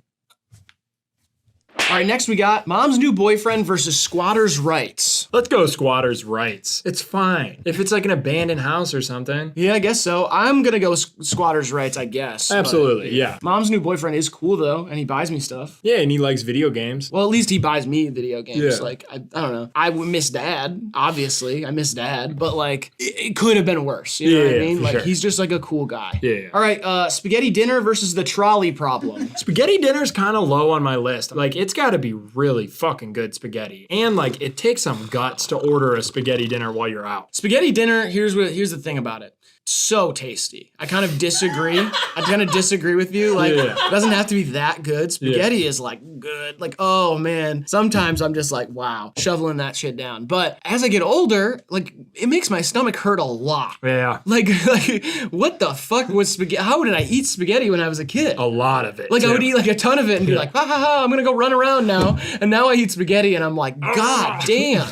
It's not spaghetti with meatballs though, and I hate meatballs. Love meatballs. Ugh. What is wrong with you? I hate meatballs. It's just disgusting. But I'm taking it over the trolley problem. Trolley problem's just whatever. Yeah, I mean, I guess. Let them die. I don't care. I'm never going to be in that position anyway. Yeah, I never been near a lever, so. Street Magicians versus ALS Ice Bucket Challenge videos. Street magicians are pretty awesome. They're hit or miss, though. You're really rolling the dice on the type of person that's gonna be. Yeah, but you're not rolling. You're on a walk. You didn't go out like, oh, I'm going to find a magician. No, but I'm saying, like, you have a chance to run. It's a fight or flight situation. Like, if somebody comes up and they're like, I'm like, no, Like, I'm like, no, I don't want to be doing this today. Yeah. You know what I mean? Because I don't know what you got going on. Like, psychologically, I don't know what you got going on. Especially if I'm with a girl, I'm like, this guy could be anything. See, I think that's best case scenario. It turns a walk into a little date. Yeah, but it's creepy. Yeah. I'm going with the ice bucket. The ice bucket challenge videos are insane. I'm going street magicians. Easy. The fact that we could just like call out other people and they would do it and you're just getting, I don't know, it's funny as hell. Mind freak though? Mind freak. I'm going street magicians easy. Al's ice bucket challenge. I'm taking street magicians. Let's go. That's a bummer for me. All right, next we got Fushigi Ball versus Tame Impala is just one guy. So the idea that there's a type of mansplainer who says that Tame Impala is just one guy. Oh, I'm familiar. Fushigi. Fushigi balls were lit as hell. Oh, that is like magic to me. The ball's moving, but how? It's like possessed by some sort of satanic magic. And the peculiar vibe of the type of person who has a fushigi. Exactly. Like, sometimes you meet somebody and you're like, this guy's got a fushigi ball in his car. Like, he is gonna break that thing out and he knows how to use it. Like, you know there's a type of person and I love those people. It's awesome. It's a kind of accessible magic too, because it's not that hard to like make it look cool. You just kind of roll your hands around it and it's like the mirrors in there or something. It makes it look strange. I don't know. An amazing, amazing toy. I would say it's more of an art form. Yeah, it's amazing art form. Situationships versus Vimeo. What's a situationship? It's like not quite a relationship. It's more like you're kind of hanging out with somebody. It's a little bit past just like hooking up, but it's not quite relationship. Oh, Vimeo sucks. Vimeo is a good meme though. It's like funny, like to be like, check out our new video on Vimeo. I'm taking Vimeo, I guess. Yeah, Situationships is just a weird word. I don't like those kind of words. Vimeo is a funny word too. Yeah, that's funny. Vimeo. The cool bug you found versus Martin Shkreli. All right, again, I'm going to go back to my smallpox kind of argument here. I'm with you on this one. Martin Shkreli is a very powerful man. Did some bad things, for sure. Yeah. But I also think, like, I like anybody who's willing to play the villain. Like, in a certain way, he was just like, okay, people think I'm a bad guy because I raised prices on this drug that helps a lot of people. I'll be the Joker now. The fact that he just, like, bought the Wu-Tang album and, like, he leaked the Lil Wayne and Kendrick song. Yep. He leaked the song off Carter 5 5 that was Lil Wayne featuring Kendrick before it was out. Just played it on live and was like, yeah, I got the Carter 5. And we're all like, Martin Shkreli, how are you doing all of this? And I just like that type of character exists. Yeah. And so I'm going with Shkreli. Easy, yeah. I found a lot of cool bugs, but Shkreli. Second round, we got Trebuchet versus Cookie Monster Flatbill. Wow. I didn't think we'd have such tough decisions to make today. Ancient contraption versus modern classic fashion statement. I'm gonna go with the Cookie Monster Flatbill. I think I am too. It's more culturally important, Yeah. easily. Whippets versus shuffleboarding. Whippets all day. Shuffleboarding for me. Sorry, we disagree. I hate whippets. I hate the sound of the canisters clanking around in a garbage bag. When people are on them, they like stumble around. It's just like annoying. Shuffleboarding here. Yes. All right, we got bidet versus paralyzer by Finger 11. I gotta go paralyzer here, you know? I don't know. Cause like I haven't used a bidet in years and I'm fine. And I'm not like itching for a bidet. But if paralyzer came on the radio, what would your reaction be? I wanna make you move. Right down, you're standing still. Yeah, you're right. You've convinced me. It's just such a crazy song. It's insane. Why does it exist? It's insane. All right, $16 versus an awesome backflip. Flip me up. Yeah, that's an easy one. Awesome backflip. Going bananas versus romanticizing your melancholic solitude. This is like a Final Four matchup right here. Two vague, kind of amazing expressions of emotion. I prefer to romanticize my melancholic solitude. Yeah. But I really appreciate when someone else goes bananas. Yeah, I'm gonna say going bananas because there's a funny name for it. Yeah. Romanticizing your melancholic solitude. It's funny to say in a certain way because It's a there's a lot of mouthful. long words and stuff. But going bananas is just going bananas. Like there's just something like so like Tonight I want to go bananas. Yeah, I'm trying to go bananas. Yeah. Yeah, let's go bananas. All right, go bananas. Smallpox versus SpongeBob mac and cheese. I think this is where the power of smallpox kind of gets diminished. Yeah, totally. SpongeBob mac and cheese is all powerful. Omnipotent. Yeah, really. Troll face versus trapezoid. This is mean, easy for me. I think it's trapezoid, but troll face is really good. Oh, it's trapezoid. Get trolled, troll face. Trapezoid is hilarious. It's like an ancient shape. Like it's an ancient shape. All shapes are ancient. I know, it's existed for a long time. Troll face is new. Yeah, that's true. And it does have a negative. It's got a dark side. If white supremacists were posting trapezoids, then I'd have a different conversation about it. Yeah, But you're right. Trapezoid is like everybody can get along with a trapezoid. That's you true. know? Yeah, let's go traps. A firm handshake versus Szechuan sauce. I'm going firm handshake again here. Yeah, me too. Again, makes me insecure, but at the same time, I respect it. When I see two other hairy men with a firm handshake, I'm like, nice. I'm like, whoa, look over there. It's like when you're watching dudes play beach volleyball and they chest bump. You're like, oh shit, they're into this. Yeah. All right, second round on the other side. BTS meal versus Chupacabra. Chupacabra all day long. We should get a Chupacabra meal. It's like a goat burger. Taco Bell and 8 Mile versus Bob Evans. I gotta go Bobby E's here. Taco Yeah. Bell, I know I want to support my local business and stuff, but I am from Ohio and so is Bob Evans. If this were a different type of bracket, this is about being random things. Yeah. You know what I mean? I like Taco Bell more and eat there more frequently. Sure. But Bob Evans has like a certain charm to it that carries it in this type of bracket. I can smell the wood. Anthropomorphic wolf pictures versus tadpoles. Tadpoles walks here. I mean, they categorically do not. They walk for me though. They walk eventually, Yeah. but for right now, they swim. I love the little tadpole. They look like a little spaceship or something. I don't know. I'm kind of charmed by the wolf pictures right now. I'm almost mystified by them. Like, you know, looking up into the night sky. They're almost romanticizing their melancholic solitude. You think they're hot? Everyone thinks they're hot. They've got like a hot human body, but with a wolf head. All right, I'm Team Edward till the day I die, cuz I can't turn my back on the poles. I'm going wolf pictures. This one's up to Grant. Dude, I love the wolves. I'm going wolf. Grant is the wolf. Next, we've got Justin Long versus Carfax Carfox. I think Justin Long's snapping that little fox's neck, skinning it, and making a scarf out of it. Absolutely. Yeah. Quite literally, Justin Long has been in every single movie that's ever been awarded an Oscar. And the Carfox, whatever that fucker's name is, he's never even made a cameo in like a Progressive commercial. How is Justin Long in Casablanca? I don't even think he was born. Well, it's technology and stuff. They kind of like put him in it, but he's in it. Okay, yeah, Justin Long goes. Justin Long also had a successful run for Congress a few years ago and turned it down when he got there because he said that he doesn't believe in the idea of government fixing the actual problems and was running to prove a point. It was like an exploitation kind of deal. Sort of, yeah. All he did was then he appointed somebody who thought was best for the job once he got there. It's really an inspiring story, but a woman, I hope. It was a woman. Next, we got Ricky Rubio versus the Quagmire toilet. I didn't think Rick would have such a tough matchup in the second round. Yep. It's the style of play for me. It's how I like to play. It's a little flair. It's a little 3-ball. It's scrappy on D. You know, he's not the most athletically gifted guy, but he brings some sort of electricity to every arena he walks into. And we have to remind people that in our top 10 Family Guy bits, Quagmire Toilet was only number 7. Yeah. That video's on our channel, by the way. Go check that one out. One of my favorite videos we've ever done. Yeah. And I'm not going to spoil which one won, but the chicken makes an appearance. And the... Yeah, that one's a huge one. And good. Mommy, Mom, Mama. You're literally going to crack me up. Fuck, dude, that show is so fucking funny. It's Ricky Rubio for me. Yeah, it's Rubio. And we got Squatters' Rights versus Spaghetti Dinner. All right, I'm done caring about people. Spaghetti dinner. I still can't tell if that wins for you. Yeah, it wins. Oh, okay, Spaghetti Dinner, yeah. Pay your rent. Street Magicians versus Fushigi Ball.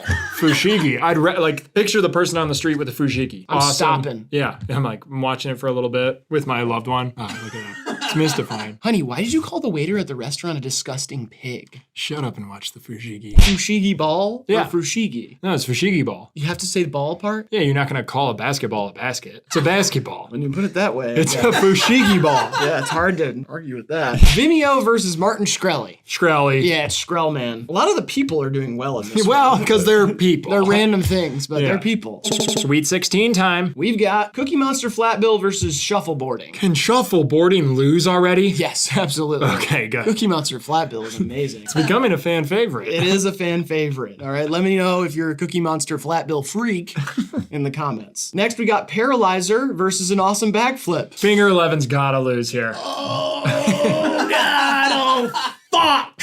I mean, the song, for like the 10 seconds we sing, funny, and I'm kind of hoping for a TikTok revival of it. Yeah, I was hoping like maybe if somebody does an awesome backflip and on the land, it kind of drops in. Like it's I've been there. It's like the whole part at the end of the song where it cuts out the instruments and it's like, I'm not paralyzed, but I seem to be struck. And they land like on that part, you know? That would be sick, but for now, I've got to go with a backflip. Yeah. Going Bananas versus SpongeBob-shaped mac and cheese. Maybe the hardest matchup yet. Absolutely. But I gotta stick with Going Bananas. It's multifaceted. Yeah, it means so many things. Yeah, like SpongeBob mac and cheese, great, but it is kind of like children's prison food. Like it is great for that, but like I'm not eating it anytime soon. That's true. I gotta go Bananas. I'm going Bananas this weekend. I'm probably gonna go Bananas this weekend as well. Now we got Trapezoid versus a firm handshake.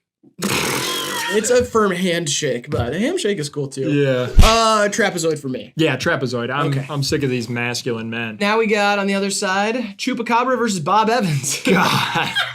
Chupacabra, mythological creature, Bob Evans, magical restaurant. For old people and young people who want to interact with old people. Yeah. I gotta go Chupacabra though. I hate to turn my back on Ohio, but the mystery, you know? Yeah. I've been in so many Bob Evans, I know it. The Chupacabra, it's scary. Yeah, it still scares me to this day. Yeah. I love it. Chupacabra. Next we got Anthropomorphic Wolf Pictures versus Justin Long. What if he played an anthropomorphic wolf in a movie? He does. Oh my God. What hasn't he done? He was in Twilight. He played Jacob. Next thing you're gonna tell me he's been on the moon. It seems like you don't want me to tell you anything, but it's pretty obvious that he's been to the moon.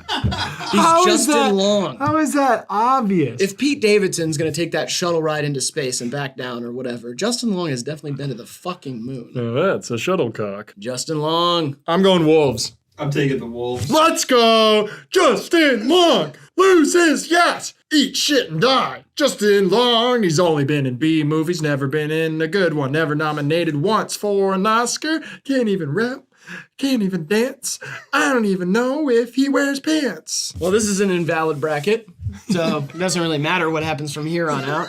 Only reason I voted for the Wolves because I knew Grant was going to ride for me, and I couldn't stand another false, fake news about Justin Long. Fine, I'll leave you with this, though. Okay. Justin Long is the creator, founder, and genius behind Smartwater. He's done a lot of shit. Ricky Rubio, Spaghetti Dinner. I'm riding for Rubio, and I'm not taking a Justin Long type stance here. It's just I'm inspired by the way he's played basketball throughout his career. Spaghetti dinner for me. I'm thinking spaghetti dinner. That's fine. Both of our favorite people have been eliminated. Can we be friends again? No. Oh. My favorite person's still in it. It's Fushigi versus Martin Shkreli. This is actually so tough. Yeah, I'm gonna go Fushigi. I'm thinking about it. Yeah. Martin Shkreli, kind of the villain of the world.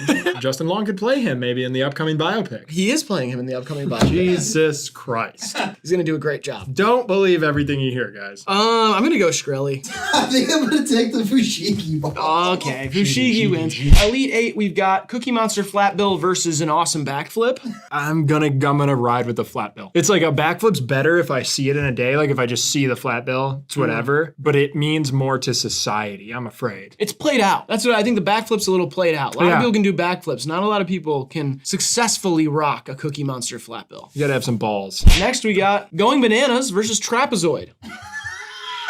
This is very difficult. You know, I think Going Bananas comes to an end here. I'm thinking of all the ways I can apply it, and it's beautiful and it's funny, but it's not tangible. Yeah. When you say trapezoid, I see it. Clear as day. It's right in my head, yeah. Funny image. Bottom heavy square.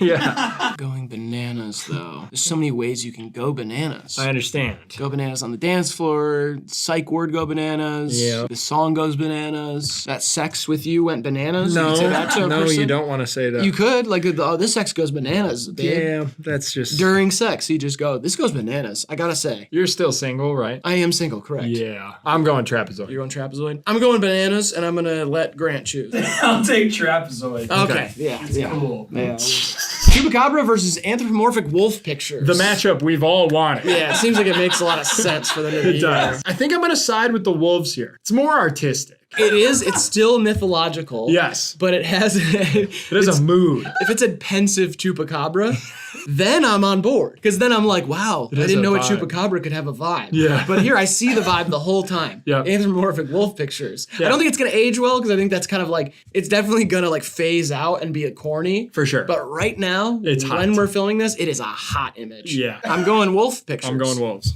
Now we got spaghetti dinner versus fushigi. This is an easy one. Where are you going? Fushigi. Yeah, it's kind of tough for me. Fushigi. Spaghetti dinner is very like pedestrian. Like it's very like, I like it because it's hearty and it's like a classic and there's something kind of funny about it just being a spaghetti dinner. Like it's just spaghetti dinner. But fushigi ball is like, it's like, here's the thing. Okay. Say in one day. Yes. You see somebody going crazy, going bananas even, with a fushigi ball. And then later you have a spaghetti dinner. What are you telling your friends about the next day?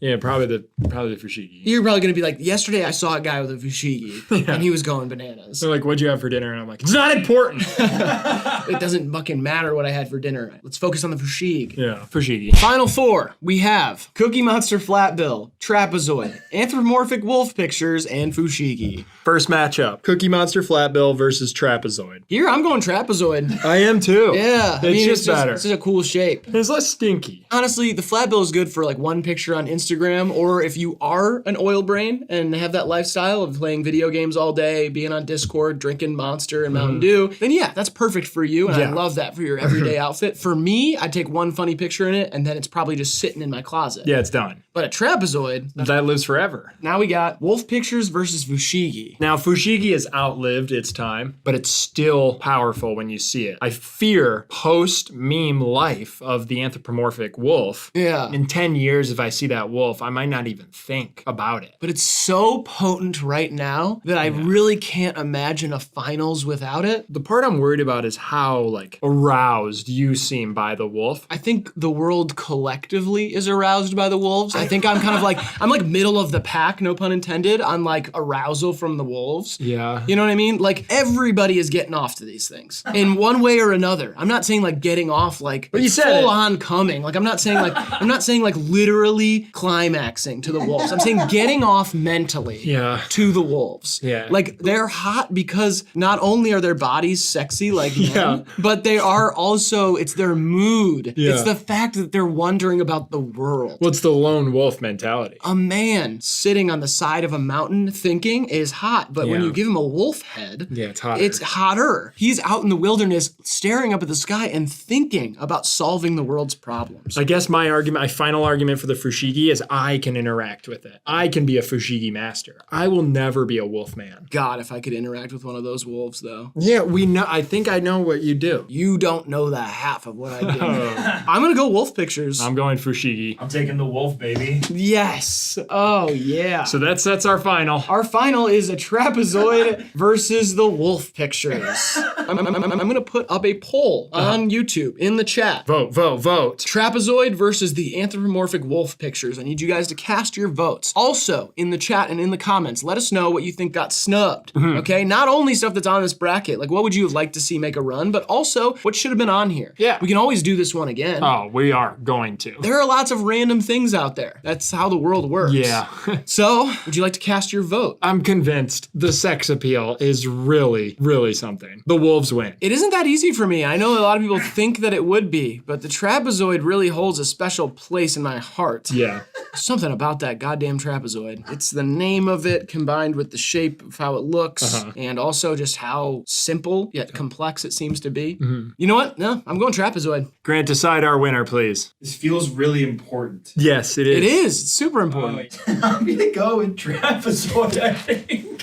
Trapezoid wins the random things bracket. The underdog. Yeah, that is crazy. That's good. Trapezoid. Oh my gosh. I'm happy for all my trap heads out there. That was the random things brackets, literally just a March Madness style bracket of random things. We can do this or any idea that you have because obviously we're taking them. I hope you guys enjoyed this. Let us know what bracket we should do next. Get down in the comments. Also, you know, we got our Patreon, our Cameo, all that stuff linked in the description. Thanks for all the support. Subscribe to this channel, subscribe to our main channel, HIVEMIND, and would you like to leave these wonderful people with some advice to leave or live their lives by? It is the difficulties that will define a man. All right, this has been HIVEMIND and Living, and we'll see you in the next one. Woo! Yeah, trapezoid, baby. Oh, that's my wolf. Oh, that's not what a gun sounds like.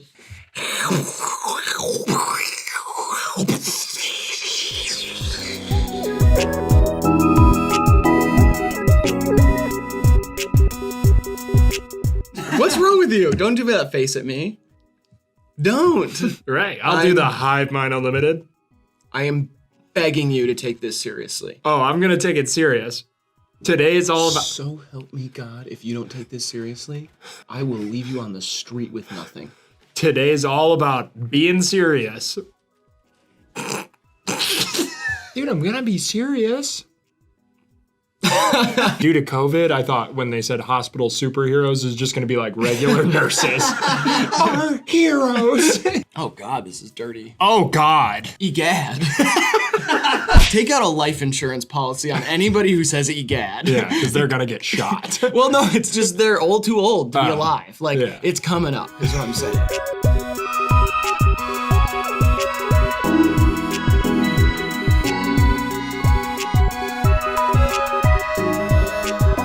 I need my food, and I need it fast. Welcome back to HIVEMIND Unlimited. Fast food, that greasy, oily, convenient slop. Today we're gonna decide once and for all, what's the best fast food? Yum, yum, yum. Before we get into it, drop your favorite fast food down in the comments. Let us know what we forgot. And also Patreon, Cameo, all that stuff is linked in description. Let's do this. Let's go! 64 fast food places, bracket style. Let's go. First matchup is an absolute wash. We've got McDonald's versus Carl's Jr. Carl's Jr., baby. What is Carl's Sr.? They got the sexy commercials. They got sexy commercials? You don't remember Paris Hilton? No. Paris Hilton's like soap washing a truck. I guess you always wash your car with soap, but she's like in a bikini. She's eating a big Carl's burger. Ow. You don't remember those commercials? I think it was a Super Bowl commercial. No. Carl's Jr. is like a thing I don't even really believe exists. Like I kind of remember it as like a thing, but I've never heard of anybody getting it or eating it. It literally just, really, you like Carl's Jr.? Yeah, they got them at like the turnpike stops. Yeah, the plazas, the convenience plazas. Carl's Jr. / Hardee's. I don't like either of them. I think we go McDiesel's easy here. McDiesel's has fed me and kept me alive many a year. I mean, McDonald's is all like the veins of America. Yeah, It's clogging the veins of America as well, but okay. Travis Scott burger, BTS meal. I mean, there's a lot of star power here. Oddly enough, Carl's Jr. symbol is kind of a star, but yeah. All right, now we've got Raising Cane's versus Arby's. I mean, you're gonna go Cane's here. You love chicken strips. I'm a Caniac. I think there's a lot to be said about Arby's, though. Go ahead. Roast beef. They have roast beef, but like, whatever. Nowhere else has roast beef. It's pretty quality. The beef and cheddar is like nacho cheese machine cheese. Yeah. Just oozed on a bunch of thinly sliced beef and apple strudels and Jamocha shakes. Yeah, they do have like unique items there, sure. But Raising Cane's is like top tier chicken fingers and fries. And they've got one of my favorite things, which is like a small menu. Yes. You only get like 5 different combos there. That's it. The only way to serve more people is to not allow them to deliberate any longer. Yeah. They don't have to read it. Do I want chicken or do I want chicken and fries? Or do I want chicken fries and toast? Yeah. It's fast food, like really fast. Yeah. And you can damn near take a date there. Yeah, it's nice. You It's know what I a mean? fun Like, place to be. Like you and me are gonna go to Raising Cane's and that's like a little bit of an event. If we're going to Arby's, it's like, I hope no one sees us. Yeah, we gotta get the Arby's, we gotta go back, and we gotta turn on the Xbox and smoke weed. Yeah, and squeeze that cheese and just see where it lands. Raising Cane's? Raising Cane's. Quiznos versus In-N-Out. Quiznos is dead, isn't it? Yeah, I don't even know if Quiznos exists anymore, and it shouldn't. It's like a really bad sub place. I remember good subs from there back in the day. I remember multiple times going to Quiznos and eating a sub from there and being like, no. No. Like, it's not as good as Jimmy John's. It's not as good as Subway, even. Your mascot as a food restaurant, just like standard protocol, should never be a rodent either. They have a rodent as a mascot? They had like hamsters. Quiznos did? It was like a Kia Soul equivalent. You remember so much more about fast food culture than I do. I don't remember these commercials. I grew up broke. What do you want me to say? I wasn't going to J. Alexander's every night. You know what I mean? I've been to J. Alexander's like twice in my life. One of them was graduation. I haven't been to J. Alexander's. You know what I mean? Jesus. Everyone knows J. Alexander's. This is where the savage is dined. First of all, it's pronounced J. Alexander's. J. Alexander's. In-N-Out's fun though. It's a little overrated, like because people travel across the country and they go, I have to go to In-N-Out. But they do have really thick receipt paper. Yeah, Patrick Bateman would appreciate it. Sometimes I eat In-N-Out and then I get the receipt paper and I'm like, damn, I might eat this too. Yeah. You know? In-N-Out. In-N-Out. Now we got Church's Chicken versus Dairy Queen. I like Church's Chicken. Dairy Queen's chicken might be better than Church's chicken. I don't know. I guess I haven't had Church's in a while, but I remember when I was a kid, when I had Church's for the first time, I was in like 7th grade or something, and I was like, damn, this is some greasy ass chicken. Yeah, it is. It's like Popeye's degenerate little brother who spent time in the pen. I'm going Dairy Queen here. The ice cream's really good. Their chicken is solid, and you can buy whole cakes there. I'm going Church's. Grant, what are you doing? I'm going Dairy Queen. All right, DQ. Now we got Domino's versus Dunkin' Donuts. Domino's, shout out Michigan. Believe it started in Ann Arbor. Really? Domino's did? I think so. I think the founder is from Ann Arbor. Their mascot used to be the little Tinkerbell, but she was ripped and she was on a longboard. Really? One of those automatic longboards that you don't have to push. Man, that really makes me want to like it. I didn't know any of that. Yeah, it's very cheap. They invented the car with like the little oven in there, which is pretty cool. Yeah, that's cool. Fast delivery, cheap, awful pizza though. I've gotten some of the worst pies of my life from Domino's. Right. All that bad stuff you said about Domino's, at least they don't serve sour coffee. Come on. Dunkin' Donuts is terrible. They have some other stuff that I like. I like their little treats and stuff. They have cute little treats. Yeah. But their coffee is downright terrible. Yeah, I would not drink it even if you paid me to drink it. I used to get the gallon bucket of coffee from there when we lived in the trap house. I remember that. Yeah, I would suck down one of those at about 2 p.m. every day. I was so down bad back then, I drank that shit too. Yeah. I would drink Dunkin' back then.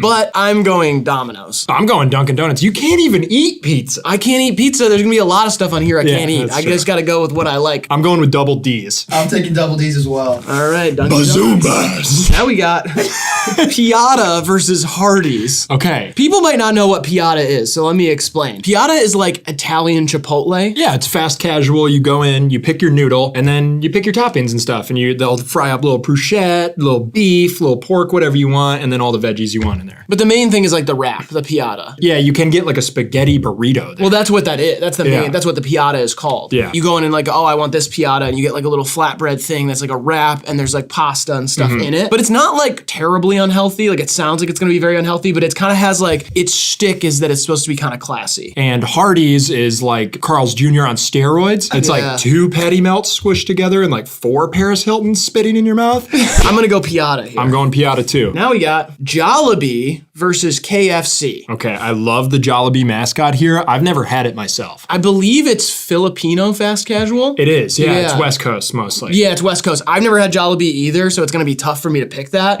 But I know a lot of people speak highly of it. They say it's the best fast food. I see it on the rankings all the time. And KFC kind of invented the first fast food atrocity with the bowl. The what? The bowl, you remember? Oh, I thought you were gonna be talking about the thing where they made the chicken, the bread, and the bacon in the middle. Again, that thing's messed up too. I loved that. I kind of like the experimenting they're doing though. It's kind of like they put some stoners in the kitchen and we're like, come up with whatever. We'll just put it out there. KFC's kind of like the Taco Bell of chicken, if that makes sense. Like they're like, the rules are off. I'm gonna go with KFC though, just because I've had it and I don't feel right picking Jollibee, although they do have the cutest little mascot. It is very cute. Weird thing about KFC too, when I drive by it now, they'll say like $8.99 new special for one thigh and some fries. Yeah, it's weird. It is weird. How's that a deal? I don't know. You get one piece of chicken and a side and it's literally like $10. Inflation, baby. Marco's Pizza versus Burger King. Shout out Marco's, bro. Toledo, Ohio. Not a lot of people know about it, but god damn is that good. And I'm missing the slice right now. I love Marco's Pizza. Burger King sucks ass. Yeah. Like, even their chicken fries, which I agree is like kind of their crown jewel over at Burger King. Those. Yeah, I used to smoke those too. Everybody smoked them. There's something really weird about Burger King. It's like everything that is supposed to be savory on their menu tastes just the tiniest bit sweet. I will give Burger King this. I will give the king his flowers on the breakfast menu. Oh, I heard that. I've heard that it's good, yeah. That MFer can whip up some beef fast. Kind of in the vein of chicken fries, they have like French toast sticks. Yeah, those are gas. Yeah. Absolute slappers, and they had a croissant wedge. That raises the question, why the fuck would you call yourself Burger King if breakfast is the best thing you do?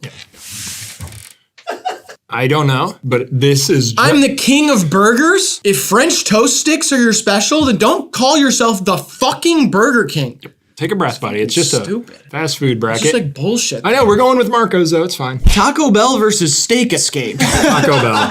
Yeah, Taco Bell, we'll get into how great they are later in the later rounds, but Steak Escape is funny. Yeah, it's like something you see in the mall, Yeah. and you see someone else eating it, and you're like, good for them. I've had a Philly cheesesteak from there back in the day. I think I have too, but like fast casual Philly cheesesteaks are like another. Yeah, you don't have to. They do have greasy ass, really good fries though. They do. Yeah, we're gonna go Taco Bell. Yep. Pizza Hut versus Popeyes. I fucking hate Pizza Hut. I hate the atmosphere, and I hated, and I despised families that dined there. Oh, did not like them either. Yeah. You know what I mean? Like I can smell their house by looking at them. Yeah, I feel you. And it stinks like cat piss and cigarettes. It's like they put like a sweet, disgusting trailer trash twist on something we all love. Yeah, Pizza Hut is like bottom of the barrel pizza, bottom of the barrel atmosphere. Pretty much everything about Pizza Hut is disgusting. Yeah, it's bad, it's sketchy, it's gross. And Popeyes is fire. Popeyes is fun, yeah. Oh, Louisiana Fast, love that chicken from Popeyes, yeah. Long John Silver's versus Panda Express. Panda Express bangs. I have never had it because I'm allergic to Chinese food. It is very good. It is like a nice, one of those illusions, You're like, oh, this might be kind of healthy. And it's like sugary deep fried chicken. Yeah. It's like if you put Popeyes and candy syrup and then put it on rice with like a little green onion on it. And Long John Silver's is like a sketchy. It's like an atrocity. Like it shouldn't exist, and I don't think it exists for the right reasons. I think there's something going on behind the curtain over there. Yeah. There's no way they're selling little fish nuggets to people. And I know some people are like, oh, but the clam strips. And I'm like, stop. Don't even say the words clam strips. Yeah, I have friends, and I'm not gonna out them on here because that's not fair, but I have friends who were like, I used to beg my parents to take me through Long John Silver's, and I was like, your family is falling apart. I mean, I went as far as eating a Filet-O-Fish from McDonald's as a child, but it did not convert me to such a sick fucking freak that I would then want to go to a fast food place that exclusively serves stuff from the sea. I'm not convinced it's from the sea. Yeah, no, I don't think so. And the smell. Imagine working there. Oh. I'd rather get stoned in public.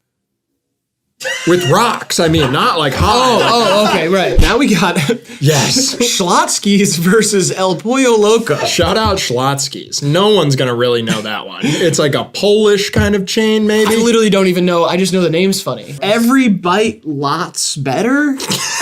That's what it says. I'm not even joking. It says every bite lots better. And I've had El Pollo Loco when we were in LA, and it's very good. They have like tacos and burritos. They also have like regular just chicken stuff. Like it's just focused around chicken. But I went there with Ben. I liked it quite a bit. I'll ride the Loco train here, but Schlotzsky's it's close. I almost want to go with it, but I think I've only had it once, and I don't know if my memory serves me well enough to really do it. I'm going Crazy Chicken. All right, now we got Sheetz versus Subway. Sheetz! Oh, Sheetz is so good. If you don't know what Sheetz is, it's like a gas station with a touch screen where you can get anything your heart desires. It is awesome. It's really open good. so late. Yeah. You can just stay at a Holiday Inn in a random little city and just sheet yourself to bed. I want to ride for Subway because I do think it's underrated, but Sheetz is way better than Subway. Like I'm going to go with Sheetz, but I will give Subway its flowers. I think it's overhated. I think it's fine. It's good. I do love the surf and turf from there. They don't. It's a tuna sub with meatballs on it. That's surf and turf, baby. Look it up. Tim Hortons versus Little Caesars. Pizza. There is one official pizza of the NFL, and it's not fucking Tim Hortons. The hot and ready is a revolutionary design. Oh yeah, I mean it changed everything. The game is no longer the same. A $5 pizza sounds insane right now.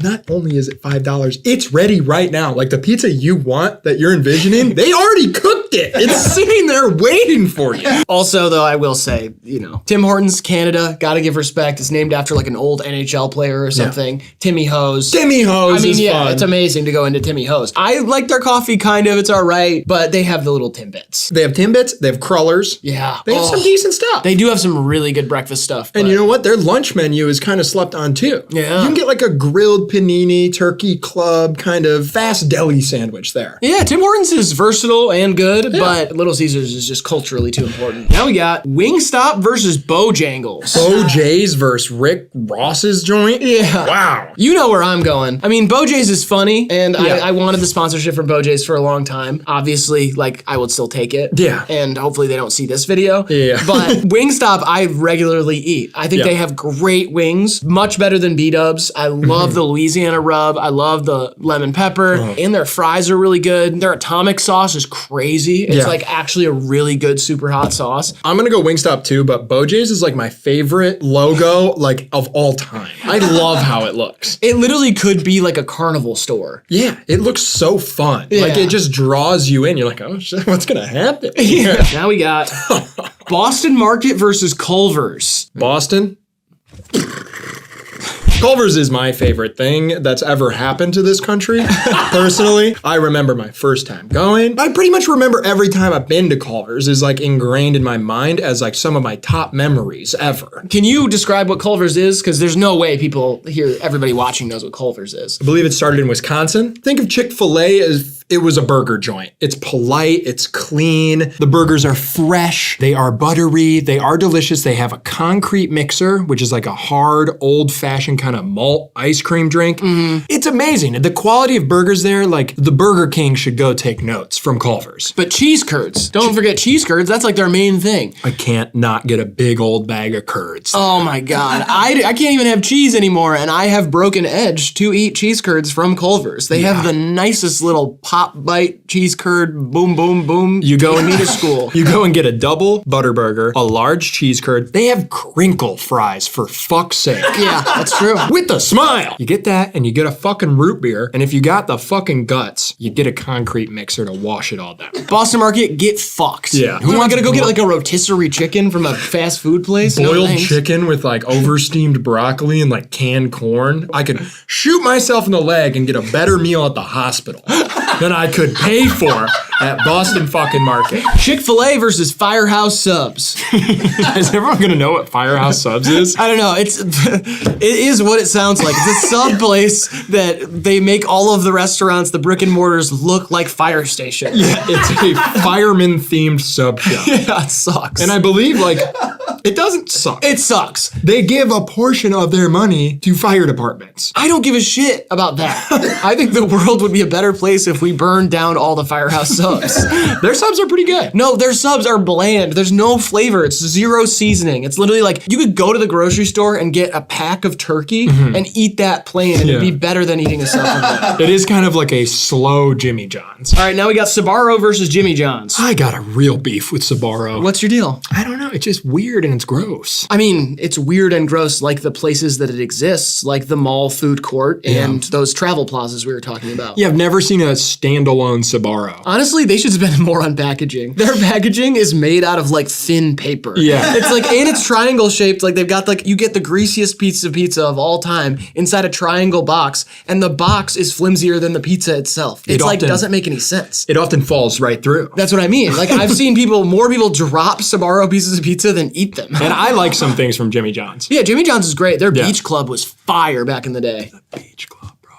And the bread. The bread is really nice. I love Jimmy John's. I think it's really good. Free smells. Freaky fast. Now we got Checkers versus Jack in the Box. Ugh, why do these have to go against each other? These both suck ass. Big Buford. Oh, I forgot about your whole Checkers scam that you did. Big Buford. And the $2 chicken box. Oh, that's true. The $2 chicken box, it doesn't make any sense. It's literally a rectangle and it has chicken and fries in the same box for $2. Like you could go up to the drive-thru at Checkers with 8 gumballs in your hand and say these, and they say yes, and they give you a $2 chicken box. And it's the same price. And don't think about going in because you can't. No, it has bulletproof glass around the entire outside of it. And there's a lot of people in the parking lot. Yeah, people are chilling in the parking lot of Checkers. It's weird. But and I used to do a scam where if you purchased like a large drink or something and you had a one-time code and you just showed them, you could get a free Big Buford, which is their disgusting excuse for a hamburger. Yeah, named after William Buford,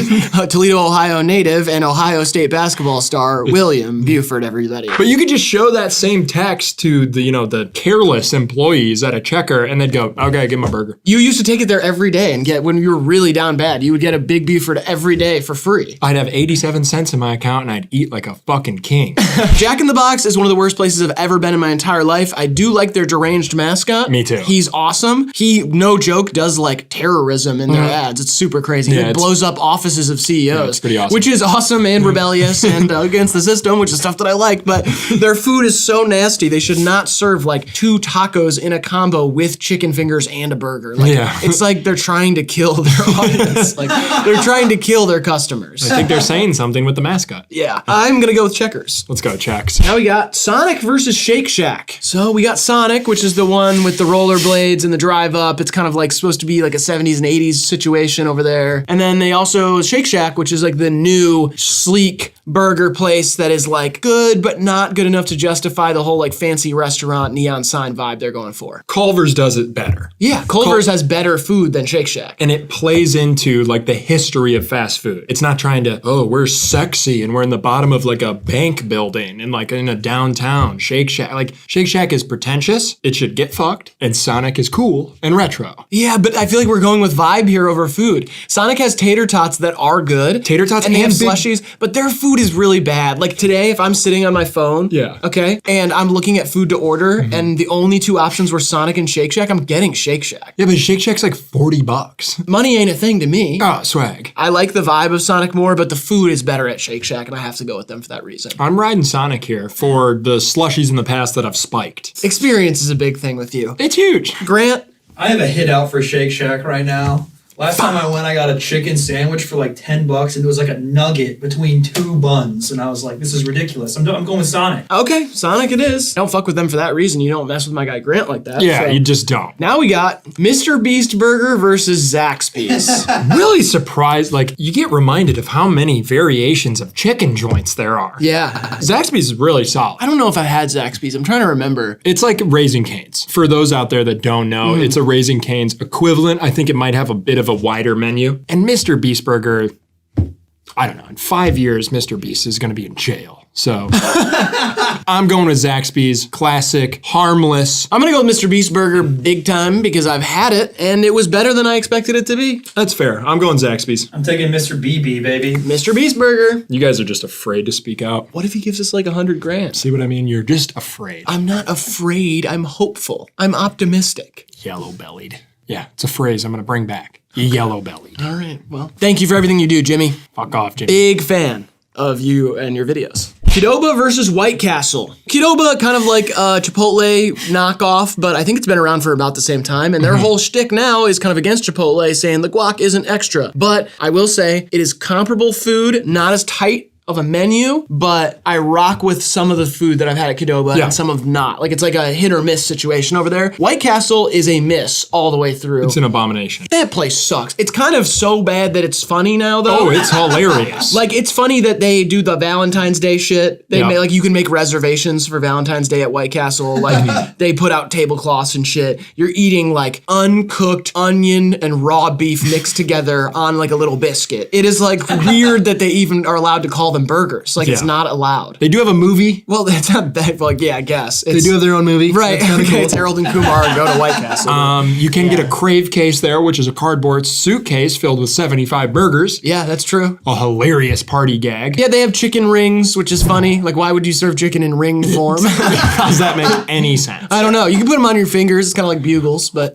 I'm going to go Qdoba. Facts. And I like that it starts with a Q, you know? That's fun. Not too many things do. Quiznos and Qdoba and Quadeca. Smash Burger versus Del Taco. Smash Burger is like the one that, I thought their logo was like GameStop's logo. Maybe they got a new logo. What is that, a falling couch? It's a burger being smashed because I think that's what they do over there. Oh, they smash their burgers. Yeah. Del Taco is whatever. It's like a bad Taco Bell. It's really bad. Yeah, no, it's bad. It's bad, but I've never had Smash Burger, and I don't know. I feel like I'm gonna overpay for a burger that's been smashed. That's just the vibe I get. Right, I like an unsmashed burger. Make it big and juicy. And Del Taco it's kind of like the fun alternative to Jack in the Box because it's like Tex-Mex. You can get a burger and a taco. Yeah, that's true. You can get weird shit over there. You get weird shit, and it's cheap as fuck. I believe they had like it's like 80-cent tacos. I think for a while they were doing 49-cent tacos. Yeah, that's amazing. Because then you can go with like 6 tacos for $3. I don't care what the taco is. I mean, get fucked. And Lil Xan owns a few of them. Really? Yeah, he owns a few Del Tacos on the West Coast. Why didn't you say something? Let's go, Del Taco. Let's go, Del Taco. And now we got Whataburger versus Jersey Mike's. I gotta go Whataburger for the exciting menu. When I pull up into Houston, H-Town, shout out H-Town, I go to Whataburger and it's like an event. Yeah, Whataburger I've never had, but I know it's a Texas thing. Their logo is insane. Like, why is it like this?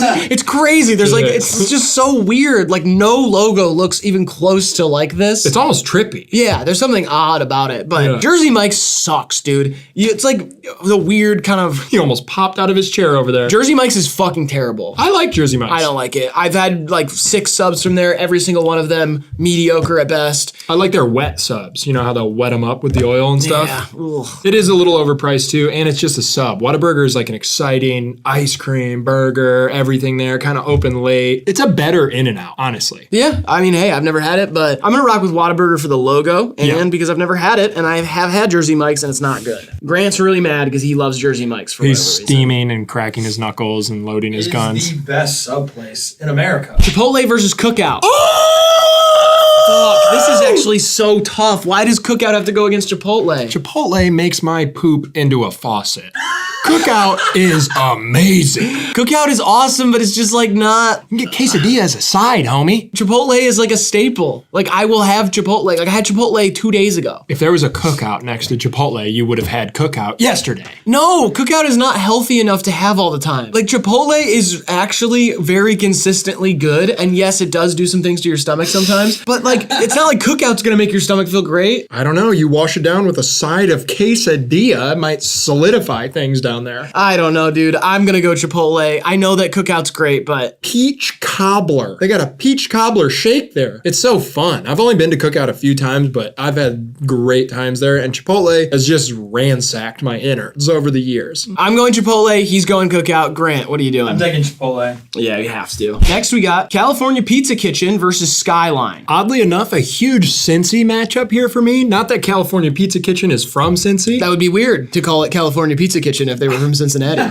But the Screamin' Sicilian came to play in Cincy. It did come to play. Shout out to Hontus. Absolutely. Big shout out to Hontus. Skyline is so nostalgic though. We need to explain to people what Skyline is, okay? We both went to school in Cincinnati, and it is Cincinnati's signature. I wouldn't even call it really fast food. It's more of like a diner spot, but it is like the food is like fast food, and you can get it to go. But essentially, it's a place that you go, you sit down, they serve you oyster crackers at the beginning, just a bowl of oyster crackers, and you kind of munch on those and decide what you're gonna get. Then their signature chili is really just like chili on top of pasta, but it has this weird flavor to it that's like a little bit sweet. Cinnamon. Yeah, there's a little bit of cinnamon in it. I believe some brown sugar. Some people say it tastes chocolatey. Yeah. But it doesn't really, it's still savory. Yes. Like, it's kind of like Taco Bell with a little bit of a twist. Like, I have the same craving for Skyline that I do for Taco Bell at 3 a.m. when I'm like wasted. And they serve the little chili dogs as well with like a handful of shredded cheddar cheese on like a cozy, fluffy, plump little bun. Yeah, like those are 3-bite hot dogs. Like they're wet and you're kind of like, and there's so much cheese. They're so good. And they have their own hot sauce, the Skyline hot sauce. And then you go, you pay at the register, and everybody gets a York peppermint patty on the way out. It's like the experience of Skyline is honestly magical. Yeah, like, it is. It really does feel magical when you go. The food itself might not be great, and it definitely doesn't make you feel great, but I love Skyline. It's beautiful. It's a great experience. So many blacked out evenings in there. Next, we've got Panera versus Penn Station. Ooh, I didn't think Penn Station was coming to play. Yeah, Penn Station's kind of good. Get fucked on Jersey Mike's, because Penn Station might be the best like sub place. Oh, that's the best hot sub place, because it's not like you can get a cold sub from Penn Station. No. It's got to be like a toasted sub. They obviously have the Philly cheesesteak. That's a big thing that they do. And their fries are like, oh my God, you get a little cup of fries. They're so good. They cut the potato there. They make fresh lemonade. Yeah. Their cheese is like actually off a cheese block. They'll saute the onions. Everything is like very fresh. Me and my mother used to go to Penn Station on shopping outings. I remember. You know what I mean? I would always go get a chicken teriyaki sub with my mother. Unbelievable. Penn Station walks here. Panera's kind of sketchy. Panera, it's like whatever, because it's fine. It's healthy enough. I feel like it's a good option to have, but they have such small portions. Shout out the bread bowl. They did invent that. Yeah. And they have like a great bakery. And their green tea, their iced green tea. It's Penn Station though. Penn Station. All right, now we got Pita Pit versus Wawa. Shout out BG, the only place I ever got Pita Pit. It's not bad. It's kind of good. Wawa, it gets talked up a lot by East Coast folks. They all say Wawa's the best, blah, blah, blah, blah. I haven't had great experiences there yet, but better than Pita Pit. Yeah, it is better than Pita Pit. It's like Sheet's like shitty cousin. The last sandwich I had from there did taste very much like cat food, and I didn't like it, but I like the experience. The gas station, get whatever you want, make the sandwiches. And I saw a video yesterday of a Wawa getting just ransacked by like 80 people. Yeah. Taking everything, and the person working is filming it, and there's a lady at the counter, and she goes, "Are you gonna keep filming, or are you gonna make the sandwiches?" And the place is it's like a riot in there. And she's like, "Can I get my sandwich?" It's hilarious. Wawa beats Pita Pit, but Pita Pit, shout out. They did their thing. They did their thing. Keep doing your thing, Pita Pit. Gold Star versus Wendy's. Ugh. Here we go. Gold Star is like Skyline. It's it's a competitor for Skyline in Cincinnati. Some people say it's better. They put like Fritos and Doritos on their shit. Yeah. It's not good. They have a burger. Wendy's, I like a lot. I think it's a great option for that type of fast food. The chicken and fries, I take Wendy's over McDonald's. Kind of the OG great chicken sandwich too. The spicy chicken sandwich from Wendy's has been doing it for a millennia now. It is so classic. Over 1,000 years. Yeah, 1,000 years, yeah. And super cute logo. Yeah, Wendy Thomas. Yeah, Wendy Thomas. Shout out to Dave Thomas. I read your book. I'm very inspired. Thank you, Dave. A&W versus Papa John's. Interesting. A&W, a root beer brand that also has little brick and mortars. They're not even brick and mortars. They're like cabin setups where they serve food as well. I don't understand. I don't want the food from A&W. I will drink their root beer, and Papa John's is kind of good. See, I can't go. I'm gonna say other things have out-pizzaed the Papa John's. Right. It is better than Pizza Hut, but A&W is kind of fun. You always get the A&W combo. It'll be a KFC with an A&W. Okay. I thought you meant like every time you go to A&W, you gotta get the A&W combo. No. Yeah, I know what you mean. There's an A&W with a KFC. It's part of the Yum Yum Platinum family. Yeah, it's like locked in. It's like, hey, don't forget us. Root beer float is underrated at a fast food place, too. That's kind of exciting. I'm going Papa John's here. I'm going A&W. I'll take Papa. Okay. Yeah, Papa John's is kind of a classic pizza place. And Shaq's an owner now. Papa Shaq. All right, tropical smoothie versus Five Guys. Wow, your healthy aunt versus your big fat uncle here. Yeah, I can't have Five Guys because they litter peanuts all over the restaurant for no reason. I know they cook everything in peanut oil too. I can't have Five Guys. People say it's great. I like tropical smoothie, man. Me too. It's really good. Tropical smoothie's fire. I used to get it a lot when I worked with your dad. Yeah. I would go over to Little Plaza, get a tropical smoothie. Their sandwiches are pretty good. I was emasculated for the first time at a tropical smoothie. Ah, how so? I dated a very rich girl when I was a junior in high school. She was independently rich from being a model. And I went to tropical smoothie with her and she paid for everything. And that was the first time that we had gone on like a little mini date together. And she paid for everything until we broke up. Wow. Would not let me pay. It was kind of awesome, but also made me feel very odd. Yeah. I felt like I was very much sugar baby. Yeah, I was like a sugar baby. Yeah. And I mean, I was older than her by a year, but like, I just thought we should have split it equally personally, but. I'm going smoothie. Five Guys rocks, though, in my opinion. Yeah, people are not gonna like that. No, Like we were very casual about putting tropical smoothie over Five Guys, but like I can't have it. I don't know what it tastes like. That's fine, and it's just burgers and fries, you know. Now we got last one: umami burger versus Starbucks. Fuck, umami burger. You never heard of it? I've had it before. It's good. Vaguely rings a bell, but I've kind of turned the corner on Starbucks, and I'm starting to enjoy their food quite a bit. Anybody who watches us knows how I feel about Starbucks. I get it every single day. I love their brown sugar latte with the oat milk. I love the little egg bites. Big fan of a lot of stuff going on over there at the Starbucks Corp. So I'm a card-carrying member of the Starbucks family, and I would enjoy a hug from that sweet little mermaid on their logo. Oh, yeah, she is sweet. Yeah. Starbucks. Second round. Let's go. McDiesels versus Raising Cane's. Don't joke yourself here. Don't kid yourself. If somebody asked you, do you want to go to Raising Cane's or do you want to go to McDonald's? But it's a budgeting thing. I was going to say, they're going to pay for it. They're paying for it. Well, then Raising Cane's. Yeah, Cane's is just better. It just is better. Like McDonald's, I get it's culturally important. Breakfast. They've got the little hype beast toys right now that everybody's so excited about. Breakfast. They have good breakfast, but I don't care. Raising Cane's, I'm going meal versus meal. Raising Cane's is way better than McDonald's. True, but the versatility and the budget of McDonald's and its impact, its lasting impact on America and the world at large. But I agree with you. Move it on. Just send it to Grant. If you got, I mean, it seems like you want to pick McDonald's. Let's not chitter chatter about it. I mean, come on. I'm going Mickey D's. I'm going Raising Cane's. I'm taking Raising Cane's. All That's right. fine. As long as the people know it wasn't on me. In-N-Out versus Dairy Queen. Slay Queen. I'm going In-N-Out. I just wanted to say that. Oh, okay. Yeah, I was going to say, I was like, there's no way DQ is beating In-N-Out. No, but they do the cute curl. In-N-Out, while still overrated, it's definitely better than Dairy Queen. Yeah, Dairy Queen is like a failing business, and everyone knows that. Dunkin' Donuts versus Piata. Piata! Yeah, Piata. Kind of like the underdog story here. Yeah, I like Piata going to that third round. Piata's fun. They have interesting things there. There's not another Italian fast casual place on here. No. Get a chicken parm burrito. KFC versus Marco's. It's Marco's for me. That is a good ass pizza and Toledo pride, and I still remember the phone number of my local Marco's. I do too. 826. I can't say mine. It's too close to my parents' number. Well, no one would have known that. Well, they're gonna guess. They're gonna guess around it. People are gonna start guessing around it. I'm going KFC for the double stack sandwich, the chicken on chicken. Never had Marco's. I'm going KFC. All right, that's fair. Kentucky Fried Chicken. All right, Taco Bell versus Popeyes. I mean, I'll ride T-Bell. T-Bell's is exciting. I have had some good times there, but I will say this. Bring back the fried apple empanada. Caramel apple empanada. Bring it back. Why would you get rid of that? They get rid of a lot of shit that they don't need to do that with, and the caramel apple empanada is one of the best of all time. I mean, oh my God. Just like you burn your mouth with those hot caramel. Oh! But the stuff that stays on the menu, let's talk about the mainstays real quick. Baja Blast, Cheesy Gordita Crunch, the Crunch Wrap Supreme. There are many loaded grillers.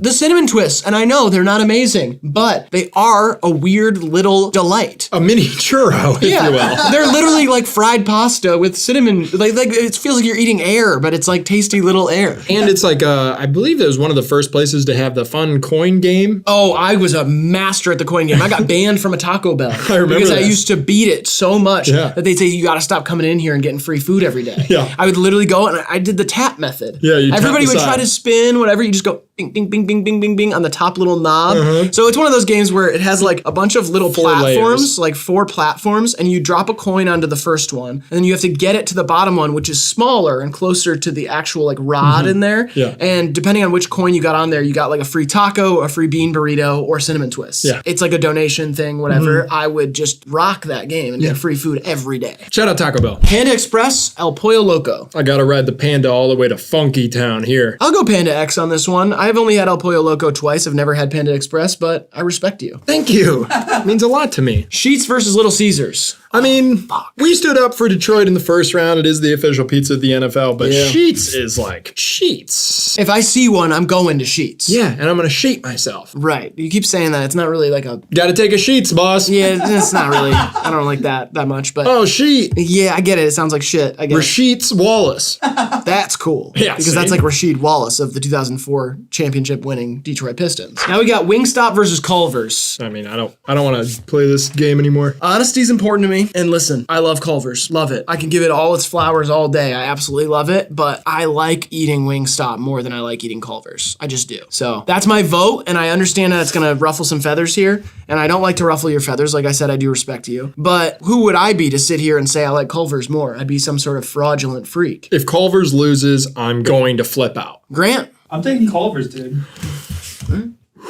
So good. Culver's is great. It's more of an experience. I totally get that. I'm just saying, if they have Louisiana rub at Culver's, then we can have a conversation. They have a butter burger. I can't have burgers or butter, so. Second side, we got Chick-fil-A versus Jimmy John's. You know what? I'm going Chick-fil-A here. Chick-fil-A is better than Jimmy John's. Yeah, the waffle fries do a lot for me personally. And the like thick chicken on their sandwiches is like really good. Yeah. So, not to mention the polite robots that they hire. Checkers versus Sonic. Ooh, kind of a battle of the shitsters here. I'm going Sonic. I mean, Sonic has the rollerblade aspect, and their tater tots are better than anything on the menu at Checkers. I've seen a lot of people on rollerblades in Checkers parking lots, but Right. they weren't serving. They were kind of just like tripping on acid. I think they were presumably. serving other stuff. Yeah. Like they were going around car to car and serving some of that good shit. Yeah, that hard. Sonic. Thank you, Checkers, for what you did to me, though. Mr. Beast Burger versus Qdoba. Qdoba. No, Qdoba, yeah. I'd rather have a burrito from Qdoba than have Mr. Beast Burger. As much as the novelty will carry its weight for me, but... The queso's free at Qdoba. Now you're doing the whole thing. You're doing the thing that they want you to do. The Chipotle thing. Guac is an extra over here. Free queso over here. It's nice. Stop falling into the corporate trap that Qdoba is setting for you. You sucked Mr. Beast off in the first round. Who fell into what trap again? You would suck Mr. Beast off too if there's a chance you were going to get $100,000. There's always a chance I'm going to get $100,000 if I'm sucking someone off.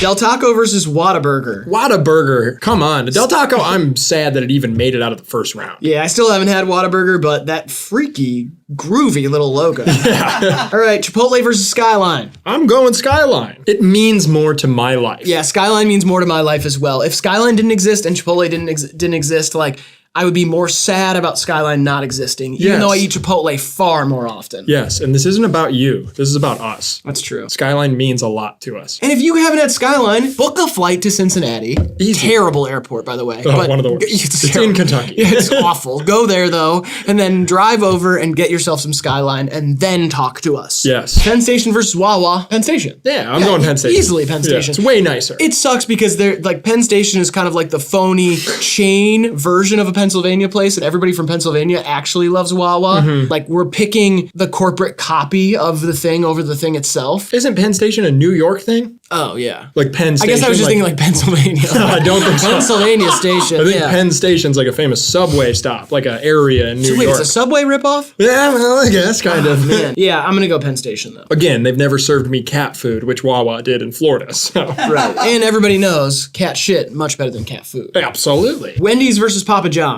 Wendy's. Yeah, easy. Yeah, Wendy's. They got Frosties. Tropical smoothie versus Starbucks. I mean, I'm going straight on food here. Tropical smoothies, food's way better. It's Starbucks. I mean, I go to Starbucks every day. There's no way I'm gonna sit here and pick tropical smoothie. I also think tropical smoothie is a great idea that could be improved. Like their food, like the type of food and the smoothies that they serve, great idea. Yeah. Let's take it to the next level. We need a better smoothie place to take over. Flavor-wise, they could be doing a lot better over a tropical smoothie, and I got emasculated there. Yeah, you did. Yeah, Starbucks food is just really just like high quality microwave meals, and tropical smoothies like a step up from that. I'm gonna ride with the smoothie boys. Starbucks. I'm taking Bucks. Third round, Raising Cane's versus In-N-Out. I'll raise that cane. Yeah, we got to raise that cane. I'll snort it too. Yeah. Piata versus KFC. I like what I'm doing here, and I'm voting for Piata. I'm gonna go Piata too. Yeah. I don't know, our classy little Italian like assembly line place that we're just riding for. I kind of like it. It's niche. I like it for us. It's exciting. Yeah. It's fun. All right, Piata, get a mascot though, Piata. Yeah, it needs a mascot. Gonna need a mascot. How about like a sexy buff Italian guy with a pencil mustache? He's wearing an apron, but nothing else. And it says POW on it. POW. All right, Taco Bell versus Panda Express. The panda gets fucked here by the Chihuahua, so let's ring that bell and live Moss. We're all an example of the Live Moss lifestyle. Thank you. Sheets versus Culver's. I'm going Culver's here. Good. Okay. Let's keep it that way. Never truly curd about Sheets, you know what I mean? Because of the curds that they sell at Culver's. Culver's burgers are better than Five Guys. Yeah. Culver's like might be the best burger alive. Chick-fil-A versus Sonic. Give me the cows. They gotta learn to spell though. It's annoying. I get that cows probably couldn't spell in real life, but at the same time, like it's not something you have to stick to. If you're gonna humanify, personify cows, let's give them some spelling skills. Before Chick-fil-A was the friendly homophobic chain that it is now, those cows kind of had like a chaos energy that I did like. It was similar to the Jack in the Box guys. Yeah, they had like red eyes and shit, right? It was weird, and they'd like parachute in on stadiums and kind of like PETA-like terrify people out of eating beef. Yeah, it's interesting. And I was fond of that, and then it became the Chick-fil-A we all know. Squeaky little clean weird restaurant. Yeah. But Qdoba versus Whataburger. Gotta go Qdoba here, right? I've had Whataburger. Yeah, I'm gonna go Qdoba because I've had it and I do think it's very good. Whataburger's a great time. I'm taking Qdoba. Qdoba's great. That's fair. Skyline versus Penn Station. For some reason I just read that as Skyrim this time. Skyrim. I was like, oh, the famous RPG game. Man, this one kind of hurts, but Skyline's way better experience. Yeah, I gotta go Skyline. Skyline making a run. Let's go Cincinnati. Let's go Bearcats. That is the sound they make. Wendy's versus Starbucks. I mean, listen, I did my fair share of work for Wendy's back in the day. Yeah. Pleasantly surprised by the quality of the food and kind of just the way the organization runs. Once again, thank you, Dave Thomas. But Starbucks is my one true love, my near and dear, my baby. I'll ride Starbucks here too. Wendy's kind of sucks to me. Elite Eight, we've got them. Let's go. Raising Cane's versus Piata. Piata's run's over. Yeah, Piata, we've got to put you in a nice little Italian bed and say, nighty-night, bozo. Yeah, exactly. Say hi to your mother for me. All right. Raising Cane's. And it's a golden retriever. What do you mean? That's their logo. That's their mascot. Their mascot's a golden retriever? Yeah, it was like the origin is like the guy who started it. He put a picture of his dog in all the places. Oh, that's cool. They also have like a One Love thing going on. It's like a Bob Marley theme in there. Like it doesn't look like it, but then on the wall it's like One Love. And Raising Cane means like go crazy. Like you're causing a ruckus. Yeah. Taco Bell versus Culver's. Here is where it's gonna get really, this is like our championship basically.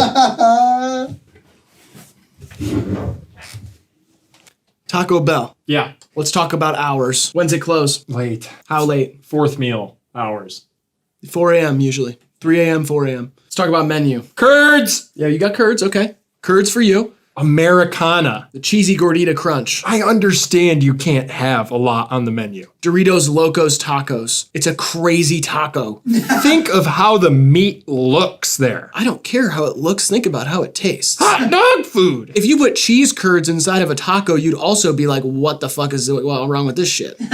Root beer. How many times have you had Taco Bell versus Culver's, man? Less. No way. We're never going to agree. We're not. So Grant is going to have to decide this. I'm going firmly in the Taco Bell camp. And I will die for Culver's.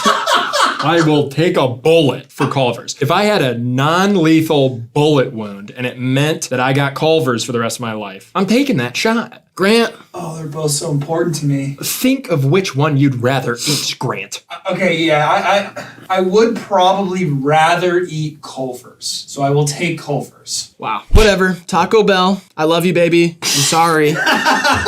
Okay. My sweet, sweet Taco Bell.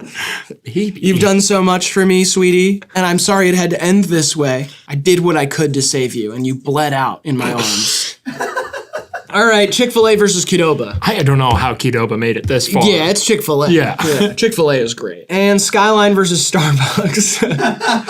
Food's sake, I ride Skyline. Yeah, I'm riding Starbucks here though because I just have to. I have a membership card. The baristas, they love me.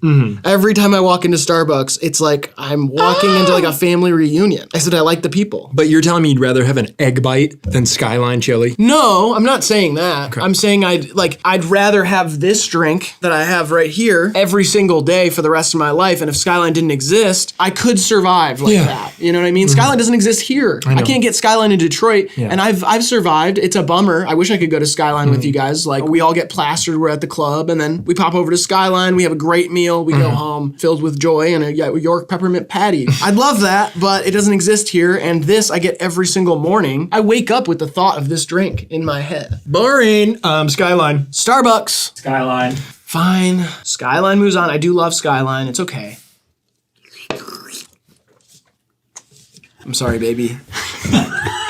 My sweet, sweet honey, I'm so sorry. It's 2 in one day. 2 of my girlfriends bled out in my arms today during this bracket. I tried to save them. I'm CPR certified. I did my best. 30 pumps, 2 breaths. 30 pumps, 2 breaths. 30 pumps, 2 breaths.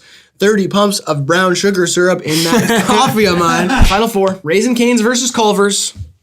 I know what you're gonna do. I'm going Raisin Cane's. I know it doesn't matter. Like it doesn't matter. Raisin Cane's, it's so consistent, small menu, amazing chicken fingers, the cane sauce. We haven't even talked about the cane sauce once yet. Yeah, I know. That sauce is amazing. If they had that at Culver's, you would dip it every time. I would. I'm getting Culver's today. I'll go to Culver's with you. Okay. Culver's. All right, it's Cane's for me. This one's hard too. Yeah, Grant, I know because you're from Columbus, and I know that Cane's is from Texas, but it is a Columbus thing. Yeah, it's very prevalent. It's so big in Columbus. The Ohio State frat boy to Raisin Cane's pipeline it's crazy. Is like a clogged toilet. Like it's fucked up over there. I'll take Culver's. I'll take Culver's. Culver's it is, all right. Oh, it hurts. Culver's, you made me, I'm so hey. Who's gonna go up against it? We've got Skyline versus Chick-fil-A. I go Chick-fil-A here. I go Skyline here. I just feel like I would rather have Skyline than Chick-fil-A. I'm going Chick-fil-A. This one's tough because the reason you get Skyline's a different reason than why you get Chick-fil-A. Correct. Yeah, Chick-fil-A you can get during the day while it's still bright out. And if you get Skyline while it's bright out, you're an idiot. You're crazy. Like you are trying to kill yourself. When I used to work construction in Cincy, we'd pull through a Skyline like drive-through sometimes because the guys I were with, like foremen on a construction site, would slurp down weenie dogs during the day. You have to get the conies during the day though. You couldn't get like that sloppy pasta chili. No way. I'm gonna take Chick-fil-A. That's hurts. fair, That hurts, but I'll take Chick-fil-A. All right, we've got our Chick-fil-A versus Culver's final. Before we say anything, future me is going to put a poll in the chat. Culver's, Chick-fil-A. A lot of you haven't had Culver's. I have a feeling that the chat is gonna vote a certain way. Yeah. But I'm gonna put it in there regardless. Also, in the comment section, not in the chat, what is your champion? What's your fast food champion? Drop it down there, make your case. I'd like to see bullet points. I'd like to see explanations. Why is that fast food the best fast food? Cherished memories you've had with family and friends. Yes. Those work as bullet points. I want you guys to fight each other in the comment section. I will be down there. Culver's versus Chick-fil-A. I have my pick here, and I feel like we are going to agree. Yeah, it's Culver's. Culver's for me as well. Wow. I called it last night before I went to sleep. You did? I said Culver's winning this bitch. I voted against it many times, but I will say it's better than Chick-fil-A to me. If you haven't been to Culver's, get to one. Fly to Wisconsin. Do it! Culver's is the winner of our fast food bracket. What bracket should we do next? Should we do some beverage stuff, some fast food mascots, some cereal? What do you guys want to see us rank on a bracket? Get down in the comment section. Let's do it. Other than that, thanks for watching. We appreciate you guys. And Graydon, leave these people with some wonderful people, stuff to do this things with. Creativity without ambition is a bird without wings. All right, this has been HIVEMIND Unlimited. We love you, we appreciate you, and we'll see you in the next one. And happy birthday if it is your birthday. Yes, have a good one.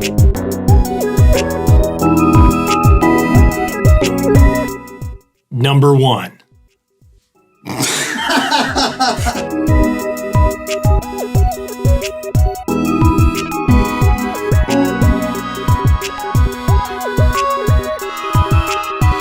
Sicko mode versus on your grave. What's What's up? You're watching HIVEMIND, the sweetest show on the internet. My name is Riley Zellers, joined by my salty co-host Graydon. I hate it. Today we're deciding once and for all what the best Travis Scott song is. This is our Travis Scott Song Bracket. 64 Travis Scott songs set up March Madness bracket style. Only one song can win. LaFlame. Let us know your favorite Travis Scott song down in the comments. Straight up. And let us know what we forgot at the end of the bracket. All right, before we get into it, make sure you like the video, subscribe if you want to see more. HIVEMINDTV.com for our merch. We also got a drop over on Coke's website. It is up on the screen. Pick up something from that. It's linked in description. As well as our Patreon and our Cameo if you'd like to support us. And we have a live show this week. It's in Detroit, Michigan, October 30th. We've got our friends Nick is Not Green, Dev Lemons, Gabby Bell, Jacob Sigmund, Lil Rosie, and more. There'll be a costume contest. It's gonna be very fun. It's a Halloween party. Pull up if you are in the Detroit area. Please, it's an absolute bash. Tickets are linked in description. All right, let's get into these songs. Travis Scott Burger. First round, we're gonna hear a clip of each of the songs. After that, we're just gonna play out the bracket. Come on. First matchup, we've got Goosebumps versus Quintana. Not the toughest matchup we're gonna see today. I think we got our 1 seed versus our 16 seed here. I think so. I get those goosebumps every time. I need the Heimlich. You think Dr. Heimlich could have ever seen that one coming? I don't think so. God, that's gotta be cool for his family. Right. My great-grandfather's name got dropped in Goosebumps. Little Blake Heimlich, so excited. So happy, so lit. Straight from Mexico, call it Quintana. That's a fun old throwback Travis Scott song. Yeah, it's got almost like spooky little Yeah. synth things in it. It definitely feels like he's trying to do like a Chief Keef thing. Yep. It's fun to listen to. I mean, I forgot about it. Like Yeah. when we were going to do this bracket, I went back and listened to it. And I was like, oh my God, I forgot about Quintana. Yeah. But yeah, Goosebumps wins easily here. Shout out R.L. Stein. And Kendrick Lamar. Next we got Houston Fornication versus Okay Alright. Not a gimme here. No, this is a tough matchup actually. I might need me some ventilation, a little vacation, Houston fornication. Probably one of the songs that grew on me the most in preparing for this bracket. I would agree. You said the other day to me, this one's really good. And I kept listening to it and I was like, you're right. Production wise, oh Yeah. my gosh, it's And so cool. That deep voice of his on it is like, fills the space so well. Now we gon' blow like the wind. Should've never let us niggas in. The Schoolboy Q feature there. Oh yeah, he's so cool on that song. It is really cool, and it reminds me of an era when Schoolboy was on a lot of songs. Yeah. You know, it was nostalgic listening to that track back, but I go Houston Fornication here. Yeah, Okay Alright is one of the two-parters off Rodeo, Yeah. and I feel like the second half, while it is cool, and Travis is really good at doing that, it's not one of my favorites. Like, I kind of get bored of the second half of Okay Alright, but I do like that Schoolboy Q is kind of doing his thing with the Yeah. whole, like, it's almost like the Mac Miller song, where he's like, Mac Miller, Miller, Mac. Like, he's Yeah. almost just doing, like, ad-lib things, and he had such, like, an infectious Yeah. personality back then, but Houston Fornication's a better song to me. Dream of Houston Fornication. Fuck Anthony Kiedis, bro. Stop Trying to Be God versus Franchise. Stop trying to be God. That's not who you are. Stevie Stevie Wonder, James Blake, Travis Scott. Oh, that song rocks. In my white tee, yeah. Call up Ike Williams for the hype, please. I love this song though. I do too. Yeah. There's great energy in there, but I just haven't had the time spent with that song like I have with Stop Trying to Be God, and the collaboration effort on Stop Trying to Be God is leading me that way. Yeah, I mean, Stop Trying to Be God is gonna win here. That's like one of my favorite Travis Scott songs ever. Yeah. Franchise went #1. It did, yeah. That's so weird. It does not feel like a #1 song at all. It was in that year where he was the first artist ever to have 3 #1s or something in the same year. He can't be the first artist ever to I have think that. so. Really? Yeah. So it would have been the Scotts Uh-huh. and Franchise and Highest in the Room. Highest in the Room, yeah. Yeah, okay. Wow. People are getting on me for not duplicating the thing and moving it forward so you can see its path. So I'm doing that from now on. I forgot the first 3, but that's what I'm gonna do from now on. Okay. Now we got Lose versus Skyfall. I got shit to lose. That shit make me nervous. I got shit to lose. Love the melody of the hook on this song. Me too. I really like his voice too on it. Just got a great motion to it. Birds in the Trap has grown on me so much Yep. in re-listening to all these songs. Jump with no bungee. I'm going off that money. The drugs keep on calling. The sky keep on falling. Can't beat this one for me though. I think this might be our first disagreement. Yeah? Yeah. Skyfall feels more like quintessential Travis, Yeah. the way it like falls down into this deep, dark basement dwelling, like huge bass. But Lose just has like that melodic thing that you made note of that I really like. Like I go back and listen to Lose more. Oh, it's easily Skyfall for me. I'm taking Skyfall as well. Yeah. I'm not upset with Skyfall winning. Yeah, Young Thug and Travis is just such an underrated duo. Like, people don't talk about them. That's true. They've made so many classics together. They're a real Karl Malone, John Stockton type characters. I don't know who's who in that scenario, but either way. All right, now we've got Maria, I'm Drunk versus Sweet Sweet. Call your friend, let's get drunk. Call your friend, let's get drunk. Call your friend, let's get drunk. Hey guys, let's get drunk. I've got a hot take on this song. All right. So many times I've seen people be like, Justin Bieber out-rapped Young Thug on this song. Justin Bieber's verse sucks, dude. Yeah, it's not that good. I hate it. Like, I really wish it was not on the song. It's fine, I guess, but I can't take it seriously. Like, yeah. Oh, he got his Don Julio. Like, I'm just not. I want to hear just Young Thug and Travis on this song. Like, I don't need to hear Justin Bieber. And I get the novelty of it or whatever, but it's just, the argument is always like, Justin Bieber's verse is so good. And I'm like, just, no, it's not. I can agree with that, but remember at the time that this song came out, Jay Biebs was in Party Biebs mode. That's true. He's Bugatti Biebs. He was not the married man of God that we know now. No, he was like pissing in trash cans and like throwing eggs at people's houses. He like upped the price of activists. Yep. You know, he was doing a lot of stuff that we would never see Bieber do now. Yeah. But he also kind of wasn't, you know, making rap songs. And so Yeah, it was that's just true. kind of the first time that you saw him show up somewhere where you're like, wait a minute, how could Justin Bieber be on a Travis Scott song? I absolutely love this song, but I just have to speak my piece. That's fair. I think it really shows that Travis is such a great bridge for collaborations in general. Like, he can bring people outside of his realm into a world, and it works. Yeah.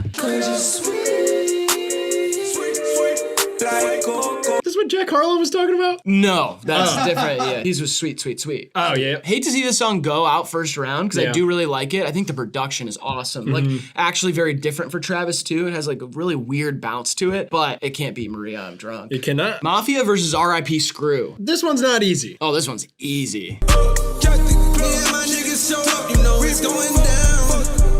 Now, this one's one of the singles that he dropped for Utopia. It's still not out, but also was on the heels of the whole controversy with Astroworld. So this never really got the play or even consideration that it would have. This one didn't really stick with me anyway. No, it didn't, but it's hard to recontextualize it, like you said. Like, amidst that controversy, it was difficult to be like, new Travis. Rest in peace and Screw, tonight we take it slow. Oh my God, I just can feel the love. Drop top in the wind. Yeah, you're right. It's not close. Oh, I have so much to say about this song, but I'll just keep it for the other rounds. There are cuts off Astroworld that I was lukewarm on that just grew on me so, like, unlike any other project. Astroworld is so good. I think it rivals Rodeo for Travis's best project. I do too. There's no misses. There's like one song on it that I don't really like. It's grown folks music. Now we got Way Back versus Flying High. I need fake niggas to get way back. James Harden with the range on me, nigga, way back. Homie stars. Oh, oh, oh, oh. Back when James Harden played in Houston. That hook that he has, the one that's like, I can't get no rest. Yeah. We in the house. I was with attack. That hook is so good. Way Back is my favorite off Birds in the Trap, probably. It's like at least top 3. It's an earworm. Yeah. There's like 3 hooks on it. I be flying high, shorty. I be flying high. I be flying high, shorty. It's like grown-up Travis versus, you know, adolescent Travis. Yeah, but this is Toro y Moi. It's like one of the weirdest songs on Rodeo. Like the second half of it is super odd. And I respect that he was like taking the risk to do that, but I never listen to this song. I don't like it. Its edges are rough. I'll take Way Back here. Now we got Gray versus Carousel. So a Days Before Rodeo versus Astroworld matchup. So wake me when the sun goes down. Tonight's my last night. Pretty awesome. It is pretty awesome. It's like a Lion King beat, you know? Yeah, what's the little... Almost marimbas. Marimba. Maybe. I was going to say, it's got some marimba vibes to it. Yeah, it's got great experimental production that you see throughout Travis's career early on. New growth, all these space I outgrew. Blue bands, get my cash from. One of the best moments in his entire career is Frank's verse on Carousel. Yeah. I never really appreciated it the same way because I do feel like the beginning isn't as interesting as when it gets to Frank's part. But in re-listening, I was like, man, from a production standpoint, the whoa, whoa, going with the whoa, and then Frank, oh, it's crazy. It's this like, is one that really refreshed my mind because when this album first came out, I wasn't listening to Carousel a bunch. I have other favorites on this record, but yeah, over time, the impact of that collab is big. So it's Carousel for me. Carousel for me too. Gray's cool though. Now we got 90210 versus Dubai Shit. How are you even making that face? Right? Okay, all right, yeah, cool. It's for the people. I like the drama, totally, but... What happened now? My daddy happy. Mama called me up, that money coming and she let me out and We don't have to say much about this one. This is first round. We got time to talk about this song. Dubai shit. Dubai whips.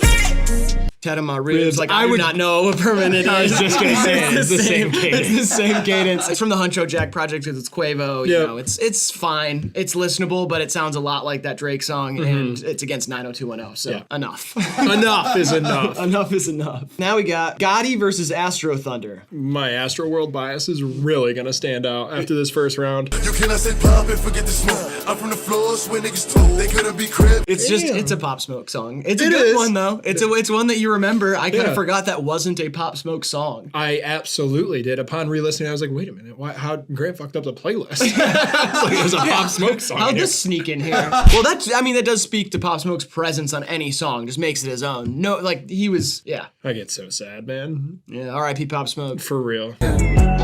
feels like the life I need's a little distant, yeah. Re-listening to this, I thought about starting to smoke weed again. Like, you know what I mean? Like, just the production on this is crazy. Like, I just want to smoke to hear that, whatever that little sound is. Sometimes with Travis, like, that goes overlooked, his ability to create those atmospheres, and then years go by and you're like, wait, no one else can do this. Yeah. Like, that's absent from my music listening is because he hasn't dropped anything. That's what's elevated him to such a superstar level, is a lot of people in the, the mid 2010s, I feel like a lot of people thought there was this big, like, gap where there weren't any new superstars coming out after J. Cole, Kendrick Lamar, and Drake. It was kind of like, those are the three, nobody else is next. And then you realize that whole gap was just filled by Travis Scott, not only like elevating himself to a superstar in the way like that he became one of the biggest rappers in the world, selling out all these shows, the McDonald's thing, whatever, but I mean like just musically impacting so much for a 3-album run. Yeah. Nobody else could touch him, It's Astro Thunder. 3500 versus Stargazing. This is our first actually really tough matchup in the first round, in my opinion. Yeah, these are two juggernauts. Shorties in the city moving slow.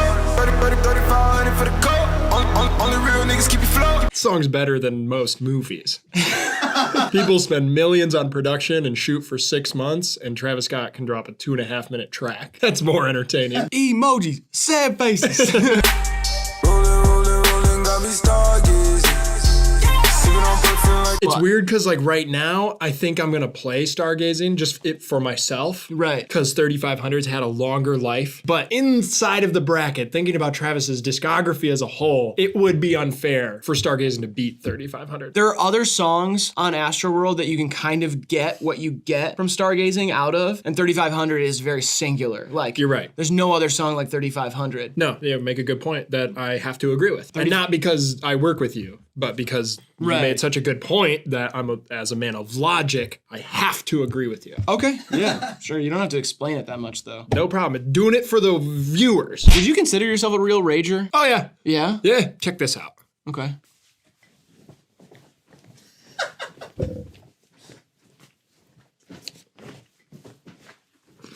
Okay.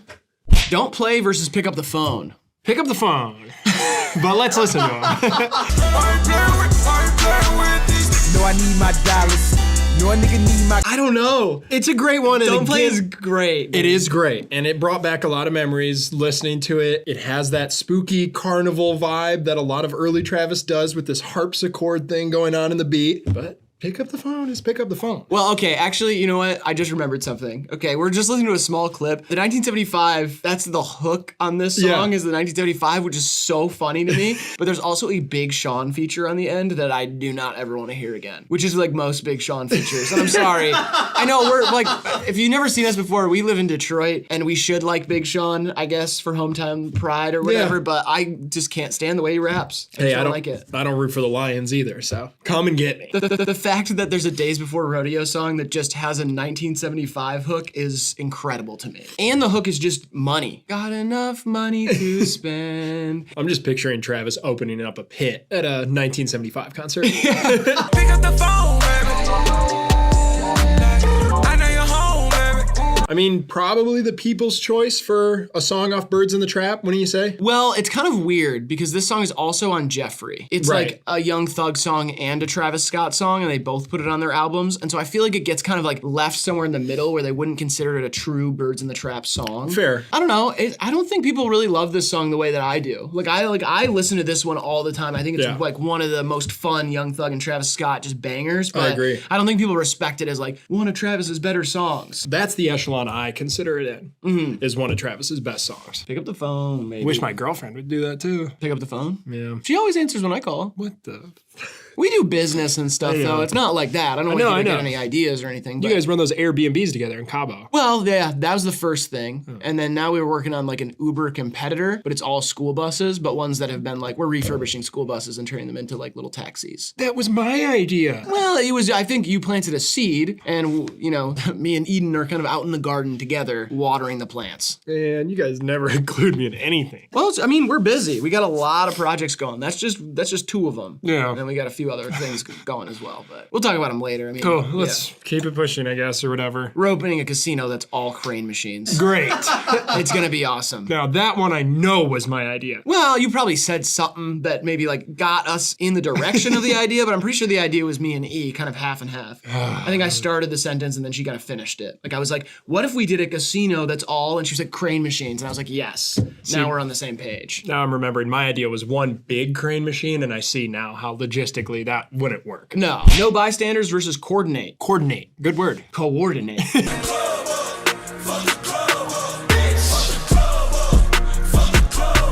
Party never ends. I mean, this is like top 3 Travis bangers of all time. Yeah. I can't believe people don't talk about this song more. I mean, upon first listen, it's that steam coming out of my ears. Pretty sure it's a 3/6 sample, and then you've got Juice WRLD, then you got Sheck Wes. Yeah. At the heat of like the Mo Bamba thing. Yeah. Oh, it is such a crazy song. It's like a dangerous concoction of energy. Yeah. Make that money back if I heard you the tan with the beans and my rock star skinny. Beautiful track here, but it feels just like a good album cut. I do not want this one to go out first round. I'm gonna pick No Bystanders, Yeah. but I forgot how like nocturnal that hook sounds. So many of the Birds in the Trap songs just take a few listens, Yeah. and then they feel like essential Travis. Like this Yeah. feels like an essential Travis hook, but it's nowhere near the impact that some of the big hits had. All right, the Scots versus Pornography. We see the hype outside, right from the house.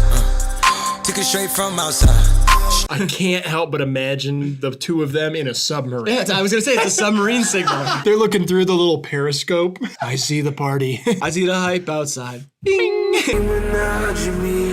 Pornography surrounding me. I mean, it's Pornography for me. Me too. An amazing intro to Rodeo. It sets the stage and some. It'd been a long time since I listened to Rodeo, and upon revisiting for this, Pornography is like this epic title sequence for the album. Yeah, the Scots is kind of like a phony baloney sort of. Oh, it went #1, but it's because you like bundled it with some socks or something. Yeah, You know? it does feel a little fabricated. Amen versus First Take. Amen. You need to say grace for you say thanks. Amen. Amen. So it's kind of like the whole amen play that he's doing on this one. This is like a really clean song though. Yeah. When did this come out? Do you know when this came out? It's like a Lucy off SoundCloud, I think. Let me look it up. Came out in 2017. He dropped a couple on SoundCloud at this time, I think, like just to, I don't know, stir up madness. Don't like what I saw. This life without you. That song makes me want to take barbiturates. You're in like a fun house and there's like liquid on you or something. It is woo! When I was re-listening to Birds in the Trap, this one grew on me a ton. I mean, from an atmosphere, songwriting standpoint, I think it's like brilliant, again, how he's able to capture the mood, but I also was like, you gotta love this song. Yeah. Like this is in your cue Absolutely. zone. This is like 3 a.m. Yeah. Having like 6 more drinks just to go to bed, you know, and just kind of listening to it. Yeah, everyone can relate to that. Everyone can relate to having 6 more drinks just to go to bed. Well, you're on so much speed, you gotta slow down. Right. First take? First take? Shout out Stephen A. Butterfly Effect versus Oh My Dis Side. Oh, Butterfly Effect is on Astroworld. I always think it's on Birds in the Trap. I get them mixed up. And it's a movie starring Ashton Kutcher. And I've seen it. Remember when they had the dog in the sack and they threw it in the fire? Yeah. Nice. Fuck that dog. Yeah, fuck that dog. Butterfly Effect's kind of like Click. Sort of. Yeah, just think about that one. For this life I cannot change. In the hills, keep off in the man. Butterfly Effect just felt like the most accessible track on Astroworld. It kind of was just like the formula that Travis was going with was Yeah. hooks like this. It was like this and Goosebumps and a bunch of stuff just kind of felt like similar to each other. He's in the hills, he's ducking off in a cool car, Yeah. he's off that Molly, and he's going to an undisclosed location. Right. It's kind of the formula he was playing with for a while. I've been up for a long time. Broad day, I've been popping pills for a certain. I think this is this our first Astroworld loss? Yeah. It is. Yeah, I mean, oh my, this side, it's so good. Oh my. Oh my. Feels like a hymn. He is him. Himothy Chalamet. All right, we're on to the second side. You see Himothy Chalamet's nudes got leaked? Really? Yeah. I didn't see that. It's total Ken doll down there. Wait, really? It's all flat? Plastic. I actually, you know what? That makes sense. I could have Yeah. guessed that. Yeah. Yeah, that totally does make sense. Cool. Makes me like him more. Me too. Antidote versus A-Team A-Team. by Ed Sheeran. It's too cold outside for angels to fly. Yeah, shout out to Ed Sheeran. Nope. Shout out to Ed Sheeran. Big shout out to Big Ed. We're sending that one. Don't you let out the antidote.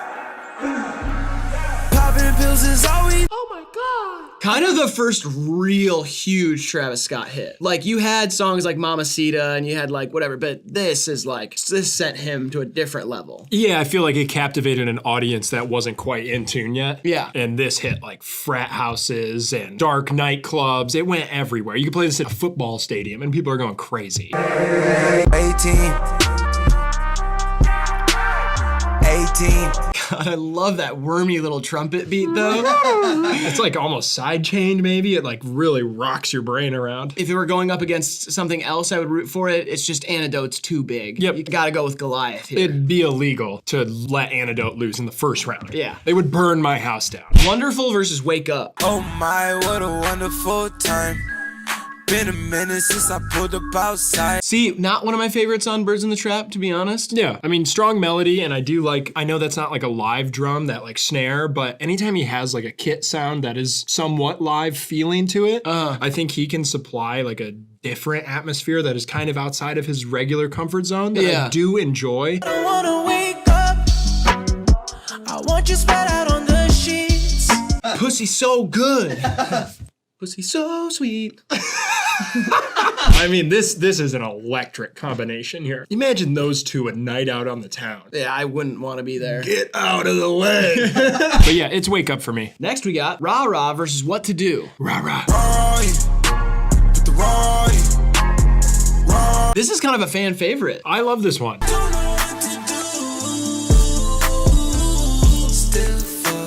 See, the Jack Boys project, I mean, this is what it's supposed to be, but it's like, there's the Pop Smoke song and there's the Don Toliver song. Yeah. This is a really cool melody. I like this song, but it doesn't like, I don't go to it very often. This one's in that late night kind of cue hole for me as well. Well, you love Don. I and do. He's right up your alley. Yeah. And this is definitely, yeah, it's your zone. I'm going What to Do here. I'm gonna go Rah Rah. I'm taking Rah Rah as well. Okay. Still not upset. I know you guys are saying that I'm pissed, but I'm not.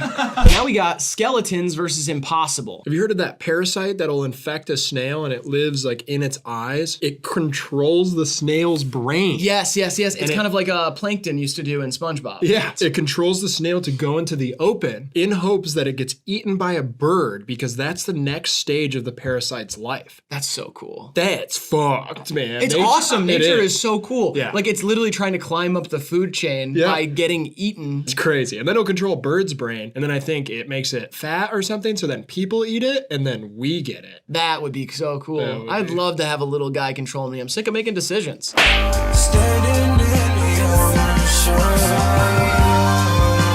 Tame Impala produced. Yeah, and this is kind of what I was touching on earlier with like the live sounding production and how he's able to do both. Like it's so sweet when he has this band atmosphere around him. So much of Travis Scott's like atmosphere and stuff he's playing with really did run parallel to what Tame Impala was doing. Like it only made sense that they would have mutual respect for each other and then make stuff together. And I hope to see them work together more. Like this is such a cool song. Yeah.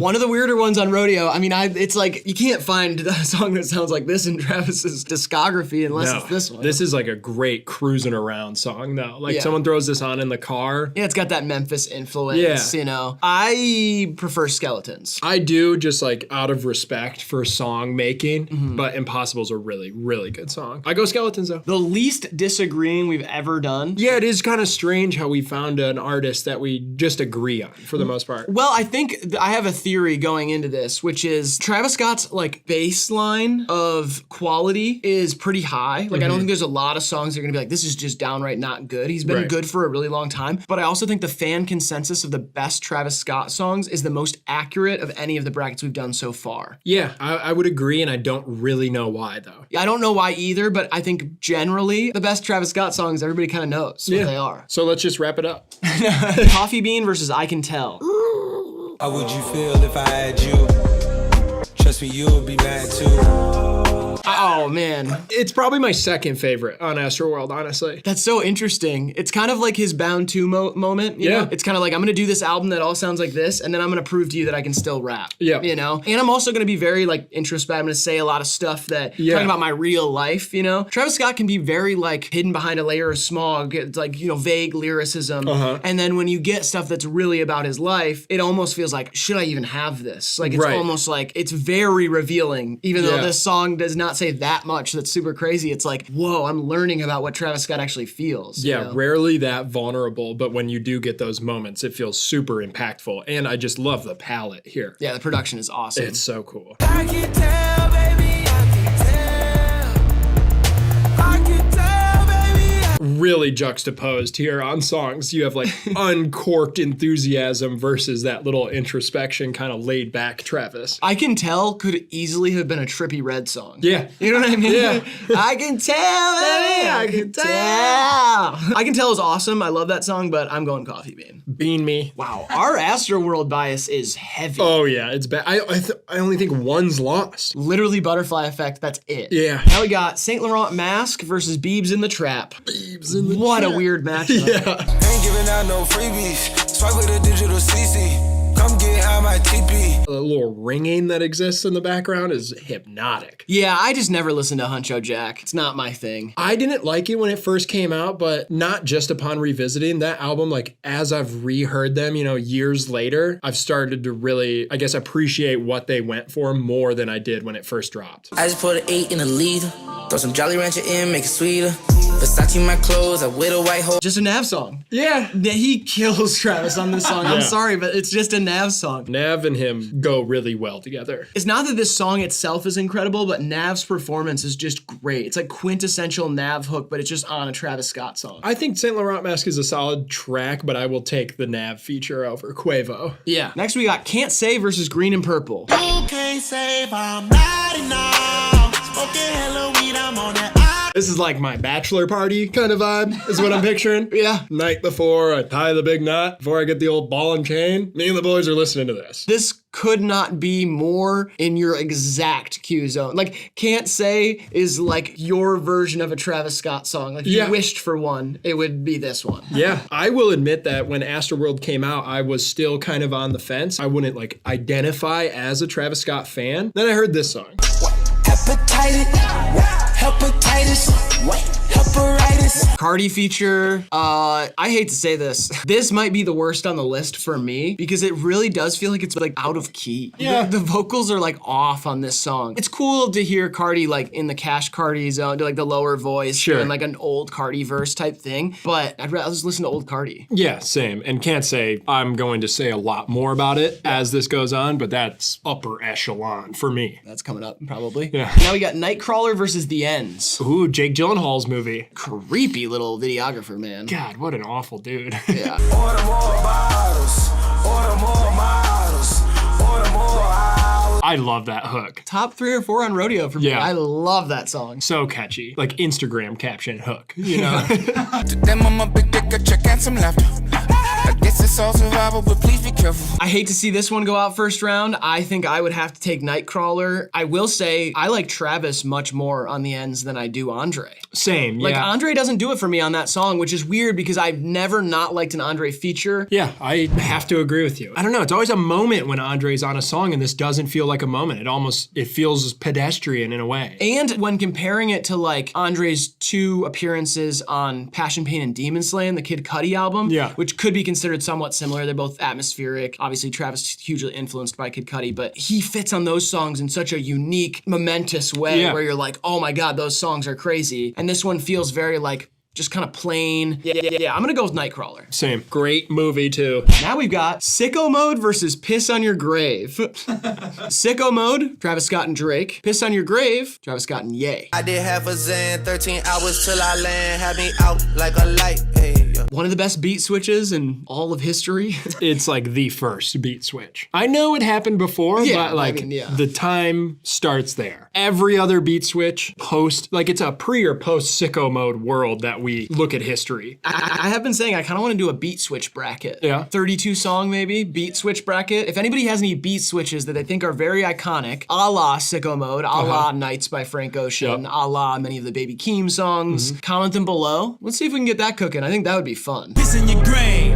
piss in your grave. This one here for the executives. Fuck you and all of you. The first time we haven't heard Travis Scott's voice in either of the things. We just heard a Drake clip and a Kanye clip. When Piss on Your Grave came out, it definitely was a huge surprise. You kind of got like the Yeezus production plus like a blues interpolation. Yeah. And I respected that it was so in your face, like this is different. Yeah. But going back to it, it might be second worst on Rodeo. Like I don't want to listen to this song. It's not a great song. It feels like unkempt or like not well manicured. It feels like madness. It just feels very much like Ye going into the studio with Travis and being like, no, we're gonna do this. Yeah. They think we should do this. Right. It's like, you're very influenced by me. Let's take all of the things that I've influenced you by making and not implement any of that and just let me talk my shit over this blues song. Yep. You know? Drake walks. Now we got Upper Echelon versus Watch. Pull out the ride. We so high, upper echelon. It's the 2 Chainz verse for me. Yeah, the 2 Chainz verse is awesome. It also feels to me like the time where Travis was listening to a lot of Chief Keef. Yeah. Look at your rollie.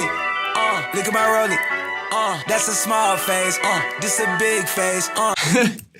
I can tell Larry David was the mind behind Seinfeld. That's in this one, the Kanye line. Oh shit. I like Watch more than Upper Echelon. I know that we're gonna disagree. Yeah. But Upper Echelon's just so dated. Yeah, it's so dated, but for me, it's like strictly nostalgic. You're never gonna get a song like that from Travis again. Yeah. And I really love the 2 Chainz verse on it. Yeah. And so it just is like, it's like a relic. Grant. She can't see my room, fuck her in the hallway. I can watch. Yeah. She can't see my room, fuck her in the hallway. When Uzi was doing that voice, just when they're getting like real up there with it, the nasally Uzi, that was such a funny era, you know? Still not mad. Now we got Pray for Love versus Lights Lovesick. Don't pray for love. Like I said, one of my favorites off Rodeo. Underrated is an understatement. They're trying to test greatness. Baby, I don't play. It's just so funny. He's like low-key on some Hamilton shit. You know what I mean? On some like Lin-Manuel Miranda shit, you know? He's getting real theatrical with it. The Weeknd is kind of on some Lin-Manuel Miranda shit with this one. You know, when you say shit like that, I don't get it. Right. Whatever. Okay. Now you. Bizarre. Oldest song on here by a lot, I think. Did not do it for me. I guess kind of showed what he could do. Sure. Gravelly voice, old Travis Scott. Definitely super influenced by Rocky. Yeah. Stuff like that. Pray for Love is like a moment. And Lights was too to his fans. Sure. But like that's like a lot of people's first time ever hearing Travis Scott, but it's just not gonna hold up, you know? All right, now we got Out West versus Mamacita. This is kind of a tough one, actually. Yeah, it is. Make it out west, slang it out west. Go metallic knife. Feels like like a Thug song though. Every single one on Jack Boys, I'm telling you, it's a Don song, a pop song, and a Thug song. It's the flute too. Thug's control of the melody. Like it is, it does not feel like a Travis song. Don't contain myself.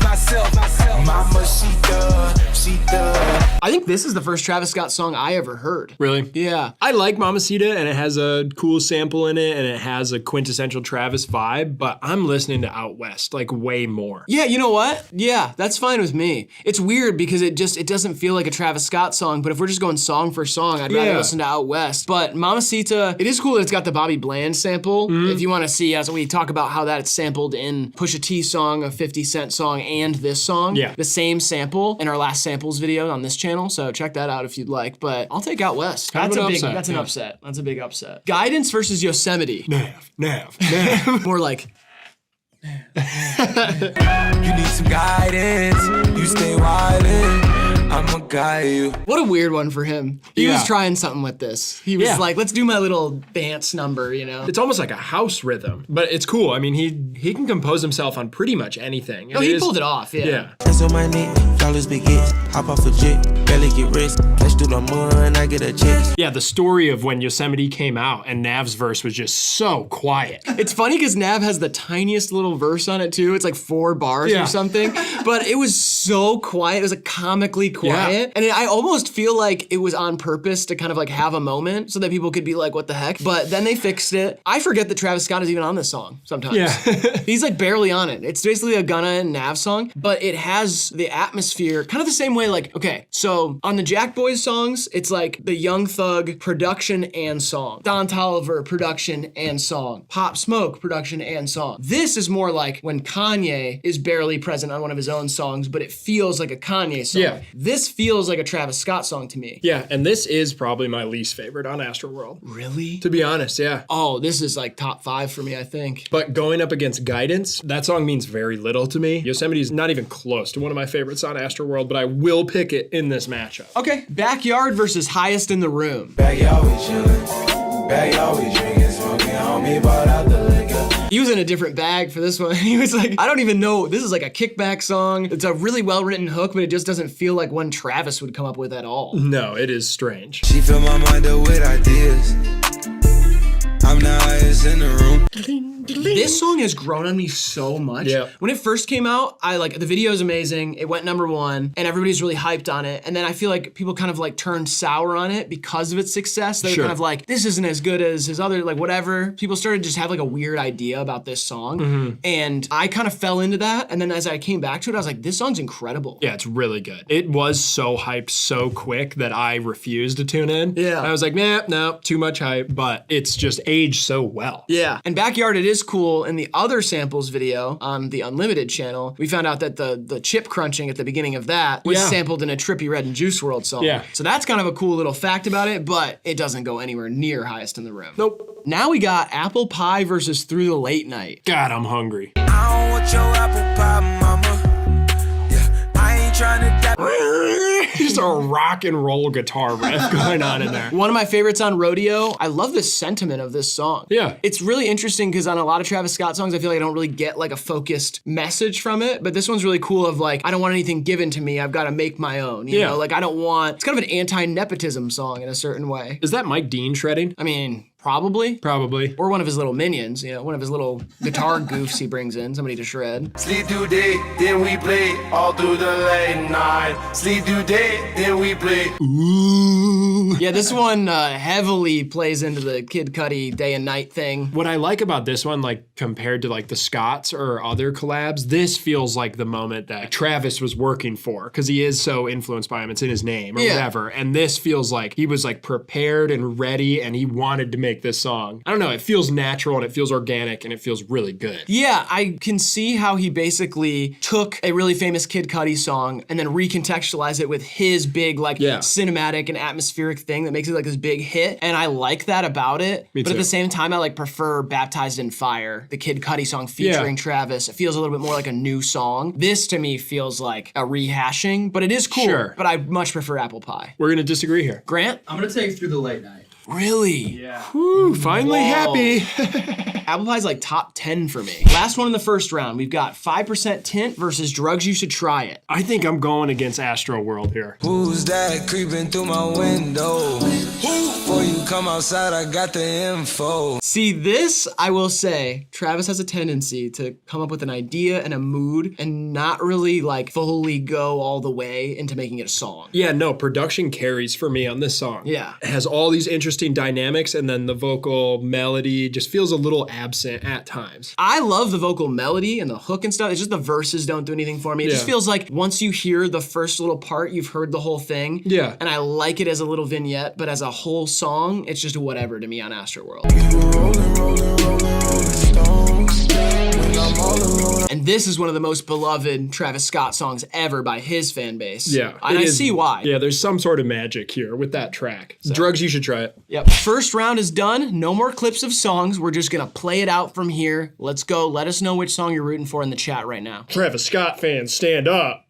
That's a big T. Second round. Goosebumps versus Houston Fornication. This one's tough. I think we've both grown to appreciate Houston Fornication more than ever now. But Goosebumps still feels like that immovable object. Yeah, Goosebumps means more for his career, but I'd rather listen to Houston Fornication right now. And I'm just gonna go with what I like. And so in the current moment, I'm gonna go Houston Fornication. I kind of have to agree with you, but it's gonna ruffle some feathers. Yeah, I don't know. There are better big hits from Travis. I'd rather go Houston Fornication. Yeah, same. All right, Stop Trying to Be God versus Skyfall. It's the Lord Almighty for me. Stevie fucking Wonder. You can't say it enough. That MF is featured on the song and is just playing a harmonica. Maria I'm Drunk versus R.I.P. Screw. You're gonna hate me. Although your point about Biebs' verse has stuck with me, I think Maria I'm Drunk is just so infectious, so catchy, that like I can't imagine it leaving the bracket in the second round. These are both top 5 Travis Scott songs for me, but R.I.P. Screw is like possibly number 1. I'm gonna go R.I.P. Screw. Okay, Grant? I'm taking Maria I'm Drunk. Yeah, I figured that was gonna happen. I know that Maria I'm Drunk is like a Travis Scott favorite. It's like definitely talked about as the best Travis Scott song of all time. And R.I.P. Screw is not even in that conversation, but I just wanted to make sure people know how I feel about R.I.P. Screw. Next we got Way Back versus Carousel.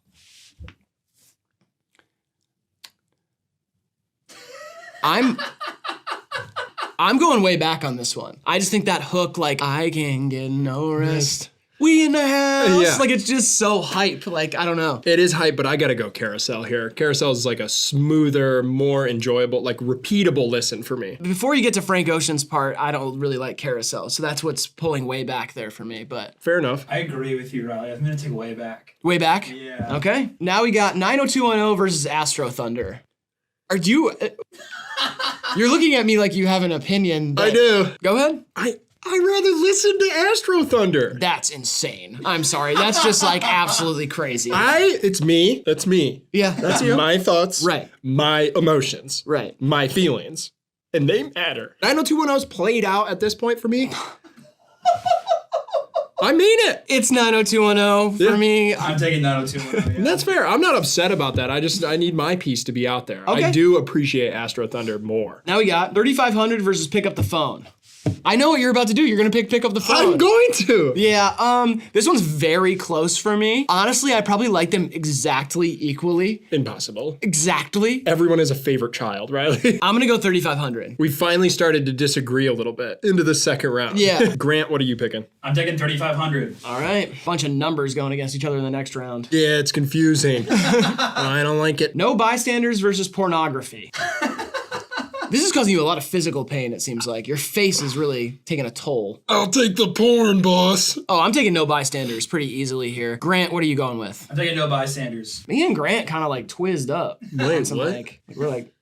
We like agree on a lot of stuff politically. Now we got First Take versus Oh My Dis Side. Oh My Dis Side for me. Here's my first hot take. I'm going First Take on this one. The slow, nocturnal, interesting. It just feels like it's hitting a pocket you don't get from another Travis song. Oh My Dis Side is like, that one's a little played out for me. I like it a lot, but I'd rather listen to First Take today. Oh My Dis Side's like a top 5 for me. I'm taking Oh My Dis Side. All right. Me and Grant are no longer twizzed up, and we actually disagree politically on a lot of stuff. Yeah, I was gonna say he's a Marxist, so I was surprised to hear that you agreed with him in the first place. He a Marxist, I'm a marksman. You're just a fiscal conservative. Yeah, I like guns though. The Second Amendment thing. Sure. Ow. Other side of the bracket, we got Antidote versus Wake Up. I want it laid out on the sheets. Pussy's so good. Pussy's so sweet. As much as I love Abel saying all of that, it's Antidote for me. Yeah, Antidote's one of those monster hits that can't get played out for me. And now we got Rah Rah versus Skeletons. Skeletons. Yeah, Skeletons for me. Tame Impala production, smooth, love it. Did you know Tame Impala is just one guy?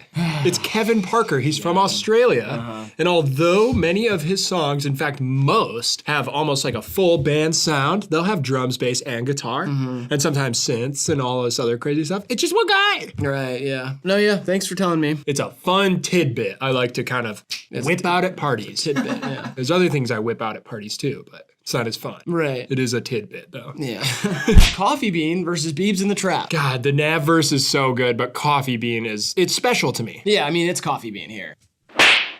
Can't Say versus Nightcrawler. That's off to my Jake Gyllenhaal fans, but Can't Say is an unbeatable track for me, and until you disagree with that, I'm gonna keep voting for it. I feel like Can't Say is like After Dark in the Drake bracket. Yeah, maybe. You know what I mean? Yeah. It's like a very similar vibe where it's like, there's just this kind of like explosive R&B thing that like when it hits you, you're just in a different realm with it where you can't like see anything being better than this song.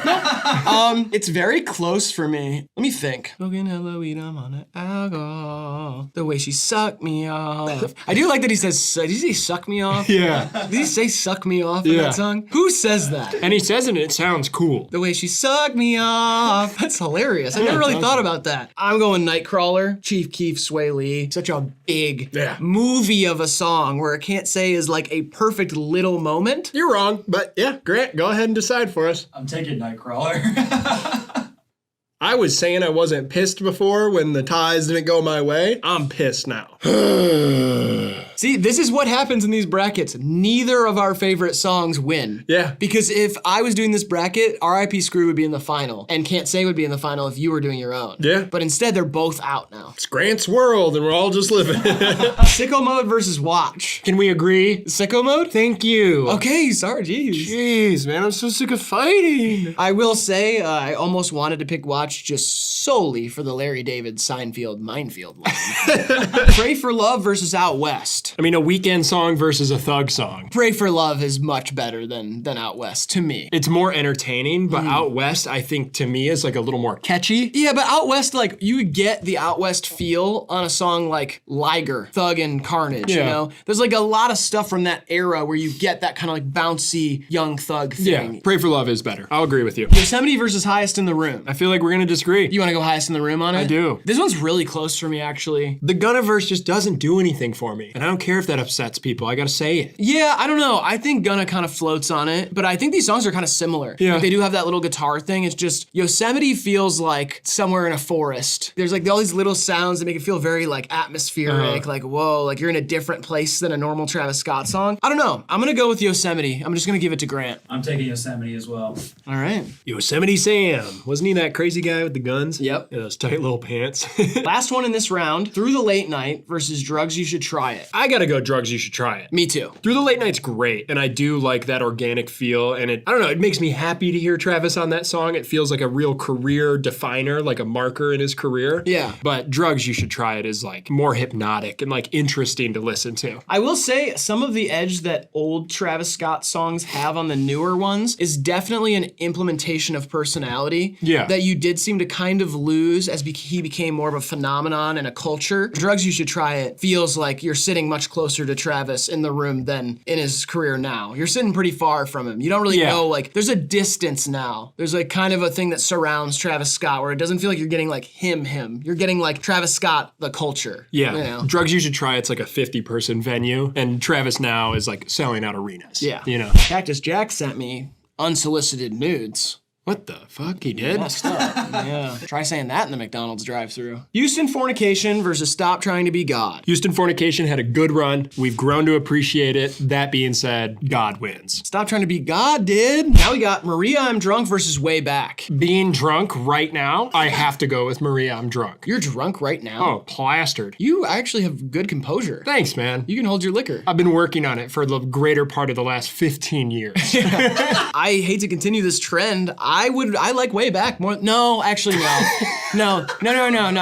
Oh, I love Way Back, but yeah, no, I'm gonna go Maria, I'm Drunk. 90210 versus 3500. I am gonna go math here and go with the higher number. Yeah, is it fucked up that I voted against it last round, but I do like it more than 3500? I mean, you voted against 3500 last round too. Yeah, that's true. So it's all right. Yeah. I'll take 90210. No Bystanders versus Oh My Diss Side. I think I'm playing No Bystanders. Yeah, No Bystanders is a better song. Oh My Diss Side, like I said, it's kind of soured on me just a little bit. I love that song, but No Bystanders is just it's like getting whacked in the face with a frying pan, you know? Bing! That will electrify a room full of teenagers. You know, if you put No Bystanders on, people are gonna hurt each other. Like, straight up kick each other in the neck, Shawn Michaels style. Yeah. Antidote versus Skeletons. I gotta ride for Antidote. I'm gonna ride for Antidote as well, actually. Like I said, it's one of the hits that it has a place in culture and history, and it's just always gonna hit. Yeah, I never really got bored of that song. No. I'll play it whenever. Coffee Bean versus Nightcrawler. Bean me. Nightcrawler is kind of a mess, although it's a mess that I do like a lot. I'm gonna go with Coffee Bean. Yep. Sicko Mode versus Pray for Love. Give me Drake. Give me Drake over the wiki. Underrated is an understatement. I can't get over that line. Just like the beginning of The Weeknd's part of that is like one of the best moments. No, it's Sicko Mode, but it's like, Sicko Mode is just like wings and fries that have been doused in seasoning. Like, of course it tastes good, but it's so obvious. Yeah. Like, Pray for Love is just, it wasn't meant, Sicko Mode was just packed with everything. It's not on the Antidote level for me, because I'm not going back and listening to Sicko Mode, because just the amount of exposure I've had to it is ridiculous, and I think everyone can attest to that, but it's a better song, and Drake is so good on it. In listening to this playlist a lot to try to get ready for this bracket, I'll be at my house and I'll be playing all the songs, and I'm never more embarrassed than when Sicko Mode is playing, like in the apartment. Like I'm thinking about if somebody's like walking by my room and hears like Sicko Mode blasting from the room. You know what I mean? It just feels like all the other ones, it's fine. Like you can listen to like Travis Scott's music, a lot of people like it. Sicko Mode, it's like, why are you even like listen to it in your head? You know what I mean? Now we got Yosemite versus Drugs You Should Try It. I'm gonna keep voting against Yosemite until it's out. This one's close for me. I think I'd rather listen to Yosemite, but I mean, I think Drugs You Should Try It, I'm more happy that that one exists versus Yosemite, but I'd rather listen to Yosemite. So I'm gonna go with Yosemite and just see what happens. Grant? I'm taking Drugs. Okay. Right now. Hell yeah. Really? Nice, I saw him crush up a bunch of ibuprofens and put him in a fucking 7-Up. Really? Yeah. Stop Trying to Be God versus Maria, I'm Drunk. I'm going Maria here. Okay? That's fine. I'm gonna go against you. I know. Stop Trying to Be God is top 3 Travis song for me. There are timeless songs in Travis's discography, and I don't think there's one more timeless than this song. That's fair. I think what it comes down to for me is that I like Justin Bieber a lot more than Stevie Wonder. Like a lot right. more. And well, so that's I mean, Bieber made songs in the key of life, so. Absolutely. Grant, it's time for you to make another decision. I'm going Stop Trying to Be God. That's fair. Now we got 90210 versus No Bystanders. No Bystanders. 90210 by 6 miles, probably. Yet again, we disagree, my friend. Grant. I'm going 90210. All right. Antidote versus Coffee Bean. Now, Antidote's my favorite off Rodeo, but Coffee Bean is probably, like I said, second for me on Astroworld. Antidote feels like it needs to exist and it needs to be in the final 4, but for me personally, I'm playing Coffee Bean. It's just like Coffee Bean is like a little side quest that he decided to do, and Antidote is like a song. Like, it just doesn't feel right to be like Coffee Bean's a better song than Antidote. It's just not, in my opinion. You know what? You've kind of convinced me. You're right. You're right. If I remove myself from my body and kind of look at things from a ketamine style? Yeah, ketamine style perspective, Antidote deserves the victory, but I love Coffee Bean as my little man on the inside. So. Gotta think outside yourself. That's called empathy. And Sicko Mode versus Drugs You Should Try It. I'm sick of Sicko Mode now. I'm over it. I mean, I'm going Sicko Mode here. It feels so corny to have Antidote and Sicko Mode like go to the final 4. Like, I don't know. It's not how I would have wanted it to play out, but at the same time, I just would be lying to myself if I said I'd rather listen to Drugs You Should Try It instead of Sicko Mode. Are you embarrassed if someone walks by and you're listening to Drugs You Should Try It, though? No, that's based. Okay. This isn't about what I would think of somebody hearing me listen to a song. I got headphones on listening to a song, Fair. and so I'm gonna go Sicko Mode. Drugs You Should Try It. Grant. I'm taking more drugs. Really? You love Drugs You Should Try It that much? Yeah. I didn't know that about you. Down goes Sicko Mode. We're almost at our final here. Yeah. Stop Trying to Be God versus 90210. This, I will tell you right now, is my final. R.I.P. Screw and these 2 songs are my favorite Travis Scott songs of all time. I'm gonna go 90210 here. It's got that magic in it that you can't manufacture. Yeah. So I know that there's a lot of writers on this song. I know Mike Dean has a lot to do with this song, but how cinematic it is, the fact that it samples family business, feels like this like passing of the torch moment that you can't believe Travis Scott was able to pull off this early in his career. I would not rather listen to any song on here more than 90210. It is Stop Trying to Be God for me. Grant. I'm taking 90210. All right. And the music video too. You can't talk about some of the music video. Oh my God. Antidote versus Drugs, you should try it. I mean, for me, it's Antidote, but neither of these songs are like top 10 Travis for me. Yeah, I've been really riding for Drugs, You Should Try It, and I think it deserves to go this far, but Antidote means so much for me when I look at Travis. To me, it's the most important song he's ever made. Antidote? Yeah. Oh, okay. Interesting. I gotta go for it here. Okay. Antidote goes to the final. So a rodeo matchup. This is not what I expected to happen at all. Neither. Antidote versus 90210. There is a poll going up in the chat right now. Also, let us know what we missed off this bracket. I know there's a few Astroworld, a few rodeo songs. This has been the most fun bracket for me, for whatever reason. Yeah. It feels like we're both kind of, not that we aren't Travis fans, but we're not like, it's not a part of like my musical personality to be a Travis fan. I kind of feel the same way about you, and this has been fun to collaborate on. I think there's more Travis Scott fan DNA than people would expect for me. Mm-hmm. I've had a lot of like, when Rodeo came out, that was my favorite album when it came out. Yeah, like I was do remember obsessed with this album. And a big part of it is you said that Antidote is the most important song that Travis Scott's ever made. To me, 90210 is clearly the most important song Travis has ever made. No surprise here. I'm going 90210. I'm gonna go Antidote, but I assume Grant's gonna side with you, and I'll be fine with it. Grant, what's your opinion? I'm taking 90210. There we go. 90210 is the winner of the Travis Scott bracket. Once again, let us know what we missed, where we messed up. Let us know what Travis Scott song should have made it. Let us know what bracket we should do next. Whatever you guys want to see, let us know down in the comment section. And other than that, make sure you like the video, subscribe, all that stuff I said at the beginning, and Graydon, please leave these wonderful people some advice to leave or live their lives by. You sleep in the bed you make. We both don't make our beds. We talk about that. All right, this has been HIVEMIND TV. Low October 30th! Lit, straight up.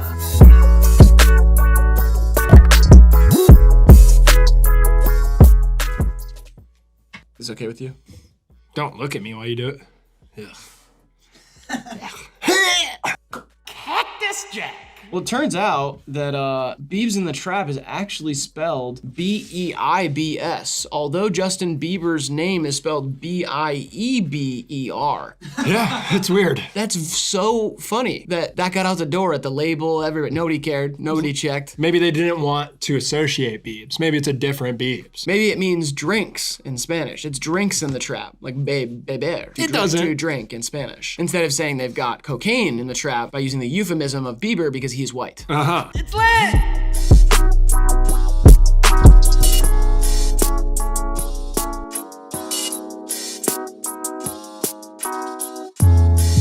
I Love You, I Hate You versus Lean for Real. Why are these two against each other in the first round? What's up? You're watching HIVEMIND, the most elaborate show on the internet. My name is Riley, joined by my flippant co-host Graydon. And we're once again lucky enough to be joined by our friend, singer, songwriter, rapper, content creator, and pumpkin carver, Quadeca. It is true. I do carve pumpkins erotically. Today we're deciding once and for all what the best Playboi Carti song is. This is our Playboi Carti Song Bracket. 64 Playboi Carti songs, only one song can win. We're gonna play it out March Madness style. Let us know what your favorite Playboi Carti song is in the comments right now. I wanted to say, for everybody that's watched a HIVEMIND bracket video, I feel your pain, right? Riley told me when we were on the phone a few months ago, he's like, hey, I'm thinking of doing a Carti bracket. I said, stop, right then and there. I hung up the phone. I didn't call him back for weeks. He was like, what did I do that upset me? And I said, I need to be here when you do the Carti bracket. Yeah. I'm here to provide a little bit of reason and sanity into the bracket as a Carti expert. Thank you for guiding us. There are 3 people on camera, so no DJ Grant tiebreakers today. May the best song win. And also with you. Before we get into it, make sure you like the video, subscribe if you want to see more, HIVEMINDTV.com for our merch. Also, our Patreon and our Cameo are linked in the description if you'd like to support us. And please go stream Quadeca's new album, I Didn't Mean to Haunt You, out everywhere right now. Buy it. Buy it. With real money. All right, first round, we're gonna hear a clip of the songs. After that, we just play it out. Let's go. I can't go nowhere without my Drake. Don't freak out, by the way. Leaks are included. We've got leaks on the bracket. First matchup, let's go. Location versus not playing. I know which one I'm gonna pick. Me too. It's not close on this round, for sure. But I have some hot takes. Yeah. Hot takes about what? What could this possibly mean? We'll see. Tats on my neck, on my arm. Tats on my neck, I'm on. One of the best beats Playboi Carti's ever gotten. Beautiful sample. That's one of those samples that was so magical to me that I had to like find the song itself and listen to it again. There's something special in that one. And its magic lives on TikTok. Yeah. Oh, this one's big on TikTok? Huge sound. It'll never go away. Harry Fraud beat too. I'm not playing. I'm not playing. I'm not playing. I will say that refrain only comes in at the end, like the way he sings it at the end, and that makes that whole song. But the first half is like one of the more boring songs in Whole Lotta Red. Yeah. I'll save my hot take about Location for the next round, because I feel like Location's moving on, obviously. Yes, and that's where I'm at. I don't like what that means for the future. I think this would suggest that he doesn't like Location that much, and that scares me. So let's move it on, and I hope that something happens to you before we get to the next round, so that we don't have to hear what your thoughts are. Let's keep it going. What do you hope happens to him? An avalanche, maybe over there. Avalanche? Piano falls in his head. Maybe an allergen flies into the room and is no longer able to proceed with the game. And it's just you and me. What is this, a slapstick cartoon? You think an anvil's gonna fall on my head? Oh, an anvil would be good. Maybe like a sea captain comes in and like pushes you off a plank or something. Not that I've arranged for that. Now we got No Time versus Cancun. First leak. Cancun is a place in Mexico. Thank you. Not a problem, pal. We ain't got time. I drop my demons out with my mind. Riding right down with a badass bitch. It's gonna be really hard for me to deviate from Die Lit. It's like a musical Bible for me. I respect that. There was a time in my life where I would actually unironically kind of agree. Fucking on your dot, we in Cancun. Hitting on it dot, and I know it does. Gotta be Cancun. It's pretty like undeniably obvious that Cancun is better. It is deniable. A lot of people say that Cancun's the best Cardi leak, and like it is great. To me, it's like we have a finished product here and a great idea. No. Cancun, even just in its 1 minute original form, is more exciting and better than No Time. Like No Time is a good song. It's not one of the best on Die Lit. You're right. Cancun is one of the best songs that was never released. And there was supposed to be a Skepta feature. If you guys kick out Cancun in the first round, I'm literally gonna have to. I don't know what I'm gonna have to do. You just said there was supposed to be a Skepta feature in like your argument for the song. That wasn't my argument for the song. Even you could take 30 seconds of Cancun and it ratios No Time. Ratios yes. it. Yes. Here's let me say this though. Okay, say this. You should have brought more people with you. You know what I mean? Yeah. Like you can't come save a HIVEMIND bracket. You can't save a bracket because it's still you two fucking bozos. Us. You know what I mean?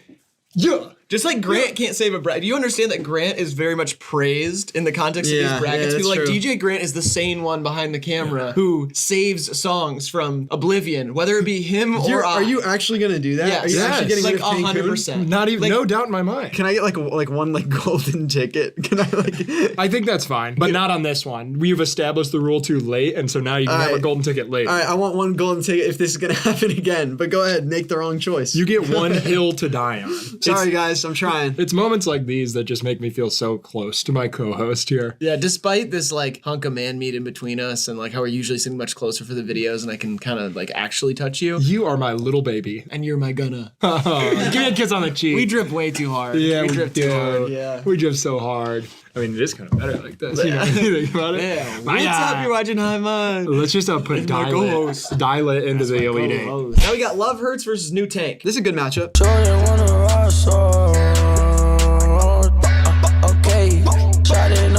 We got Travis Scott. It's a little bit of like a sleepy kind of song. It's a low-key one, but it's one of those that creeps up into your subconscious later on. You just start singing it. Especially when you're off that red. Yeah, I couldn't relate to that experience. What does off that red mean? What does that mean? Straight drop, homie, I got it. Yeah.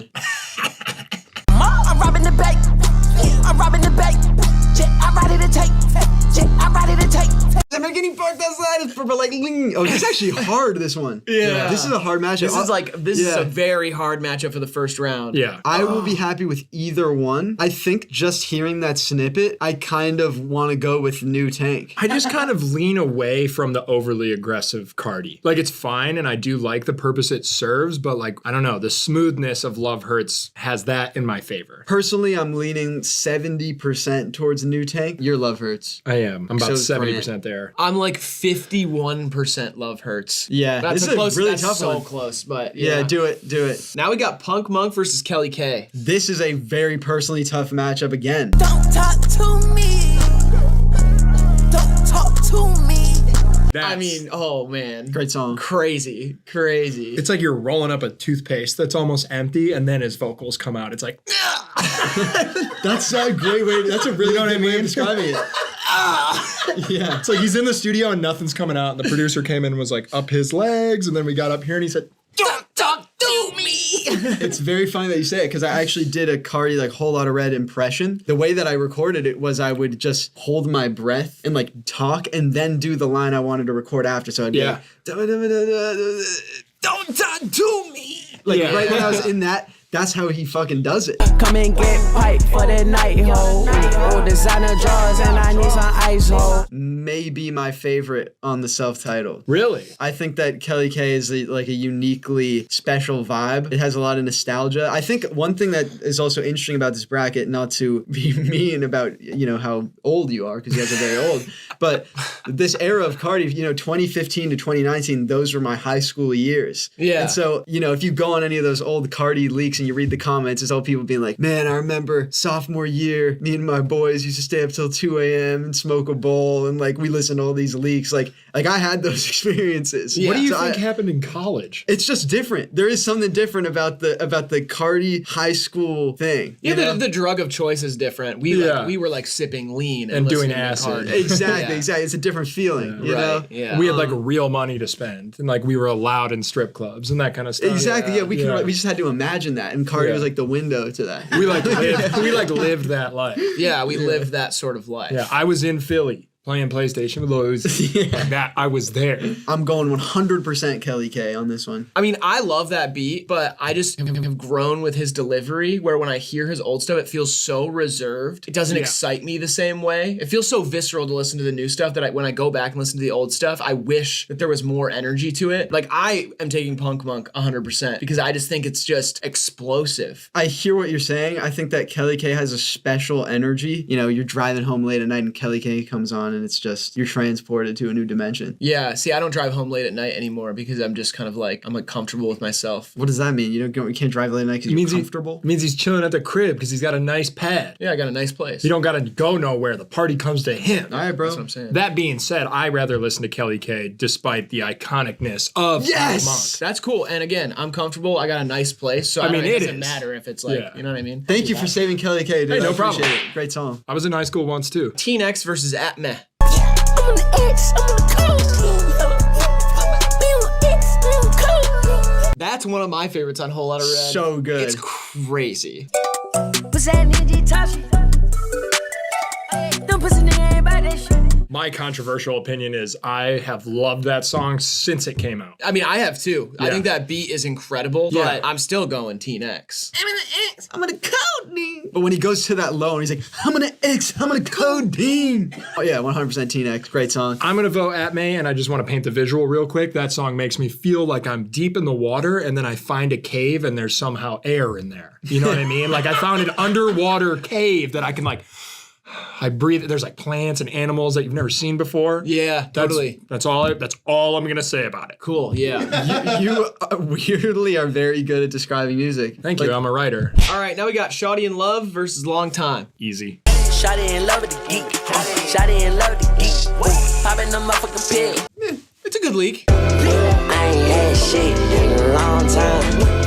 Just to feel like this, it took a long time. I mean, oh my God. Elevator to Heaven. I can remember the first time I ever heard that. Just like, I'm gonna listen to Die Lit and clicking that and being like, oh, it's just the intro. Like it should not say intro. I like that it says it that. I mean, I like it now. It's endearing now. Yeah. But it's like top 3 song on the album. Literally, To me, this song is incredible. Yeah. Heart-wrenching in a weird way. Yeah, it absolutely like is. It really makes you reflect, and you can hear him reflecting in it. Like, some people may think that this is funny that I'm like talking so seriously about Cardi. Right. But he is such an expressive vocalist that like in this song, Long Time, if you give him the benefit of the doubt, if you sort of let this sort of memedom of Cardi fade away and really just like try and sink into it and feel it, this is just a very heartfelt song. It's grown folk music. It's literally like the come up story without telling it. You just feel it. You're like, it took a long time to feel like this. Also, like you climb to these heights and it only feels like this. You know, it doesn't feel like he's necessarily totally happy to be there. He's like, just to feel like this. Yeah. It took a long time. All right, now we got New Neon versus Skeleton. Party tip, yeah. this bitch. AP rich. One of my favorites off Whole Lotta Red. Solid. That one took a long time to grow on me. That's a brand new Benz. Got a brand new watch. Skeleton. I'm going Leak on this one. I'm kind of leaning that way too. But I don't know, New Neon, like, it's hard to favor a Leak because I just feel like it's never going to be what it should have been. I don't know. I think when the Leak, even with work to be done on it, is better than the finished song, I gotta give it to the Leak. Yeah, I'm just like kind of a lazy listener. I don't really listen to leaks like that. I'm gonna go with Skeleton. I won't cry if y'all pick New Neon, but I think Skeleton's just better. I'm leaning Skeleton, but a last minute argument could push me back over the other way. I don't have much of an argument, like I said, you know. Then it's Skeleton. All right, Skeleton. First leak to win. All right, now we got Throw It Up versus Shoota. You told me yesterday you have a hot take about Shoota. I do. It's kind of subsided a little bit, but yeah, well, I'll get to it. I'll get to it. Yeah. Throw it up, nigga, now we do throw it up. So wait, this also has Uzi on it. Oh yeah. Oh yeah. Yeah, so this is Uzi and Cardi versus Uzi and Cardi. Yeah, It's I like interesting. that. Genius bracketology by Dr. Grant. Walk up with my toolie, what they do? Meet me in the alley with the.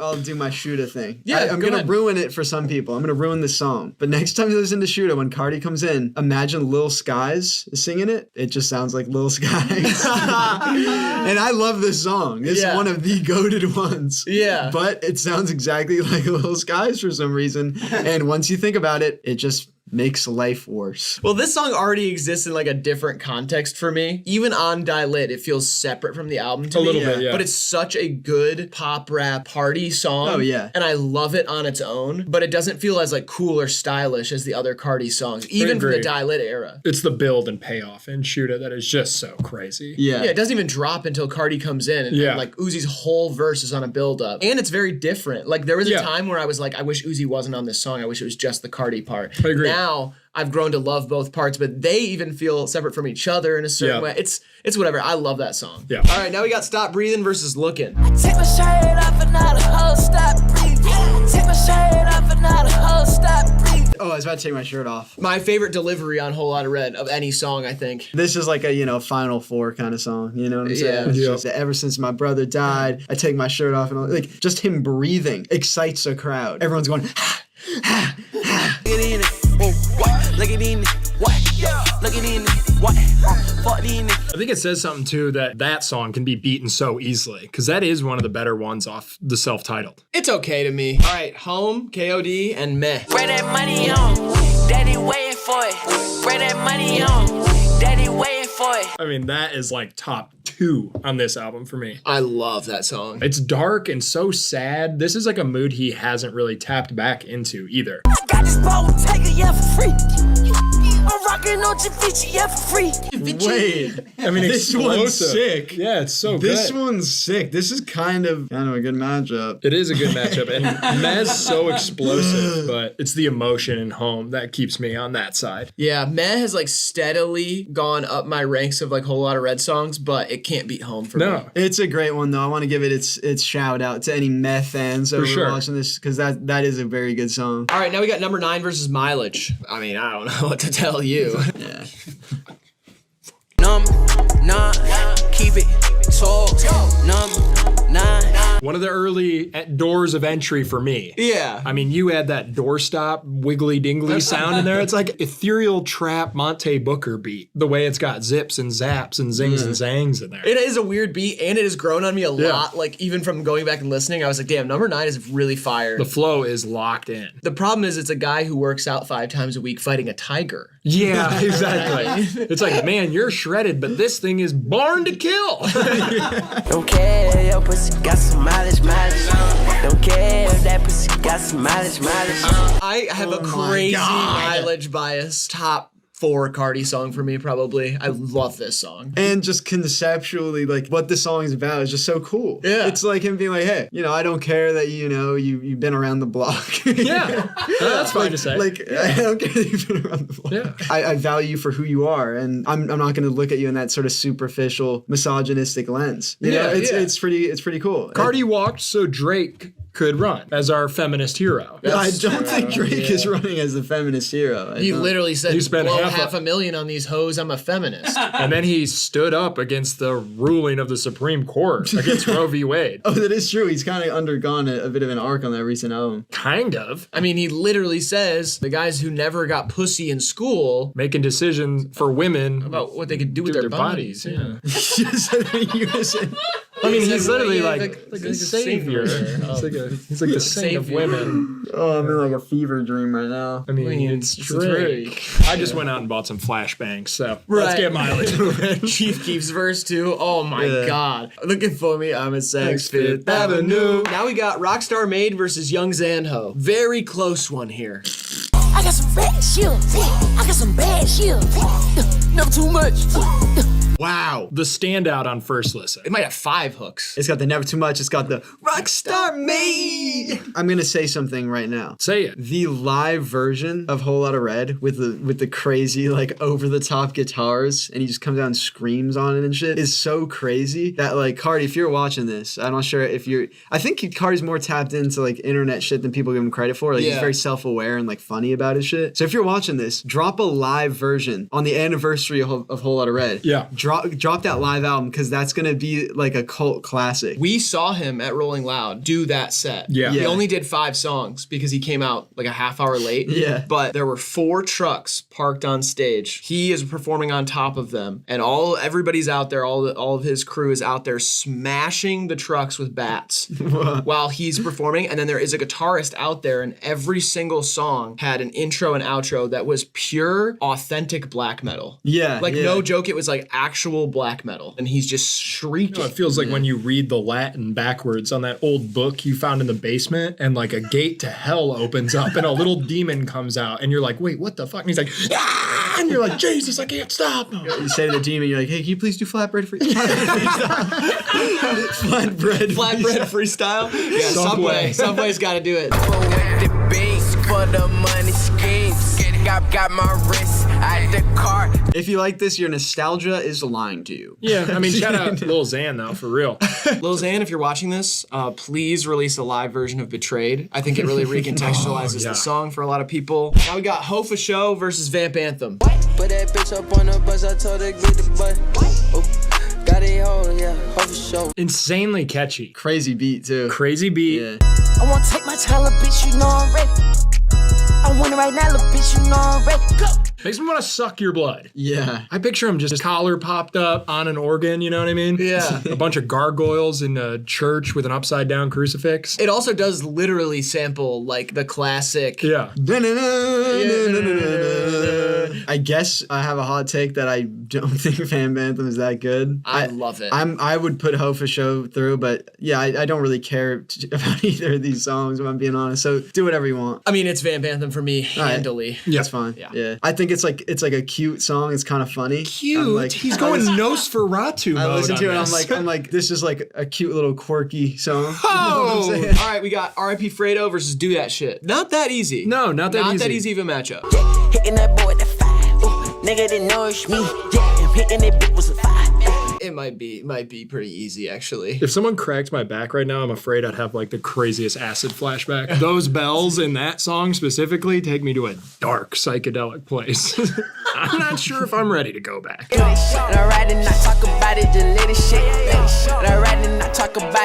one's cool. Yeah, the hook is really good, but I just feel like it drags on a little bit. I'll go riff Fred on this. I will too. Yeah, same. All right, now we got Cash Shit versus Choppa Won't Miss. If I'm a bitch, then I'm the baddest bitch.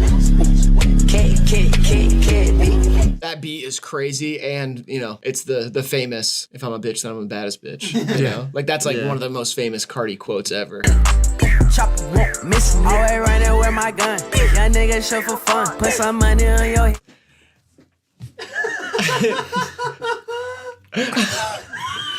Holy I don't like that. I don't think you should do that. You didn't like that? No. Choppa Won't Miss, though, I will say, I mean, I like the Young Thug verse a lot. You get that, like, high register Young Thug feature that you, like, that era of Young Thug was, like, you couldn't miss. It's not one of my favorites on Die Lit, though. I don't really go back to that one that much. Yeah, I honestly could go either way. I don't feel too strongly on either of these, kind of like the most recent matchups. Maybe just for fun, I'd throw Cash it. Yeah, I'll go Choppa, though. I'd rather listen to that one. Throw that one through. Handily for me. Yeah. I mean, you love that song. That one makes me go berserk. Now we got New Choppa versus Sky. Last one on the first side. Good matchup. Run it up. That one's gas. Yeah. Dude, New Choppa's crazy. It honestly sounds like Tyler did the synths on it. Yeah.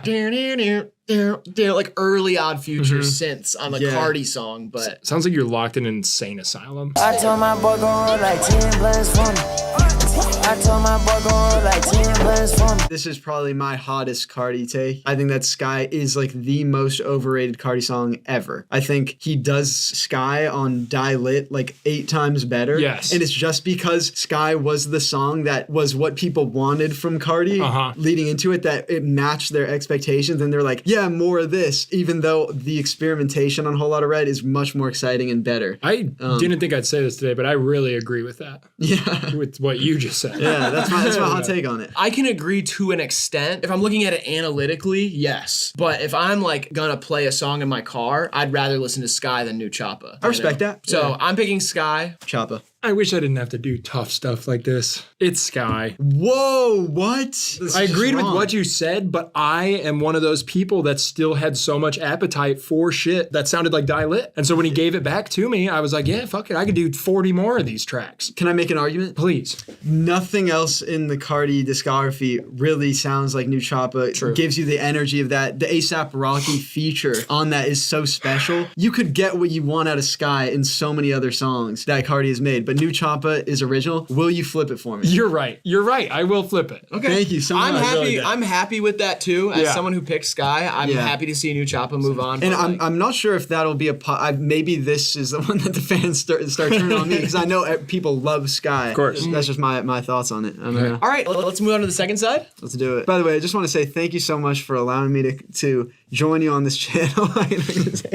We got RIP versus Yamin. This is funny. This is a funny matchup. This is like, getting the what year is the Chicago Bulls good? 96? 95. Any of the 90s. Getting any of the 90 Chicago Bulls to play a 3-year-old, just a single 3-year-old. No mercy. Dennis Rodman on the box out. I still think Pippen's interpersonal problems would it'd be a close game. I ain't fucking the stock, yeah. The big got the star click, yeah. I love my diamond, they flash. One of the best Cardi songs ever. Top 4, easily. Shorty wanna ball with chick. Money sent tall, y'all mean. Not bad. I was being a little too much of a hater. Yeah, I mean, Yamin's like going to the local amusement park, and RIP's like taking a 3-month European vacation. One's like a fun day, and the other is a life-changing experience. Love having you. Just I gotta say, love what you add to the show. It's really incredible stuff. Thank you. All right, now we got Place versus Woke Up Like This, which is like a 4-year-old playing the Chicago Bulls, in my opinion. Yeah, to me, maybe it's an 8 or 9-year-old. I think it's an 11-year-old.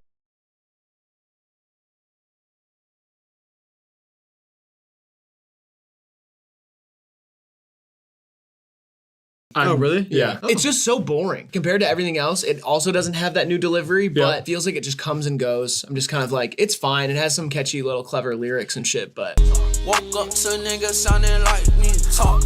Woke up to niggas talking like me talk. I'm a rock star. I mean, it's undeniable too. Like, it's one of those that feels too obvious, and it's like, whatever. It would be sick to have a hot take that's like, woke up like this is not that good, but it's pretty good. It's amazing. That's my opinion. Yeah. I mean, that's fine. I get it, but like, it's still really fun to It's listen infectious. to. Yeah. Let's move it to the next round, though. Flatbed Freestyle versus Arm and Leg. Good luck, arm and leg. I'm feeling bitch and gave it back. I know the her, she make me laugh. Oh my god. I'm not coming back out. I know the her, she make me laugh. Had a check, bitch. Arm and leg. Get a check, Cardi in love with the brick. I like that one. It is really It's good. like it's ethereal. It's cool. Little chimes in it. It's a little like a stumbly, like it's a song that stumbles around in an endearing way. Yeah. But it is flatbed freestyle. Yes, and I really want a flatbread right now. Now we got Control versus Foreign. Ooh. Foreign Control. TikTok. Let's talk about it. Vladimir Putin. Let's talk about it less now. Okay. Girl, I've been losing control. Girl, I've been losing control. Girl, I've been losing control. Girl, I've been losing control. I love all the new delivery shit on Whole Lotta Red, and this one feels like it's just a little off the rails for me. I thought that was going to be my hot take here, but yeah, there's like almost too much going on. I'll reserve my thoughts till we hear the next song. Very respectable. Up in that motherfucking phone, and that motherfucker be wrong. Big gun, big yeah, Sean. All right, here are my thoughts. Okay. Sure. Only one of these songs does DJ Academics talk for a minute in it. That's true. So you guys know how I feel about DJ Academics. Control, move over, golden ticket. Yeah. No, Control is like fine. Yeah. Foreign's flow really stands out, and the way he enunciates roar is very exciting. It has one of those beats that as soon as it drops, it just hooks you instantly. You're like, oh, fuck. And you drive a foreign whip, so. That is true. Yeah, you do. Volkswagen. All right, now we got Over versus Fell in Love. This one's tough. Yeah. Sometimes this shit gets so exciting. We ride around. I think this is the best one of the ones that kind of felt like what people wanted from Cardi before Whole Lotta Red is on Whole Lotta Red. I mean, this feels like long time home. It has the yearning kind of synth sadness baked into the it. drowsy beat. Yeah. Show me love, I give you love.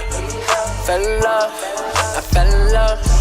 I really do like that one. Yeah, me too. And we will never forget the Minecraft parody, Fell in Lava. Do you remember all the, you probably weren't even tapped into that. I don't know anything There was about a bunch of y'all type the W's in the chat if you remember this. The guy who was making all of the really surprisingly good Cardi covers that were about Minecraft of Die Lit. Yeah, some real classics. I'll take Fell in Love though, just on its own. I think it's a cooler song. Yeah, I'm gonna pick Fell in Love, but it's close for me. Yeah. Wow, now we got Beef versus Go To the Moon. This is a weirdly tough one. Ooh, shit.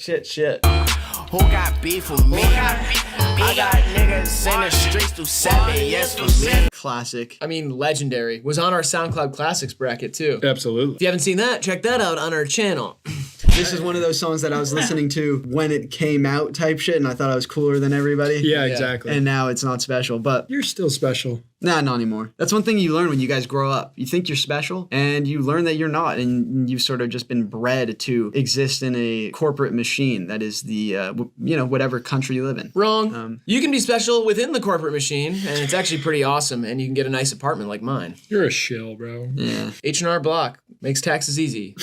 Block's got your back. Yo, I've been avoiding you. Yay, Jesus gang, you correct. He has some crazy lines on this verse. Yeah. He has the one, born in the AUKN and peach, yay, because Georgia peaches. The case so brief, don't bring your briefcase. This is a very fun song to listen to. I love listening to it. It is a blue balls ass song. Ed Jean. Yeah. Wait. But Beef, so iconic. It's gotta win. I know you saying you got some hot take or something. I'm picking Beef. I'll pick Beef too. Well, doesn't matter what I say, but I would have easily picked Go to the Moon. Okay. Interesting. I got a question for you guys. Sure. Would you rather have unlimited beef for the rest of your life or go to the moon once? I'll have unlimited beef. And I survive going to the moon? Yep, it's like a luxury trip. Boom. I'm going to the moon. Here's the deal, guys. They haven't found anything up there. I thought you were about to say they haven't found the moon. They don't know where it is. They keep going right at it, and then they get there and they're like, where the fuck is it? No, it's just like, it's just like a weird white rock up there. Like, you're just gonna go up there and just kind of like walk around for a second and be like, oh, this is weird. Unlimited beef, I'd save so much cash. Yeah, but you think about your cholesterol. Here's the thing. I already talk so much shit. I have unlimited beef constantly. Tell him, man. Talk your shit, man. Fuck you, KSI. NF. NF's my next person I'm going to beef with. NF, get fuck you. fucked. Yeah, fuck yourself. I know you're from around here in Michigan, and I respect that you're putting on for the state, but fuck you if you beef with my boy. I mean, he's not going to beef with me. I just think he's, like, bad. Yeah. I liked the rehearsal, but... The rehearsal. I love you, I hate you versus Lean for Real. Why are these two against each other? Yeah, in the this first is really round? tough. Fuck. Grant's petting that cat again. Yeah, he's petting the cat. I'm thinking about dyeing my hair red, just to look like a pattern red. I like all of my cups so dirty. I've been sipping that black. See, I always like said, I've been thinking about dyeing my hair red just to look like a pomegranate. Yeah, it does sound like that a little just bit. to look like a pomegranate. God, that song is so good. That's like top 5 on a whole lot of red for me. I'm on the lean for it. I'm on the beans for it. I'm on the lean for it. I mean, it's like the pad, that heavy synth pad in here. Sinister. Had to go bird's eye view. Yeah, I did. No, I can't dap you up.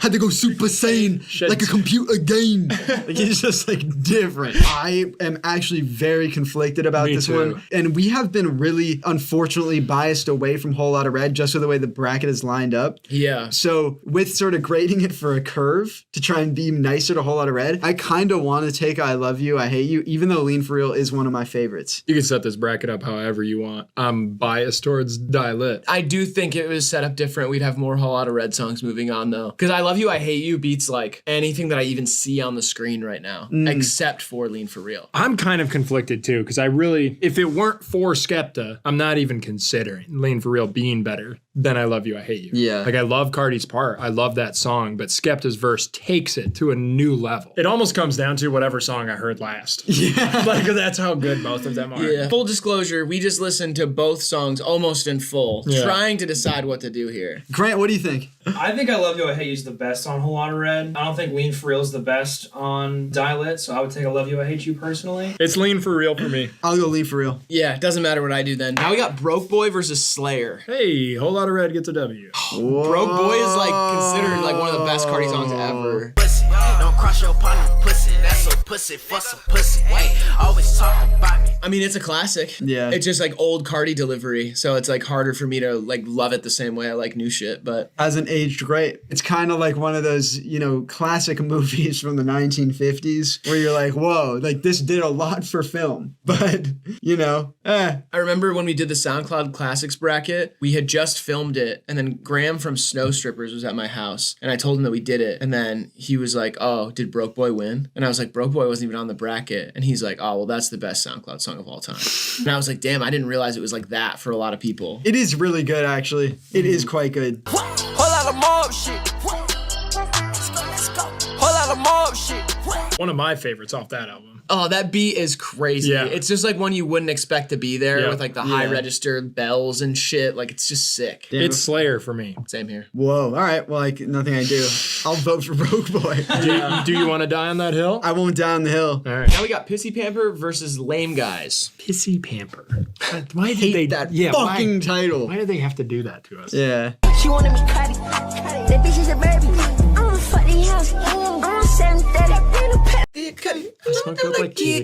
That one's like a top 4 for me. That's like Period. the best leak for me. Easy. I remember it was called Kid Cudi before. I liked it more when Everybody it was just like, Kid Cudi. oh, like Kid Cudi by Cardi. And Yeah. then all of a sudden, it was going to be a Young Nudie song called Pissy Pamper, and everybody just started calling it that.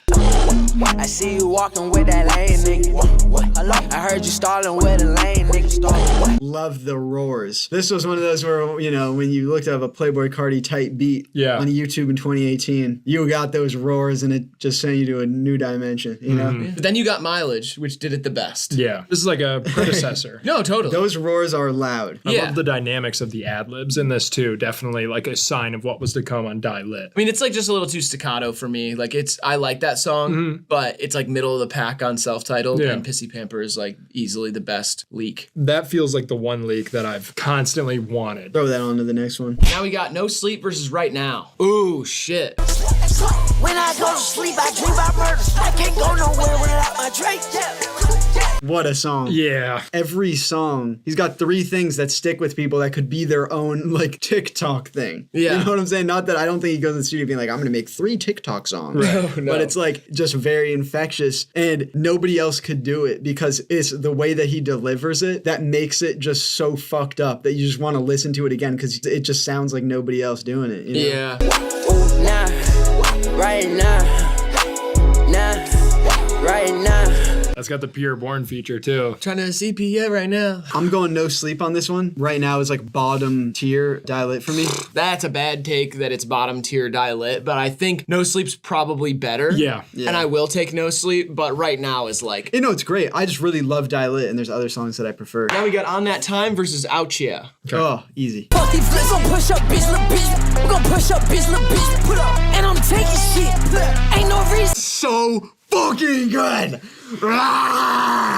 First listen to Whole Lotta Red. That's my favorite one. Still my favorite one on Whole Lotta Red. Goated song. Yeah, that song's crazy. Fucking insane. Yeah, if you locked me in a room and played that for me for like 2 days, I think I'd come out and I'd do a lot of arson. DRACO. Every day my birthday, so I made a wish. This your girl, that she creepin'. Burn one and she gone. Burn two and I'm thrown. This one sounds even more like Lil Xan. Yeah, it reminds me of something. Or he's just listening to a bunch of A$AP Rocky, but it's On That Time. Yeah, absolutely. Feels like a song that could be banned in certain places. Yeah. All right, we got Molly / Not Real versus Flex. This one is fucked up.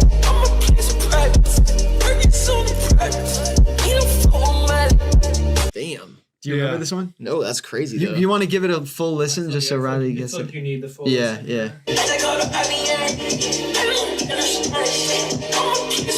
That one's so crazy. Damn, that could win the bracket. That's just crazy. Dude, it's one of the best ones. That's like that's like if somebody designed a Playboy Cardi song for me. You know what I mean? Yeah. It's like witch house elements. It's that fucking SpongeBob meme with the headphones where he's ascending into the sky. Like, that is that song.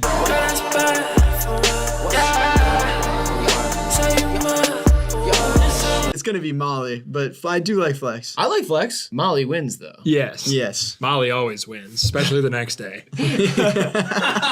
You're good at doing this. Thank you, I told you. This next matchup is I'm gonna actually have to leave the video. We got Die for Guy versus Fetty. One of them can't lose, and if it does, I'm gonna be upset. I'm not gonna leave the video. I'm gonna deal with it. Okay, whatever. Yeah, we'll power through. This one for all my guys. This one for the ride of dice. Banger. Bottom 5 on Whole Lotta Red for I me. agree. Yeah. Mid tier. Captain, get me out of Houston. Fetty on Fetty on Fetty.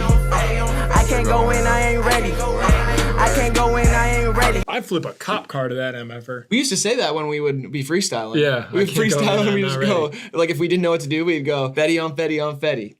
I can't go in, I ain't ready. Yeah. That wasn't with me though. I never freestyled. I'm glad I've never been in the room with you freestyling. We freestyle a lot. No, we don't. We don't. We do. We don't. That's how you wrote your last album. Was Nope, us freestyling. that's not true. It's not true. Nope, you did not. We did the contribute to Ouija concept. board, Nope, and then we did that's like not true. we blew out, like we had candles going and No. stuff. We did a seance, and then I was kind of like, what if we did this one from like the perspective of a ghost? You didn't say And I that. was like, It's not true. I was like, no, wait a minute. Let's flip the idea of grief on its head. Let's reverse grief. Okay, let's not grieve someone who has died. Let's be the person who died is grieving the people who are alive, and he can't get to him. He's like, Merv. Kind of Interstellar vibes. I And thought then- that album was about drugs. It's about a ghost. Yeah, it's from the perspective of a ghost. It was kind of like a pretty crazy idea we came up with, me and him. I thought that shit was about smoking and chilling. It's Fetty. I just left Houston. All right, we got Old Money versus Firearm. How many more fucking matchups are in this bracket? It's Old Money. Move on. Move on. Oh man, no hope.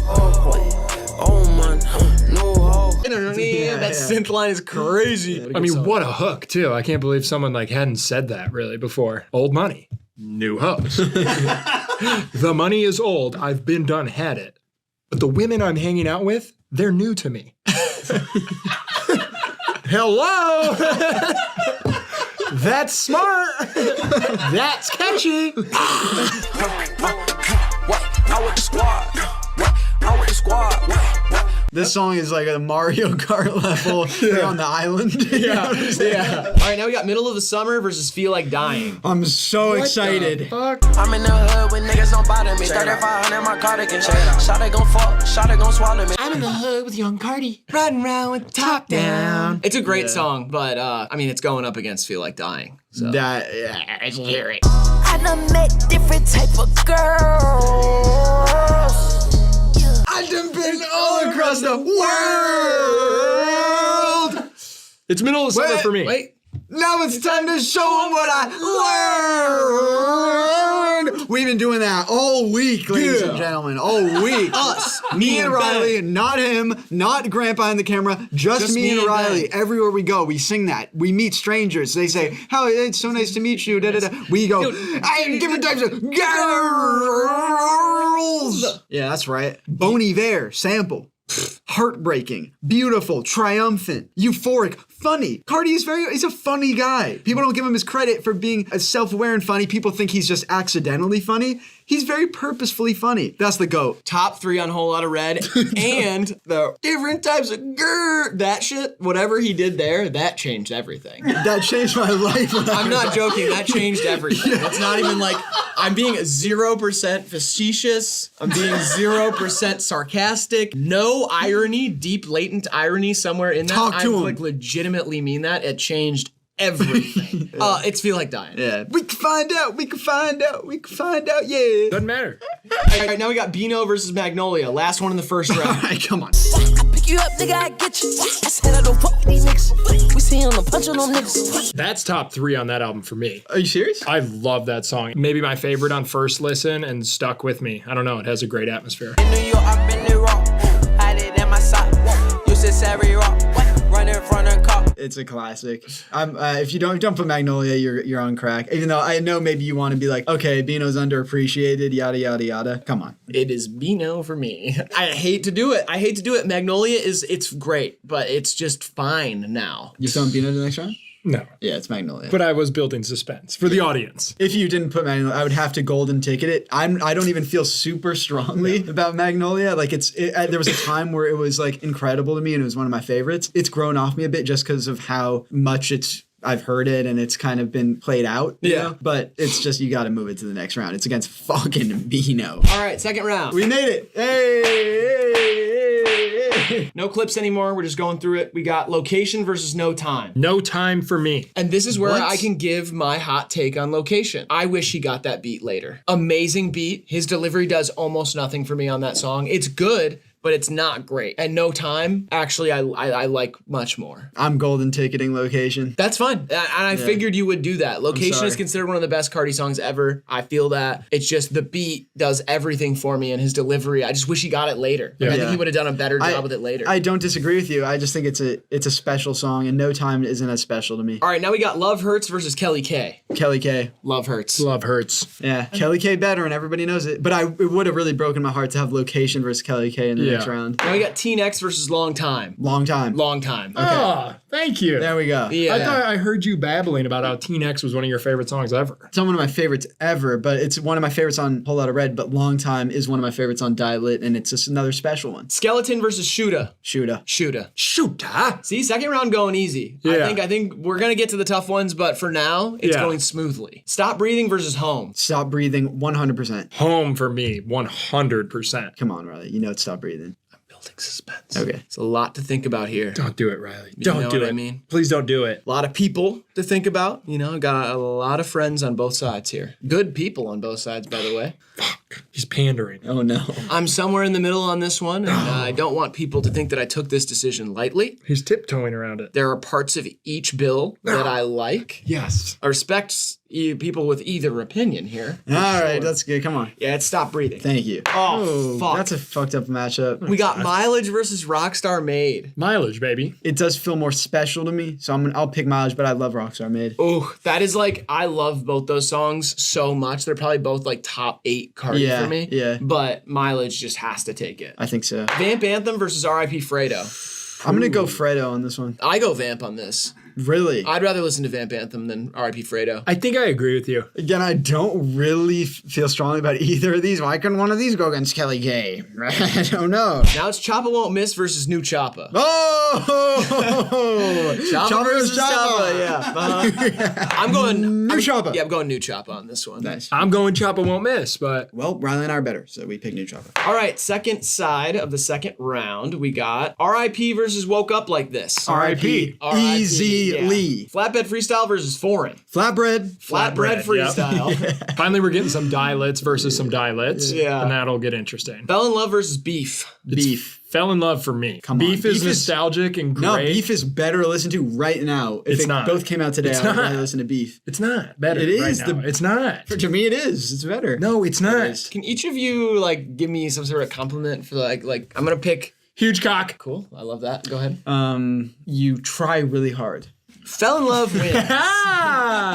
Wait, what? You just kicked out Beef for Fell in Love? Yes. Y'all are on crack. Bryson Tiller for 3. What? All right, Lean for Real versus Slayer. I really do love the beat on Slayer. Me too. But it's Lean for Real. Lean for Real is like, takes you out of your body. Which I've been trying to escape for a long time. Oh, it's tough, brother. Yeah. I got some horse stuff you might be interested in. Horse stuff? Yeah. Like Trankies? All right, Pissy Pamper versus No Sleep. Come on, this is Pissy Pamper. We all know. Fuck! Can we call it something else? It's Kid Cudi. We all Alright, know. yeah. All right, I'm changing it.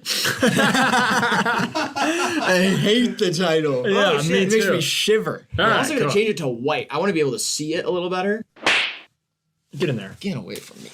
Sorry. Everywhere I go, I get paper. Now we got on that. No! Man, it's gonna be okay. It's gonna be okay. On that time. I heard Molly Not Real for the first time about 10 minutes ago, and I'm picking Molly Not Real. It's awesome, but again, like as like a music aficionado, I have to go with the finished product that the artist intended to be out. All right, Fetty versus Old Money. Ooh, This is tough for me. This is like my childlike self fighting my adult self. You were never even a child when either of these songs came out. I hope you know that. Some of us can still get in touch with our inner child, you cold, calloused monster. Talk to him. You withered, jaded beast of a man you've become. Some of us still have that sparkle behind our eyes. Own. Hey, I keep calling him. He just won't pick up. You know what I mean? It's Fetty for me. I'm going Fetty as well. Well, doesn't matter what I think. Now it's Feel Like Dying versus Magnolia. Oh, we get to like piss people off now. Oh, I mean, it's easily It's Feel Like Dying Dying. for me. It's not even like a close one. Would you take Magnolia? No, I wouldn't, but just one for the road. You've never been that good at Millie rocking. I can gritty you to sleep, bro. That's true. You can gritty me to sleep, but yeah. I mean, you Millie rock and I gritty, and Ben makes art house music. Those are we all got our it's thing. called Folktronica. Third round. All right, Location versus Love Hurts. Location. Love Hurts. Yeah, it's Love Hurts. No! It's Love Hurts, man. If you played them back to back right now, I guarantee you would change your mind. Well, we're not going to do that, and I like Love Hurts. Actually, hold on. Hold on. Imagine that intro. I just kind of sided with you off rip because I like you so much, and you are very touchy-feely, and I really like that. Yeah, it's my number one love language. Yes, and According that's to awesome. my partners. And mine is acts of service. That's why I go to the soup kitchen every weekend. But that aside, imagine it. I know I am, and that's where I went, hold up. I'm going to go back on my word. That's fine. Freaking Location. Let's go. Long Time versus Shuda. It's long time for me, but I'm not upset either way. Shuda is great, but it is kind of that two-part. It's awesome, but long time as a singular package is just better. Long Time does that thing to my neck where I'm like this, and Shuda kind of does that thing to like that. The backside. The backside a little You're bit. the bottom neck. So you going Long Time? Yeah. I'm with that. I feel sad that we're letting Shuda go. It is. It is one of the most masterful Cardi songs. Yeah. I mean, it is the best Lil Sky song ever. Yeah. But Shuda is like the Mo Bamba sicko mode of Cardi. Yeah. Now we got Stop Breathing versus Mileage. It's Mileage for me. It's Stop Breathing. Oh, wait, it's kind of hard, but I'm going Stop Breathing. I think Stop Breathing is incredible, but I love Mileage, and I'm sad to see it go. I'm not upset either way here, so let's just put all this pressure on Riley and kind of sit back and relax, you and me. I think this is going to surprise some people. I'm going to go Stop Breathing on this one. I don't necessarily think I like Stop Breathing more, but I do think it's a better, more important song. Everybody in the chat, condolences to Mileage. Now we got Vamp Anthem versus New Choppa. I'm going New Choppa. Yeah, you're going to hate what I have to say. I don't feel strongly about either of them, but I think it's better. I'm going Vamp Anthem on this. Me too. You want Vamp Anthem? Yeah, me too. It's just not that good. New Choppa's better. I don't think this is like a strong part of the bracket, this No. little section No. right here, but I would rather listen to Vamp Anthem than New Choppa right now today. RIP versus Flatbed Freestyle. Whip, baby. RIP easily. Yep. Flatbed Freestyle is like up there for me. And so since I don't have an opinion here, I will just speak my piece. Fell in Love versus Lean for Real. It's Lean for Real. Lean for Lean Real. for real. Yeah. It's kind of got a little lucky break there. Yeah. Kid Cudi versus On That Time. Oh, this one sucks, It's dude. Kid Cudi for me. It's On That Time. It's On That Time for me. Respect. Yeah. Respect. It goes too hard. Kid Cudi is great, and I'm sure, I know that it's like a fan favorite, and there's probably going to be Cardi fans upset about this, but y'all can understand that this is a final matchup. Like if this was the last two, it would still be a tough one. Yeah. I made the decision a long time ago that Kid Cudi was going to be the leak I fought for. So I was doing my due diligence, and if I died in the line of fire, I did it proudly. Acts of service. Yeah. Like you said, yeah. Acts Die of for service. That's this. why you love the veterans so much. Thank you, guys. Fetty versus Feel Like Dying. This isn't even close for me. It's close for me. I'm sure it is. You love Fetty more than anybody I've ever met. Yeah. So I'll go Dying on this one. Feel Like Dying. Yeah. I actually feel like dying. Don't do it. Okay, buddy. It's okay. We're down to our Elite Eight. Location versus Long Time. What the fuck? This is the two intros. I ain't felt like this in a long time. Yay. Little black jean jacket. It has V-Lone on it. Got a badass bitch. She's trying to fuck me and my homies. Long Time. Jordy wanna suck till the morning. I personally would go Location because of the nostalgia, but I won't be upset. This is a very tough matchup of two very similar songs that both scratch a similar itch for me. So whatever y'all want to do, I'm with it. Now we got Stop Breathing versus Vamp Anthem. Easiest one in the final 8. Yeah. Yeah. Stop breathing. Stop Breathing. Zip.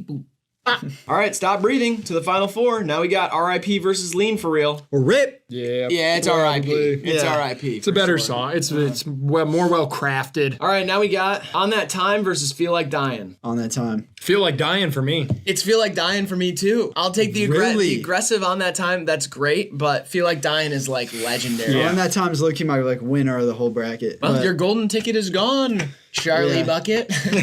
On That Time's like a sick car crash video, and Feel Like Dying is like beautiful story your grandmother tells you. All right, final 4. Here we go. This is the final Name 4. Name them out. Long Time, Stop Breathing, R.I.P. and Feel Like Dying. 2 Whole Lotta Red songs, 2 Die Lit songs. Long Time versus Stop Breathing. Long Time for me. Stop Breathing. I think it's a better song in every way. Take My Shirt Off and Those Hoes Stop Breathing. Or Little Black Jean Jacket.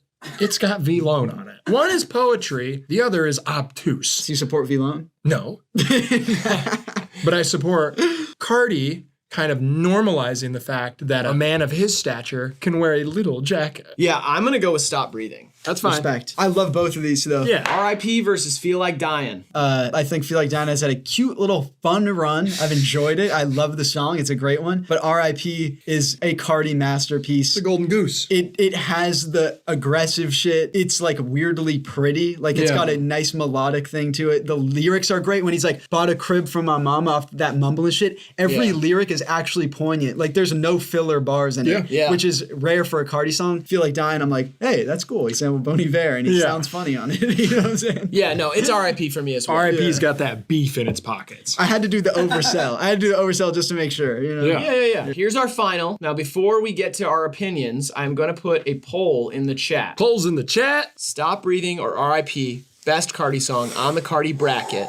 Let us know what we left off. Let us know your favorite Cardi song. Speak your piece in the chat. Sound off on us. Let us know who's been the most reasonable. Definitely not Ben. I feel like I've been pretty, even when I've disagreed with you, except a few of them. The things you said about my family off camera are unforgivable. This is a mental game. This is a competition. Again, it's not a game. And I need to make sure that I win so I can do my victory lap. We play a lot of games on the channel, but like this is not one of them. Yeah, this is Wait, so I can't win? No. So there's no point. I thought I'd been getting points. That's Right, what I I thought mean. you've been tallying points the whole time. That shit you said about my family, man, like that's crazy. Honestly, it wasn't even that it was mean. It's just how crazy accurate it all That's was. what He I'm doesn't really saying. know them. He's never met your family. It's like he put in research to do that, to get under my I skin. know. And sure, yeah, it works. I respect it. But like I at do what respect cost? it. Nah, I mean, it didn't cost much, probably free. I mean, it seems like he hired like a PI and everything. No, I think he's just he's a sleuth. He's a bit of a sleuth himself. Yeah, I'm a sleuth. First of all, I think this is a great final two. Yeah. I'm happy with both of these, that they're both here. If either of them won, I would not lose any sleep. I am kind of leaning towards RIP.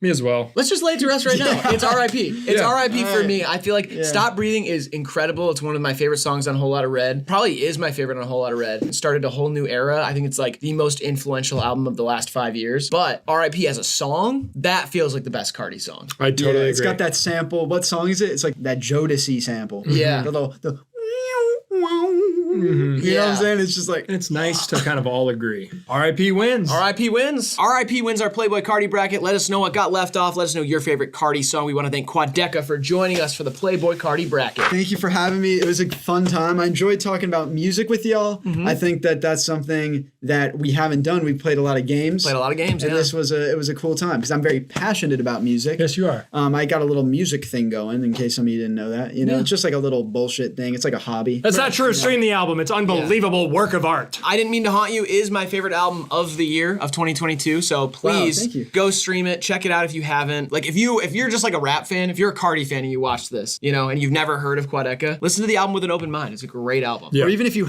especially if you have heard of me, keep an open mind. Other than that, like the video, subscribe, all the stuff I said at the beginning, and Greg, would you like to leave these wonderful people with some advice to leave or live their lives by? It is always advisable to perceive our ignorance. All right, this has been Hive Mind TV. We love you, appreciate you, and we'll see you in the next one. Bye-bye.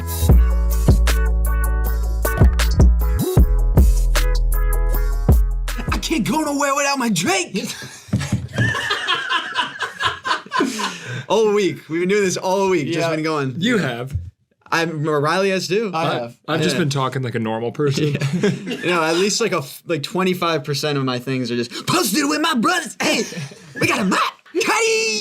Ben looked like a sailboat. Yeah, I got that kale throat. Your hands are surprisingly small. Shut the fuck up. Legs wet in it. Uh-oh. How was you feeling, bro? Feeling like the whole I feel fantastic. Which one would you be though? Mr. Fantastic, because the money like elastic. Burberry trench rake, are you smoking oregano? I'm smoking on neck cap, bitch. I hope Don't Stop Believing by Journey is in this bracket. It is. I stuck it in there last night when no one was looking. Thank you, Graydon. Singer in a smoky room. Whack. Oh, shit. That's some good stuff. Shit. Woo! Okay. You know the average age of your fans is 11? Have we ever done that? We've never not listened to the song. Yeah, I think we should just do it. I think we just let it go. No, we gotta give it to him. I'm trying to go get lunch. You already ate. You just ate lunch almost right dinner before time. this. Yeah, I haven't eaten all day, so Alright, yeah, let it fly. pipe down, pussy. I don't say stuff like that usually.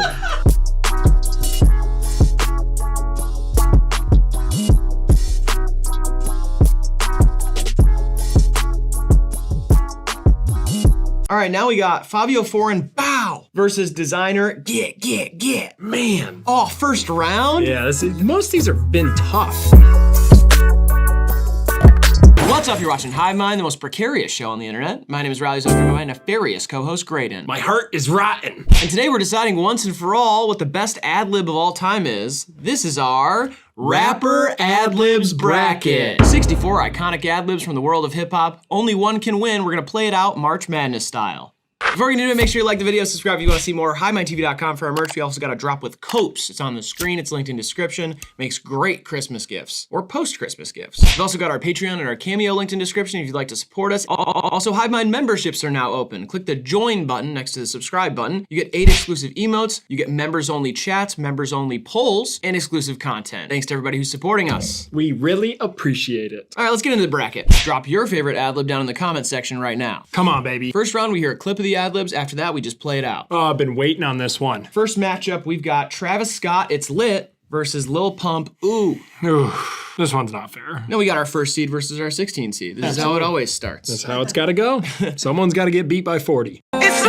Reverb soaked, It's Lit. I mean, quintessential ad-lib right there. It's one of those ad-libs that can live on its own, too. Taking a phrase also that can be seen as very corny, but when Travis Scott says it, it's lit. Yeah, it's absolutely lit. Ooh. That one's like a softer one. Yeah. Ooh. Ooh. He is doing the R&B thing now, so he's got to like weave in his old familiar ad-libs into like this whole new sexy little pump. I'm here for it, but he stands no chance. I like the staccato one though. The ooh. Yeah. Like when it's really like punctuated, like ooh. woo, when he just jams it in there. It's like a super fast paced, old Lil Pump song. You just get it in there. There's something about it. Yeah, he's got a great ad lib. But it's lit. Yeah, come on. Now we've got Fetty Wap 1738 versus DaBaby Let's Go. 1738, it is an ad lib, I guess, but it feels more like a tag. A lot of ad libs and tags. The line gets a little blurry, you know what I mean? Yeah, it's like the intro to the song, though. It's 1738. Like, you know what's coming, and it is amazing. It's like it's electrifying. It's one that, like, the moment you hear it, everybody turns to each other and sings it. Yeah. But is it really an ad lib? Yeah, we're gonna get into a little bit of a debate, I feel like, on a few of these with that same idea. Yeah. 1738. It really does have so much atmosphere. There's something about it. And now I just can't help but think, can I get to the yams? Yeah. Sweet yams. You know, you posed that to me as a Christmas song, and I listened to it the other day, and is it a Christmas song? It doesn't feel like one. It means like the same thing as Christmas to me. Oh, okay. Like when I hear it, I feel the birth of Christ. I feel the joy. I feel the bliss, the jolly, you know what I mean? So to me, it is very much a Christmas song, yes. The manger, the lambs, the tinsel, the wise men. The wise men, yeah. Why would they be out there in December, though? Started doing some research, and it really doesn't seem like that's Jesus' birthday. Well, it's not. The Bible says it's like in April. Yeah. Something like that. So no need to fret. You can still keep your steadfast faith in Christ and not feel like there's any plot holes you have to patch up. Okay. Yeah. Perfect.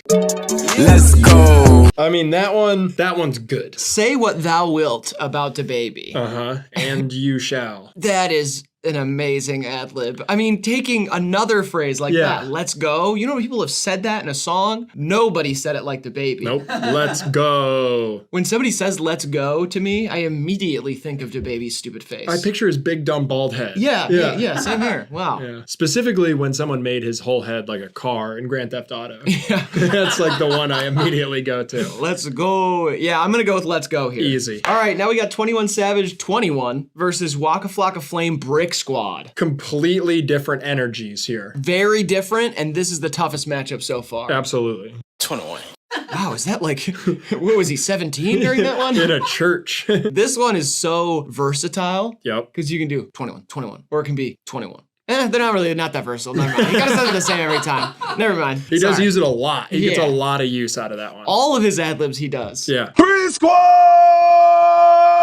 From the iconic video of Waka Flocka recording all of his ad libs, where it's just him doing the ad libs. Oh my God. Bow, bow, bow, bow, bow. If you haven't seen that video, please look it up. It is iconic. Maybe the most iconic ad lib video of all time. An artist at work. I mean, he kind of like revolutionized ad libs. Absolutely. Him, the like Lil Jon, any of that like crunk era stuff, those ad libs were delivered in such like a ferocious way that it just took them.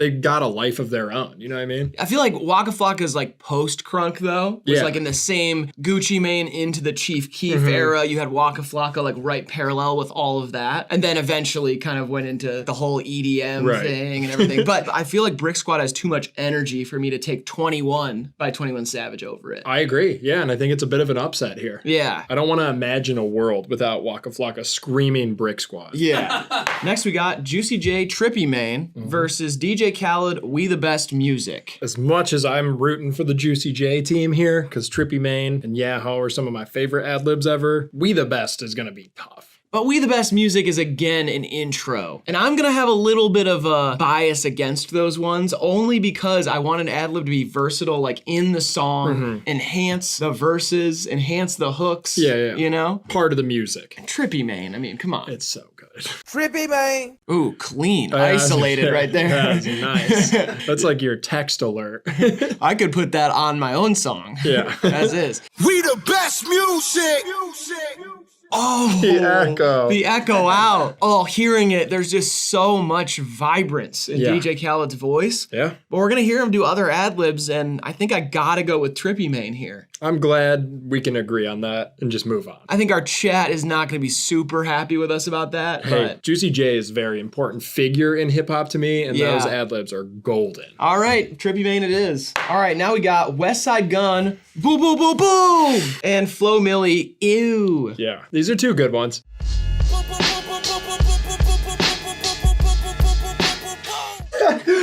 Woo! Got 100 of them right there. It reminds me of your longest yeah boy. Yeah. You remember when people used to do their longest yeah boy? Mm-hmm. I did long yeah boy. Yeah, I remember that. I was like almost through the whole winter. Yeah, it was the whole winter of 2013. Yeah. I did my longest yeah boy. Yeah, that's pretty good. Yeah, and then Here Come Dat Boy. Isn't he racist or something? I think that's Pepe. Oh, right. Yeah. Frogs, you know what I mean? They Yeah. all look the same to me. It's good to be skeptical of all frogs, all internet frog memes. Be skeptical because you never know. Yeah. But as far as I know, Here Come Dat Boy is an innocent figure Okay. in the meme world. And he's the one on the bike. He's on a unicycle. Right. Let's be historically accurate. Let's stay faithful to canon. Mhm. Okay, he's on a unicycle, which is more impressive than a bike. And he's a frog. I mean, I wouldn't expect him to be able to operate any sort of vehicle. That's true. These niggas sweet. Ew. They been tasting. Ew. It's good. It's clean. It's awesome. I feel like Flo Milli Bitch is more iconic though. I don't know. The Ew's nice. I think of that when I think of her, but Yeah. it's going to be really hard to beat West Side Gun. I mean, yeah, it's West Side Gun here, but the ew is awesome. I Yeah. mean, it has so much attitude. Mm-hmm. All right, now we got Fabio Foreign Bow versus Designer Get. Man. Oh, first round? Yeah, most of these have been tough. This should not be first round. This is crazy. This is like Final Four matchup type vibes. So much energy. It's another one that like bow. It's been said so many times, Mhm. but it's never been said that way until Fabio Foreign. It's the exclamation point. Oh, and in that song too. Mm-hmm. Yeah. I'm sorry to my drill fans. Designer cannot lose here. Oh yeah, there's no way. There's just no shot. Yeah, Designer takes this one easily, but I mean, Bow is crazy. It's really That's good. wild. Sad to see it go, but Two New York heavyweights duking it out in the first round. And you know what? One just has to lose. That's how the brackets are set up. Rick Ross versus Conway the Machine. Talk to him. back to an easy matchup. Thank God. I mean, it's so robust. Yeah. It comes out of that monster that is Rick Ross, you know, both in the industry and in the room. And in the song Monster. by Ye, featuring Rick Ross and Nicki Minaj. Correct. And also Jay-Z. I forget that he's on that song sometimes. Sometimes. Is he on that song? I don't even know. That's actually how much I forget. I don't know if he's on that song, but I think he is. Oh yeah, he's goblins, ghouls, monsters, Dracula, whatever he does on that one. But yeah, Rick Ross, bitch, I'm a monster, no good blood sucker. Fat motherfucker. Sounds like a mountain, if that makes sense. It does. Raise the ball at coke prices, fronted the homie. I do love that one because it does scream from the background. It's very much deep within it, and it like captures the feeling of like a true ad lib, like a hype up, like a talk to him, like talk your shit. Like that is like the thing. That is the ad lib. It is great, and Griselda's full of great ad libs, but Yeah, their synergy is like unmatched, but you can't beat no, you can't. XXXTentacion A versus Famous Dexter. A battle of the SoundCloud era. Yeah. Red light. Let that bitch go at the red light. Big bite. Yeah, there are many variations of the A, because Ski Mask does the same one. For the most part, yeah. The A. Then X also has like the screaming one, like the A. And then he also has the A. But I mean, I think the most iconic one of his whole career is the A. A little in the background. Yeah. Hey. It just adds something, you know? Yeah, it is very plain Jane, though. I don't know. It's another one. It's like transforming a thing that everybody says into your own. And not even just your own, but like you and members only. Like that whole world uses that ad lib. But no one ever said Dexter quite the way Famous Dex said it. A Dexter. I love it. That was so big for me, freshman, sophomore year of college time. Yeah. Dexter. It's like 3 syllables somehow. Dexter. Dexter. Yeah. I think if you're just going straight off soundbite, I would much prefer Dexter, but like the A is way more iconic. I'm gonna go with A here, even though I love the way he says Dexter more. I gotta go with Dex. I can't let him go out without a fight. Grant? I will take X. Okay. A. Just know, Dexter, I fought for you. Shout out to Rich Forever back together, by the way. Yeah, it's Jay great to see. Critch, Rich the Kid, and Famous Dex. Great to see. All right, now we got Chance the Rapper versus Bones. Okay. Chance the Rapper's, I'm assuming we're gonna get Yeah. like that one. Got to. Right? And then Bones, we got Sesh. That version of it. Yeah, I'll just hear. I mean, another one that's versatile and that also has changed throughout his career quite a bit, but very constant. But I do like the combo of Yeah, real like schoolyard, like sort of thing. just slips out of him like some smoke. Some gunk. I mean, I think it's like effortlessly cool and like sinister. There's something that just like creates a vibe the way Bones does that. Just shush. Yeah, his atmosphere in general is both of those things, but in terms of an ad lib, I gotta go with Chance. It's just tough here because it's like, yes, the Chance one is more iconic to more people, but it's also like pretty corny, and that's only highlighted by being against like the coolest one so far in terms of like the one that cares the least, you know? So to go with like the theater one over like the really cool guy in a leather jacket, like smoking cigarettes in the hallway at school feels wrong, but I'm gonna have to do it. You know? I'm just gonna have to. Chance was cool at one point too, don't forget it. A lot of people weren't alive for that though. Well, those people are like 12 now, so fuck them anyway. Jesus. I can't respect you until you're at least 20. Gucci Mane Burr versus Jaleel, yeah. Oh man, new to the game versus OG. Burr! Ooh. Isolated as well. I could throw that on any of my songs. Crispy. Burr! I don't know if we're gonna get any more Gucci Mane ones in here, but the other one I love is just the Jaleel, yeah. Wow, that one's isolated too. It's beautiful. Well, there's probably 30 TikToks out there of him doing it just by himself. That could have been from our interview with him. Yeah. Oh man, what a voice on him. It's just got like... It's angelic. This crazy melody and energy to it. It almost has a tremble to it, a la Conor Oberst. Yeah. It is a bit of a tag, but he uses it so much that it's more of a catchphrase than a tag. It's a slogan. Yeah, it's a slogan that is just like, it's a punctuation to anything. It is ad-lib like that, but he uses it in conversation. Jaleel, yeah. It's beautiful, but it cannot be Gucci Mane. No, I mean, it's Burr. I think Jaleel would agree. Oh, yeah. It's gotta be Burr. Yeah. Real raw. Real raw. Now we got Lil Uzi Vert, yeah, versus DJ Khaled, God did. Wow. Two titans here. A new entry into the DJ Khaled ad-lib catalog. God did. Yeah. See, that's not even the version of it that I think of. Which one do you think of? I think of like the, yeah. Oh, I think of that one. Yeah. Like almost opens it up at the end. Yeah. For such a little funny person, they really have a way of saying things in a cool way. Oh, yeah. You know I what mean, style's been the number one thing for Lil Uzi Vert since they started. Yeah. You know? God did. Ringing out again.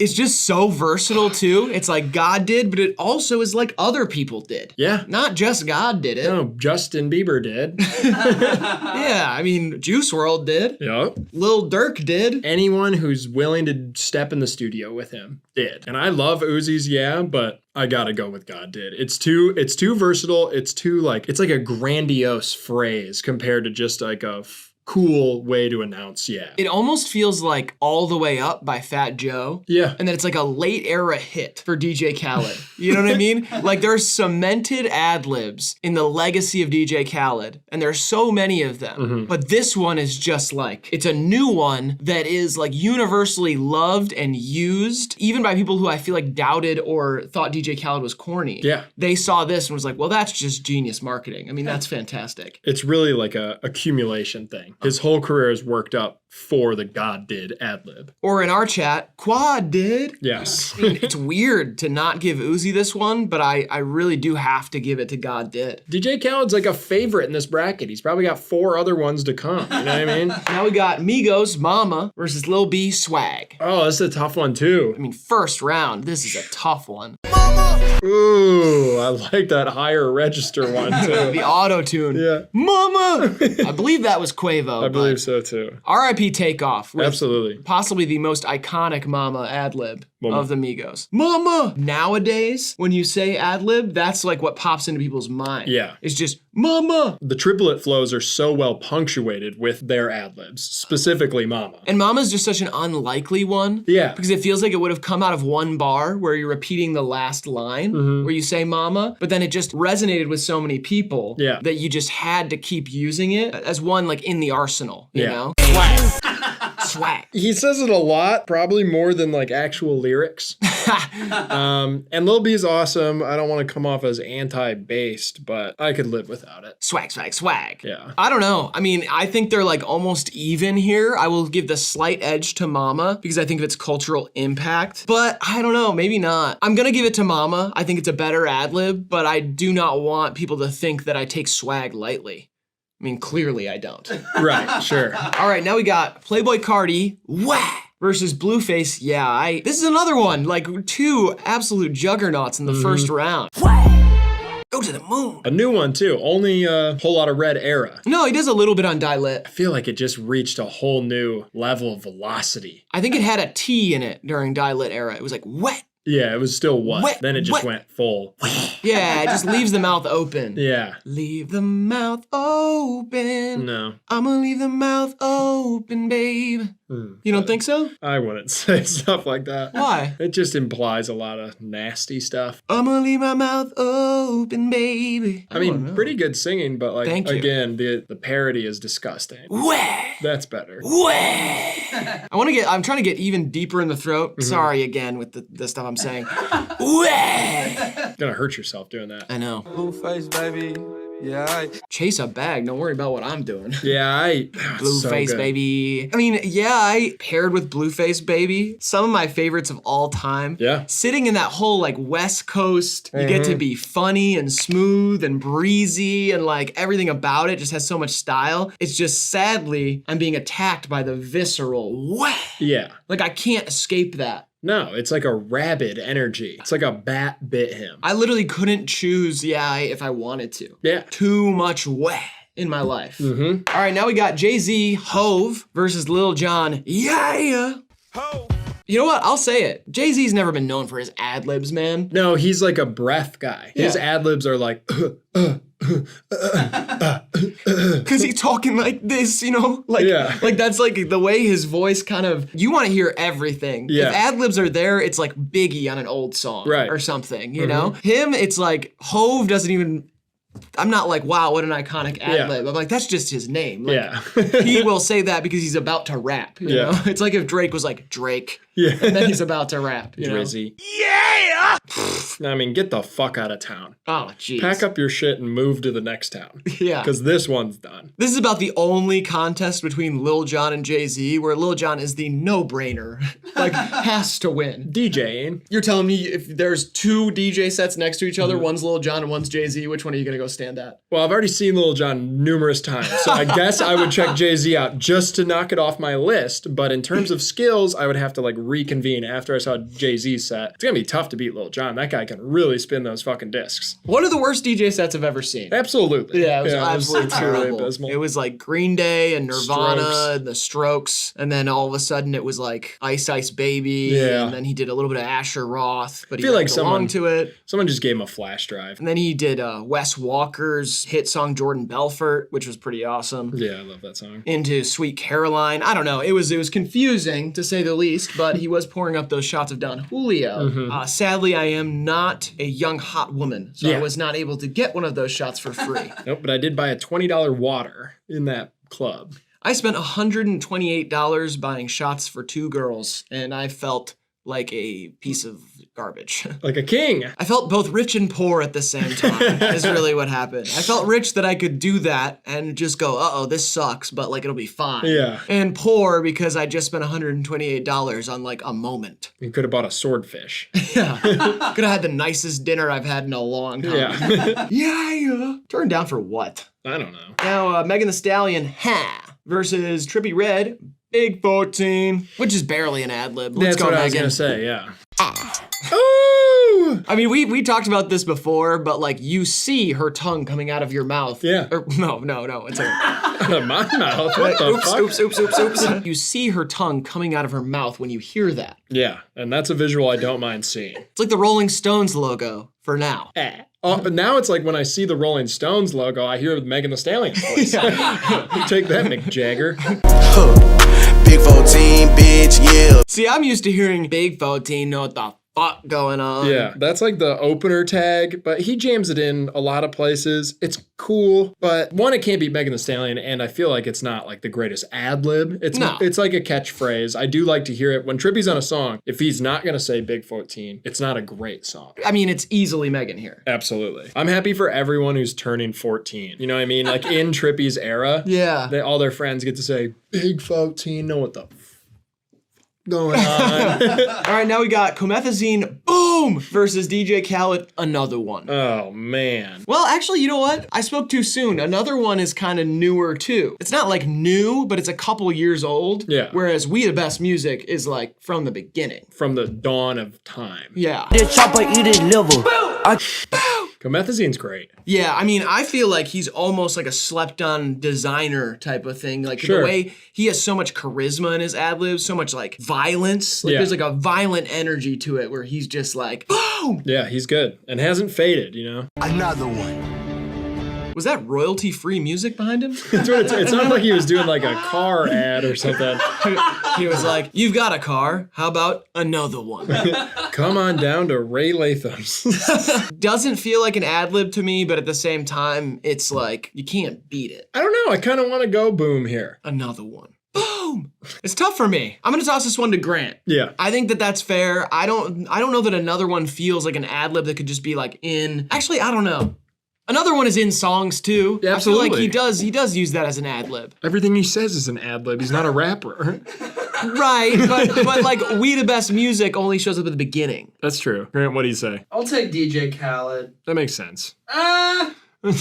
Give me Comethazine, dude. Okay. He I'll flipped take on it. us. Boom. He flipped the script on us. Yeah, I mean, I kind of feel like that's fair, that not every DJ Khaled deserves to go forward. Yeah, totally fair. And Boom is, Boom's a sleeper. Boom's boom, baby. All right, second side, we've got Pusha T's Yeah. Sorry, there wasn't enough phlegm on that one, I It's think. all right. Yeah. Okay, Pusha T's Yeah. There you go, that's better. Versus Ludacris, Luda. Yeah. Ugh, gives you the stank face, and he doesn't even, it just feels disrespectful. Hey, Luda! I mean, I just miss that style of rap too. It's not around. It felt like we were gonna get it from DaBaby before he fell off. Yep, we had a chance. Yeah. And then he said all that terrible shit and started making bad music. Viscerally, I mean, I just have to go with Pusha T. Same, and just like in terms of an ad lib, you have one that is just the person's name. He says it cool, sure, Luda, but Pusha has just made like the sound into an ad lib. The what now? The like You sound like a cat choking on something. yeah, like he made Right. that into an ad lib. Like who the fuck would have thought? Yeah. I also think a slept-on ad-lib from Pusha T is just push. The way he says that, the way he stretches out that SH is like crazy. It's also a word and his name, which is cool. Yeah. Now we got Pop Smoke's Woo versus 2 Chainz True. Woo bag baby. Damn. For a guy with such a deep, like menacing voice as Pop Smoke had, to be able to go up the register and hit him with the woo is just beautiful. True. Okay, the long True, yeah. The long True is good. Is 2 Chainz kid named True? I think so. I mean, he really has a way of embodying his own phrases. Yeah. Harmony, Halo, and Heaven. Halo and Heaven. Harmony, Halo, and Heaven are the names of his kids? Yeah. Looks like. Wow. Halo's a staple courtside at the Hawks games with him. Oh, okay. But I'm pretty sure I think he's got a French bulldog named True. Whatever. 2 Chainz is fucking awesome. Yeah. True. I mean, it's legendary. It's easy to say. You know, people fit it into their own conversations, which is cool. But I say all that just to say, woo carries a different kind of weight. Yeah, I think so too. The thing I love about 2 Chainz the most is clever lyricism and just the way he can create such a perfect guest verse on anything. Yeah. And less for his ad-libs. For sure. Whereas the Pop Smoke Woo, like, it's important. It just felt like the moment you heard it, it was like essential right away. It was essential. Like, first time I heard it, I knew. So I'm gonna go with that. I'm gonna go with Pop Smoke's Woo. R.I.P. Pop Smoke. Absolutely. Now we got Big Sean Swerve versus Travis Scott Straight Up. We talk a lot of shit about Big Sean, but Swerve is fire. Swerve, there's something to Swerve. Yeah, it's just a cool word. Swerve. Swerve. It's a cool word, and you can't deny Big Sean's got a cool voice. I was gonna say, good on Big Sean for finding the perfect word for his exact voice. I mean, that voice he's got on him is crispy. We operate out of Detroit. We are a Detroit-based YouTube channel. And if you've heard us talk about Big Sean, we apologize for we are not big fans of his music. However, Swerve. Fire. And we like Big Sean as a guy. Yeah. Just seems like a the good guy. music just isn't our thing. Yeah.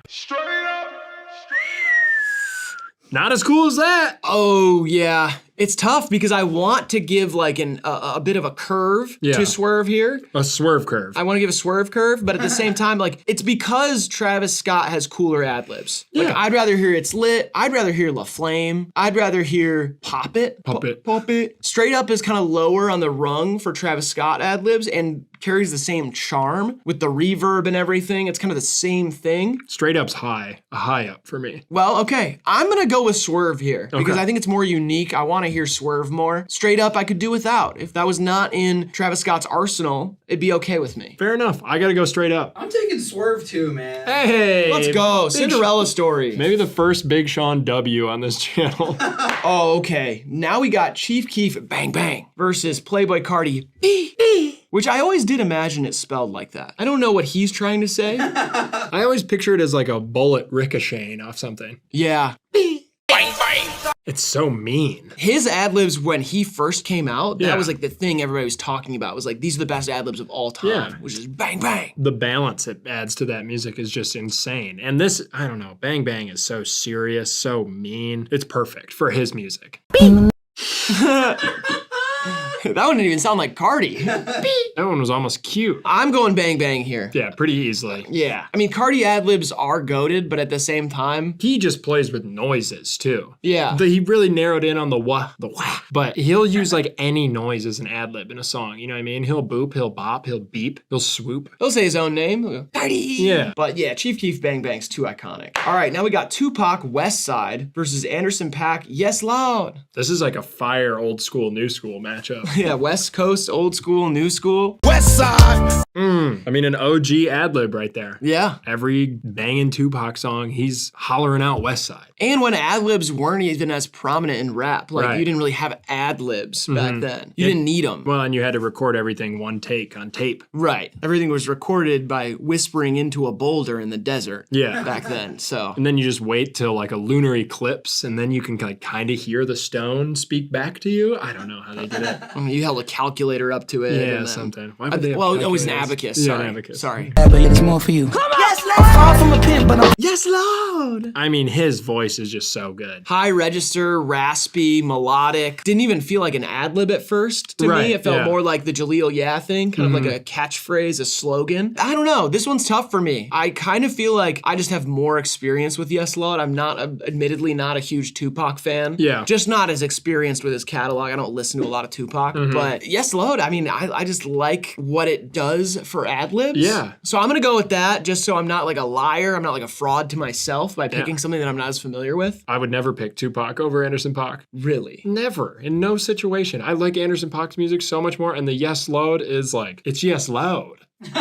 Yes Loud. It's fire. Listen, old heads, we're sorry. We love music. That's not the thing even- about us. And we're just having fun. It's our actual opinion. We don't mean to disrespect anybody. We're just here having fun. I meant a little disrespect. Towards Tupac? No, towards the old heads that would care that we diss Tupac. Oh, okay. I don't give a fuck about them, you know what I mean? Oh, geez, man. Of course I care about Tupac. Next matchup, we've got Birdman.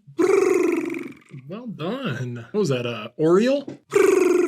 Oh no, it's a dove. Versus Tyler the Creator. Ayo. What happened to that? Just a bird call for Birdman. It's beautiful. Yeah, it's fantastic. Ayo. Tyler the Creator's implies this sort of like it's about to happen. Yeah. You know, his is very like, ayo, and then that's when he's about to go in. Mm-hmm. I do like that because it's kind of unique for an ad lib to just be kind of like, it's almost like setting your stance or something. It's almost a let's go. I do like that, but I much prefer the bird call. I prefer any animal noise over any word. Yeah, that's true. You know what I mean? A little that's beautiful. Birdman it is. And speaking of animal noises, we've got DMX versus Ski Mask the Slump God's Water. Two great ones, honestly. Oh, this matchup is dog water.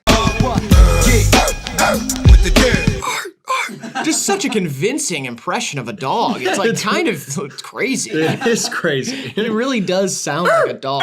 Have you seen that interview where Young Thug is talking about like confirmation bias? So he's talking about how like when you buy a car, you'll start seeing that car everywhere. Sure. And then he says that happened to him when he started listening to DMX. He started seeing dogs everywhere.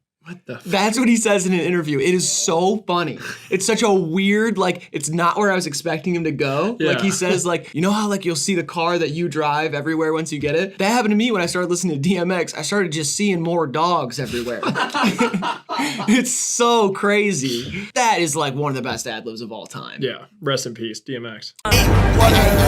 Water. Water's great. No one's ever going to be able to use something so like plain as well as that, I feel like. I mean, water's a common ad-lib. Other people used to Yeah. say it before too. I believe McConan was using it. Like water as like a theme is a huge thing. It's like Yeah. Mick Jenkins, it's McConan, it's Patrick CC. It's like a bunch of rappers, you know, that all use it. But Ski Mask and Slump Gods is like, there's something about it. Yeah. Like when I hear that one, I envision the crowd all going, water! Yeah, but it's not arf arf. No, DMX wins here, but Water beats a lot of the competition here. It's just against Arf Arf. Yeah, it's a really tough draw for a first matchup. DMX wins there. Now we've got Young Dolph, versus Kid Cudi,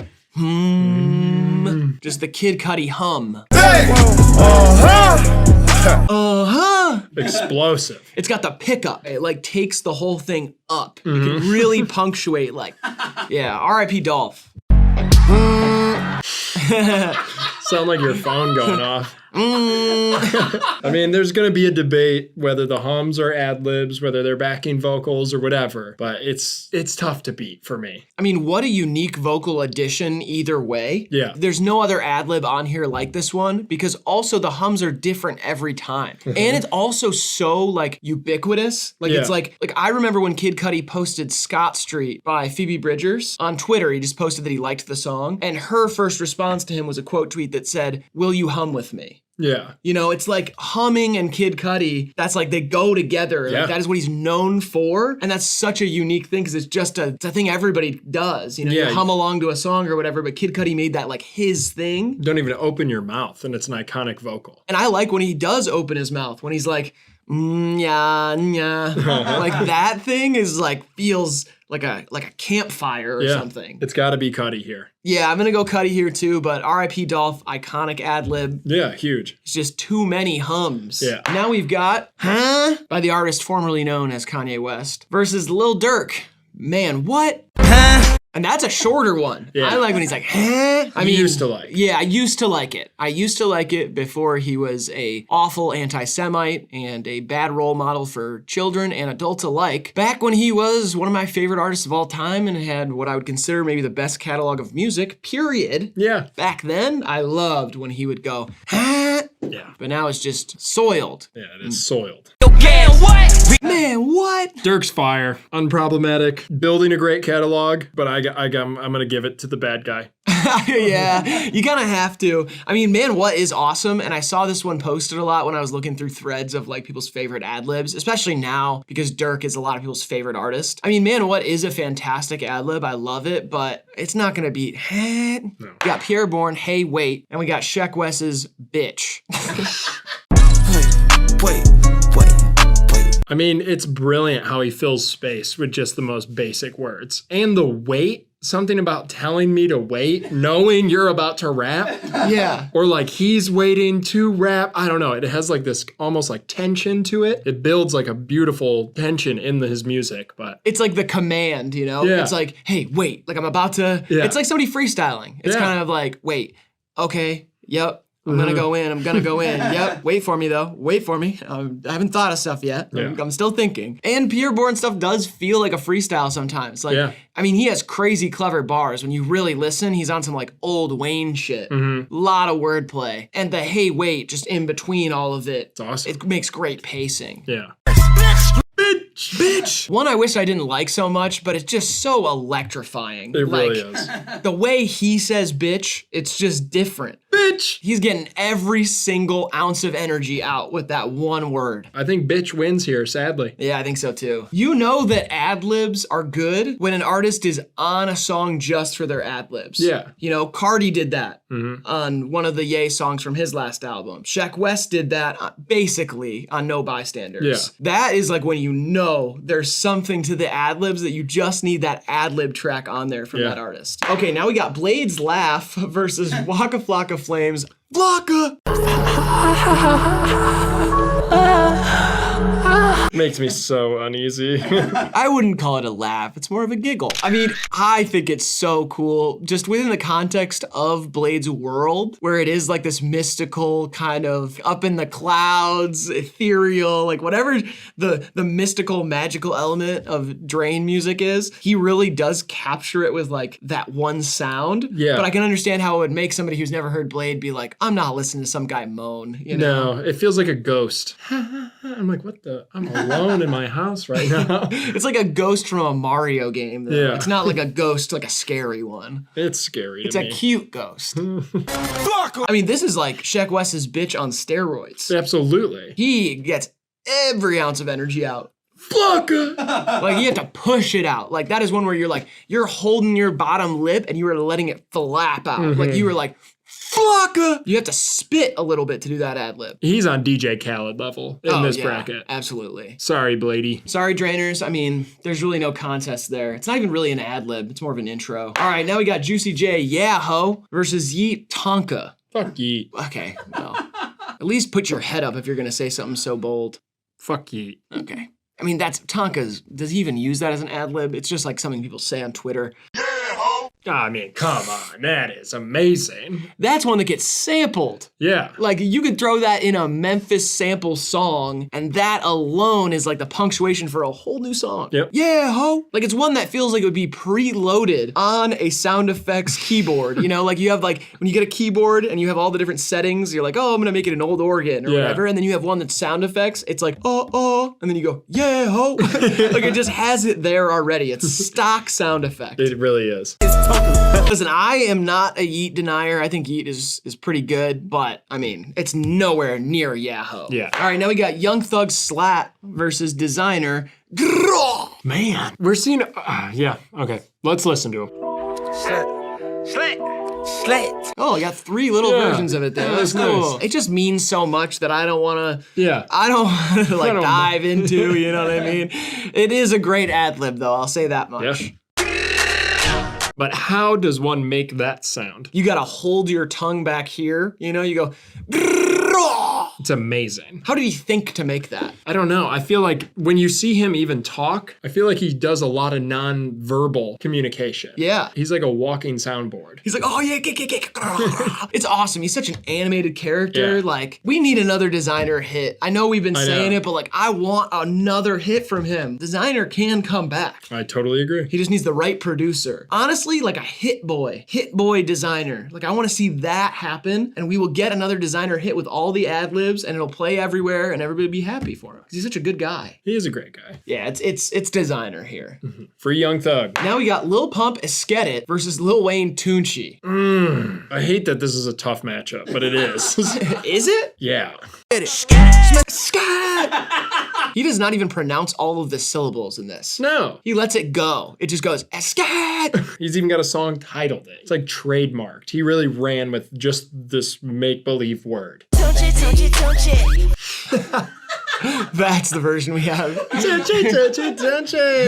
Tune. I like when he does just the tune. Yeah. I mean, it's a creative nickname. It's fun. I don't know. I feel like Lil Wayne's not someone I'm thinking of when I think of ad-libs. Before we get into the debate of it, I just want to point out to everybody and remind them, these two have a song together. But yeah, they do. Isn't that crazy? It's cool. Be Like Me, I think is what it's called. Wow. We live in a world where Lil Pump and Lil Wayne have a song together. I'm happy we do. I'm going with Tunchi here. I think, like, when I hear just Tune or Tunchi, like, that's still a great ad-lib. I agree. Lil Wayne is not known for his ad-libs the same way other artists are, but, I mean, it's still more iconic than Esket. I'm firmly in Lil Pump's corner here, I think. Yeah, actually, it's not more iconic. I regret saying that. That's not true. Man, you know what? I think I got caught up in the bias of who's a better artist. Yeah, I'm completely removed from that. Obviously, I like Lil Wayne more than Lil Pump. Yeah, Lil Wayne's like one of your favorite rappers of all time. That is true. Yeah, you know what? Fuck it. I'm going with Esket It. Yeah, thank you. That's weird, though. It's weird how, like, my brain tricked me into thinking that it wasn't a better ad-lib just because it's not a better artist. Now we got Lil Jon, Okay, versus Migos, Skirt. Ooh. There's a lot of skirts out there, though. Yeah. You know what I mean? Okay! Wow. Sounds like a cartoon skunk. Okay. see? I can see the pimp chalice. It's glistening. It's blinded me, honestly. That's the holy grail right there. I mean, Lil Jon is like the prince of ad-libs. Like, you can't really dethrone him. No. I mean, it's a good one. It's great. I'll even go that far. But it's going up against like a biblical figure. Okay, said like that is way more important than like the Migos version of skirt. Right. Because you get skirt from a ton of people. Everywhere. Like, you know, you get it from Lil Peep, you get it from Roddy Ricch. Yeah. Like, you'll get it from anybody who's talking about a car. Yeah. The Migos one is probably the most iconic, but it's still okay. Yeah. It's gonna be okay. Thank you. Last one in the first round, we've got Lil Yachty, Lil Boat versus 21 Savage, Pussy. Mm-hmm. I'm not gonna play what you did with these Lil Boat. He's just got a great voice. That's really all that it is. Whatever his ad-libs are, I love them. And like I said earlier, when you're on a song for just your ad-libs, like he is on the Drake and 21 Savage album, that speaks to the importance of that voice as an ad-lib presence. Yeah. However, it's going up against 21 Savage's best. Pussy. And that's the short one. Pussy. That one has evolved a little with time. He started to lengthen it. He started to play with it. It's always going to be the pussy for me.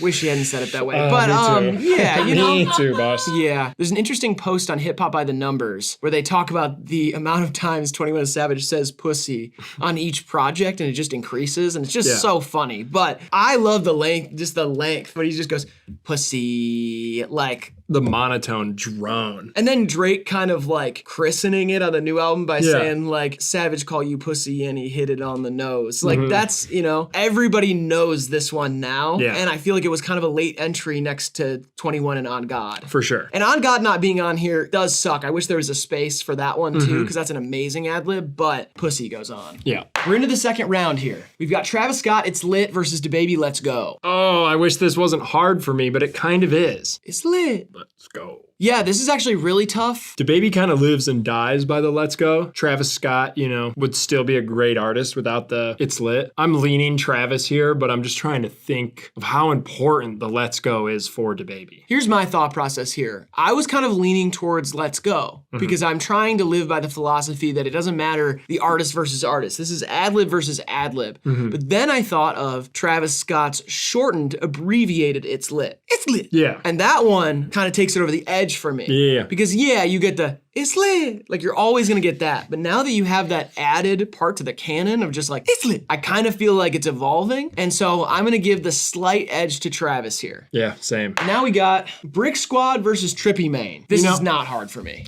It's Trippy Mane. It's Brick Squad for me. Okay. Like Trippy Mane is amazing, but I prefer Yahoo. I will say that. For Juicy J. I prefer Trippy Mane. Brick Squad is just like so much energy. It's just like, yeah. It's not Flocka though, which is my favorite. I agree. These are kind of my second favorite Flocka and Juicy J ad-libs going against each other. And the wholehearted embrace of the psychedelic culture by Juicy J and 3 6 Mafia as the tough guys of rap that they are, did a lot for me. And as a guy who kind of hates hippies and thinks that psychedelics make you think you figured something out that the rest of the world doesn't know but really turned your whole brain to mush, I'm gonna go with Brick Squad. Okay. Grant, what do you say? I'm taking Brick Squad. Brick Squad! Now we got West Side Gun, boom, boom, boom, boom, versus Designer, get. A battle of multiples here. Yeah. You don't just get a boom or a get. You don't just get a boom. I'm going West Side Gun though. This one is just, it sounds better, and the other Designer, the is far superior. Yeah, I completely agree. I mean, West Side Gun is like, that's like unbeatable almost. All right, now we got Rick Ross versus XXXTentacion. It's Rick Ross's big grizzly bear kind of baritone vocal for me, and I think it's gonna upset people. Oh man, this one's actually really tough. I am gonna go with A, the way that just lights up a room and gets people just violent. There's something about that I think is important to celebrate. Yeah. Despite the man behind it. True. G, where do you fall? I'll take X. That's a tough one though. Yeah. All right, now we got Chance the Rapper versus Gucci Mane. Nerd versus the cool guy battle here. Yeah, I mean, it's absolutely Gucci. It's Gucci Mane. He's in a varsity jacket, shoving Chance in a locker. Yeah. Go back to church, dork. All right, now we got DJ Khaled, God did, versus Migos, Mama. I love the call for Mama. I love my mother, but the only thing I love more is DJ Khaled. Oh my gosh. Yeah. You love DJ Khaled more than your own Yes. people? Wow. Absolutely. I'm gonna go with Mama here. I think God Did is great right now. I can see myself in a year being like, oh, shut up with all that crap. That's what I'll say. I'll say, shut up with all the crap, DJ Khaled. Nobody likes that. Come up with a new one. I don't want like the God did burger at Wendy's in a year. I do. I'm going DJ Khaled. It's Mama for me. Mama! All right, Mama it is. All right, now we got Wah versus Yeah. Ooh. I'll make this easy for you. Okay. And by that, I mean put all of the weight on you. I am clearly going with Wah. Yeah, again, it's not the best Lil Jon one. When you think of Lil Jon, you think of okay. I don't know. I kind of like the Yeah more. I just can't like it more than Wah.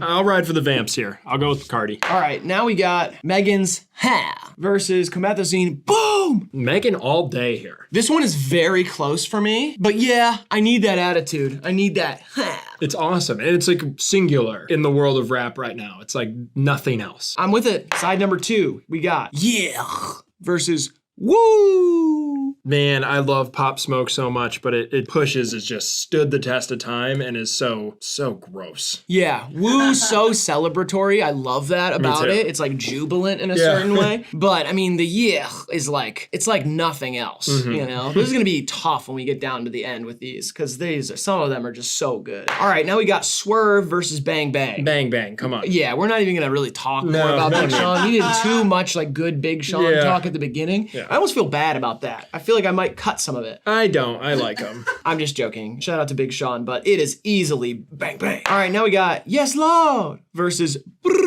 Anderson .Paak is easily like the most talented vocalist on this whole board, I think. Really? Absolutely. Especially when he Yes Lord, you know, he kind of roll with it. Right. It's beautiful, but it's not an animal noise. Wait, is Smoke Perp on this list? Oh, never mind. I was just trying to think of anybody. Better. Okay, yeah, better vocalists, but whatever. Again, it's not an animal noise, so Birdman here. Yeah, it's Birdman for me. He's the only bird on the list. Sing like a bird, what happened to that boy? Now we got DMX versus Kid Cudi's Hum. Fuck Ohio, I wish I never grew up there. What? It's DMX. It doesn't have to be all that. I don't give a shit anymore. Right, it is DMX Spark, but Jesus, I didn't really have to denounce your hometown. I wish I was never born. Don't go pop punk on us.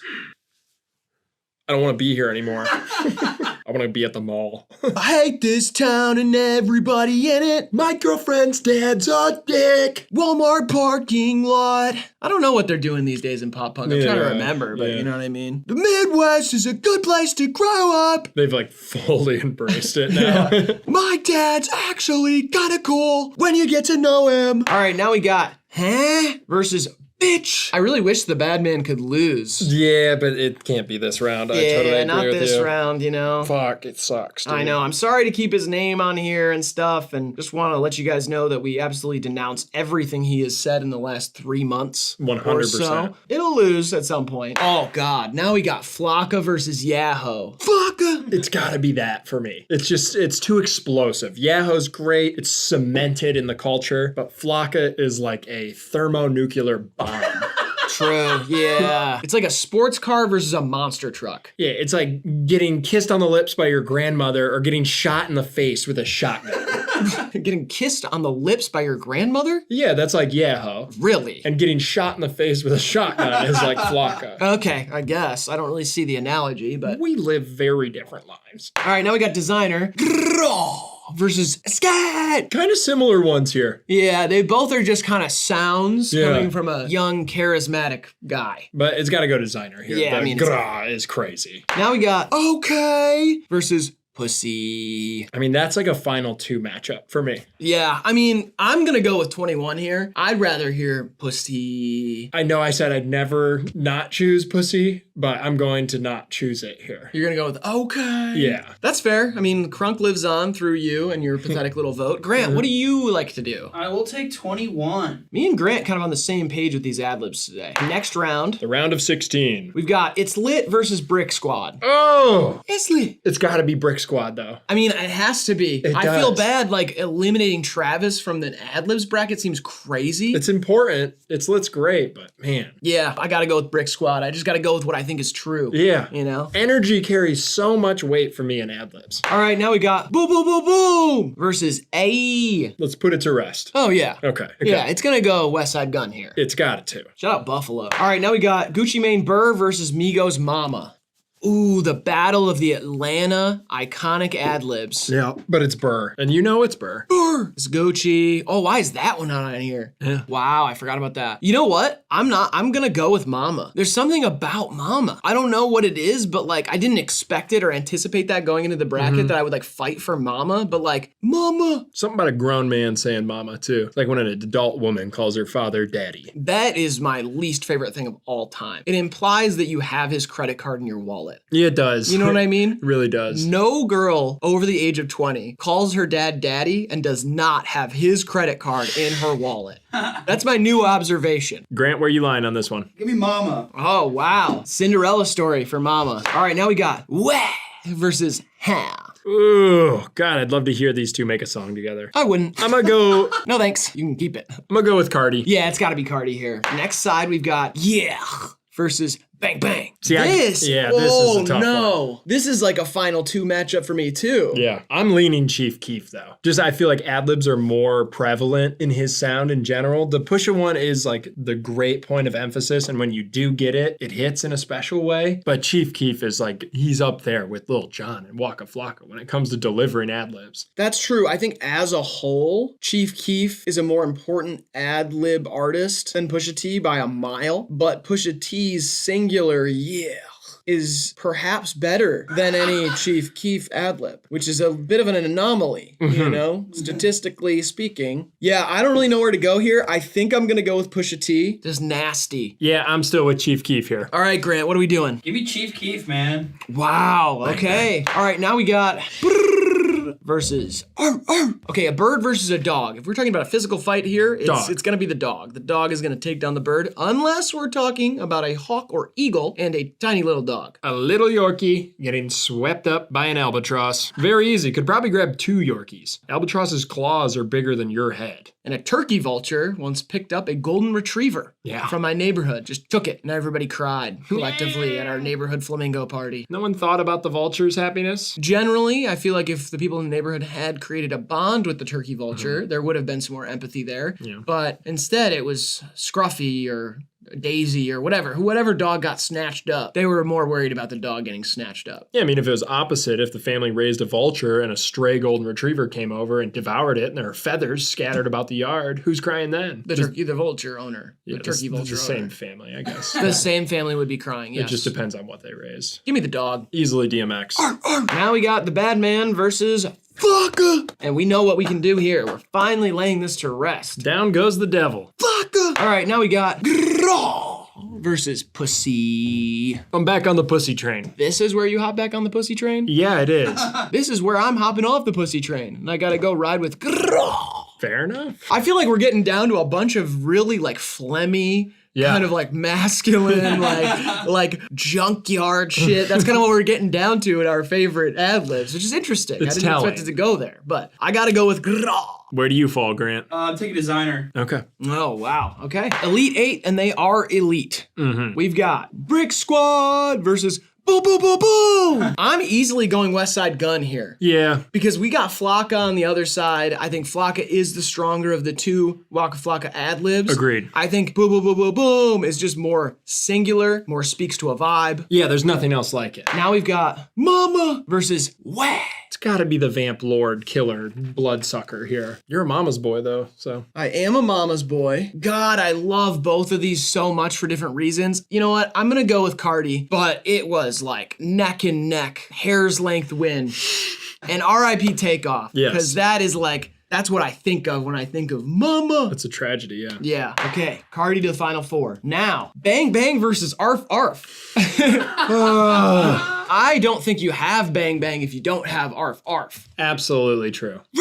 Making a convincing dog sound as your ad-lib when you are DMX, that big buff bulldog of a man. He says, where my dog's at? Where my dog's at? And then everybody barks. Everybody barks. That's amazing. It is amazing. No one else like Chief Keef, but I gotta go DMX here. Yeah, no one's ever gonna bark like that again. No. Wait, didn't you DM your ex a voice memo of you barking? What's that got to do with anything? Well, did you or didn't you? The people want to know. They're all asking in the chat. I howled. I mean, you barked a little bit. I whimpered. Okay, but...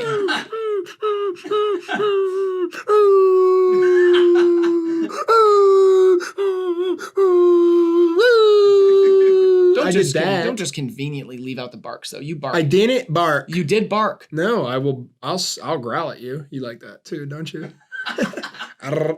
Bark, bark. Now we got Flocka versus Grrrl. Now, I know I said we had Flocka on this side. Yeah, you feel like Designer's got a chance here? I think Designer's got a chance here. I think, again, it is kind of like the predecessor versus the child sort of thing. Like, you wouldn't have Grrrl if you didn't have Waka Flocka Flame, in my opinion. But I do think, in this case, the teacher has become the master. I'm still on the Flocka side. I'm gonna go with Grrrl. Give me Flocka. Okay, thank you, Grant. That feels right. I understand that, but I went with my gut and my opinion. All right, Final Four is set. First matchup, we've got West Side Gun versus Cardi. Boom, boom, boom, boom, boom versus Wet. The West Side Gun one has more, it's more alive. He can say boom as many times as he wants. It just is more versatile to me. I think I enjoy it a little more. I can see that. My argument for Cardi here is more that when it shows up in a place, that presence means a lot. If I hear a weh on a song, I'm immediately like, oh shit, this is about to be crazy. Yeah. Whereas West Side Gun is only where you think he's gonna be. That's true. His atmosphere is very singular. Cardi can add his atmosphere to other things by just doing that one thing. Just Fair going, enough. Wah.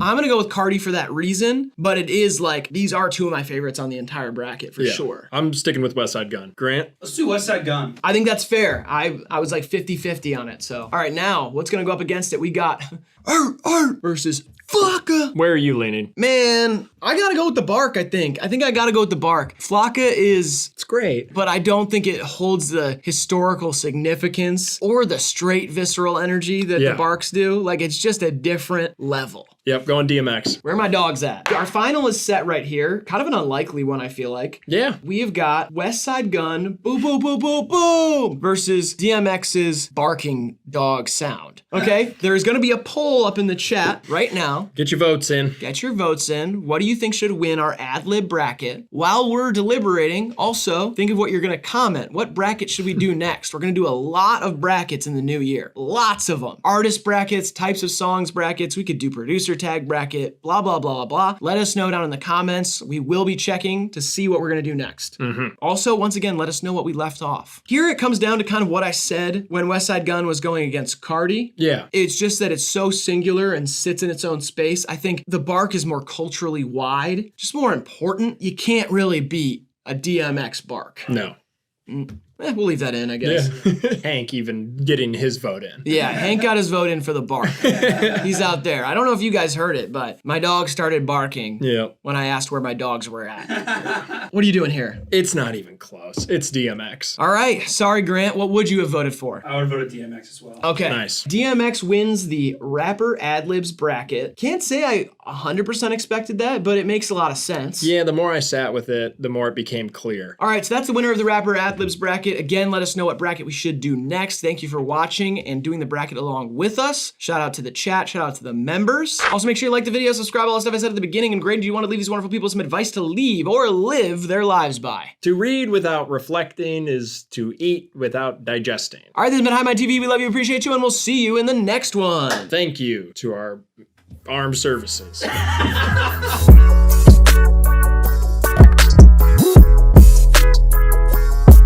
What would your ad lib be? Probably statistics. I like that. Something like that. It's just about how logical everything is, you know? The numbers. Hit the books. And racism. That would be mine. Really? Yep. Nice. Every bar I deliver will help end racism. Every bar is going to have that ad lib? Like every single one? Every single one. Oh my God. I'll be fucking fat hoes in the strip club. And racism. Holy shit. Yeah. I spent my life savings on a fishing trip, didn't catch shit. And racism. Wow. Stuff like that. That's profound. Thanks. And interesting. Yes. Yeah. Oh, I was going to call on you. No need. I'm the only one in the room. What about him? Grant's not part of the class. He's like a student teacher. What about that guy? Not a guy over there. You're tripping again. What? Yeah, there's not a soul over there, pal. What about the guy over there? Well, that's just a cardboard cutout of Lee Trevino. Who's Lee Trevino? Amazing legend of golf. Oh. Crazy wit and humor on him. That's why I brought him in here. Kind of brighten us up. What's up, Lee? Nope, just a cutout. He's not going to say hi back. And if he does, again, it's just your own fucked up mind. So is the cutout is a golf legend, or is it the person? Like, is it a cutout of a person? Cutout of a person. So a cutout of a person is a golf legend? How does he golf? Whatever. We'll get back to it. Who's the short guy in the corner? That's me. That's you in the corner? Yeah. That is me in the spotlight. Oh my God, are you losing your religion? Yeah, it happens. Sometimes you grow old and you just kind of lose your religion. Perhaps I've said too much. Or you haven't said enough.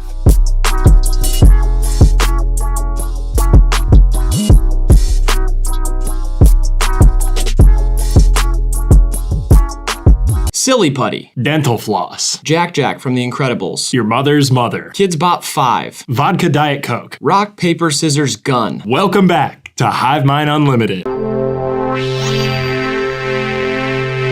Random Things Bracket, it is what it sounds like. Our friends have selected 64 random things to compete against each other bracket style. Last time the prestigious Trapezoid won. Today, it's time to crown a new champion. Before we get into it, Patreon, Cameo, merch, everything's linked in description. Let's do this bracket. First matchup, we've got Mr. Crocker from Fairly Odd Parents versus the Pythagorean Theorem. I don't even know what the second one is, so I'm gonna go Mr. Crocker. Well, the second one is a squared plus b squared equals c squared. Those are letters. How are you adding those up? Well, yeah, okay. You never heard of Pythagoras? Pythagoras, it's his theorem. Is this like a Twitter thing or something? I'm not on that. Yeah, it's a Twitter thing. Yeah, I don't even really remember what Mr. Crocker's role in the show was. Was he like a bad guy? I think he was a teacher. He worked at the school for sure. And then he was suspicious that Timmy Turner had fairy godparents, and he would exclaim, "Fairy godparents!" And he would turn into all different forms of himself. His ears are on his neck. Yeah, okay. But that's just how he always is. His ears are on his neck for some reason. Yeah. I mean, he's an absolute freakazoid. I like that. And yeah, I don't even want to try and say the second thing. I'm going with the ear neck guy. Yeah, me too. Next, we've got Union Busting versus Dance Dance Revolution. Now this one's tough. It's important in the Random Things bracket to remember that we're not like in support of what we vote for, you know what I mean? It's kind of them as concepts. And just the word union busting. Kind of funny. Yeah, it's pretty funny. I also think it's kind of funny that you know a lot about union busting, but have no idea what the Pythagorean theorem is. Again, with the Twitter stuff, man. Let's just keep it in the real world for me, for my sake, like, so I can kind of participate in this game. I want to be able to talk and have fun too. And so let's stray away from like hipster Twitter or whatever the hell it comes from, all right? You're just into history and stuff, you know. You like FDR and JFK, and I'm more of a DDR guy. Dance Dance Revolution, amazing game. I tore my MCL playing it once at a Red Roof Inn, so I'm gonna have to go with union busting. Yeah, I'm gonna go with Dance Dance Revolution, which means we're gonna have to toss this one to DJ Grant. I'm taking Dance Dance Revolution, baby. That's fine. It's so fun. Yeah, there's good songs on there too. They'll like play some city pop, you know, you get some bangers on there. I remember Angel is a centerfold. Yes. Angel is a centerfold. That song kind of sucks, but like there's songs that suck but are really good when it's in a game. Yeah, that's true. You know what I mean? Like if that song came on the radio, I'd be like, ugh. But if I hear it in Dance Dance Revolution, I'm like, let's go. Packing peanuts versus consensual workplace relationships. Ooh, I'm a sucker for a consensual workplace relationship, but packing peanuts, once they made those suckers edible, you can eat them? Yeah, they're edible now. They make them out of like all natural materials. Wow. They have vegan ones too, if that's your thing. Well, those are the closest thing to peanuts that I can eat then. Yeah, absolutely. So I gotta go with those because it's kind of like mocking up something that I'm allergic to and making it a nice little chewable foam snack. Yeah, it's almost like the cheese puff. Next we got a good potluck versus the thinker. Can you really beat a good potluck? I mean, there's nothing like it. When all your friends make their specialty and they come over, I mean, you get a meal of like tacos, swordfish, pizza, beef stew. I mean, it's awesome. Who brings swordfish to a potluck? You're starting to point at yourself. Okay, yeah. It's you. You bring swordfish to a potluck. What's that? I mean, no, that's awesome. It's just expensive. It seems like it's kind of like it's a prize fish. You know? I always impress my friends. I go all out for my pals. The Thinker, massively overrated. Super overrated. Similar in the same category as like Mona Lisa. Yeah, but I mean, his lats are fantastic. I will say that. I've seen better on our producer. Really? Grant's lats are dumb. I don't think he can compete with The Thinker. The Thinker's stupid. Quit thinking and do. Next, we've got Bucky Dent versus Setting Boundaries. Wow, the picture for setting boundaries. Bucky Dent, famous New York Yankees baseball player who hit a walk-off home run in the World Series, I believe. Correct. And I think that's really all he's ever done. Wouldn't be surprised if he's like a radio commentator for the Yankees now. He seems like kind of the guy, the home team brings into the fold. Yeah, Bucky, you can be a swing coach, do whatever, just hang around the organization. You're good vibes. I'm actually confident that he does have a baseball school. Bucky Dent's baseball school. Exactly. Because I'm pretty sure I had a hat that said that when I was a kid. That's fire. I wish you still had it. It might be somewhere in my parents' house. I'll go rummaging through there soon once they forgive me. Bucky Dent, just an awesome name. Yes. Setting Boundaries, I've never much cared for that or done that. I was going to say, I kind of like setting boundaries. Me, personally, I am not a big fan of it. I just feel like it's like, why even think about shit like that? You know what I mean? Bucky Dent, funny name and Yankees player. Setting Boundaries, however, not my favorite. Yeah, you kind of convinced me there with that slight rub down. I'm going to go with Bucky Dent too. Right. Fuck the boundaries. Bucky Dent hit it out of the boundaries. Bucky Dent absolutely violating this baseball stadium's boundaries. Next, we got climbing the corporate ladder versus church pews. Two things I'm pretty unfamiliar with. Right. The pews are just the bench, right? It's just a bench. I wouldn't call it just a bench. It's kind of a holy bench filled with magic, but it's filled with magic? Yeah. I'm going with church pews here. Climbing the corporate ladder is just who cares? Yeah. I'd rather climb a library ladder, the ones that can wheel around. Those are sick. I know, I want those in my house Those at some are point. very sick. Yeah. I want one, but like for a liquor cabinet that's like 40 feet tall. Right. Yeah. Oh, you need mezcal? Ugh, great, and I hate to do this. I know you tore your MCL playing Dance Dance Revolution, but I would like some top shelf liquor if you could climb up there. Whoever named church pews definitely got that right. That's for sure what those things are. Sorry, this is for Twitter. Yeah, again, with the Twitter stuff. That Pythagorean theorem is serving. Am I doing this right? Yeah, it's giving Pythagoras. Yeah, say that. Slay, Pythagoreans. She A squared on my B squared till I C squared. Next, we've got going back to the old stomping grounds, in parentheses, high school, and Renaissance festivals. Is this like going back to your physical high school, or can we do going back to your hometown? I think people say it just when they're in their hometown, even if it's like just somewhere they hung out. Like it could be the Walmart parking lot. You could be like, I'm back in my old stomping grounds. Yeah. You bring like a college buddy home and you're showing him around. You go to Steak and Shake and you're like, back at the old stomping grounds. I used to smoke mid-weed out here. I was gonna say, this is where I smoked my first joint.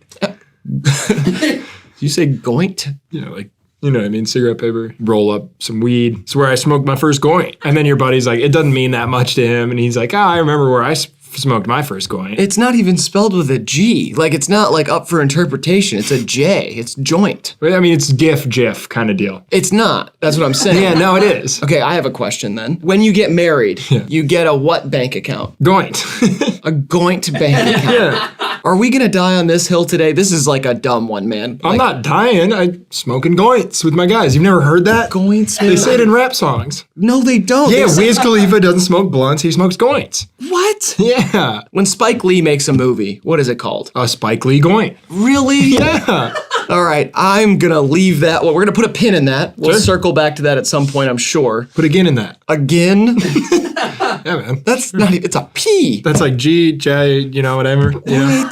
PG-13, whatever. Regardless. Old stomping grounds, saying that, very nice, kind of rootsy. Rootsy phrase. And then Renfests. Kind of like a really old stomping grounds. I've never been to a Renaissance festival though, so neither have I. If I'm being honest, if it's like $40 to get in, I'm good. The money ain't a thing to me. It's more about like the people who want to take me to a Renfest. There's just a little too much like High School Musical, like Hamilton fan going on. Yeah. You know what I mean? I'm going back for stomping grounds. Yeah, I'm gonna go with stomping grounds. You hit up your old weed man. You know what I mean? That's such a fun vibe. Hey man, you in town still? And he's like, yeah man, I got eighths right now for $5. And you're like, fuck yes, let's go. Okay, next we've got Kiss or Slap versus Cool Landlords. Kiss or Slap the game? I've never heard of Kiss or Slap. Is it like a prank channel type of thing? It's a big TikTok trend where like a hot guy walks up to a hot girl and is like kiss or slap, and she either kisses him or slaps him. Oh, that is so lame. They chose against setting boundaries as well. I mean, that is like, seems very inappropriate and at the very least, just douchey. You ever had a cool landlord too?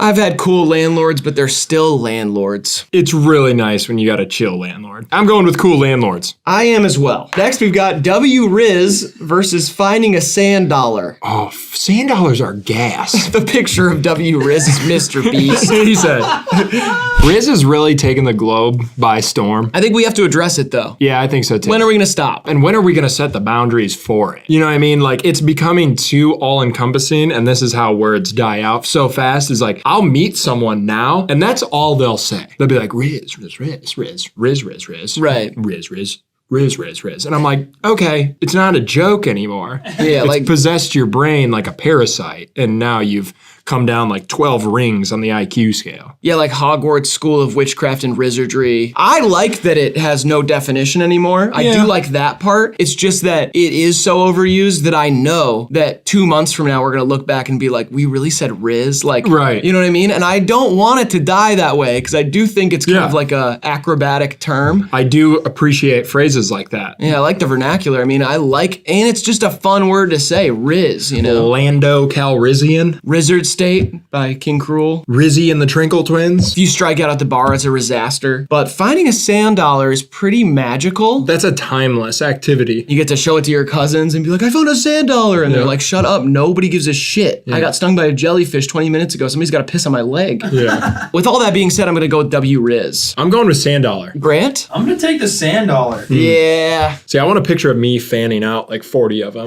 with my pants sagging. My truies. All right, next we've got the woke agenda versus Smokey the Bear. What the fuck's the difference? One's just a mascot for the other. This isn't even a picture of the woke agenda. This is a picture of the wook agenda. Smokey the Bear has lost all meaning. I feel like there really isn't a soul inside of that character. Yeah. Also, like, our generation doesn't go outside. Right. So his job is kind of moot now. It's like, don't light the forest on fire. And they're like, shut the fuck up. You know, we're skipping the Smokey the Bear ads on YouTube. We're not going out in the woods. If we are considering the woke agenda, then when are we going to get Smokey the Twink?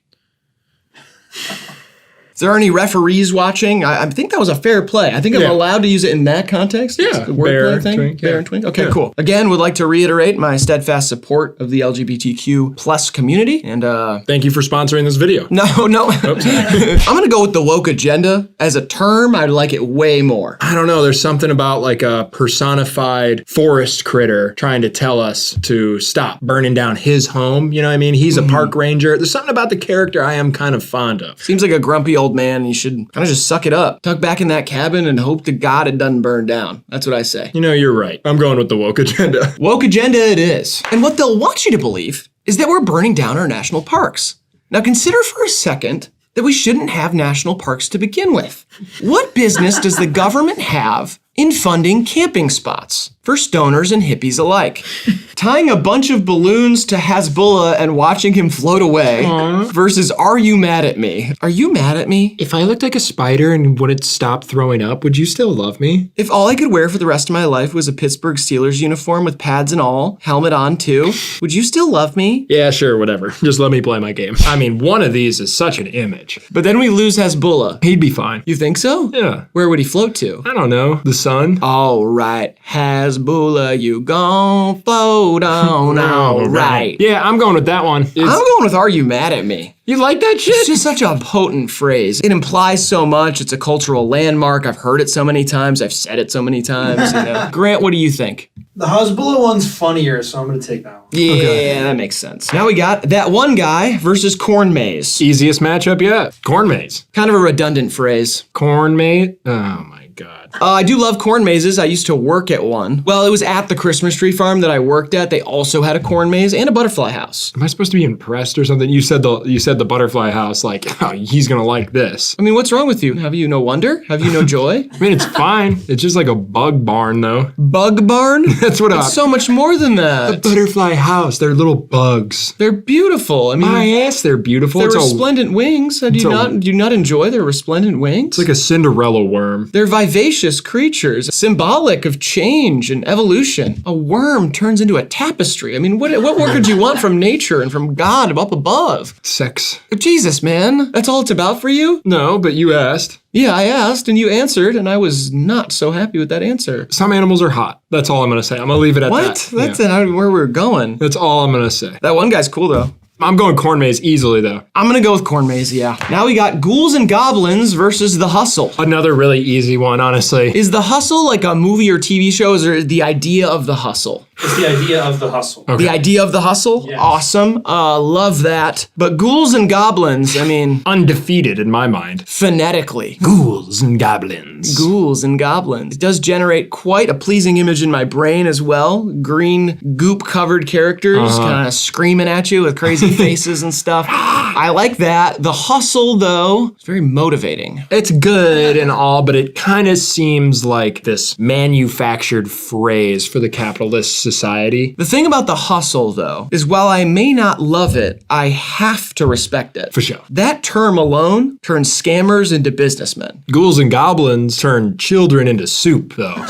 Right, I forgot about that. The soup curse of 1955. Yeah. I'm going Ghouls and Goblins here. Yeah, I gotta go with Ghouls and Goblins, too. One-sided open relationships versus shadow puppets. One's a terrible trap, and one is a beautiful masterpiece of, like, ancient artistry. Yeah, it's almost like cave drawing, but for, like, children with a flashlight. Our government's kind of run by shadow puppets. I'll get into it later. I want shadow puppets to win. Yeah, me too. Next, we've got Oedipus complex versus trauma dumping.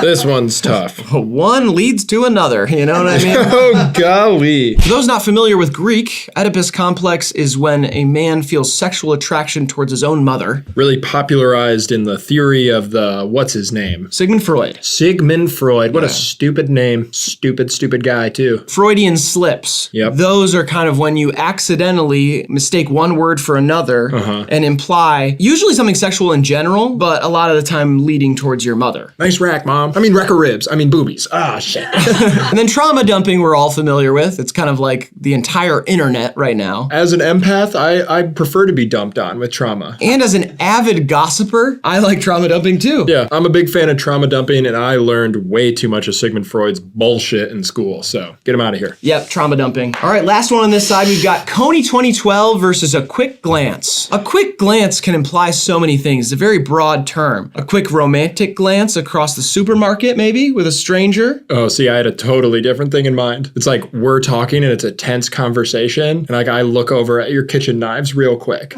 My eyes just kind of stray over there. We're like, listen, man, we're gonna be able to work this out, but if you make, and you're like, wait, what the fuck? Did he just look at my kitchen knives? And it kind of changes the whole course of the conversation. So it's kind of like a POV. You're watching somebody have intrusive thoughts. Exactly. Yes. Glance half full. That's how I try and look at life. Smoking goints and just kind of feeling like everything's half glance full. Oh my God. I need a glance of wine. My glance runneth over. But Coney 2012 is unbeatable to me. All that shit and empathy drummed up for a terrible situation in Africa, only to be done by a madman who would be found later in the streets naked, masturbating, and thrown in the can. Totally. That story is remarkable. It is. We had full-on presentations at school. We had to wear Coney 2012 shirts. Yep. Like, it was really one of those conspiracies that just took over. I mean, everybody was absolutely befumbled by that, which is a word. I'm going with it. Yeah, Coney 2012. Yeah, for sure. And one time at Joseph Coney on Jefferson and Connor, I ordered a bunch of food and it came out to be 2012. That is awesome. Swear to God, it was a big day. That's serendipity at work. I was off. I wasn't working at the Coney. First one on the second side, we've got vacuuming crumbs versus fun socks. Ooh, a really tough early matchup here. I've soured on fun socks. I've gotten too many of them for Christmas. I actually had to send a cease and desist to my dear mother. Damn. Yeah, too many colorful socks didn't match with much of my wardrobe. Eventually, I just wanted something reliable. You know, Carhartt, Dickies, New Balance. Yeah, I really appreciated fun socks when I worked in the service industry. Okay. Kind of to flare up the uniform that the big dog upstairs makes you wear. Yeah, the all black, the Skechers. Yeah, but I don't know, vacuuming crumbs is like a primal satisfaction, but I'm still kind of in my fun sock era. I don't like vacuuming crumbs, but I definitely want to swear off fun socks, so. We're at ends here then. Grant? I'm gonna take fun socks. Yeah, I knew you would. You're Let's like go. a fun sock guy, kind of. Grant loves accessories. Next, we've got the drunken clam versus identifying the problem. The drunken clam. Yeah, easily. I mean, one of the easiest ones you could ever get. We don't even have to talk about that. What I would do for a pint there. I'd kill a man. or a woman, anybody really. What I would do to share a pint with Quagmire and Peter and Joe and Brian and Zaboomba Fang and Trenton.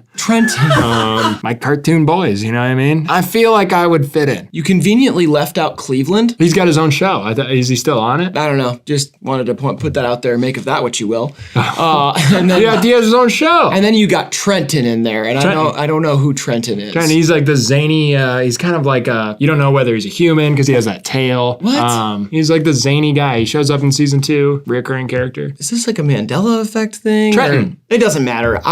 Drunken Clam moves on. We'll talk about it more later, I guess. But wow. Next we've got Zamboni versus 3 sneezes in a row. Zamboni. I mean, god damn, that thing is awesome. It's a big polishing car. It's weird. 3 sneezes in a row. That's 3/8 of an orgasm. I sneeze like 15 times in a row, so I literally just blow my load. Yeah. After I'm done sneezing, it is like exhausting. That's true. It's like taking a Viagra or something. Mm-hmm. I've thought about firing you during those fits before. Yeah, I'm sure you have. Yeah. It's ruined relationships of mine in the past. Yeah. But it's not even just like a sneeze like that. It's like a sneeze and then eventually it's like a, oh my God, like in between each one. It's like an exasperation that I can only liken to like running a marathon. Yeah. You know? I mean, you try sneezing that many times in a row. Yeah, I'm gonna go with Zamboni though. Sure. Yeah, I just had to speak my piece on the 3 sneezes, but I mean, Zamboni, one of the best words. Feels like it should be an Italian pasta, but instead, it's like a weird little street cleaner for a hockey rink. Yeah. You remember I think he was a guy in Detroit for the Red Wings, the Zamboni driver, like a legend, but he was pissing in the arena and then they fired him. Yeah. It's a bummer. You used to be able to piss anywhere. They've got troughs in the bathroom. Is that much different? Right. Yeah, you know That's what I the mean? big deal. The world is my urinal. That's the way I look at it. Well, actually, most of the time, my pants are my urinal. Oh, yeah.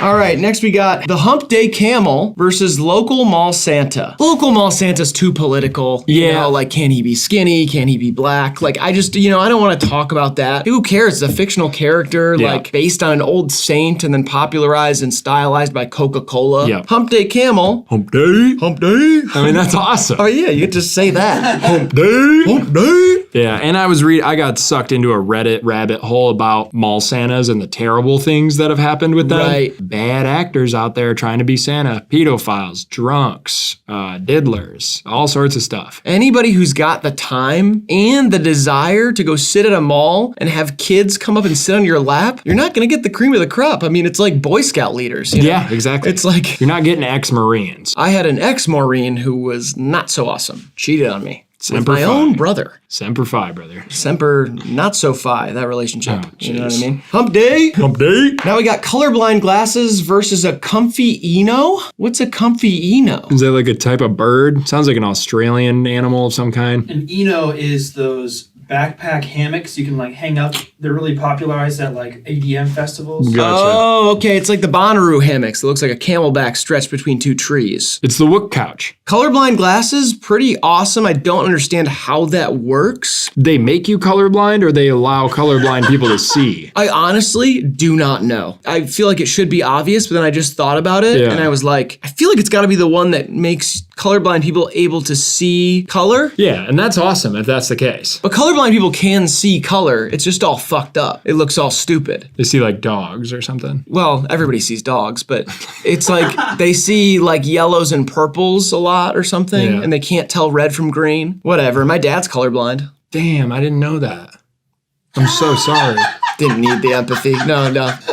Didn't That need must have pity. been so No, hard on you growing up. Not Oh a my big God. deal. Completely fine. He couldn't even see the color of your jersey when he went to your games? Didn't have to see the color. I was sitting on the bench. That must have been so hard on you, man. I am so sorry. I mean, he would run a red light every once in a while. It really is not a big deal. You were doing like a thing. I never knew that about you. Dude, Wow. what? I Do hate you think this. is a letter too much if I write him a letter? Just please use black ink. Yeah, I won't please use blue black ink. Yeah, okay. I'm going with colorblind glasses for my love and respect for your father and the hardships he had to go through. Oh, Not jeez. only raising you, but with his handicap. If it were Brian Eno, I'd go with him, but for now, I'm gonna go with colorblind glasses, yeah. Now we got The Man by Aloe Black versus Cracking Your Knuckles. Oh, Knuckles. Knuckles 100%. Can I go? Go for it, yeah. Get up there.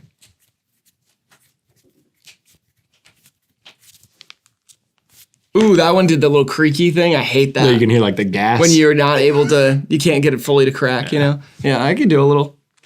Oh.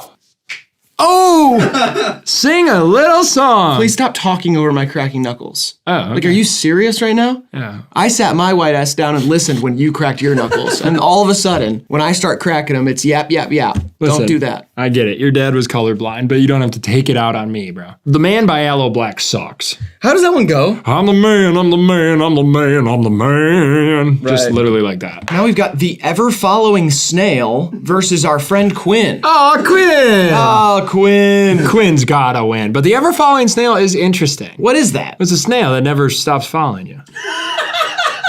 Is this like something I'm supposed to know? Does everybody know about the ever-following snail and I'm not in on it? Or is this something you guys kind of conjured up? Everyone has an ever-following snail. What? Every American, at least. They said it out. He's kind of like the tax man. He's like right behind you at any point. Really? Yeah. I saw yours this morning. He was a couple blocks down. He'll be here by the afternoon. I would suggest you leave the office. Oh, I should be worried? Absolutely. Well, I do know that they're the 5th most dangerous animal to humans. Exactly. Oh boy. Who knows what that thing's carrying? I mean, Quinn's kind of like an ephemeral character, like an eternal spirit. Yeah, kind of like a winter warlock type of character. Exactly, Yeah, yeah, sort of thing. You guys may know him as Tomagothic, by the way. That is Yeah. his artist name. His prank videos are amazing, by the way. You guys should check them out. Just look up Quinn, HIVEMIND's friend, prank videos on YouTube. Yeah, a lot of weird riz. Yeah, it's easily Quinn, though. Yeah, fuck that snail. Next, we got Warm Butter versus Bad Luck Brian. Oh, I forgot. I like read that and was like, what the fuck's a Bad Luck Brian? Yeah, I remember now. He looks like my old buddy from high school, Gage. Oh, he does look like Gage. Yeah, it's kind of Dude. Gage used to say, shut your big head up. I always thought that was funny. Yeah. Hell of a jump shot, too. Bit of a degenerate. We had to talk him into playing basketball one year, averaged like 25 points, said fuck it, started smoking weed, didn't play the next year. That's typical Gage right there, though, man. Honestly, I miss yeah. that guy. I'll see you Saturday, Gage. Oh, what the hell? Yep. Warm Butter's really good, though, and a timeless thing, and Bad Luck Brian has not aged well. Well, we don't know how he's aged. I've only ever seen that picture of him. But He's a predator. Yeah. Ooh. Yeah. Hi. Yikes. Oh, then I'm gonna go with the butter. Yeah. Now we got Malice at the Palace versus Laying an Egg. Malice at the Palace, for those not familiar, was Ron Artest, now known as Meta World Peace,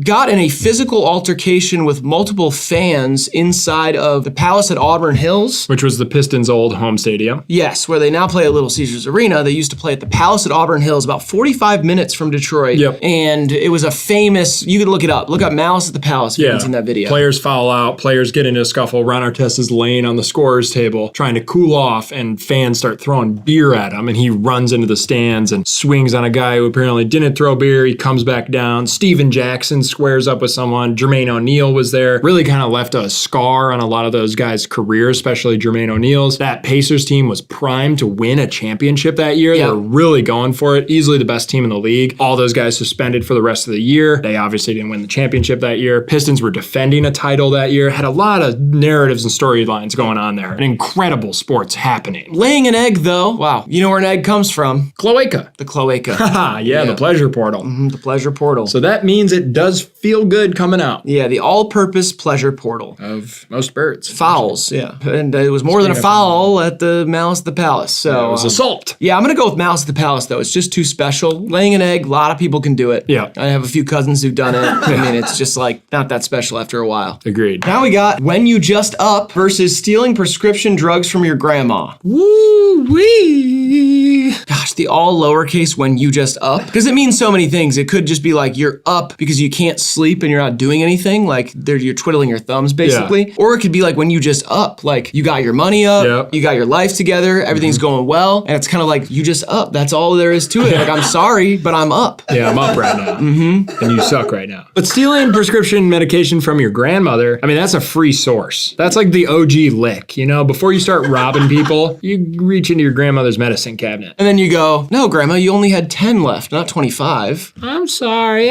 some things slip my mind these days. Oh, you've been so nice to me today. What's gotten into you? What do you mean you sold the farm? I told him I'd never sell it. Well, I didn't mean to run him over. Sure is sad that he lost his life, but you can't blame little old me. I can barely see over the steering wheel. Oh, it's all right, Grandma. You're next. Jesus Christ, what the hell's that supposed to mean? It's gonna be the drugs for me. Yeah, for sure. Next we've got George Costanza versus Athlete's Foot. Come on, Costanza walks here. Oh, the yeah. Rizless bald king from New York City. George Costanza is basically the only thing that can take care of Athlete's Foot better than Tenactin. Tough actin' Tenactin. What's his real name? Jason Alexander. Ah, Jason. Give me a term for something that could slightly annoy you. Maybe give you the ick.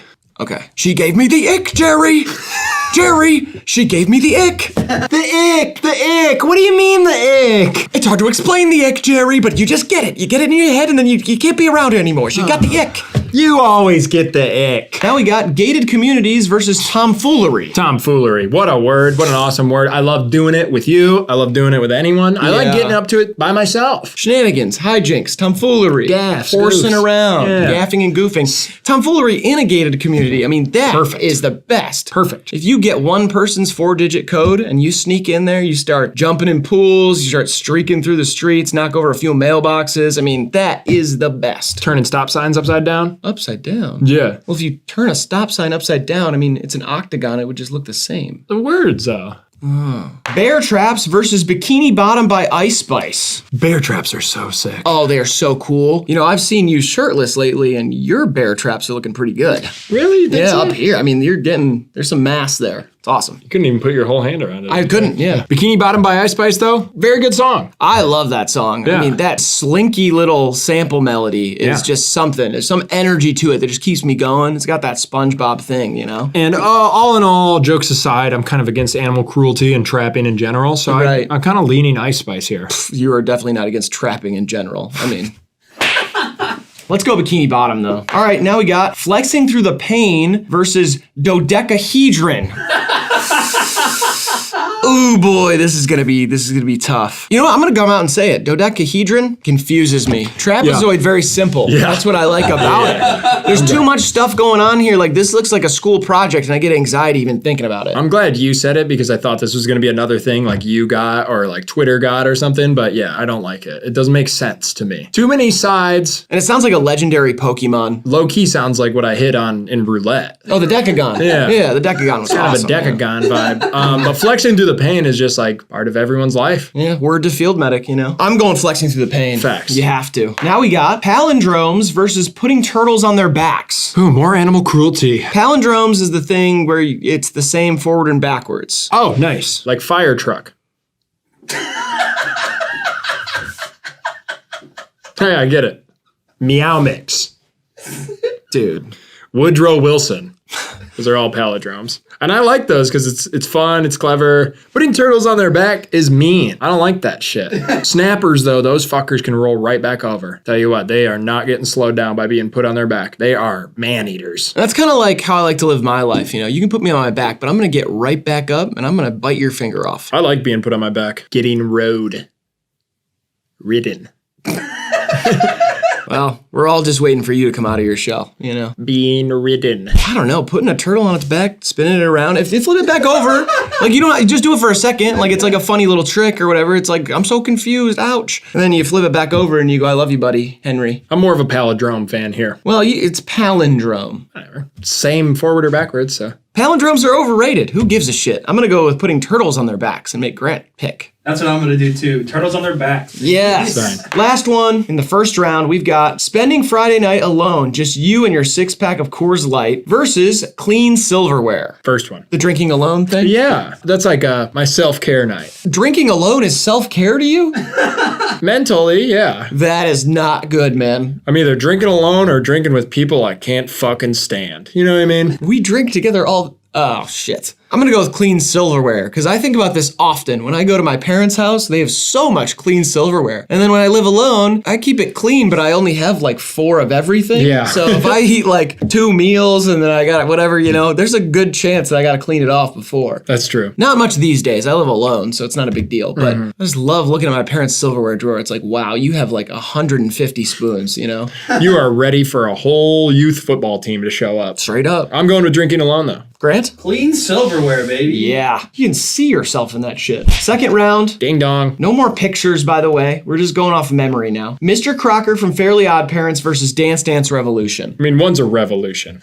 And one's like a weird, kind of suspect teacher guy. Seems like he's kind of a narc. He got the win first round just on obscurity alone. The ears on the neck really played in his favor. But you're going up against a revolution, pal. They said the revolution would not be televised. I'll tell you what, that was on my TV a lot growing up. Dance Dance Revolution. But what else was on my TV a lot? Mr. Crocker from Fairly Odd Parents, who I am going to pick because of his emphatic energy. I mean, just unpredictable. I'm going Mr. Crocker as well. Man. Fairy godparents. I mean, it's just cool, you know? He's a skinny freak. He's got narc energy. I mean, yeah, but you can appreciate a narc from afar. No. I can. Depends on where the crosswind's at, and if I have a clean shot, then I can maybe appreciate him. All right, packing peanuts versus a good potluck. A good potluck. Yeah, let's not even talk about that. No. I mean, there's no reason to talk about it. All right, now we got Bucky Dent versus Church Pews. I think Church Pews had like a nice, surprising first round win, but Bucky Dent is Bucky fucking Dent. This one's way closer for me than it is for you. Being a man of faith. Bucky Dent,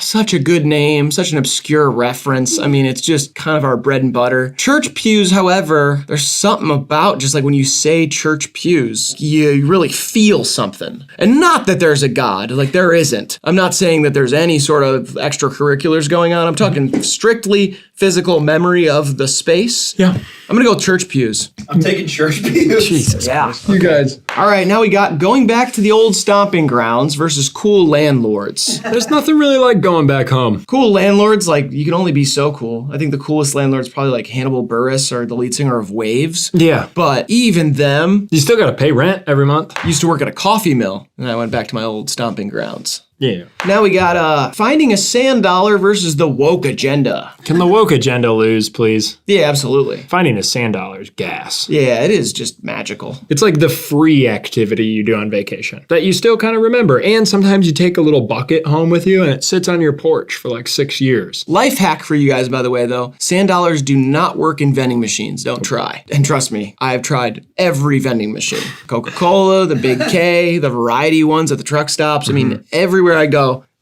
I thought it'd work at the airport ones that sell like makeup and phone chargers. Totally, yeah. That made sense to me for whatever reason, but the beauty boutique bar, yeah. Tying a bunch of balloons to Hasbulla and watching him float away versus corn maze. Gonna be tough to beat corn maze. We're from Ohio. Yeah, I'm gonna go with corn maze. I feel like it's too specific of an image. Yeah. I really liked it at first because it painted a picture. Sure. But now a corn maze just feels too rootsy and close to my core. Yeah, and yeah, the Hasbulla thing's fun one time, but I don't want to think about it anymore. Neither do I. Now we got ghouls and goblins versus shadow puppets. This is kind of a big time bout right here. Yeah, it's a fitting matchup, you know? Yeah. Shadow puppets is you playing pretend. Yes. Ghouls and goblins are unique and bountiful. Horrific yet beautiful. Sinister yet sweet if you train them well enough. And also kind of up for interpretation. What's that? If you can harness their energy, they're quite powerful. I still have 6 vials of goblin serum in my crawl space. And I intend on going back for it in the time that I need it most. It's just squirrel piss and vodka, bro. I really don't think it's gonna work again, but you know, whatever. I don't want to test it. I want ghouls and goblins to win. Yeah, me too. Now we got trauma dumping versus Coney 2012. Easily Coney 2012. Trauma dumping is kind of annoying. I'm sick that it even got out of the first round. It's kind of a good point. Coney 2012 is like our War of the Worlds. It was a big bamboozle. It's tough to do in the modern age too. Second side, we've got Fun Socks versus the Drunken Clam. We're not even gonna talk about this one either. Lois, I survived 9/11 by sleeping through my flight. Anyways, I'm going down to the clam with Trenton. Yeah, Trenton. Now we got Zamboni versus Hump Day Camel. Man, you hate to see either of these lose. Hump Day? Hump Day. But it's Zamboni, man. It's like the only break in sports that gets like a true cheer. Like when the guy comes out to wipe the sweat off the basketball court, or if like, you know, a ref has to like fix a pylon on the field or something, no one cares. Yeah, but sometimes people even shoot blow darts at the ball boys. Right. I mean, they deserve it. They're so fucking clumsy and annoying. They are idiots. They're too excited to be out there. It feels like they should have picked some people that like aren't starstruck by the players. Here's your ball, Mr. James. It's like, shut the fuck up. Yeah, get tranquilized, be professional, bitch. Yeah. I'm on the fence. I'm gonna go Zamboni. But I mean, I will say, just like hearing Hump Day, it's great. Now we got colorblind glasses versus cracking your knuckles. I'm done with caring about your dad. What? I want to crack my knuckles. I don't care about your colorblind father anymore. I cracked my brass knuckles on a homeless guy's head last week. Hell yeah. His head was hard as shit. Hell yeah. Now we got our friend Quinn versus Warm Butter, which is coincidentally the name of his first YouTube video. What I would do to cover that boy in warm butter again. Don't say stuff like that. I mean, he looks so beautiful, glistening and greasy. That's and true, savory. yeah. It's not every day that you meet someone that again is ephemeral and eternal and has the spirit of creepy and mystical and wonderful all at the same time that will allow you to cover them in butter. I know a few guys. Really? Yeah. My Uncle Jim is one of them. Jim lets you do that? Yeah. Well, no, he would let you do it. He wouldn't let me do awesome. it. You can't do it in the family. Sure. It's insane. I can't believe you even think Well, it's not a sexual thing. I know. It doesn't matter. It's an artistic. Yeah. Next person is Mike Piazza. Really? Yeah. Former New York Mets catcher. Of course. Mike Piazza, yeah. Hall of Famer type energy there. Oh, yeah, he's awesome. Yeah, Wow. He'll let you do it. And the last person is Aubrey Plaza's second cousin, Shelby. That's cool. I really like doing it on Quinn, though. Where are you going here? I mean, I'm picking Quinn. You're asking me to choose between a friend and butter? It's a lot harder for me than I'd like to admit, but I will go with Quinn as well. Wow, do not like to see that side of you. But next we got Malice at the Palace versus stealing prescription drugs from your grandma. One's just like a singular event, and the other is like repeatable over as long as she lives. Yeah, one is one basketball game, and one is a weekly series. So I'm gonna go with that one. Me too. Best of 7 always goes to game 7.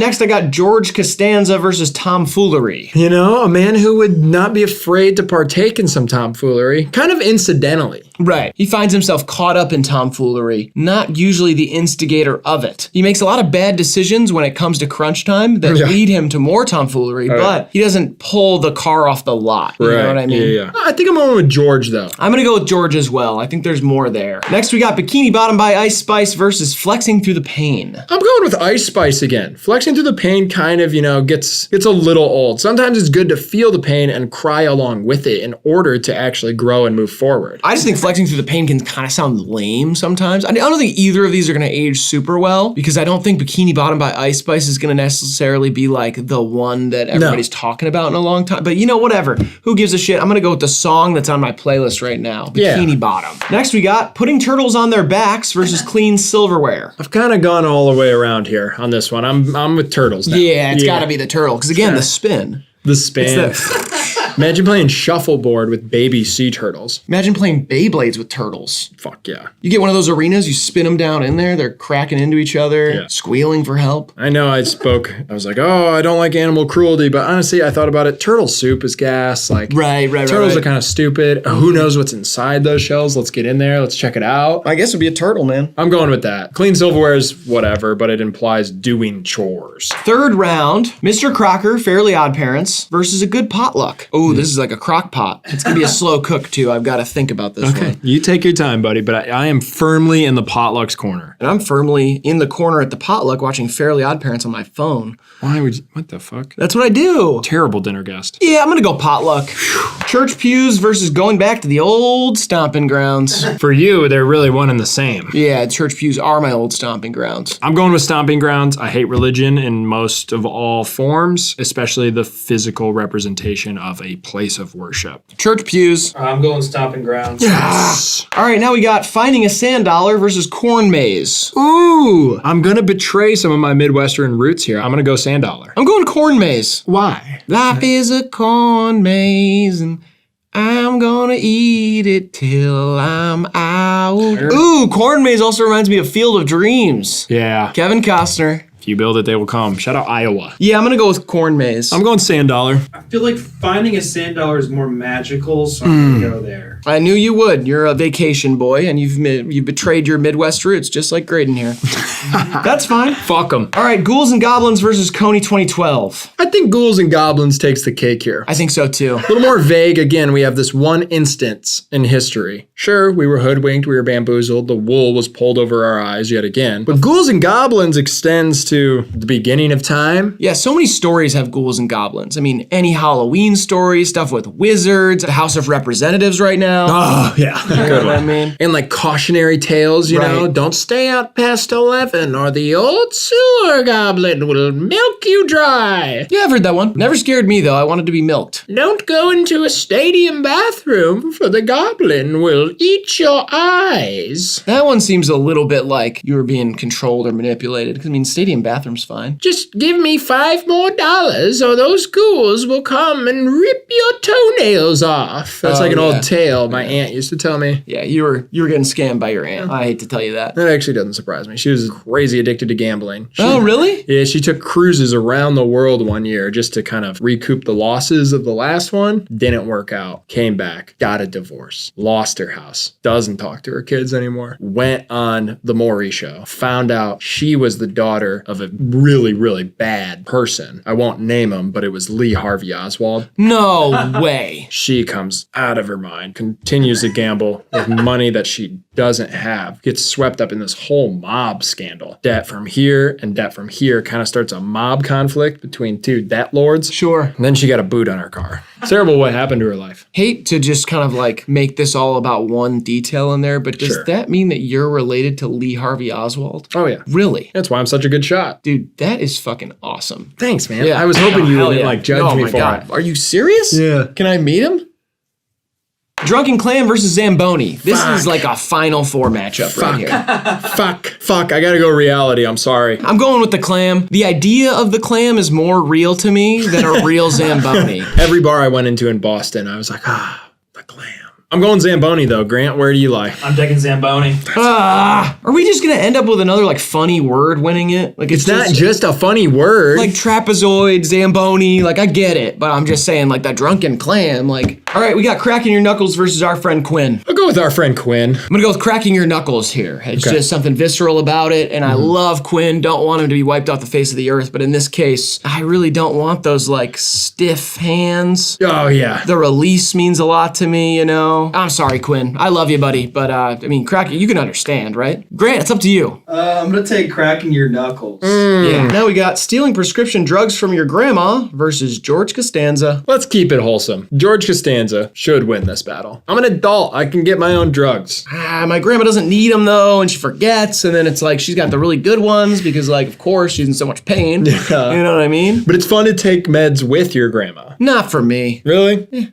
Too much talking. I'm going Georgie though. You know what? Yeah, I'll go GC. I'll go George on him. I mean, what a character, you know what I mean? He's awesome. I mean, the show's nothing without him. Last one in this round, we got Bikini Bottom by Ice Spice versus Putting Turtles on Their Backs. Show me that turtle upside down. Yeah, it's really caught a stride here. Yeah, it has. You know what I mean? It has. It's kind of picked up steam. Right.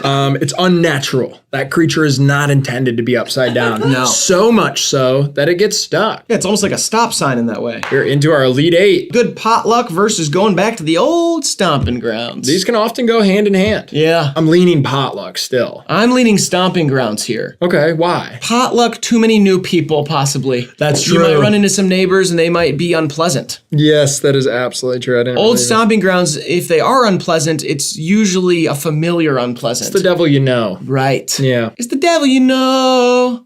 No need to be slow. Something about group love, man. They are fire. Really You had know like what a I mean? resurgence in our zeitgeist, I at think least. so, yeah. I'm going stomping grounds. You've convinced me. It makes sense. I am scared of new people, and I'm scared of strangers cooking at the end of the day. Let's get group love trending, guys. Can we do that? Yeah, I think do you we think we can. have the power to do that? Internet, do your thing. Let's get group love trending. Finding a Sand Dollar versus Ghouls and Goblins. It's G and G's for me. Yeah, it's gotta be Ghouls and Goblins here. It's like a childlike wonderment, one thing, or like, you know, something that tortures kind of your imagination your whole life. A childlike terror. I like that more. But it exists into adulthood still. Yeah, absolutely. You know, Ghouls and Goblins still very real. You find yourself on a cobblestone street in the dark. What's racing through your mind? How many pills my grandma has left? Oh, no. It's like, what's in the sewer? What made that noise? Oh, yeah. Okay. Yeah, no, totally. It's like, imagine you haven't had the pills for 4 days. What are you imagining?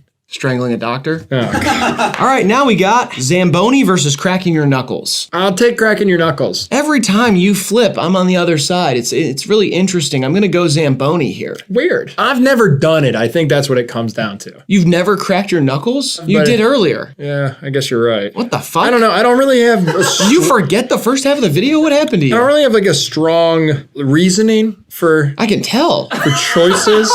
Jesus Christ, man. I'm just kind of going with the.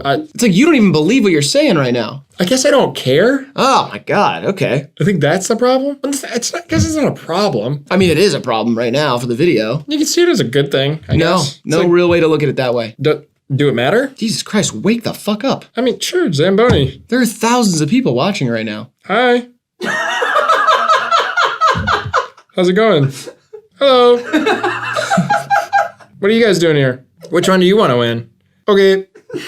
I'm voting Zamboni. I'll crack the knuckles. I'll crack my knuckles. Oh my gosh. See my K's. George Costanza versus putting turtles on their backs. I think this one's easy. I feel like you could put George Costanza on his back and he wouldn't be able to get up. That's just mean. I don't care. I'm going with the turtles. That is way funnier to me. I am just imagining a turtle spinning, and it's been spinning the whole time throughout the game, you know? Yeah, I can kind of see it. It spins a little faster, and then you kind of like, it slows down for a second, then you get it back going. Yeah. I'm going with Costanza. Turtles. Turtles. That's fine. I do like it. I've really warmed up to the visual. Final four is set. Going back to the old stomping grounds, ghouls and goblins, cracking your knuckles, and putting turtles on their backs.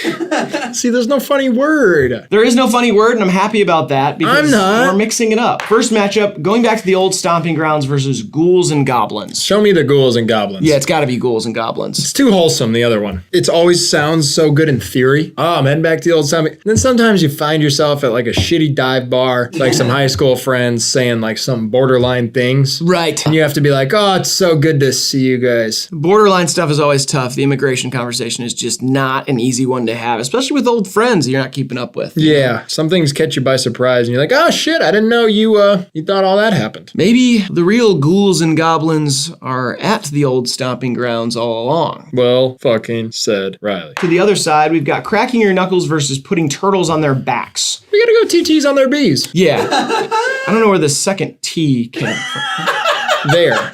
No, you said TTs on their B's.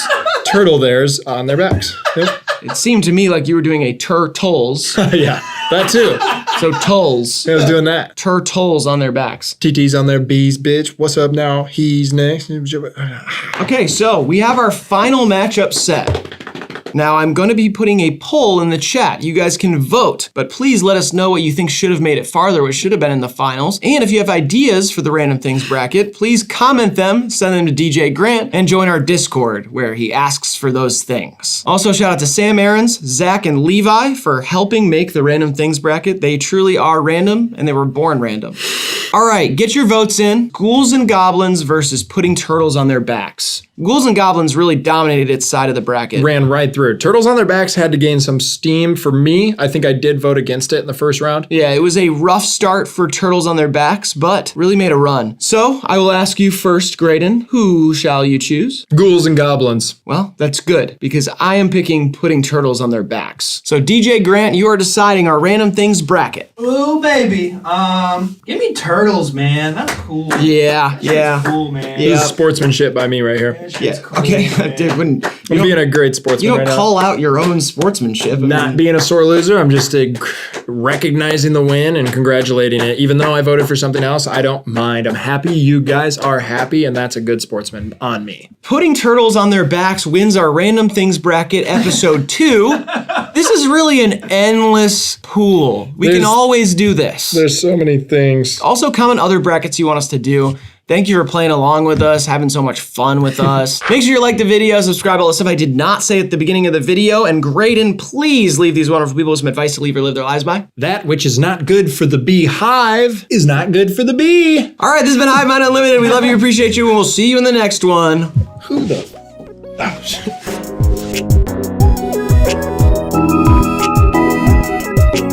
Dim Sum. Eddie Van Halen's corpse. Tasmanian Devil Funko Pop. Conan O'Brien's corpse. Non-stick frying pan. The magic bullet that penetrated John F. Kennedy. The only scarf I know about with Jake Gyllenhaal is me and him scarfing down wings on Super Bowl Sunday last year. You guys did not. We did. Nope, you didn't. And it was fun. Hot wings, too. Almost too spicy for us, but we could handle it.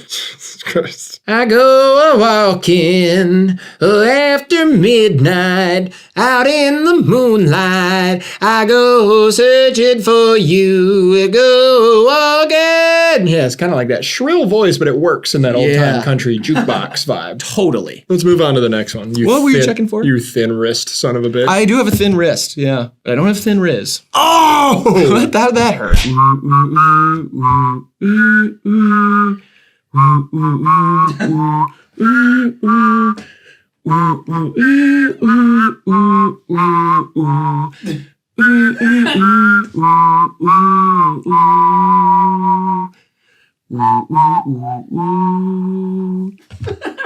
That was a happy birthday. I told you not to do that this year. What? I do it every year. I know. I told you. Told you yesterday. Not to do it this year? Yeah. Like 2022? Yeah. Really? I said, tomorrow, man, I know it's my birthday, and I know you've been doing the whistling, humming, singing thing for a while. It would mean a lot to me if you just didn't, because it makes me uncomfortable. It sends a cold chill up my spine. Oh, see, I thought you were talking like 2025, maybe Why- something like why that. would I be Then- talking about that? I don't know. You know, it takes me a minute to cool off from traditions. It's like maybe next year I do it worse. Like I was so perfect this time. No, just don't, okay? Don't ever do that again near me. We'll see what happens. Marathon contestant with a silly stride. That's random.